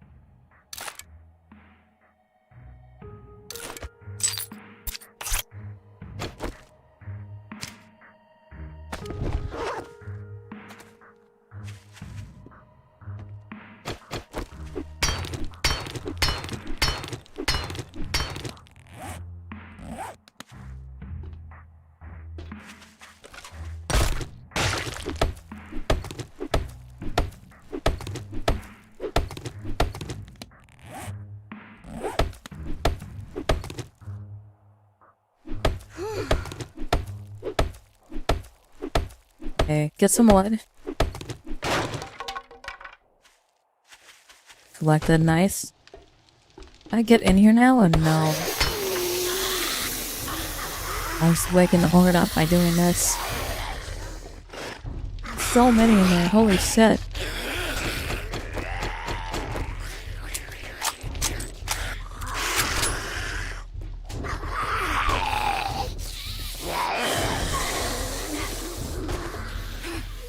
I need to find a way in. It's so loud in there though.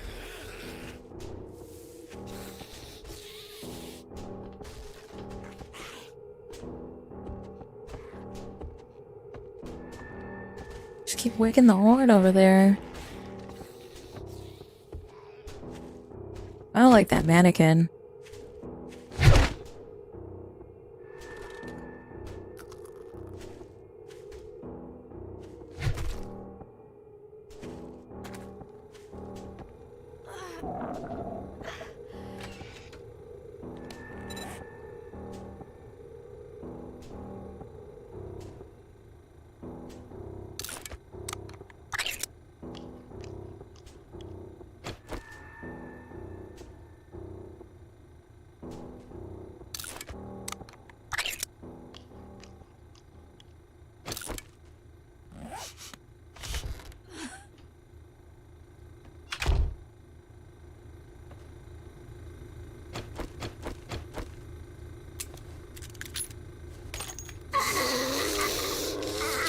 Fucking shit.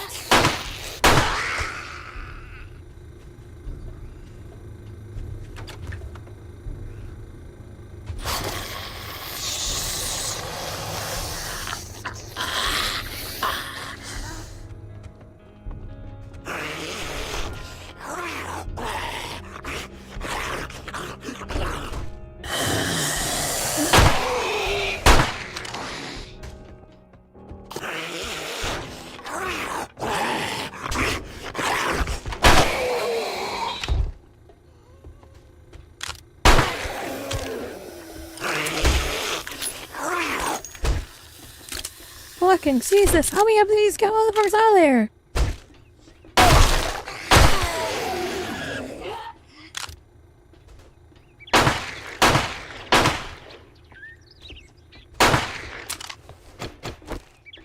Black.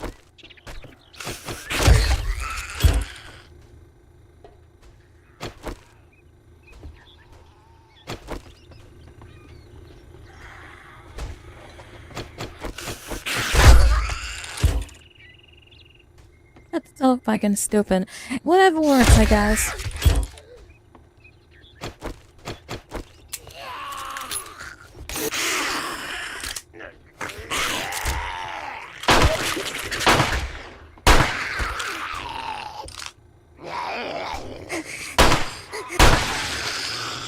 Why are you still alive, Biggs? Come on.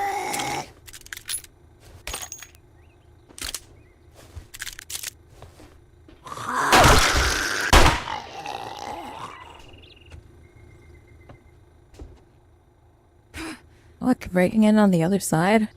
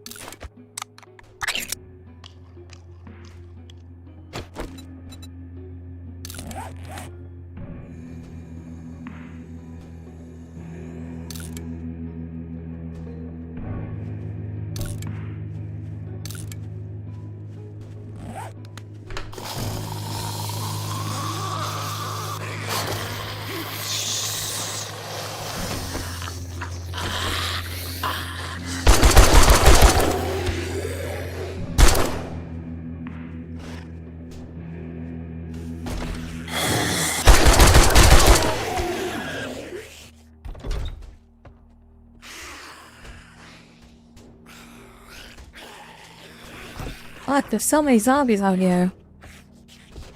Yeah, I can hear them bashing this stuff up.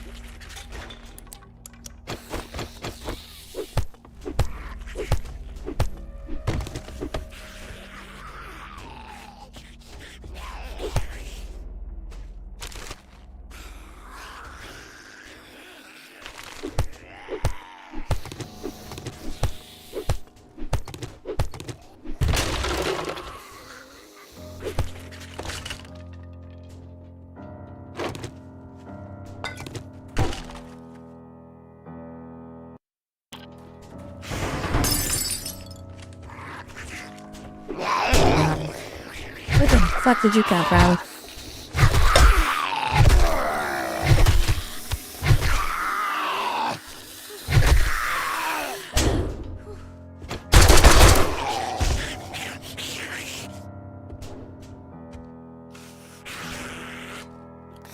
I'm so beat up right now from these zombies. I just wish they'd be done.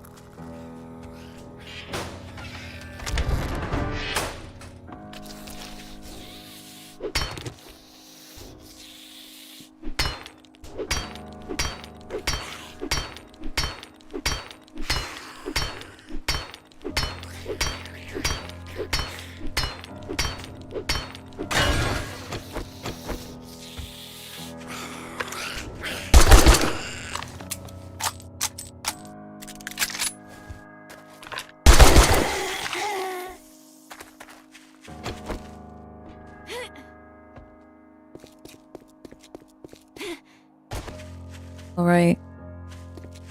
I'm not going to the Robin's fucking house. Fuck that shit.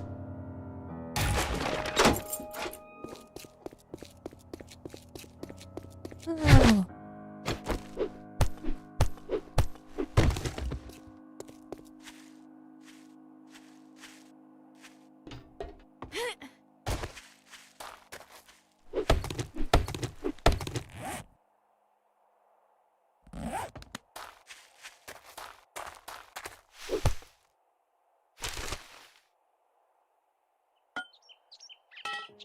Dude, iron pipes, let's go. We got some.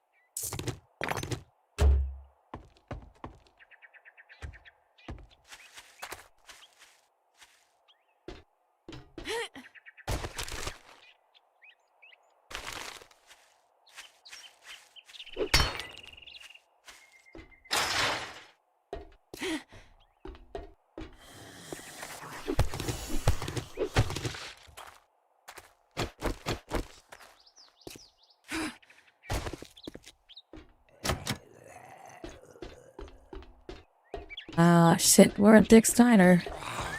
Time to clear it out.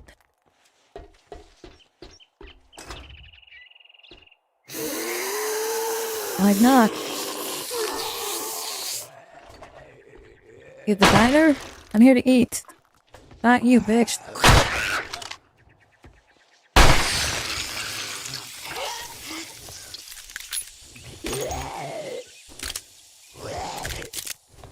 Anyone want more?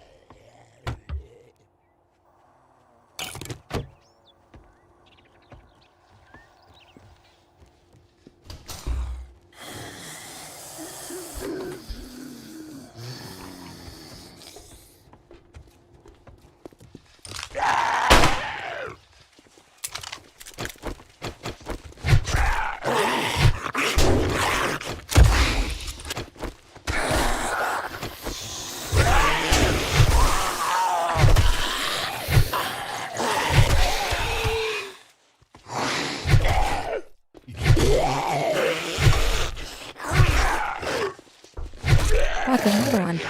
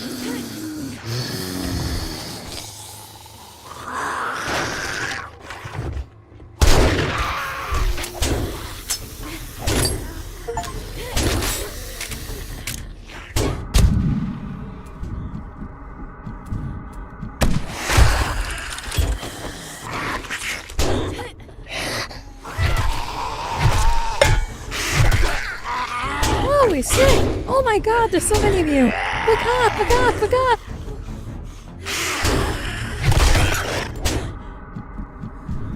My god. Fucking reload!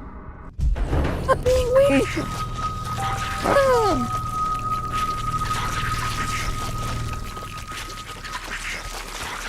There was nothing I could do. I was fucking weak. Could have taken this testosterone in my fucking bag.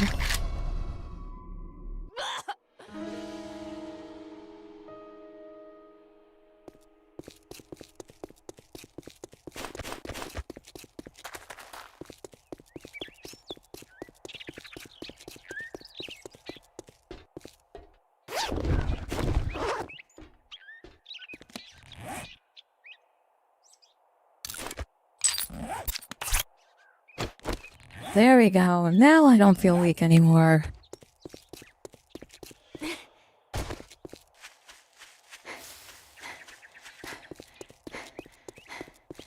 $300 polymers is insane. I'm gonna be real.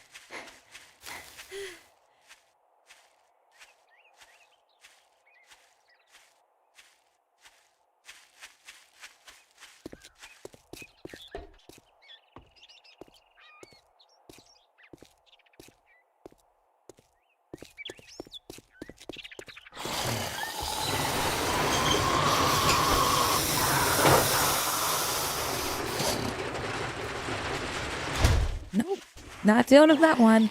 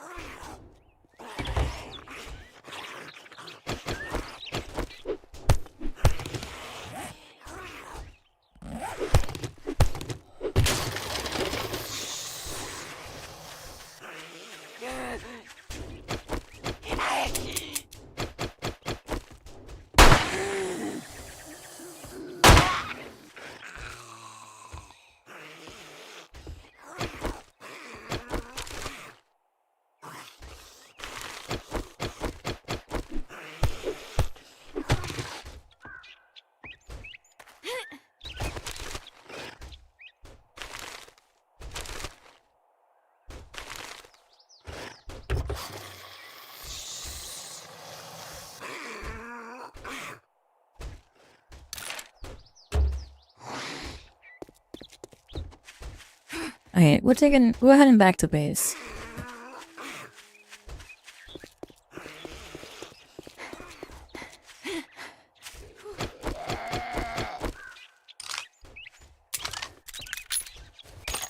Shit. Come on.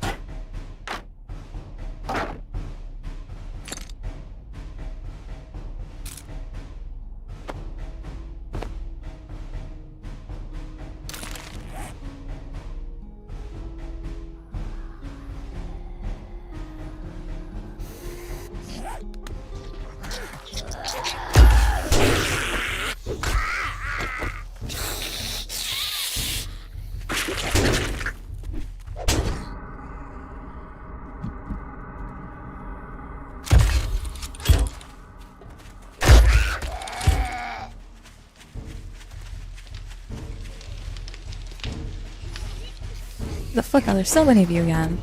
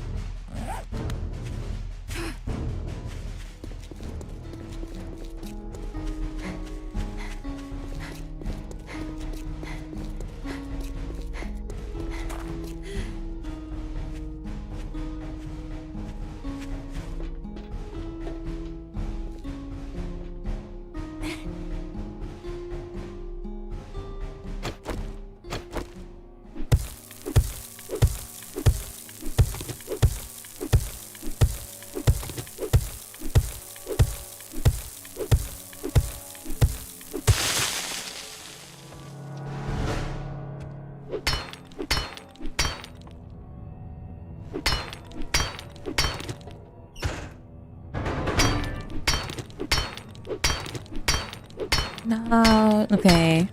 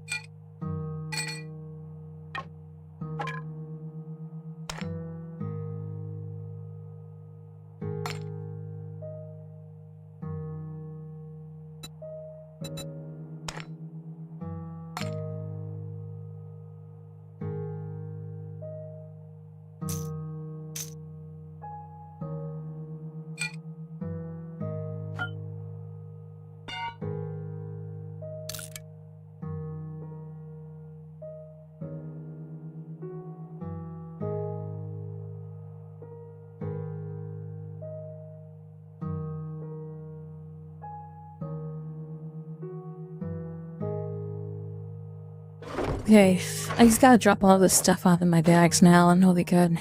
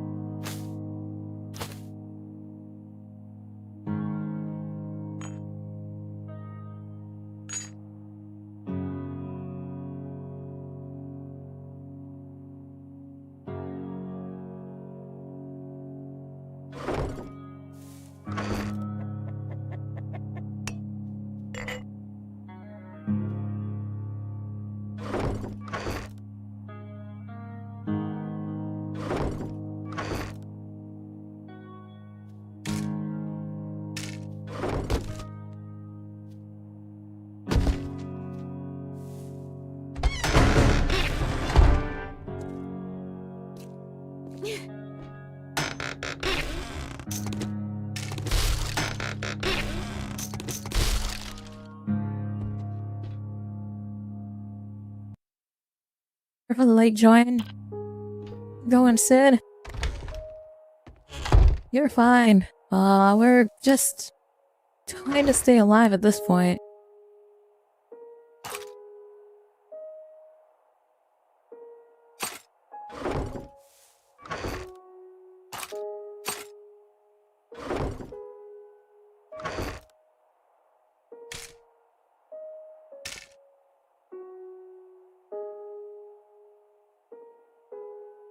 Your schedule got fried like crazy? Oh, yeah.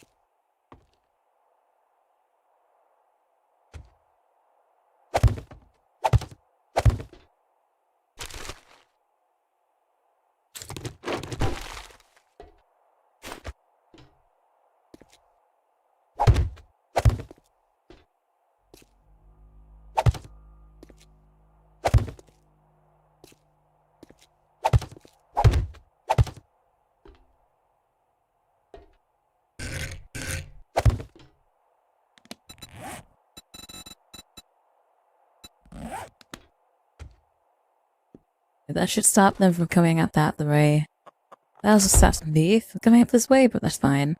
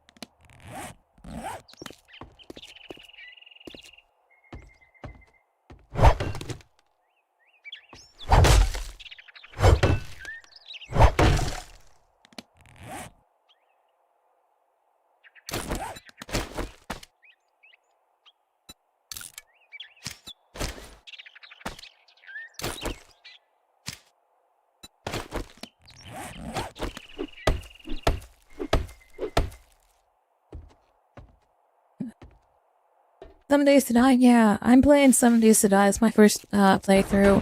The goal is to get to the first blood moon. We're on day 5. Almost the evening of day 5.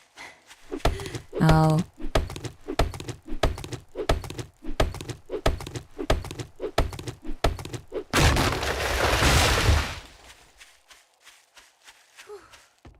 Try here.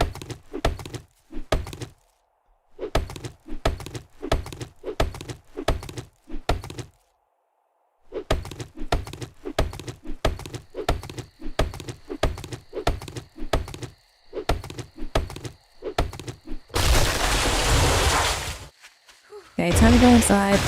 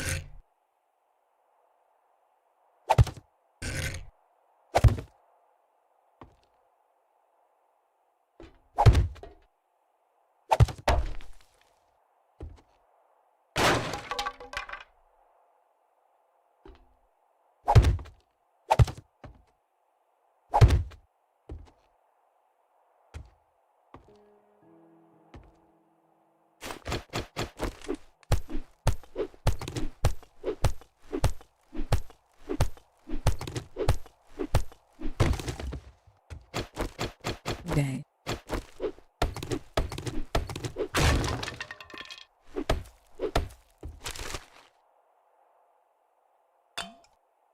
Oh, more murky water. Lovely.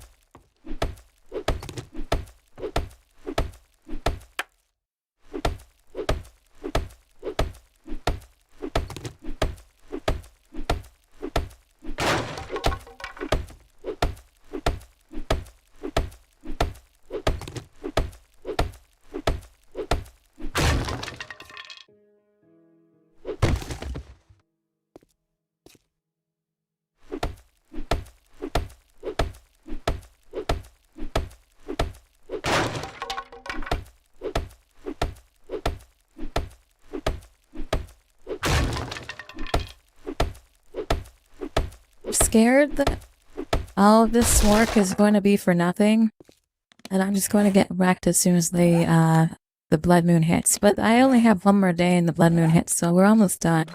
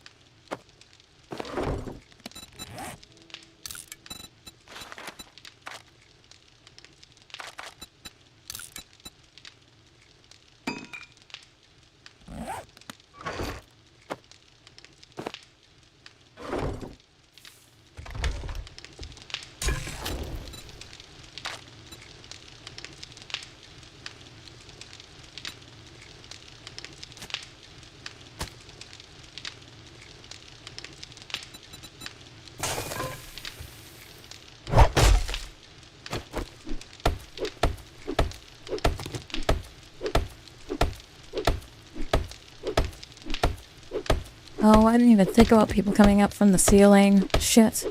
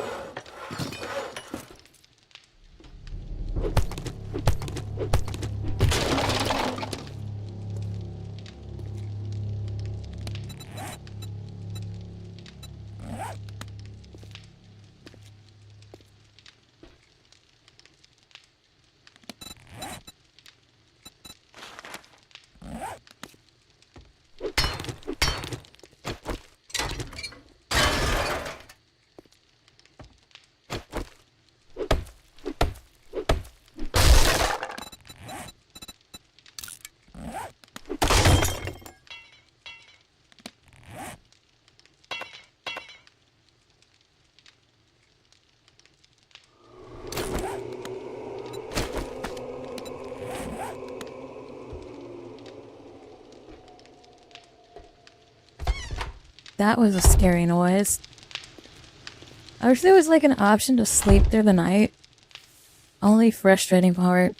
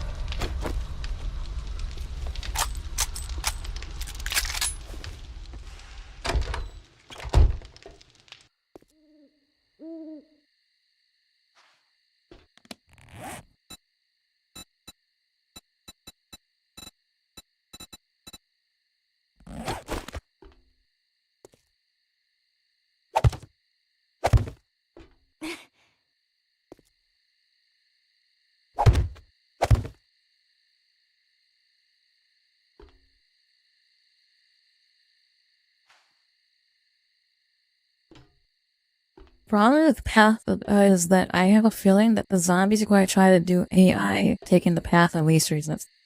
Go up this way. The route that I normally take to get in and out of my base is probably the route that they're going to use to get into my base. That's my only, like, concern. I find it really hard to, like, plan ahead here. But, like, I don't know what I'm walking into in the first place, and, like, I have a feeling that it's not going to be critting. I think my base is gonna be fucked no matter what. But, like, I've tried, I figured if I put enough spikes everywhere, I should be a little bit safer. I mean, I've got spikes on this route. There's no way they can get there this way. I won't be surprised if they do. I've got the 3 chairs, and I've got 3 rows of, spikes. They could come in through the ceiling, which is a high possibility. They'll just jump through the ceiling and then I won't have to deal with them at all, you know? I also got this little door to keep me blocked off. I've got a double door safety lock here. The only pathway is in and out is through this way right here. I have a feeling they're just going to jump up on here and then jump down, right? Same up on the car and then through. There's nothing I really can do besides plan ahead. The door here should keep it, it's safe. I also got the power wire on the outside as well. So, like, I don't know what's going to happen, what I'm going to be walking into here, but, I think that I'm pretty much set for one more day, you know? I got one more day and then the zombies come, you know, the blood moon hits, and we'll go see if I survive or not, you know? I don't know if I want to continue playing, though. I've been going for like 8 hours.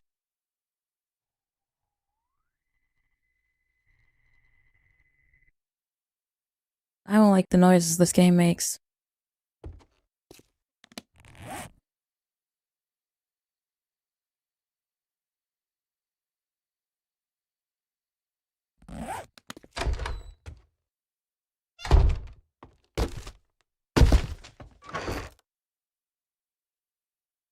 I'm glad I've been putting a bunch of my ammo away as well, because, like, I don't think if I had the ammo, I would be, like, as safe as I am now, right? Like, I feel like, comfortably, I can fight through anything that happens right now. Like, I can fight through whatever happens. Because I have all of this stuff.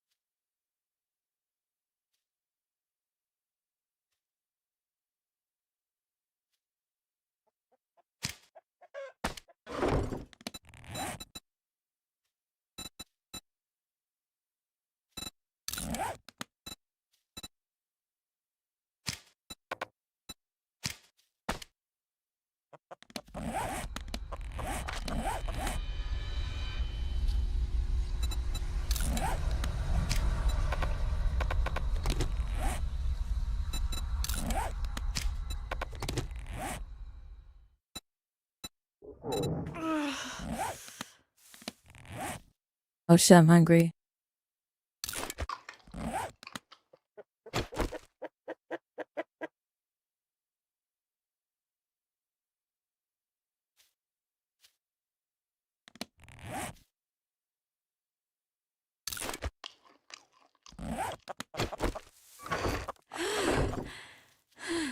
There's like a chicken above my head somewhere.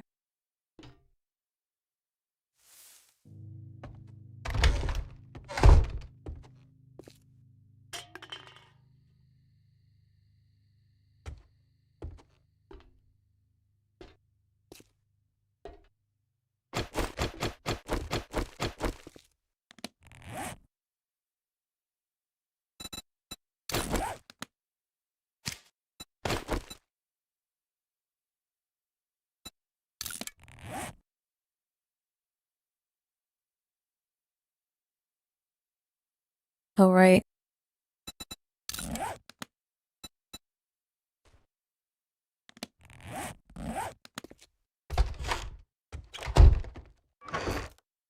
As this day kind of breaks, we're gonna try to get as much wood as we can, and we're gonna try to surround the entire area with, we're trying to surround the entire area with the regular ones.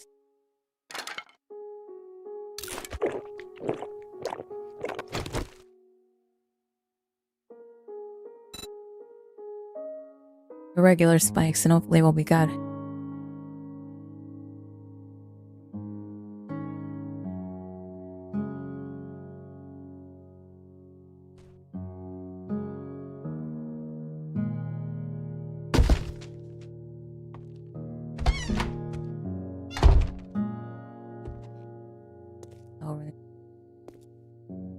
Oh, it's only 1 AM, fuck.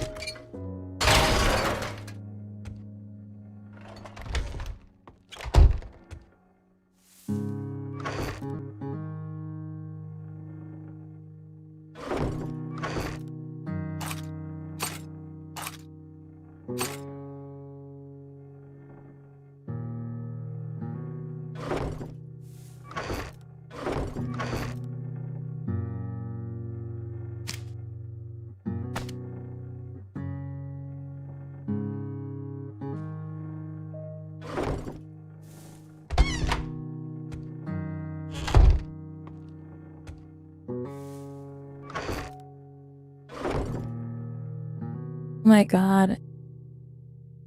It feels like the time's going by slower now. It's like 1:57 is not moving.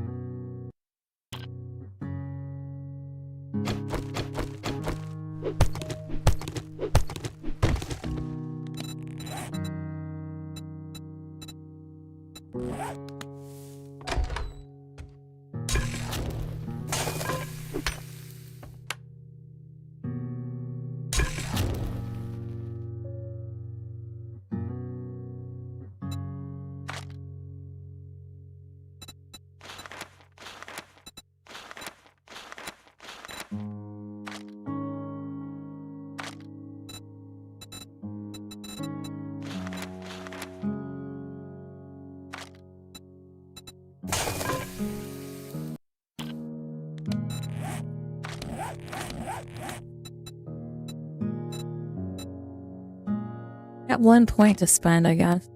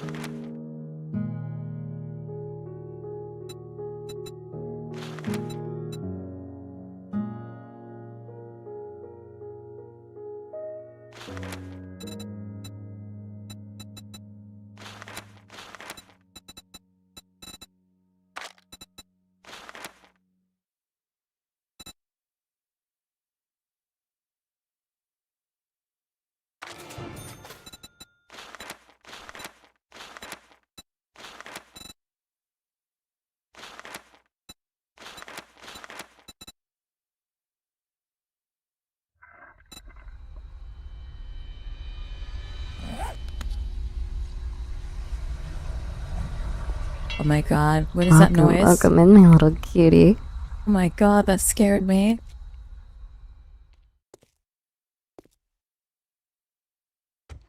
Hello, Scorpion, how's it going?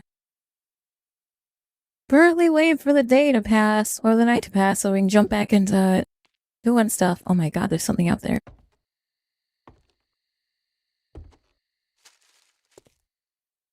I can't go out there until day, though. Spooky room? Yeah, I don't like that this room is making scary noises again.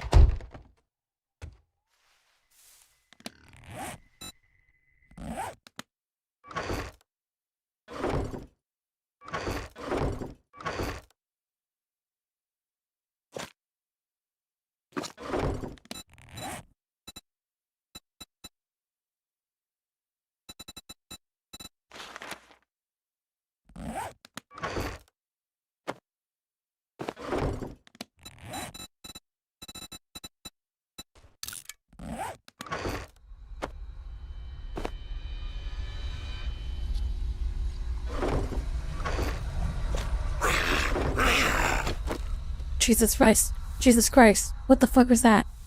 Where was that? Okay. That wasn't funny. I actually thought there was a zombie in my base. I was about to fucking crash out.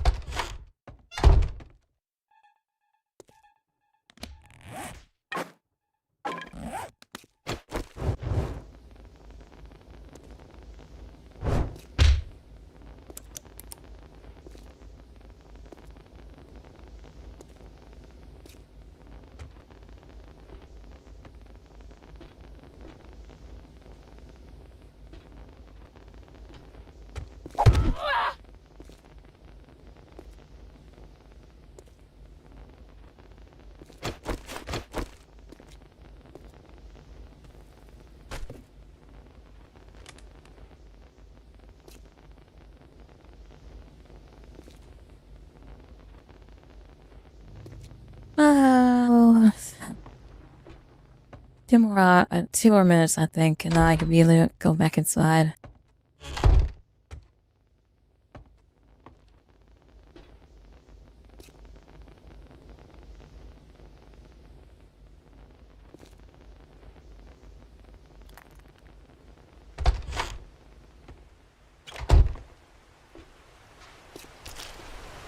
Damn, it's raining too?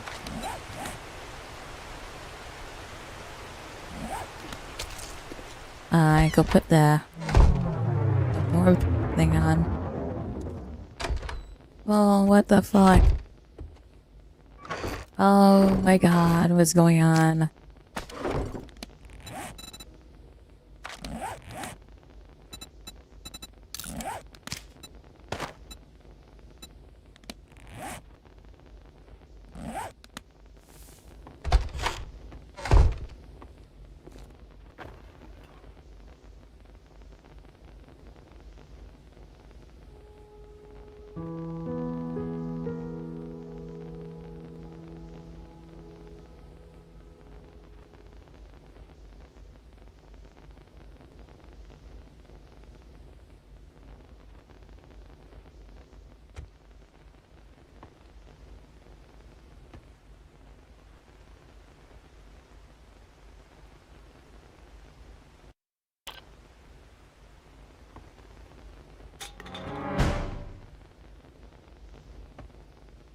Okay.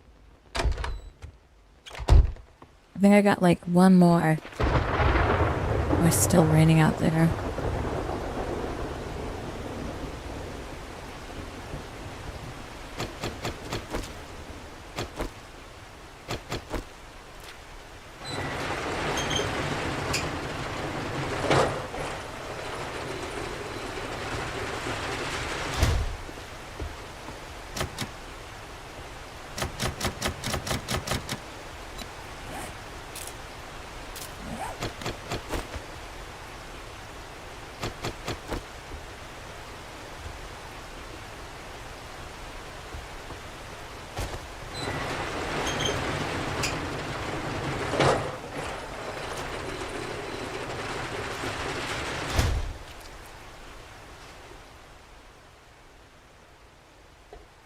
I don't like that it's raining. That's going to take away time that I can be using to chop trees down.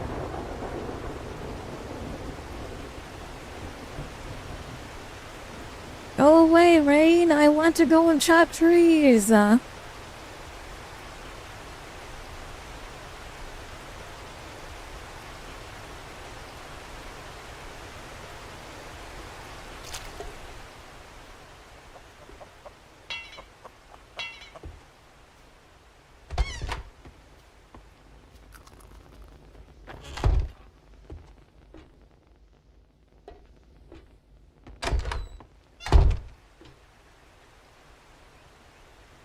I literally can't leave the house until it stops raining.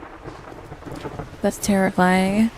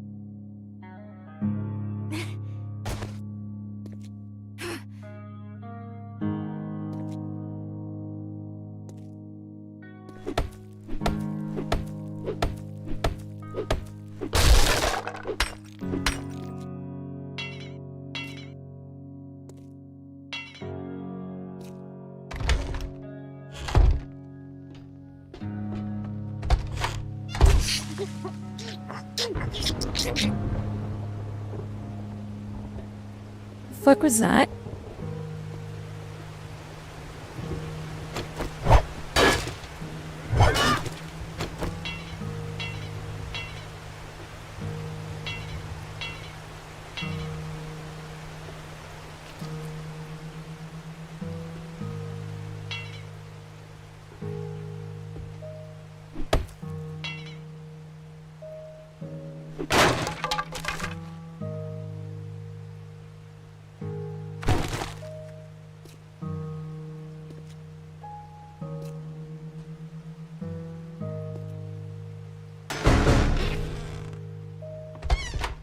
Oh, yo, supply supply drop, let's go. Thank you.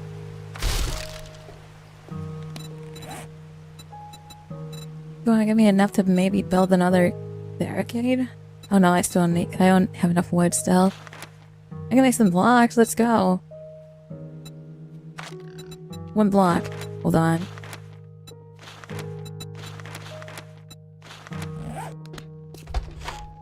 Can I make cobblestone? Hold on.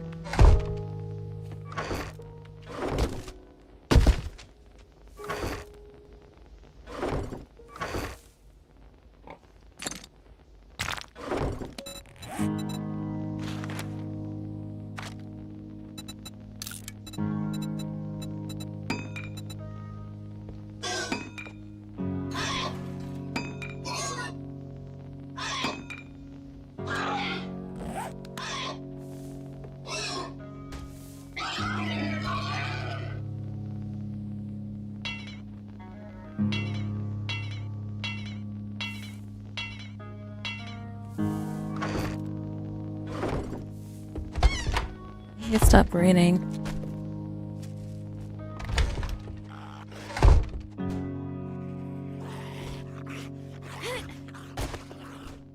Where the fuck are the zombies at?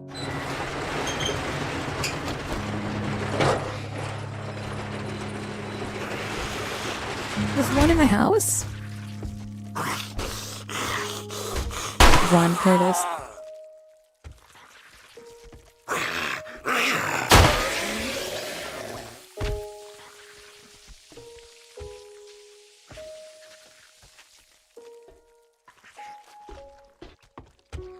I can hear another one somewhere.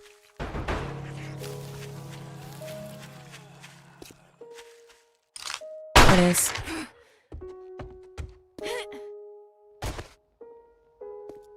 Down the spikes. Okay. How did it get through?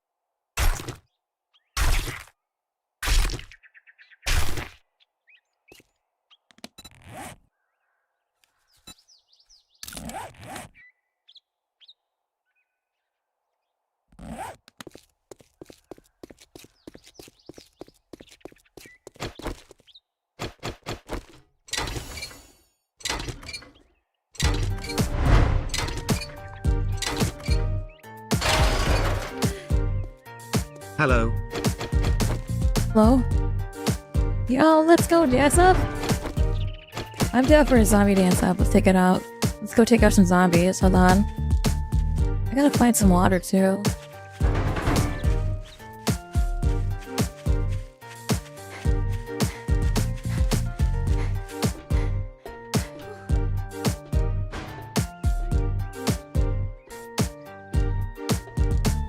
Oh shit, boss boat.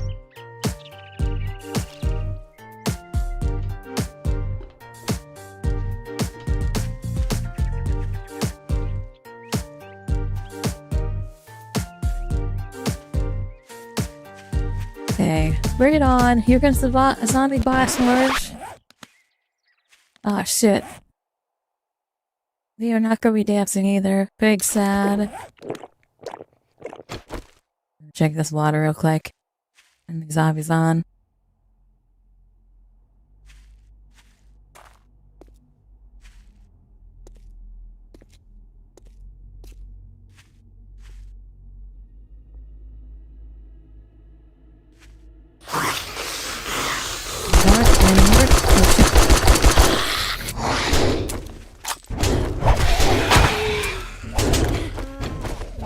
Sick.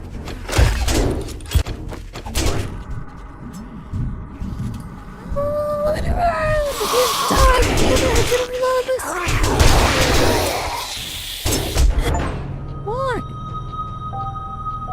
I hate those fucking horns. What was that an option? damn it.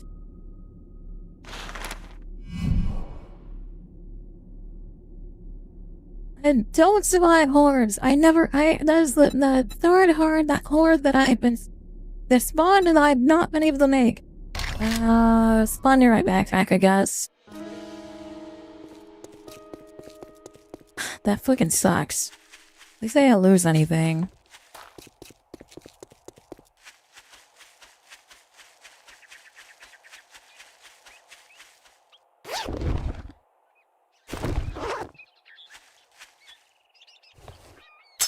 Okay, let me reload all of my guns now because apparently none of them were reloaded for that fight.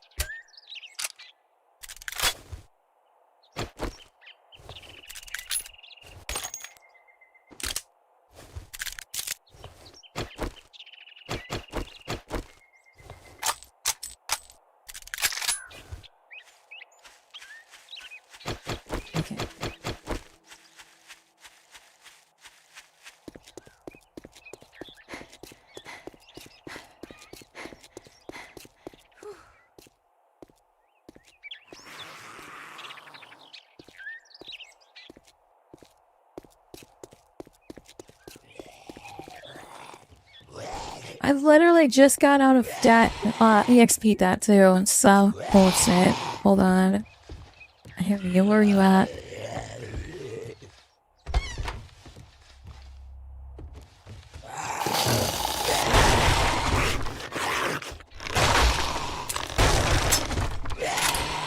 Fuck.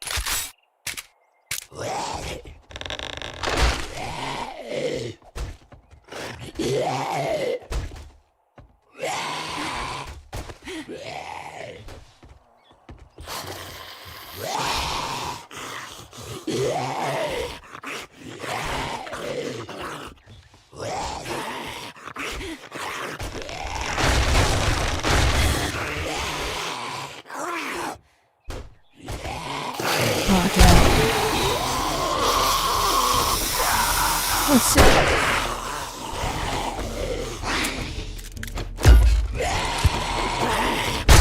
My gun's being reloaded.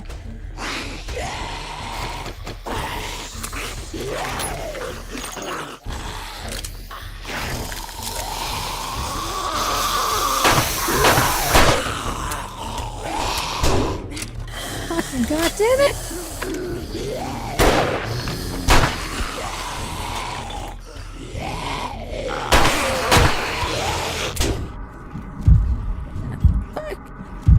Wait for me! Delay me! Fucking shit!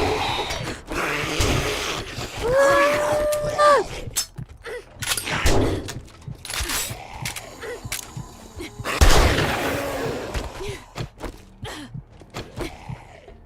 Damn it!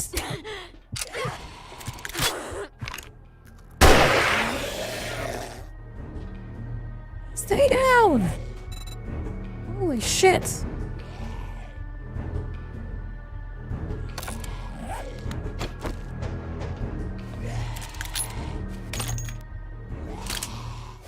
Ah.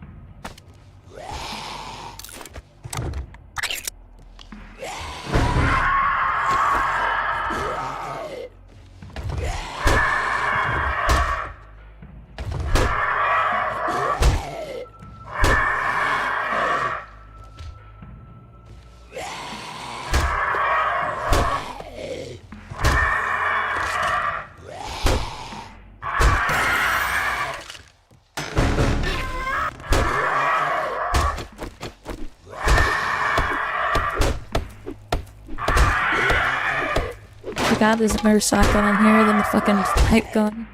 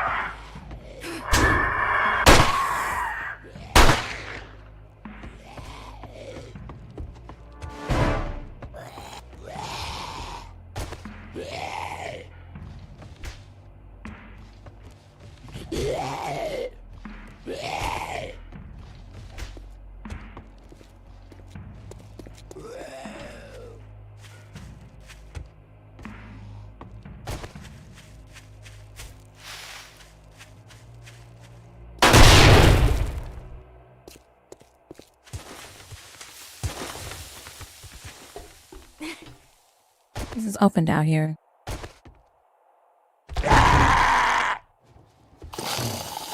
That's it.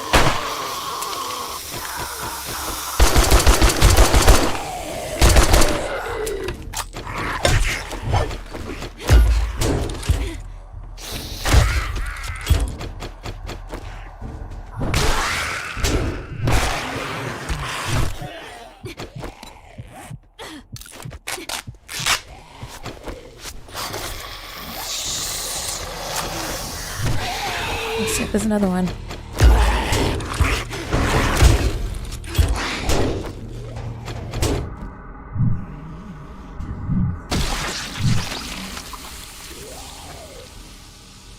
Hey.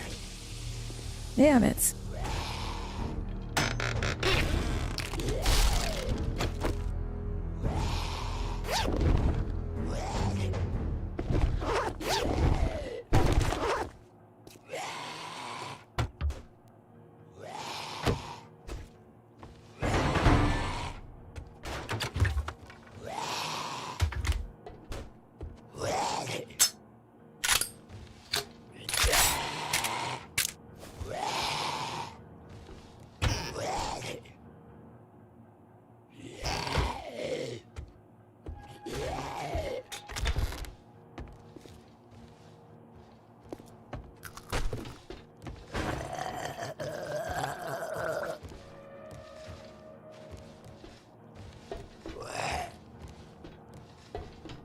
Here.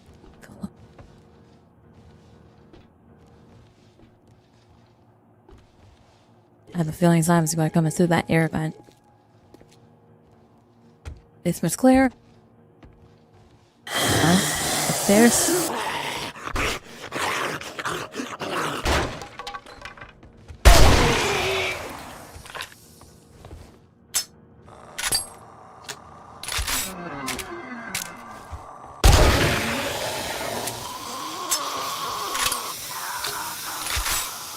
Dad? He's not.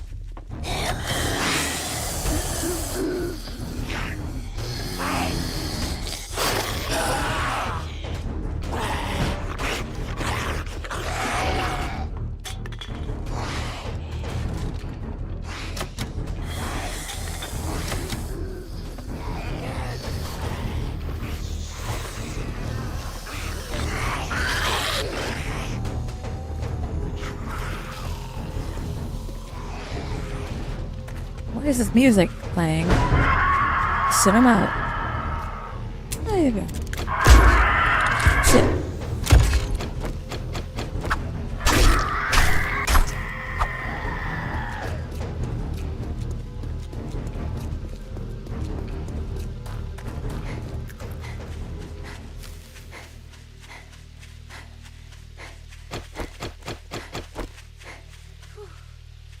Not get as much wood as I wanted to, but that's fine. I got enough wood for now.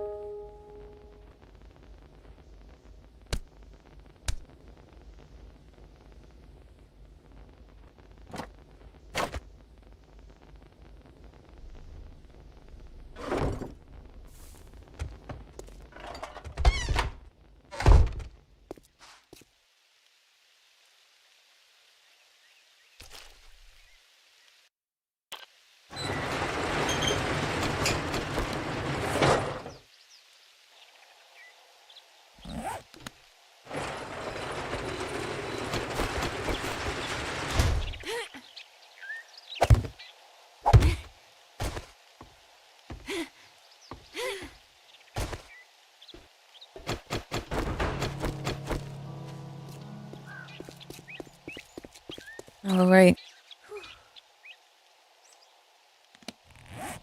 Stamina, please. Come on.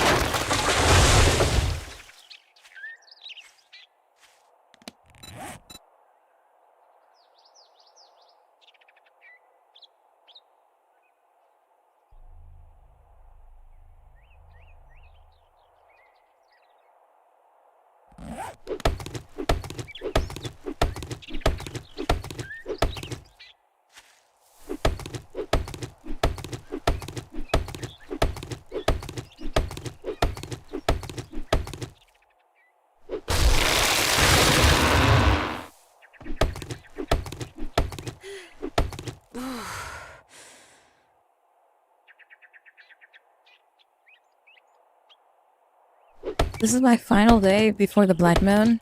It says I'm dehydrated. I know I'm dehydrated. Fuck up. I need to find vitamins too. This is my final day before the Blood Moon. It is now 3 p.m. in game.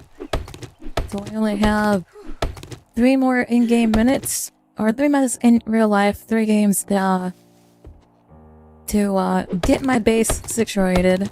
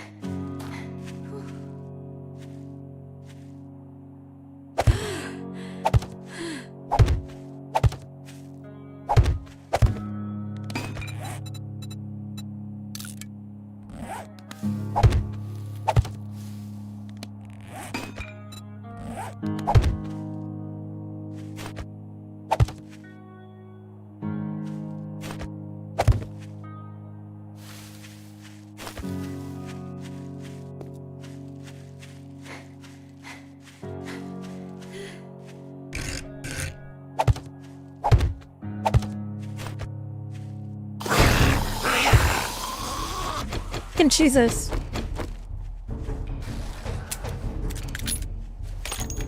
Fucking god damn it.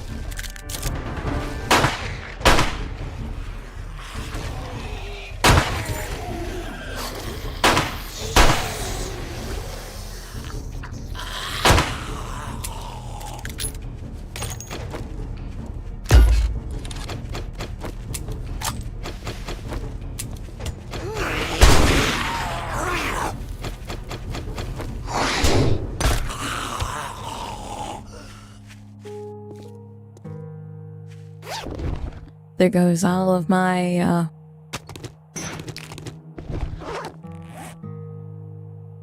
with all my shit.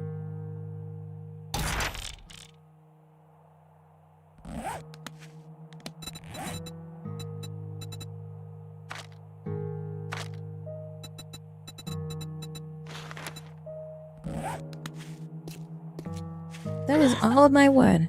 Down the drain because of that fucking janitor attack. You spent all that time chopping down those trees for nothing.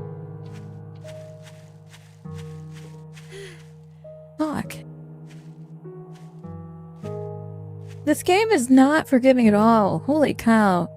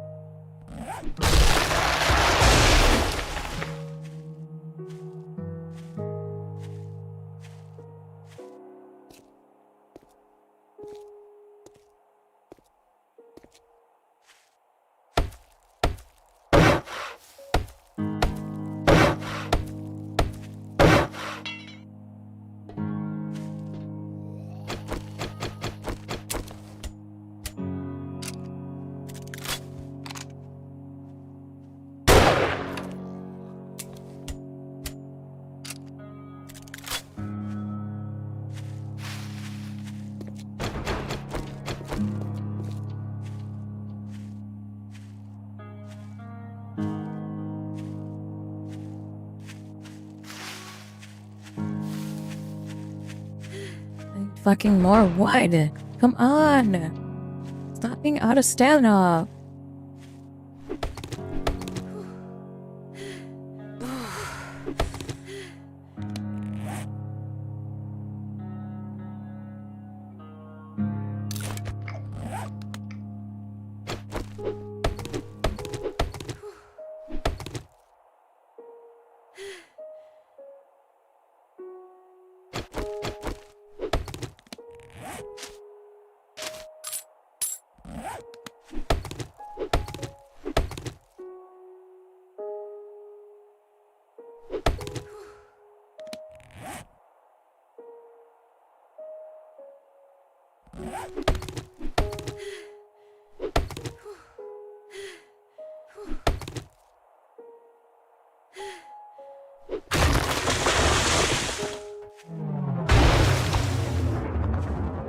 Oh my god.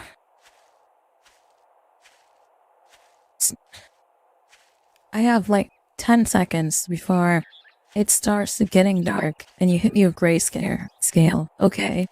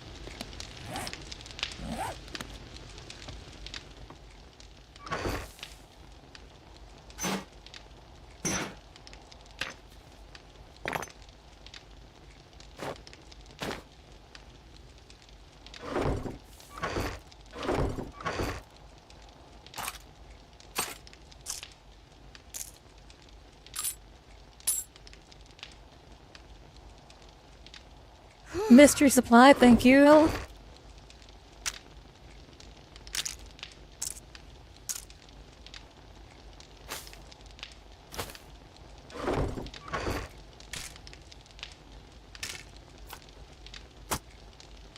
A new hand touches the beacon.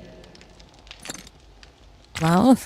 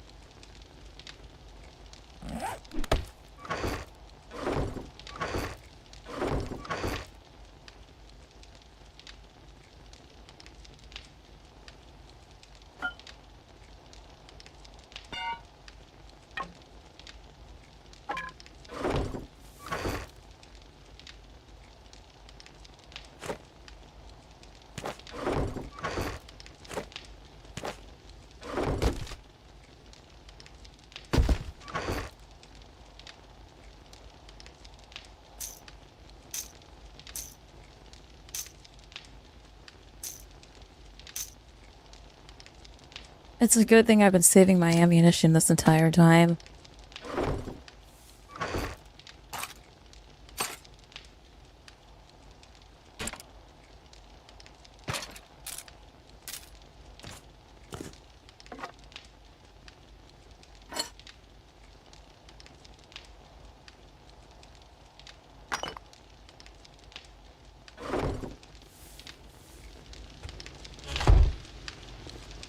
I think I'm ready for the blood moon.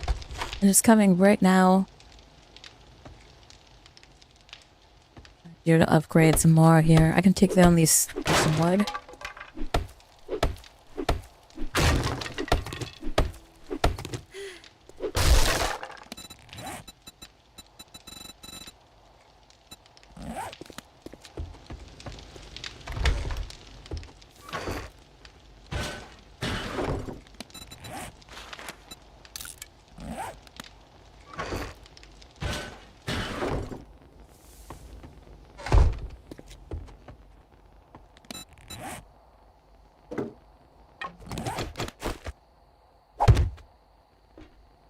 Here it comes, the blood moon.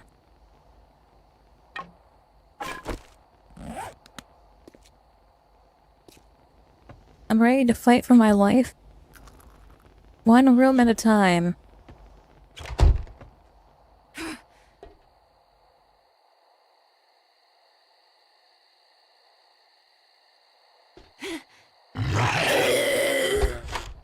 Jesus Christ.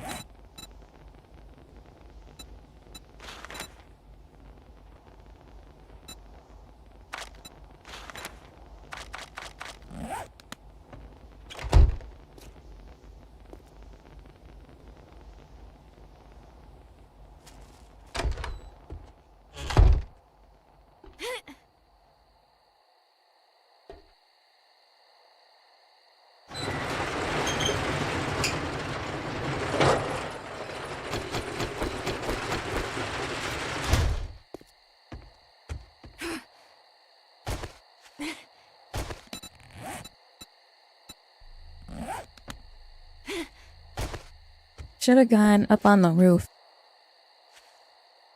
Looking at it now, I also see there's a couple of places where you can just jump over traps. That's going to be a problem too.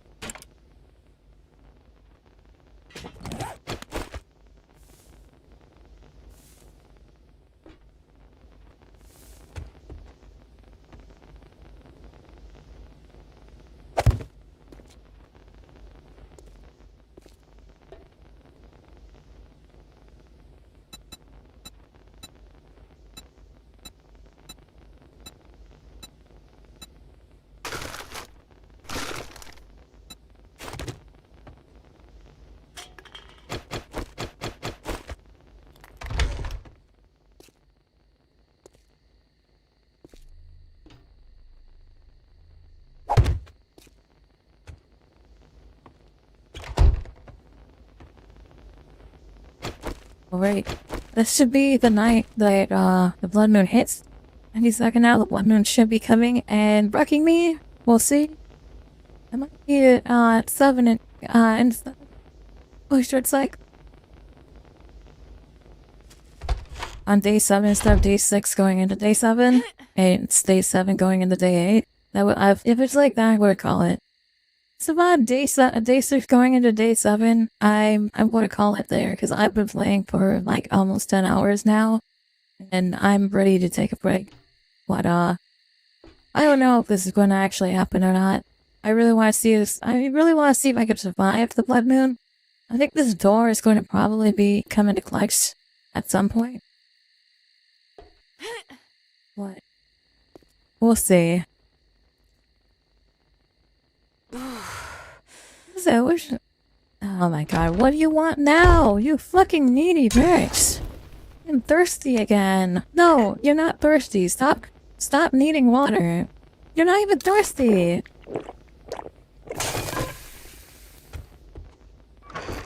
God. I'm thirsty. No, you're not. Shut up.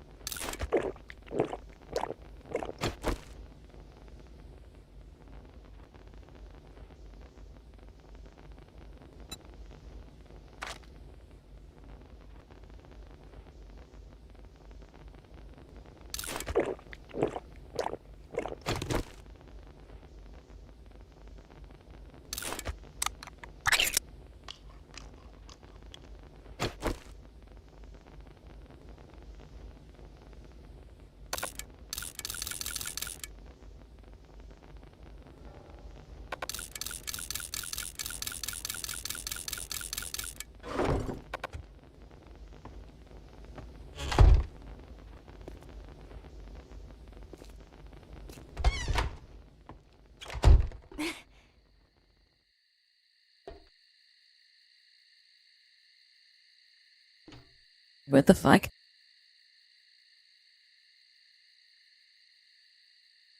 What the fuck is going on? It's not even dark yet. It's 2100? That's 9 PM. It should be dark. It should be dark as fuck right now.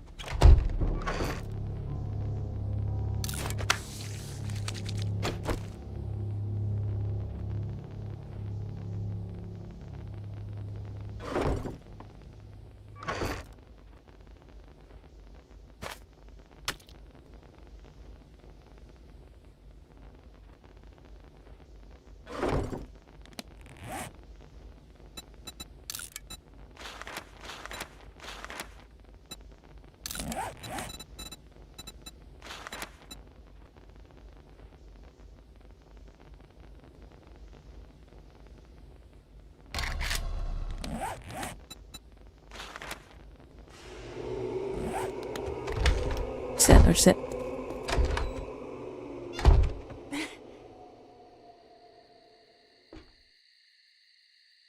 What the fuck was that noise? This thing bothering me too. Get this out of here.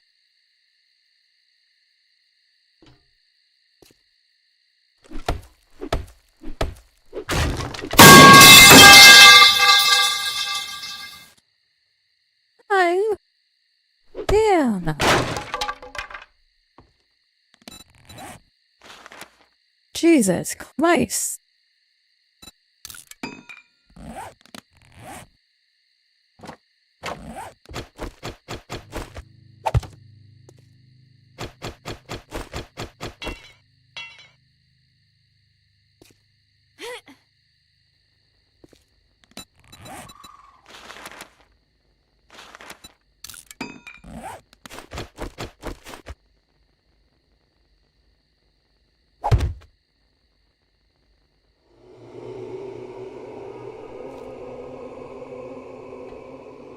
I hate when this game makes those noises.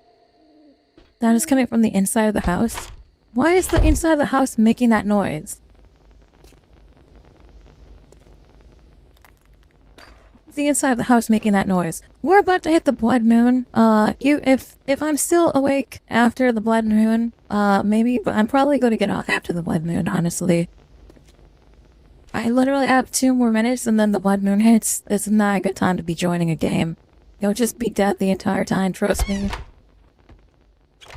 If you are looking to play, because they're jumping into the Discord, we are going to be probably playing some more of this.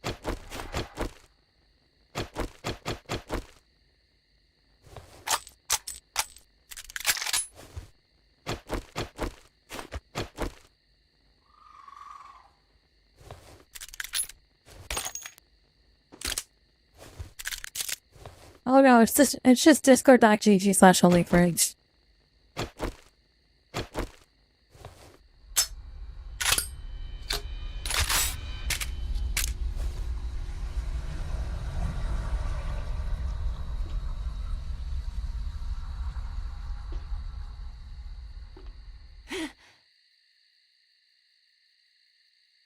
It's fine, it starts in the evening. Why does it do that? Why are the creators of this game like, we're gonna fucking make weird noises play only at night? Because we know that people have to stay inside at night. The fuck was that? We know that the players have to stay inside at night. We know that the players have to stay inside at night, so we're gonna make sure to fuck with them as much as we possibly can. That's how I feel. Or is it dun dun dun? No. I hope they're just fucking with me. I hope it's just in my head. It's been like this every single night.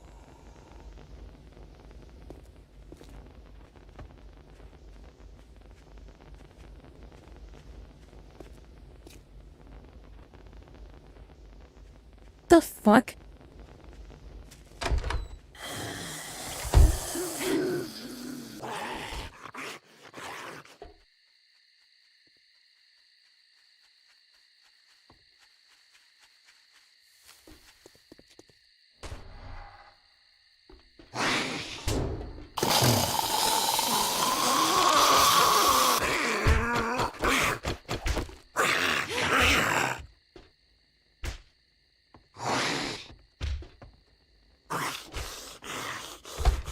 No, don't play the scare noise.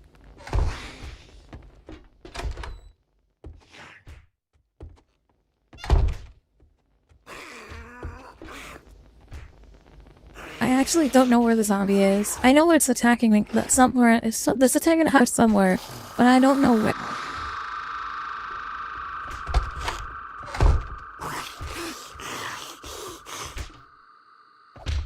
Oh, there it is.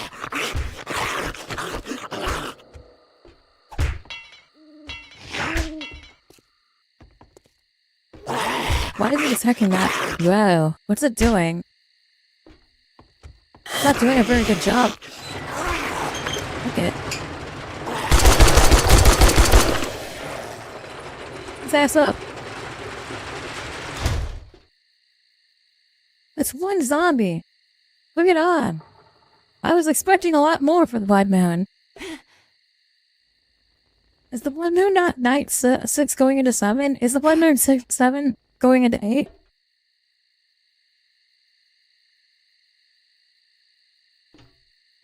Breaking and blocks like it with his pistol. Like he's not even breaking anything. I was very confused on what he was doing. It's going to be bad. Is it tonight or is it the night? Is it the night after? I don't know if I can stay up for another night. I've been going for 10 hours. You have an anti-horde? I don't know what an anti-horde is.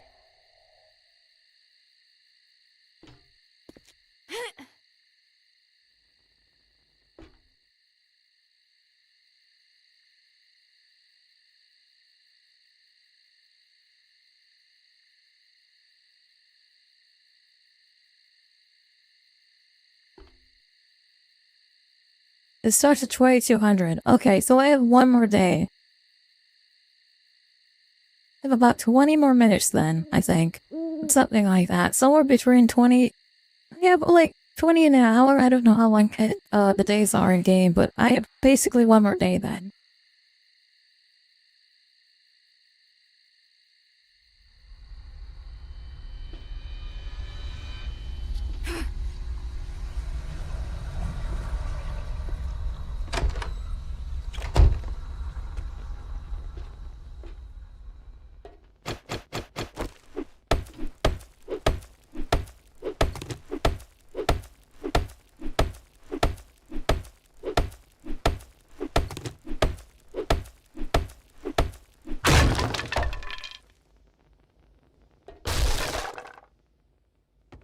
What the fuck? Okay, sure.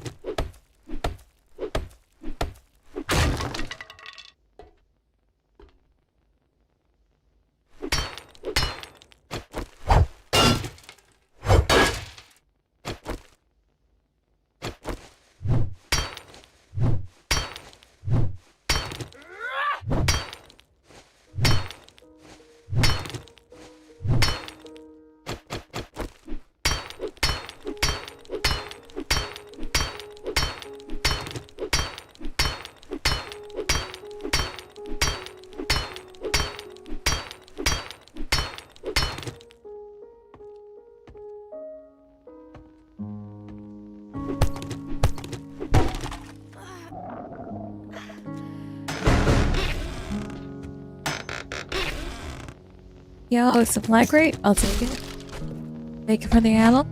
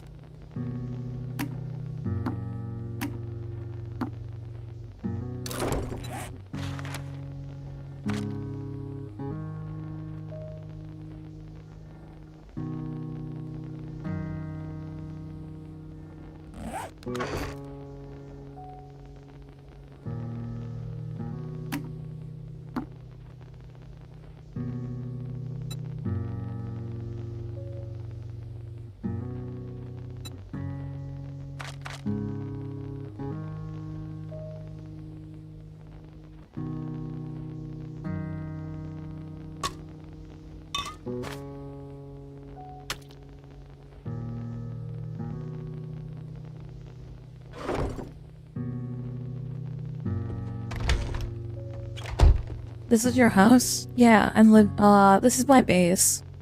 Can't really leave right now because it's nighttime, but after, it turns back to day, I've got enough time to finish building up the defenses for today. Oh, I wish time would go by faster in game.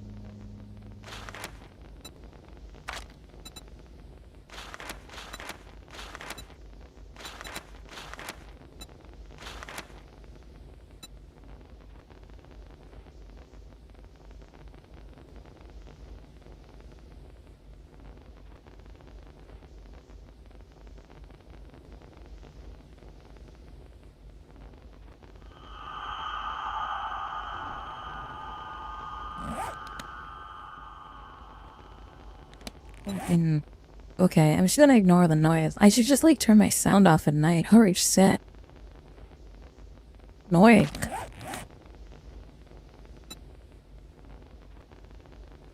Game stage 9. Level 8.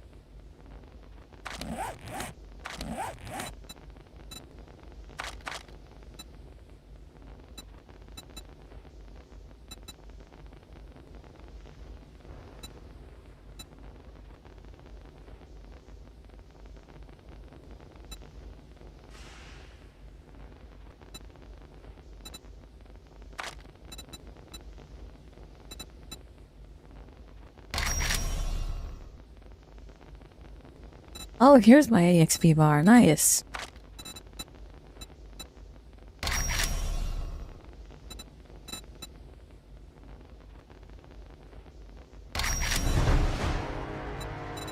There we go. That's another level.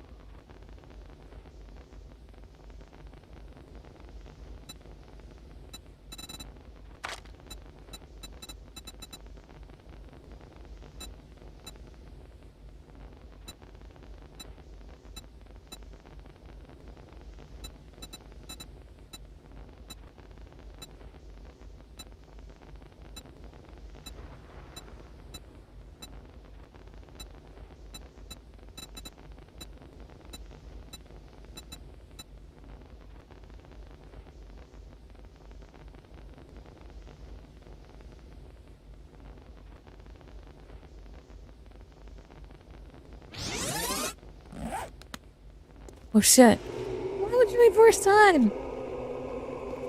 You hear that? Wait, I'm looking through the achievements, and now we're back to 3 a.m. again. Oh no.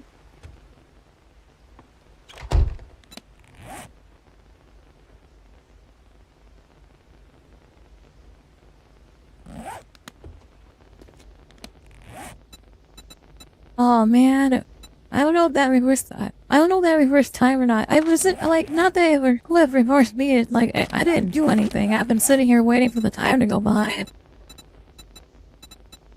The night portion of the game is kinda, not good in my opinion. It is fun during the day when I'm out, like, exploring and stuff. I really enjoy, like, wandering around and, like, clearing out rooms and stuff. But, like, at night, not as fun. Oh, excuse me.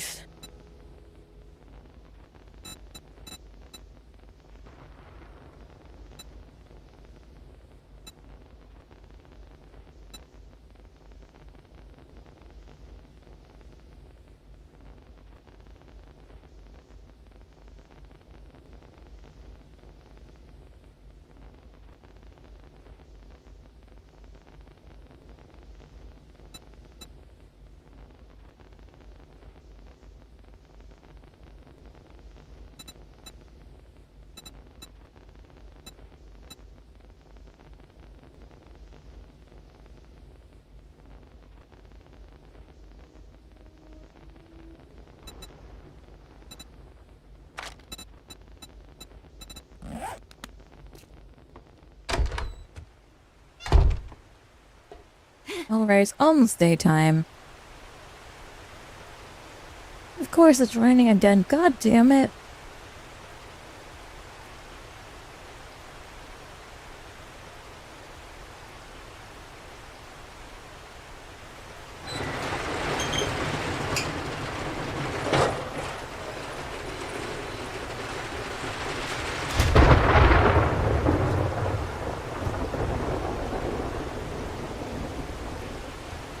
Yeah, it's been raining every day, or like 2 days straight now.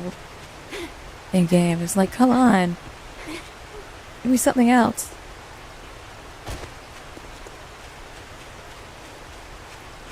Go chop some trees now. It's 4 a.m. It gives me enough time. Yeah, I'm cold, but give me enough time to get some of it done.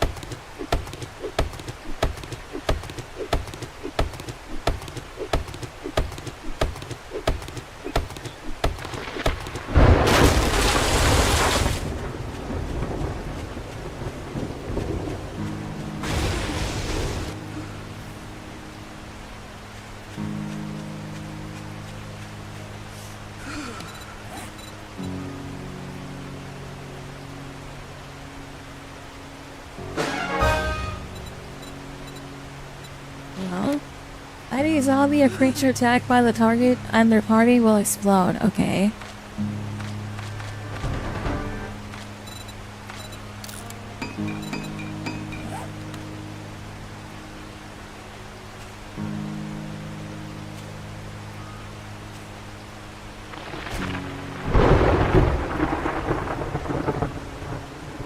I don't know if zombies can climb ladders, but if they can, I'm fucked. I'm gonna put a ladder up here so that I can actually get up onto the roof. I should have an entrance to the roof then.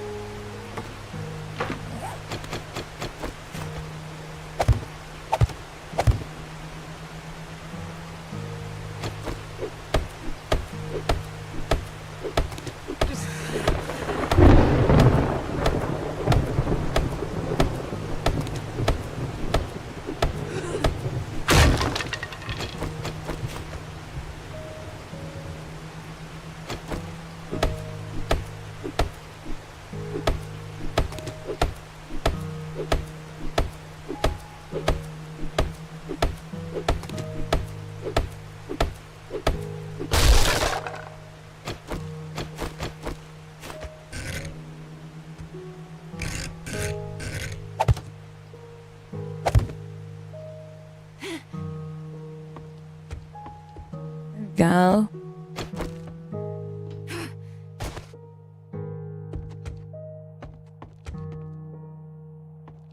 Oh, he's got solar power in this house. Okay.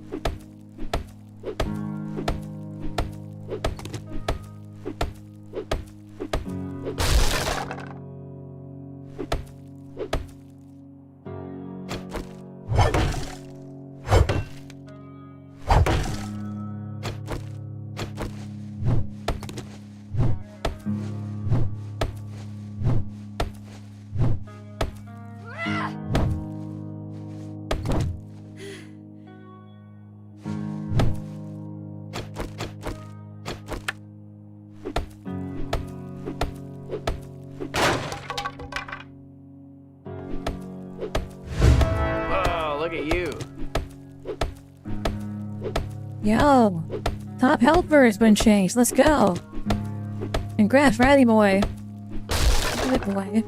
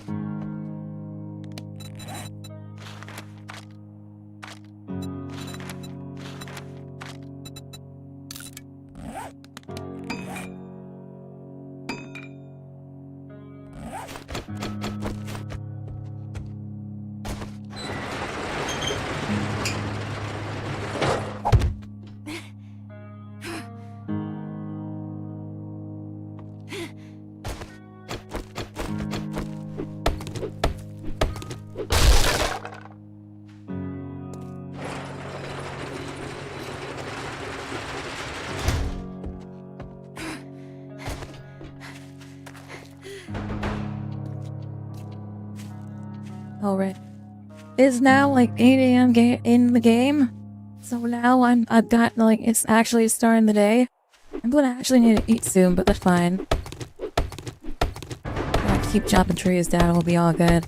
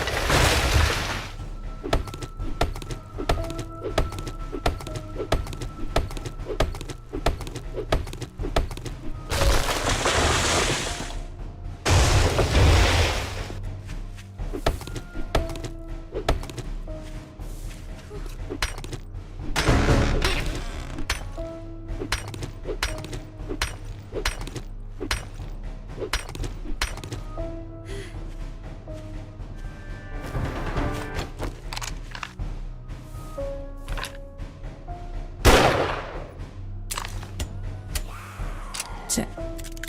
I missed. One down. Shit. Got another one.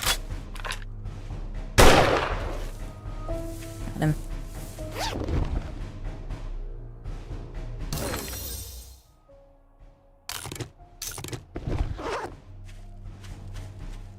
The other one died too? Oh no, he's still alive. Oh, he's dead. Is he dead? He's dead. Cool.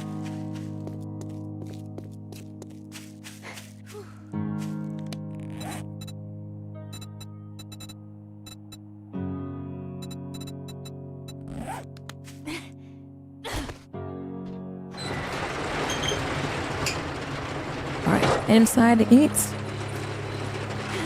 Gonna get a quick breakfast in.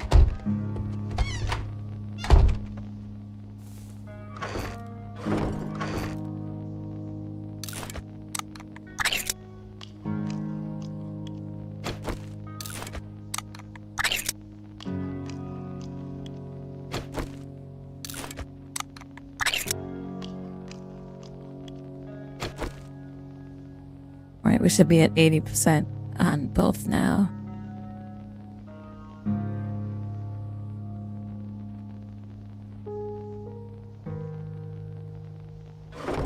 There we go.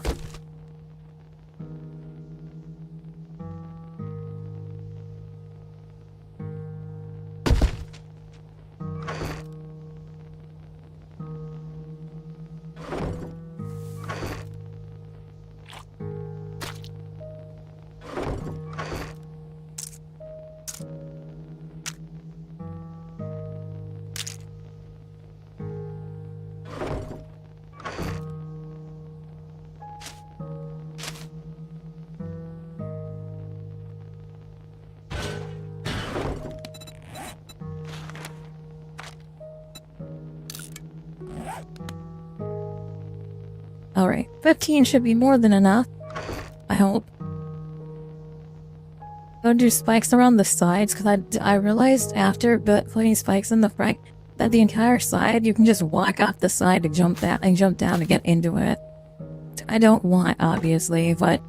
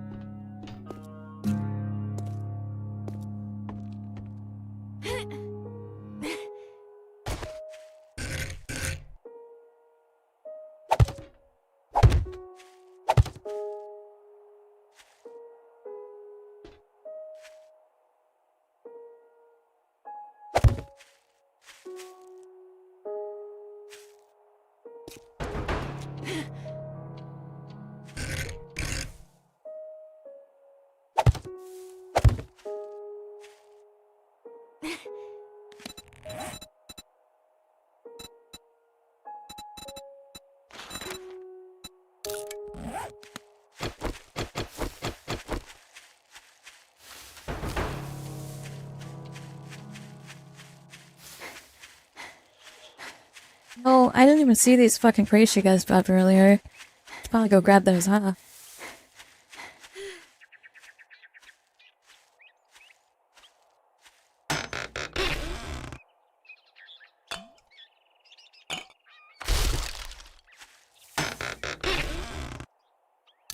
Yes!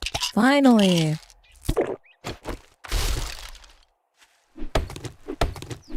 Been waiting for like almost an hour to get that off. Finally got that debuff off.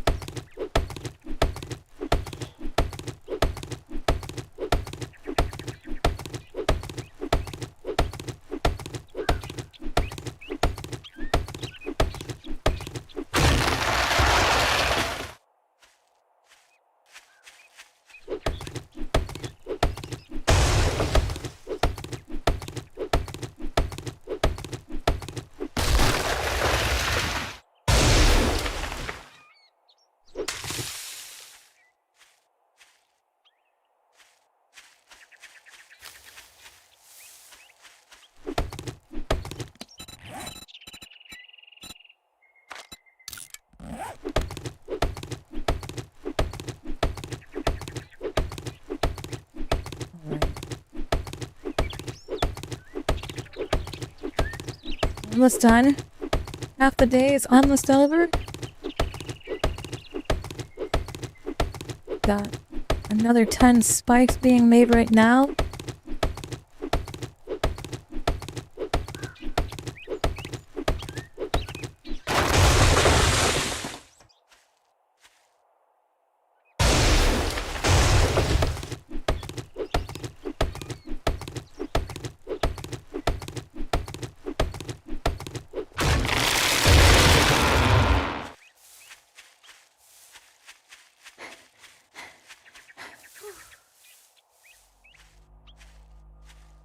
If I manage to survive the night, I will be building a wax tower up on the 2nd floor.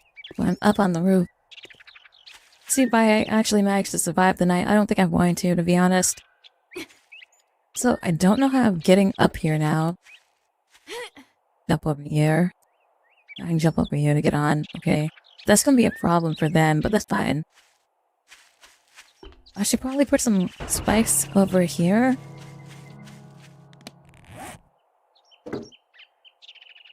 I gotta put some in the ditch. So.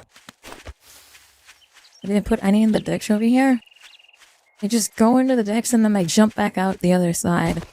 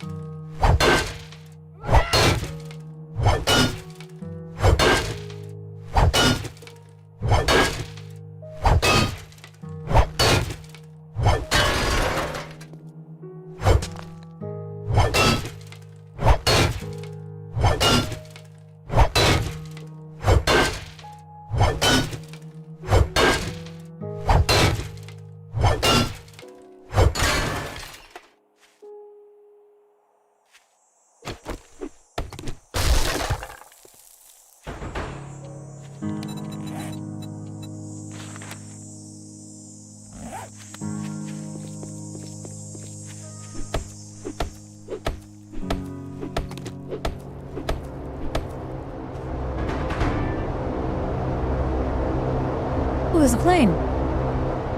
Oh, they're dropping an airdrop. Well, I'm not gonna go after that today. Maybe I will. We'll see. Hold on. How far away is it? Not worth it. Not for the Blood Moon Day. It's maybe tomorrow. If it wasn't the Blood Moon, I'd go after it. But I want to make sure I have everything prepared for the Blood Moon.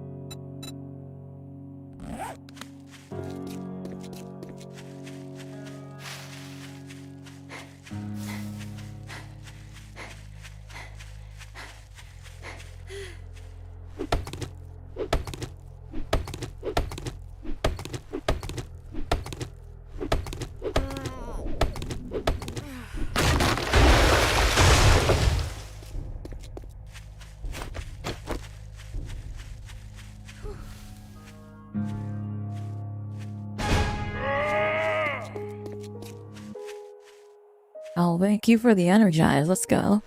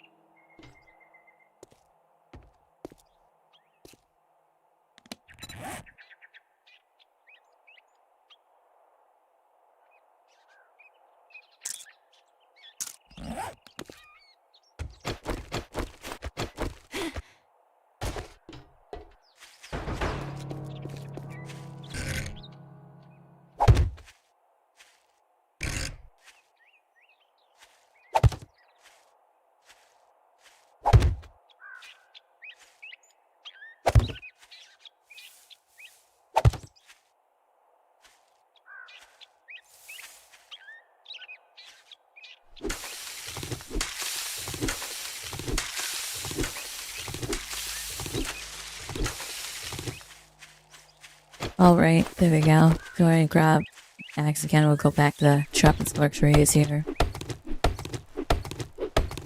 I think we're pretty much ready. It's in time too. I've got like maybe 9 more minutes and then the Blood Moon cast. I think I'm actually confidently ready for the Blood Moon. I don't think I'm going to survive the Blood Moon, but I'm confident that my defenses will hold out for long enough. My first Blood Moon. I don't know what I'm walking into either. I assume that I assume that it's going to be like every single zombie on the map is going to be right on top of me. But I don't know. So we'll see if it's better or not.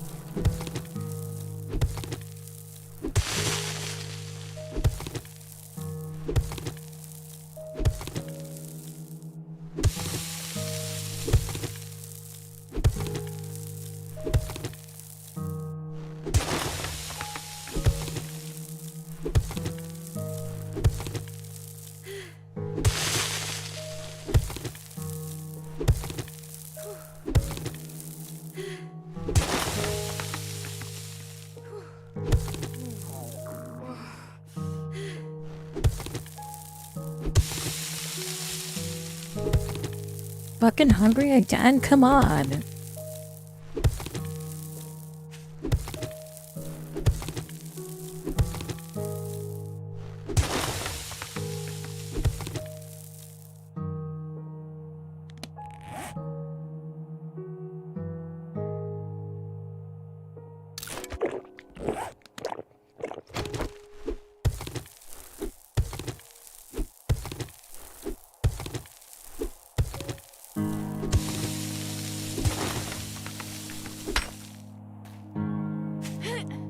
Okay, it's getting dark. It's time to go inside.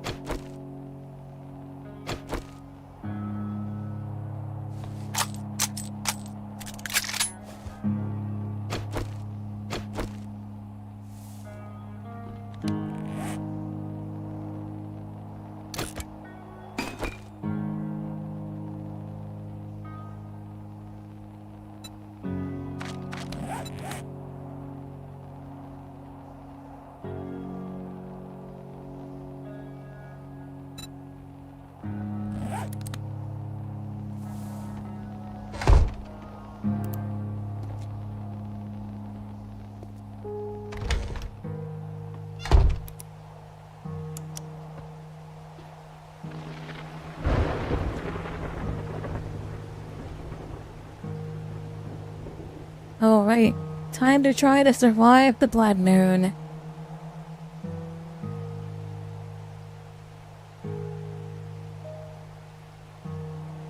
Not like I could go outside anyway, it's fucking raining again.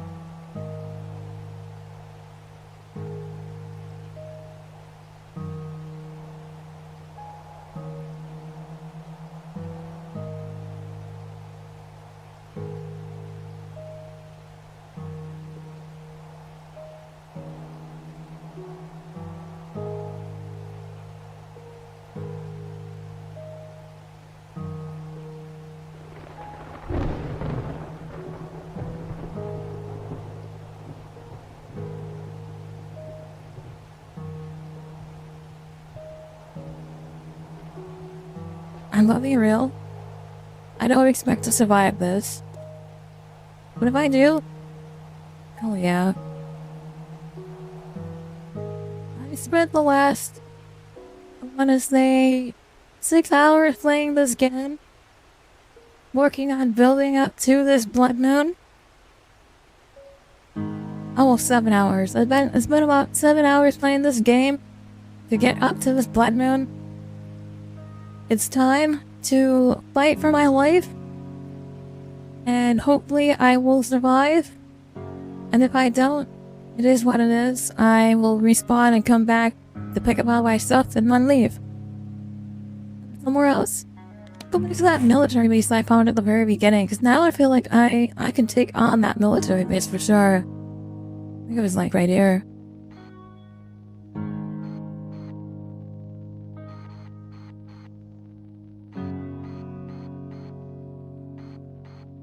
Maybe it's this one.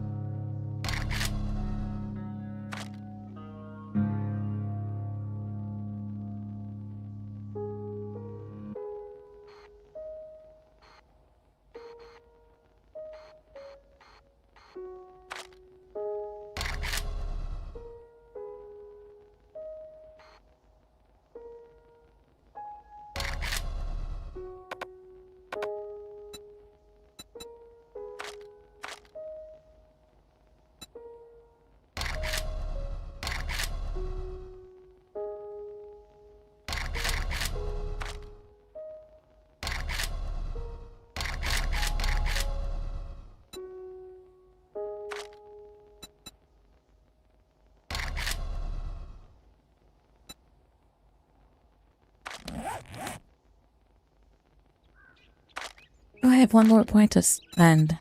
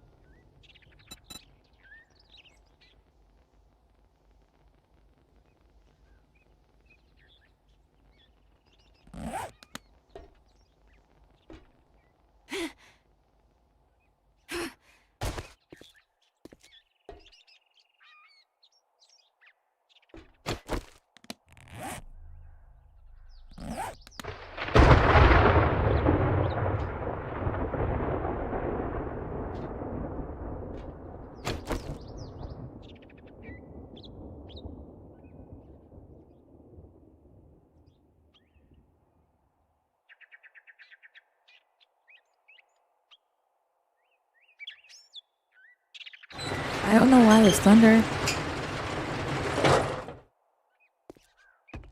We're still safe.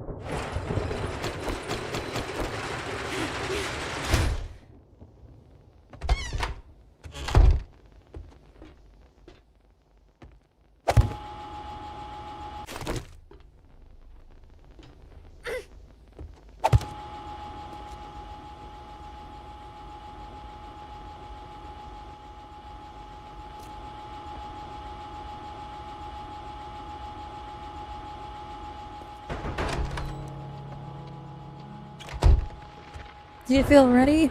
I do.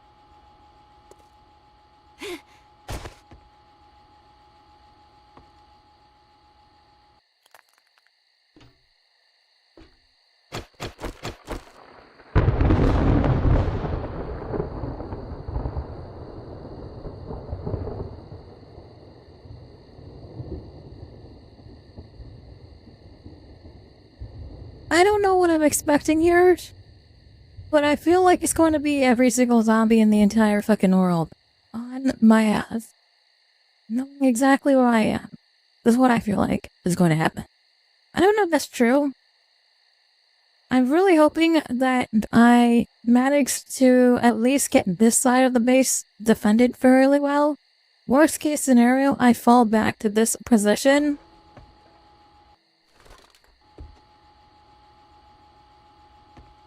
Because I do have the turret over there, right? The worst case scenario, I have to fall back to this position and I hold the line between this garage door and this barricade right here. That is what my worst case scenario is, I think.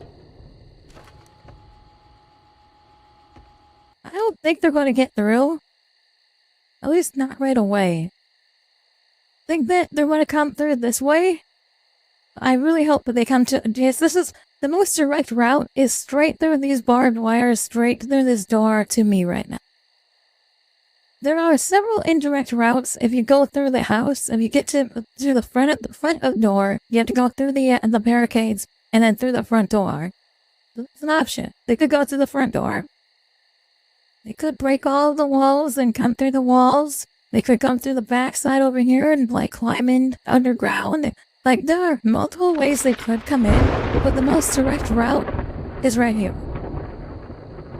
Unless they are going through a brick wall, this is the most direct route right here, through this garage door. Oh. They're going to go for the weakest part. It's going to be one of these sidewalls then. They're going to probably break in right through my storage room then. Could come from the ceiling and then break down, right? That's always an option too. I put a bunch of blocks up because I was like, they're going to come through the ceiling. But I actually don't know where they're going to come from, so... I just hope they come through this pathway.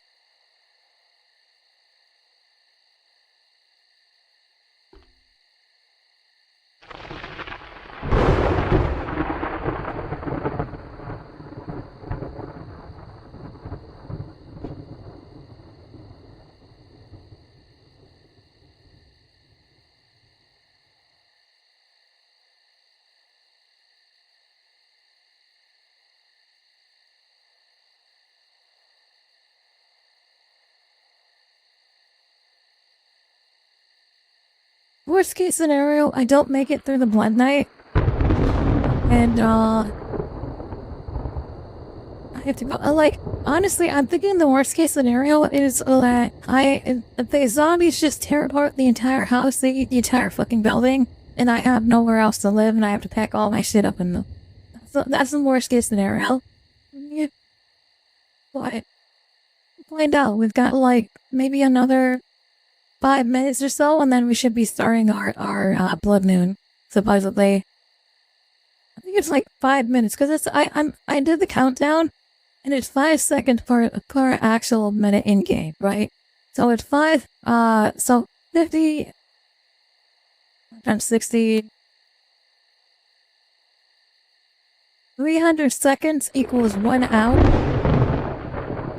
That's, 2 minutes. About 5 minutes. So it's about 5 minutes per hour, right? So you get 5 minutes per game hour, there's 24 game hours. So we just have to survive.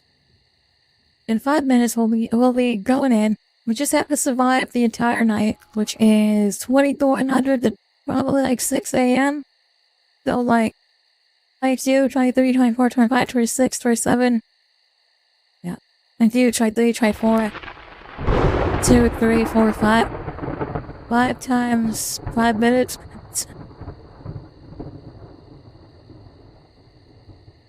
40 minutes? We just have to survive 40 minutes about. The series night falls. For take? That's what I'm thinking. About 40 minutes. If I could survive about 40 minutes of fighting for my life, I think we'll be good.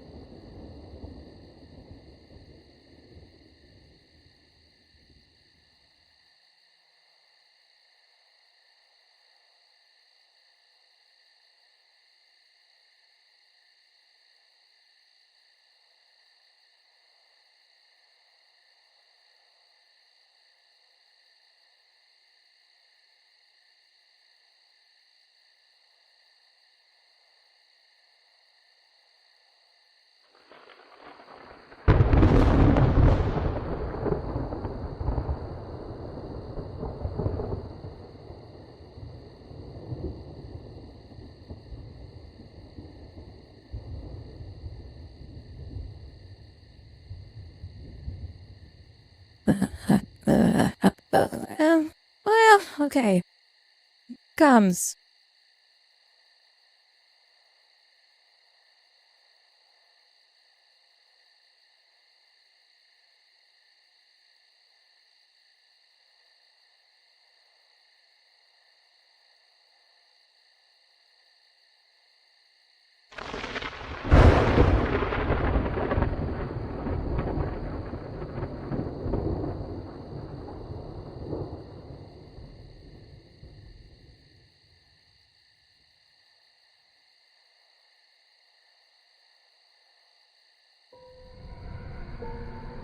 The Blood Moon has begun.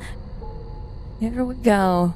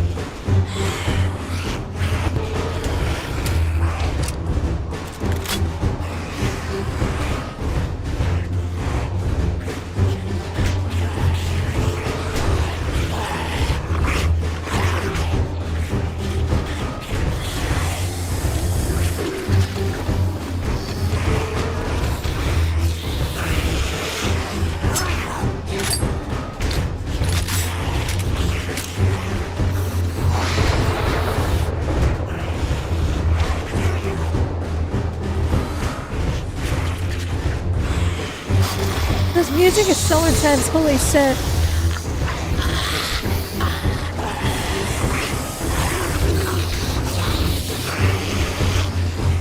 I feel like my base is completely fucked.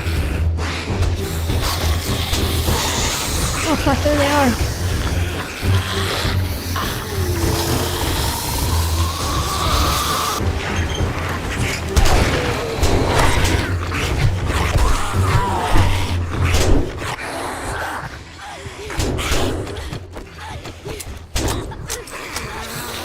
Fuck, why is it not moving?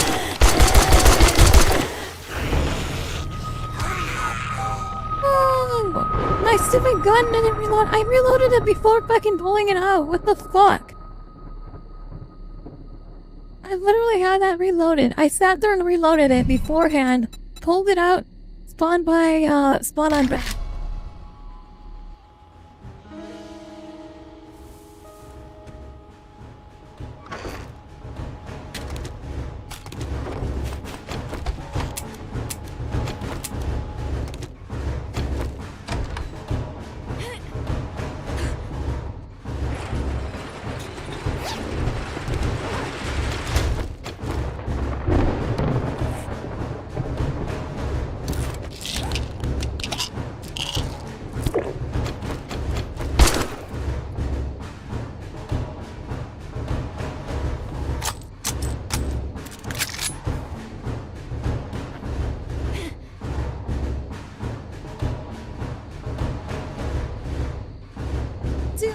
I didn't even make it a full fucking hour. Holy shit.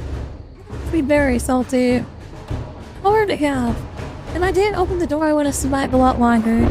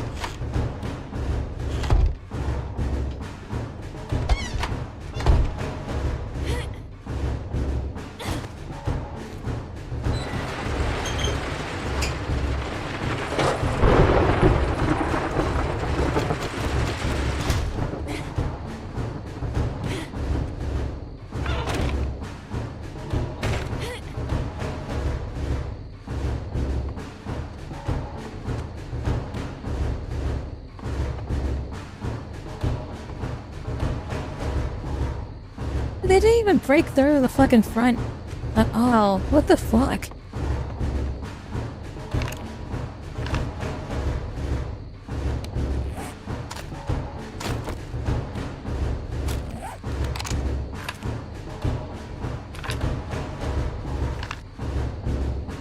Is that it? No way that's it.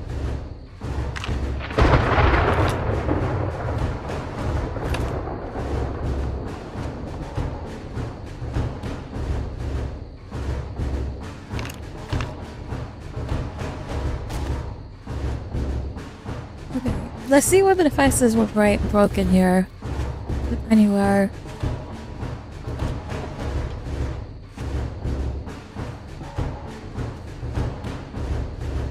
I think they came up the stairway.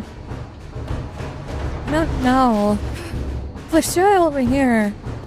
I feel like we need to put some more defense over here.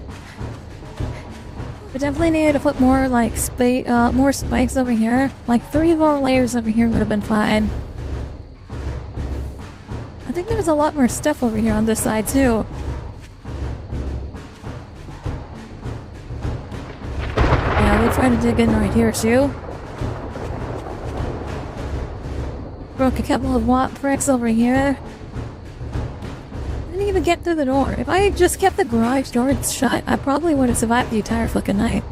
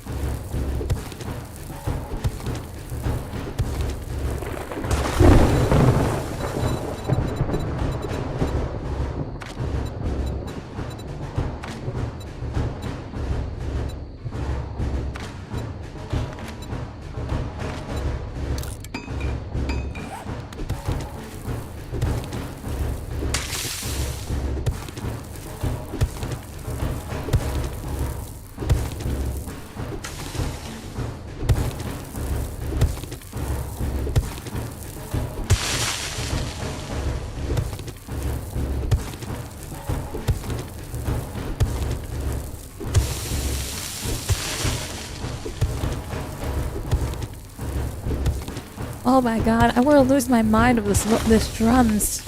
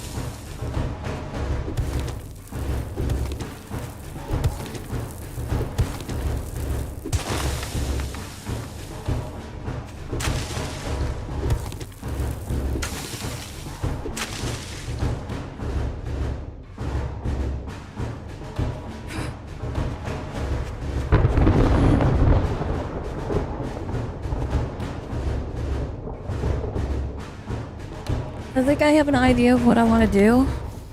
I'm going to need to go and find more explosives, but what I could probably do is just dig out a big trench on this side, and then put a bunch of spikes on the bottom of the fucking trench, and that should slow them down a little bit.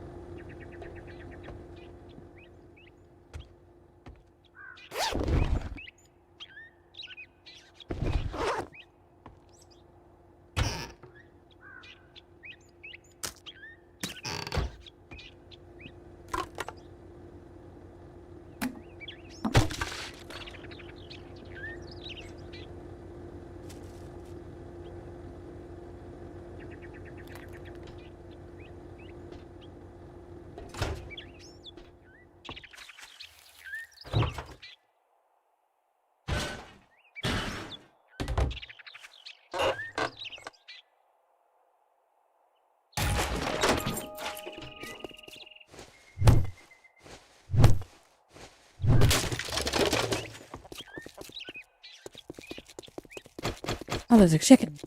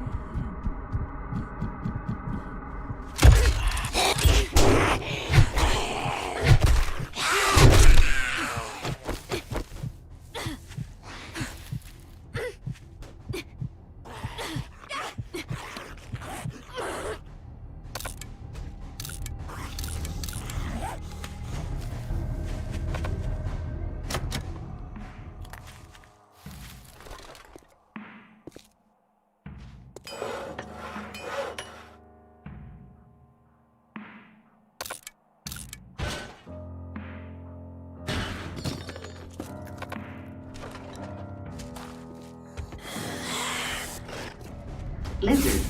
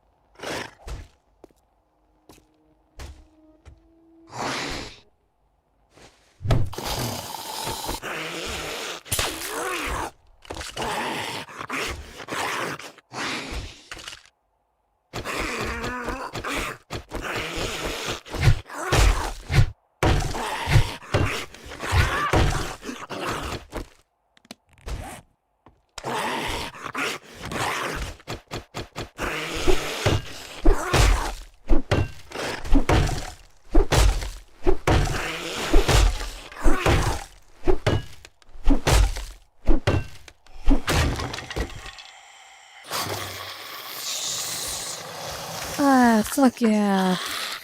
Finally.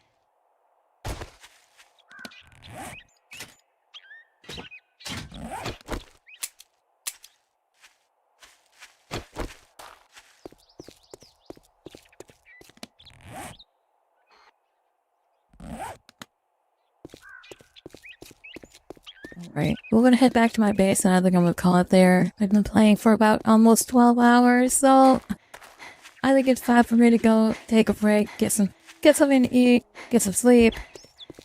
We'll be back tonight with some more World of Warcraft. Gotta open my vault tonight, though. Thank you all.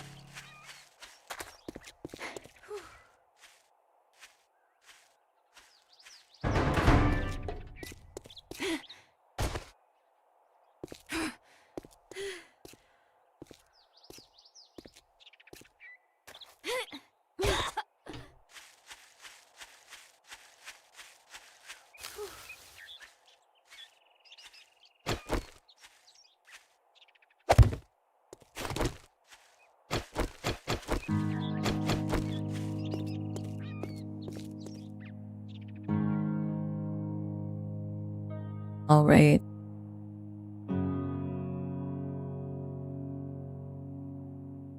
I couldn't go into my base until after the attack, because obviously I could have died of the attack.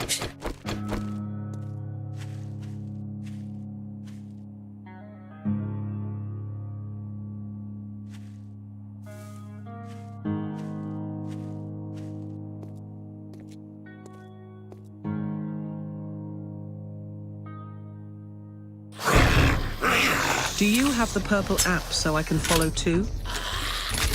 Yes, dude, I do. It's the same platform, same username.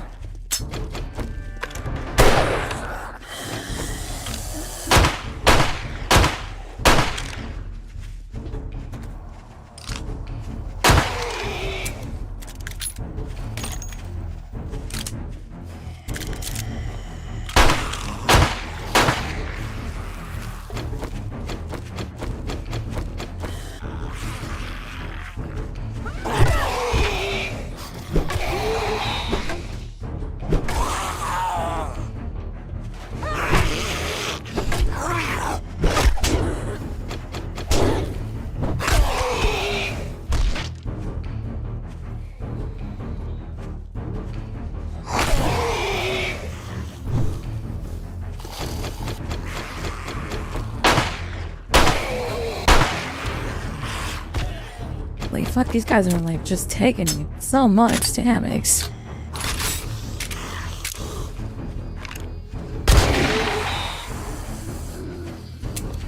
Oh shit.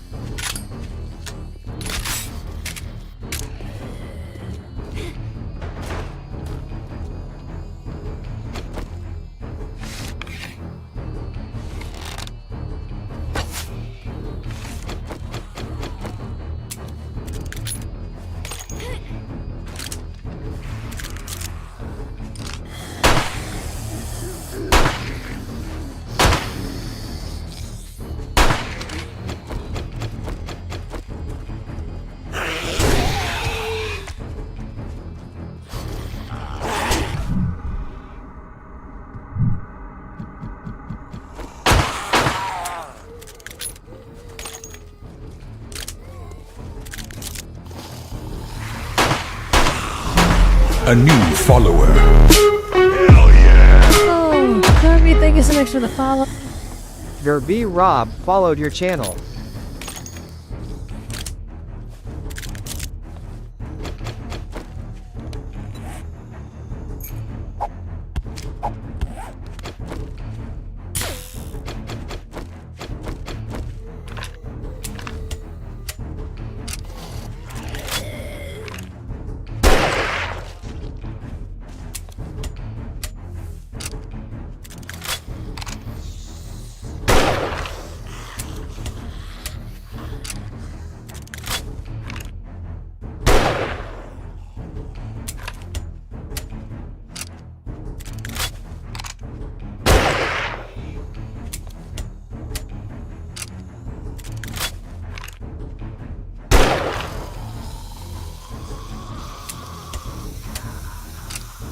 God, these guys are like tanky as fuck.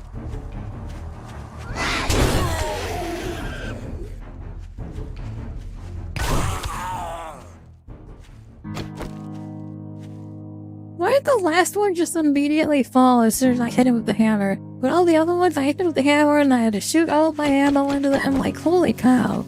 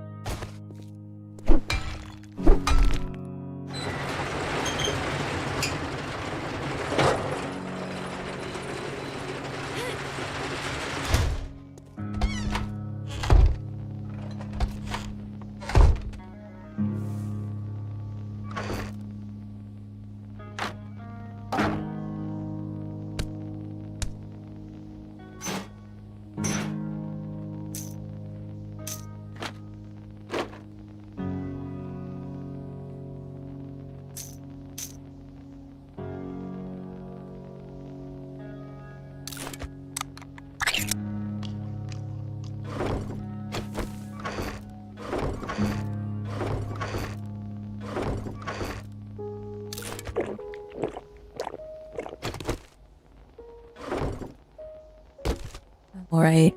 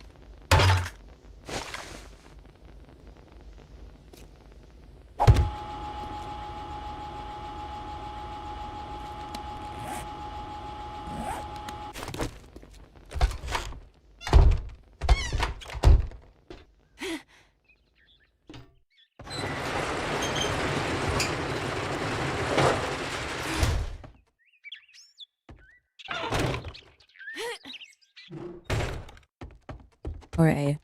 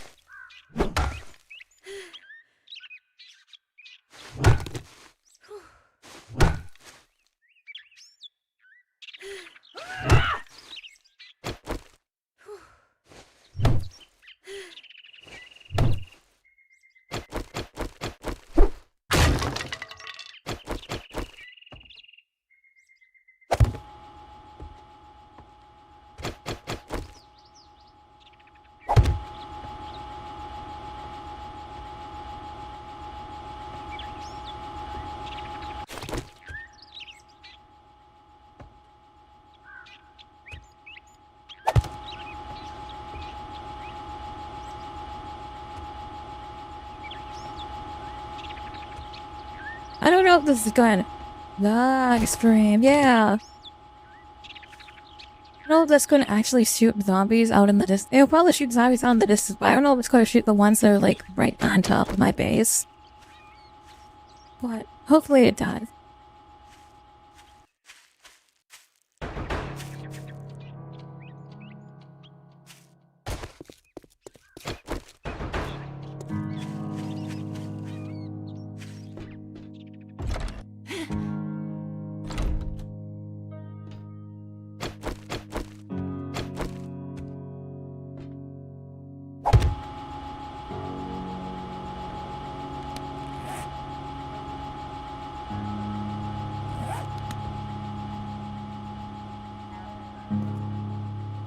I want to see if you're very close to it. So yeah, I mean, I can just stand up there. I plan on standing up there for the next blood moon anyway. Get me if I'm up on the ceiling.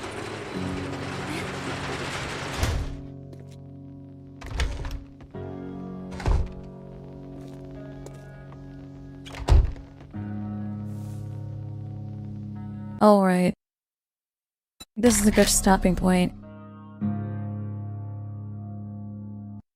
Just concerned that it didn't save my game, but hopefully it does. Otherwise, thank you guys so much for watching. This is my 7 days to die. Not clear today, for some World of Warcraft. I gotta open my vaults and stuff, but I'm gonna go get off during the stream. So thanks for watching. I'm the AshTheFridgeGoddess. If you want to follow me, I'm on TikTok, Twitch, YouTube, and Instagram. So you can just search the AshTheFridgeGoddess to find me. Also, consider joining me on Discord at discord.gg/holyfrags. Well, thanks for watching. I'm gonna go get some sleep. Goodbye! Hey guys, if you are into camping or fishing, consider checking out WisconsinOutdoorGear.com. You can use my code FRIDGE10 at checkout to get 10% off. If you're 18 or older, consider checking out my social medias, my spicy social medias. They are in the bio or in the about section. Checking that out. Otherwise, consider checking out NorthStar.com. You can get 10% off on NorthStar.com if you use my code FRIGS, F-R-I-G-S-E. You get an additional 10% off if you if it's your first time shopping at NorthStar.com. So you can get 20% off on your first order at NorthStar as long as you use my code FRIGS at checkout. Otherwise, thank you guys so much for watching. I do have a P.O. box if you want to send me mail. Let me know that you're sending me mail, but you can send me mail. Just make sure to make it out to AshTheFridgeGoddess, and then you can send me mail at P.O. Box 157, Green Bay, Wisconsin, 54305-0157. Just be sure to make it out to the AshTheFridgeGoddess. Thank you guys so much for watching. I will see you guys again later today. Otherwise, I gotta go get some sleep. So thanks for watching, guys. Bye bye.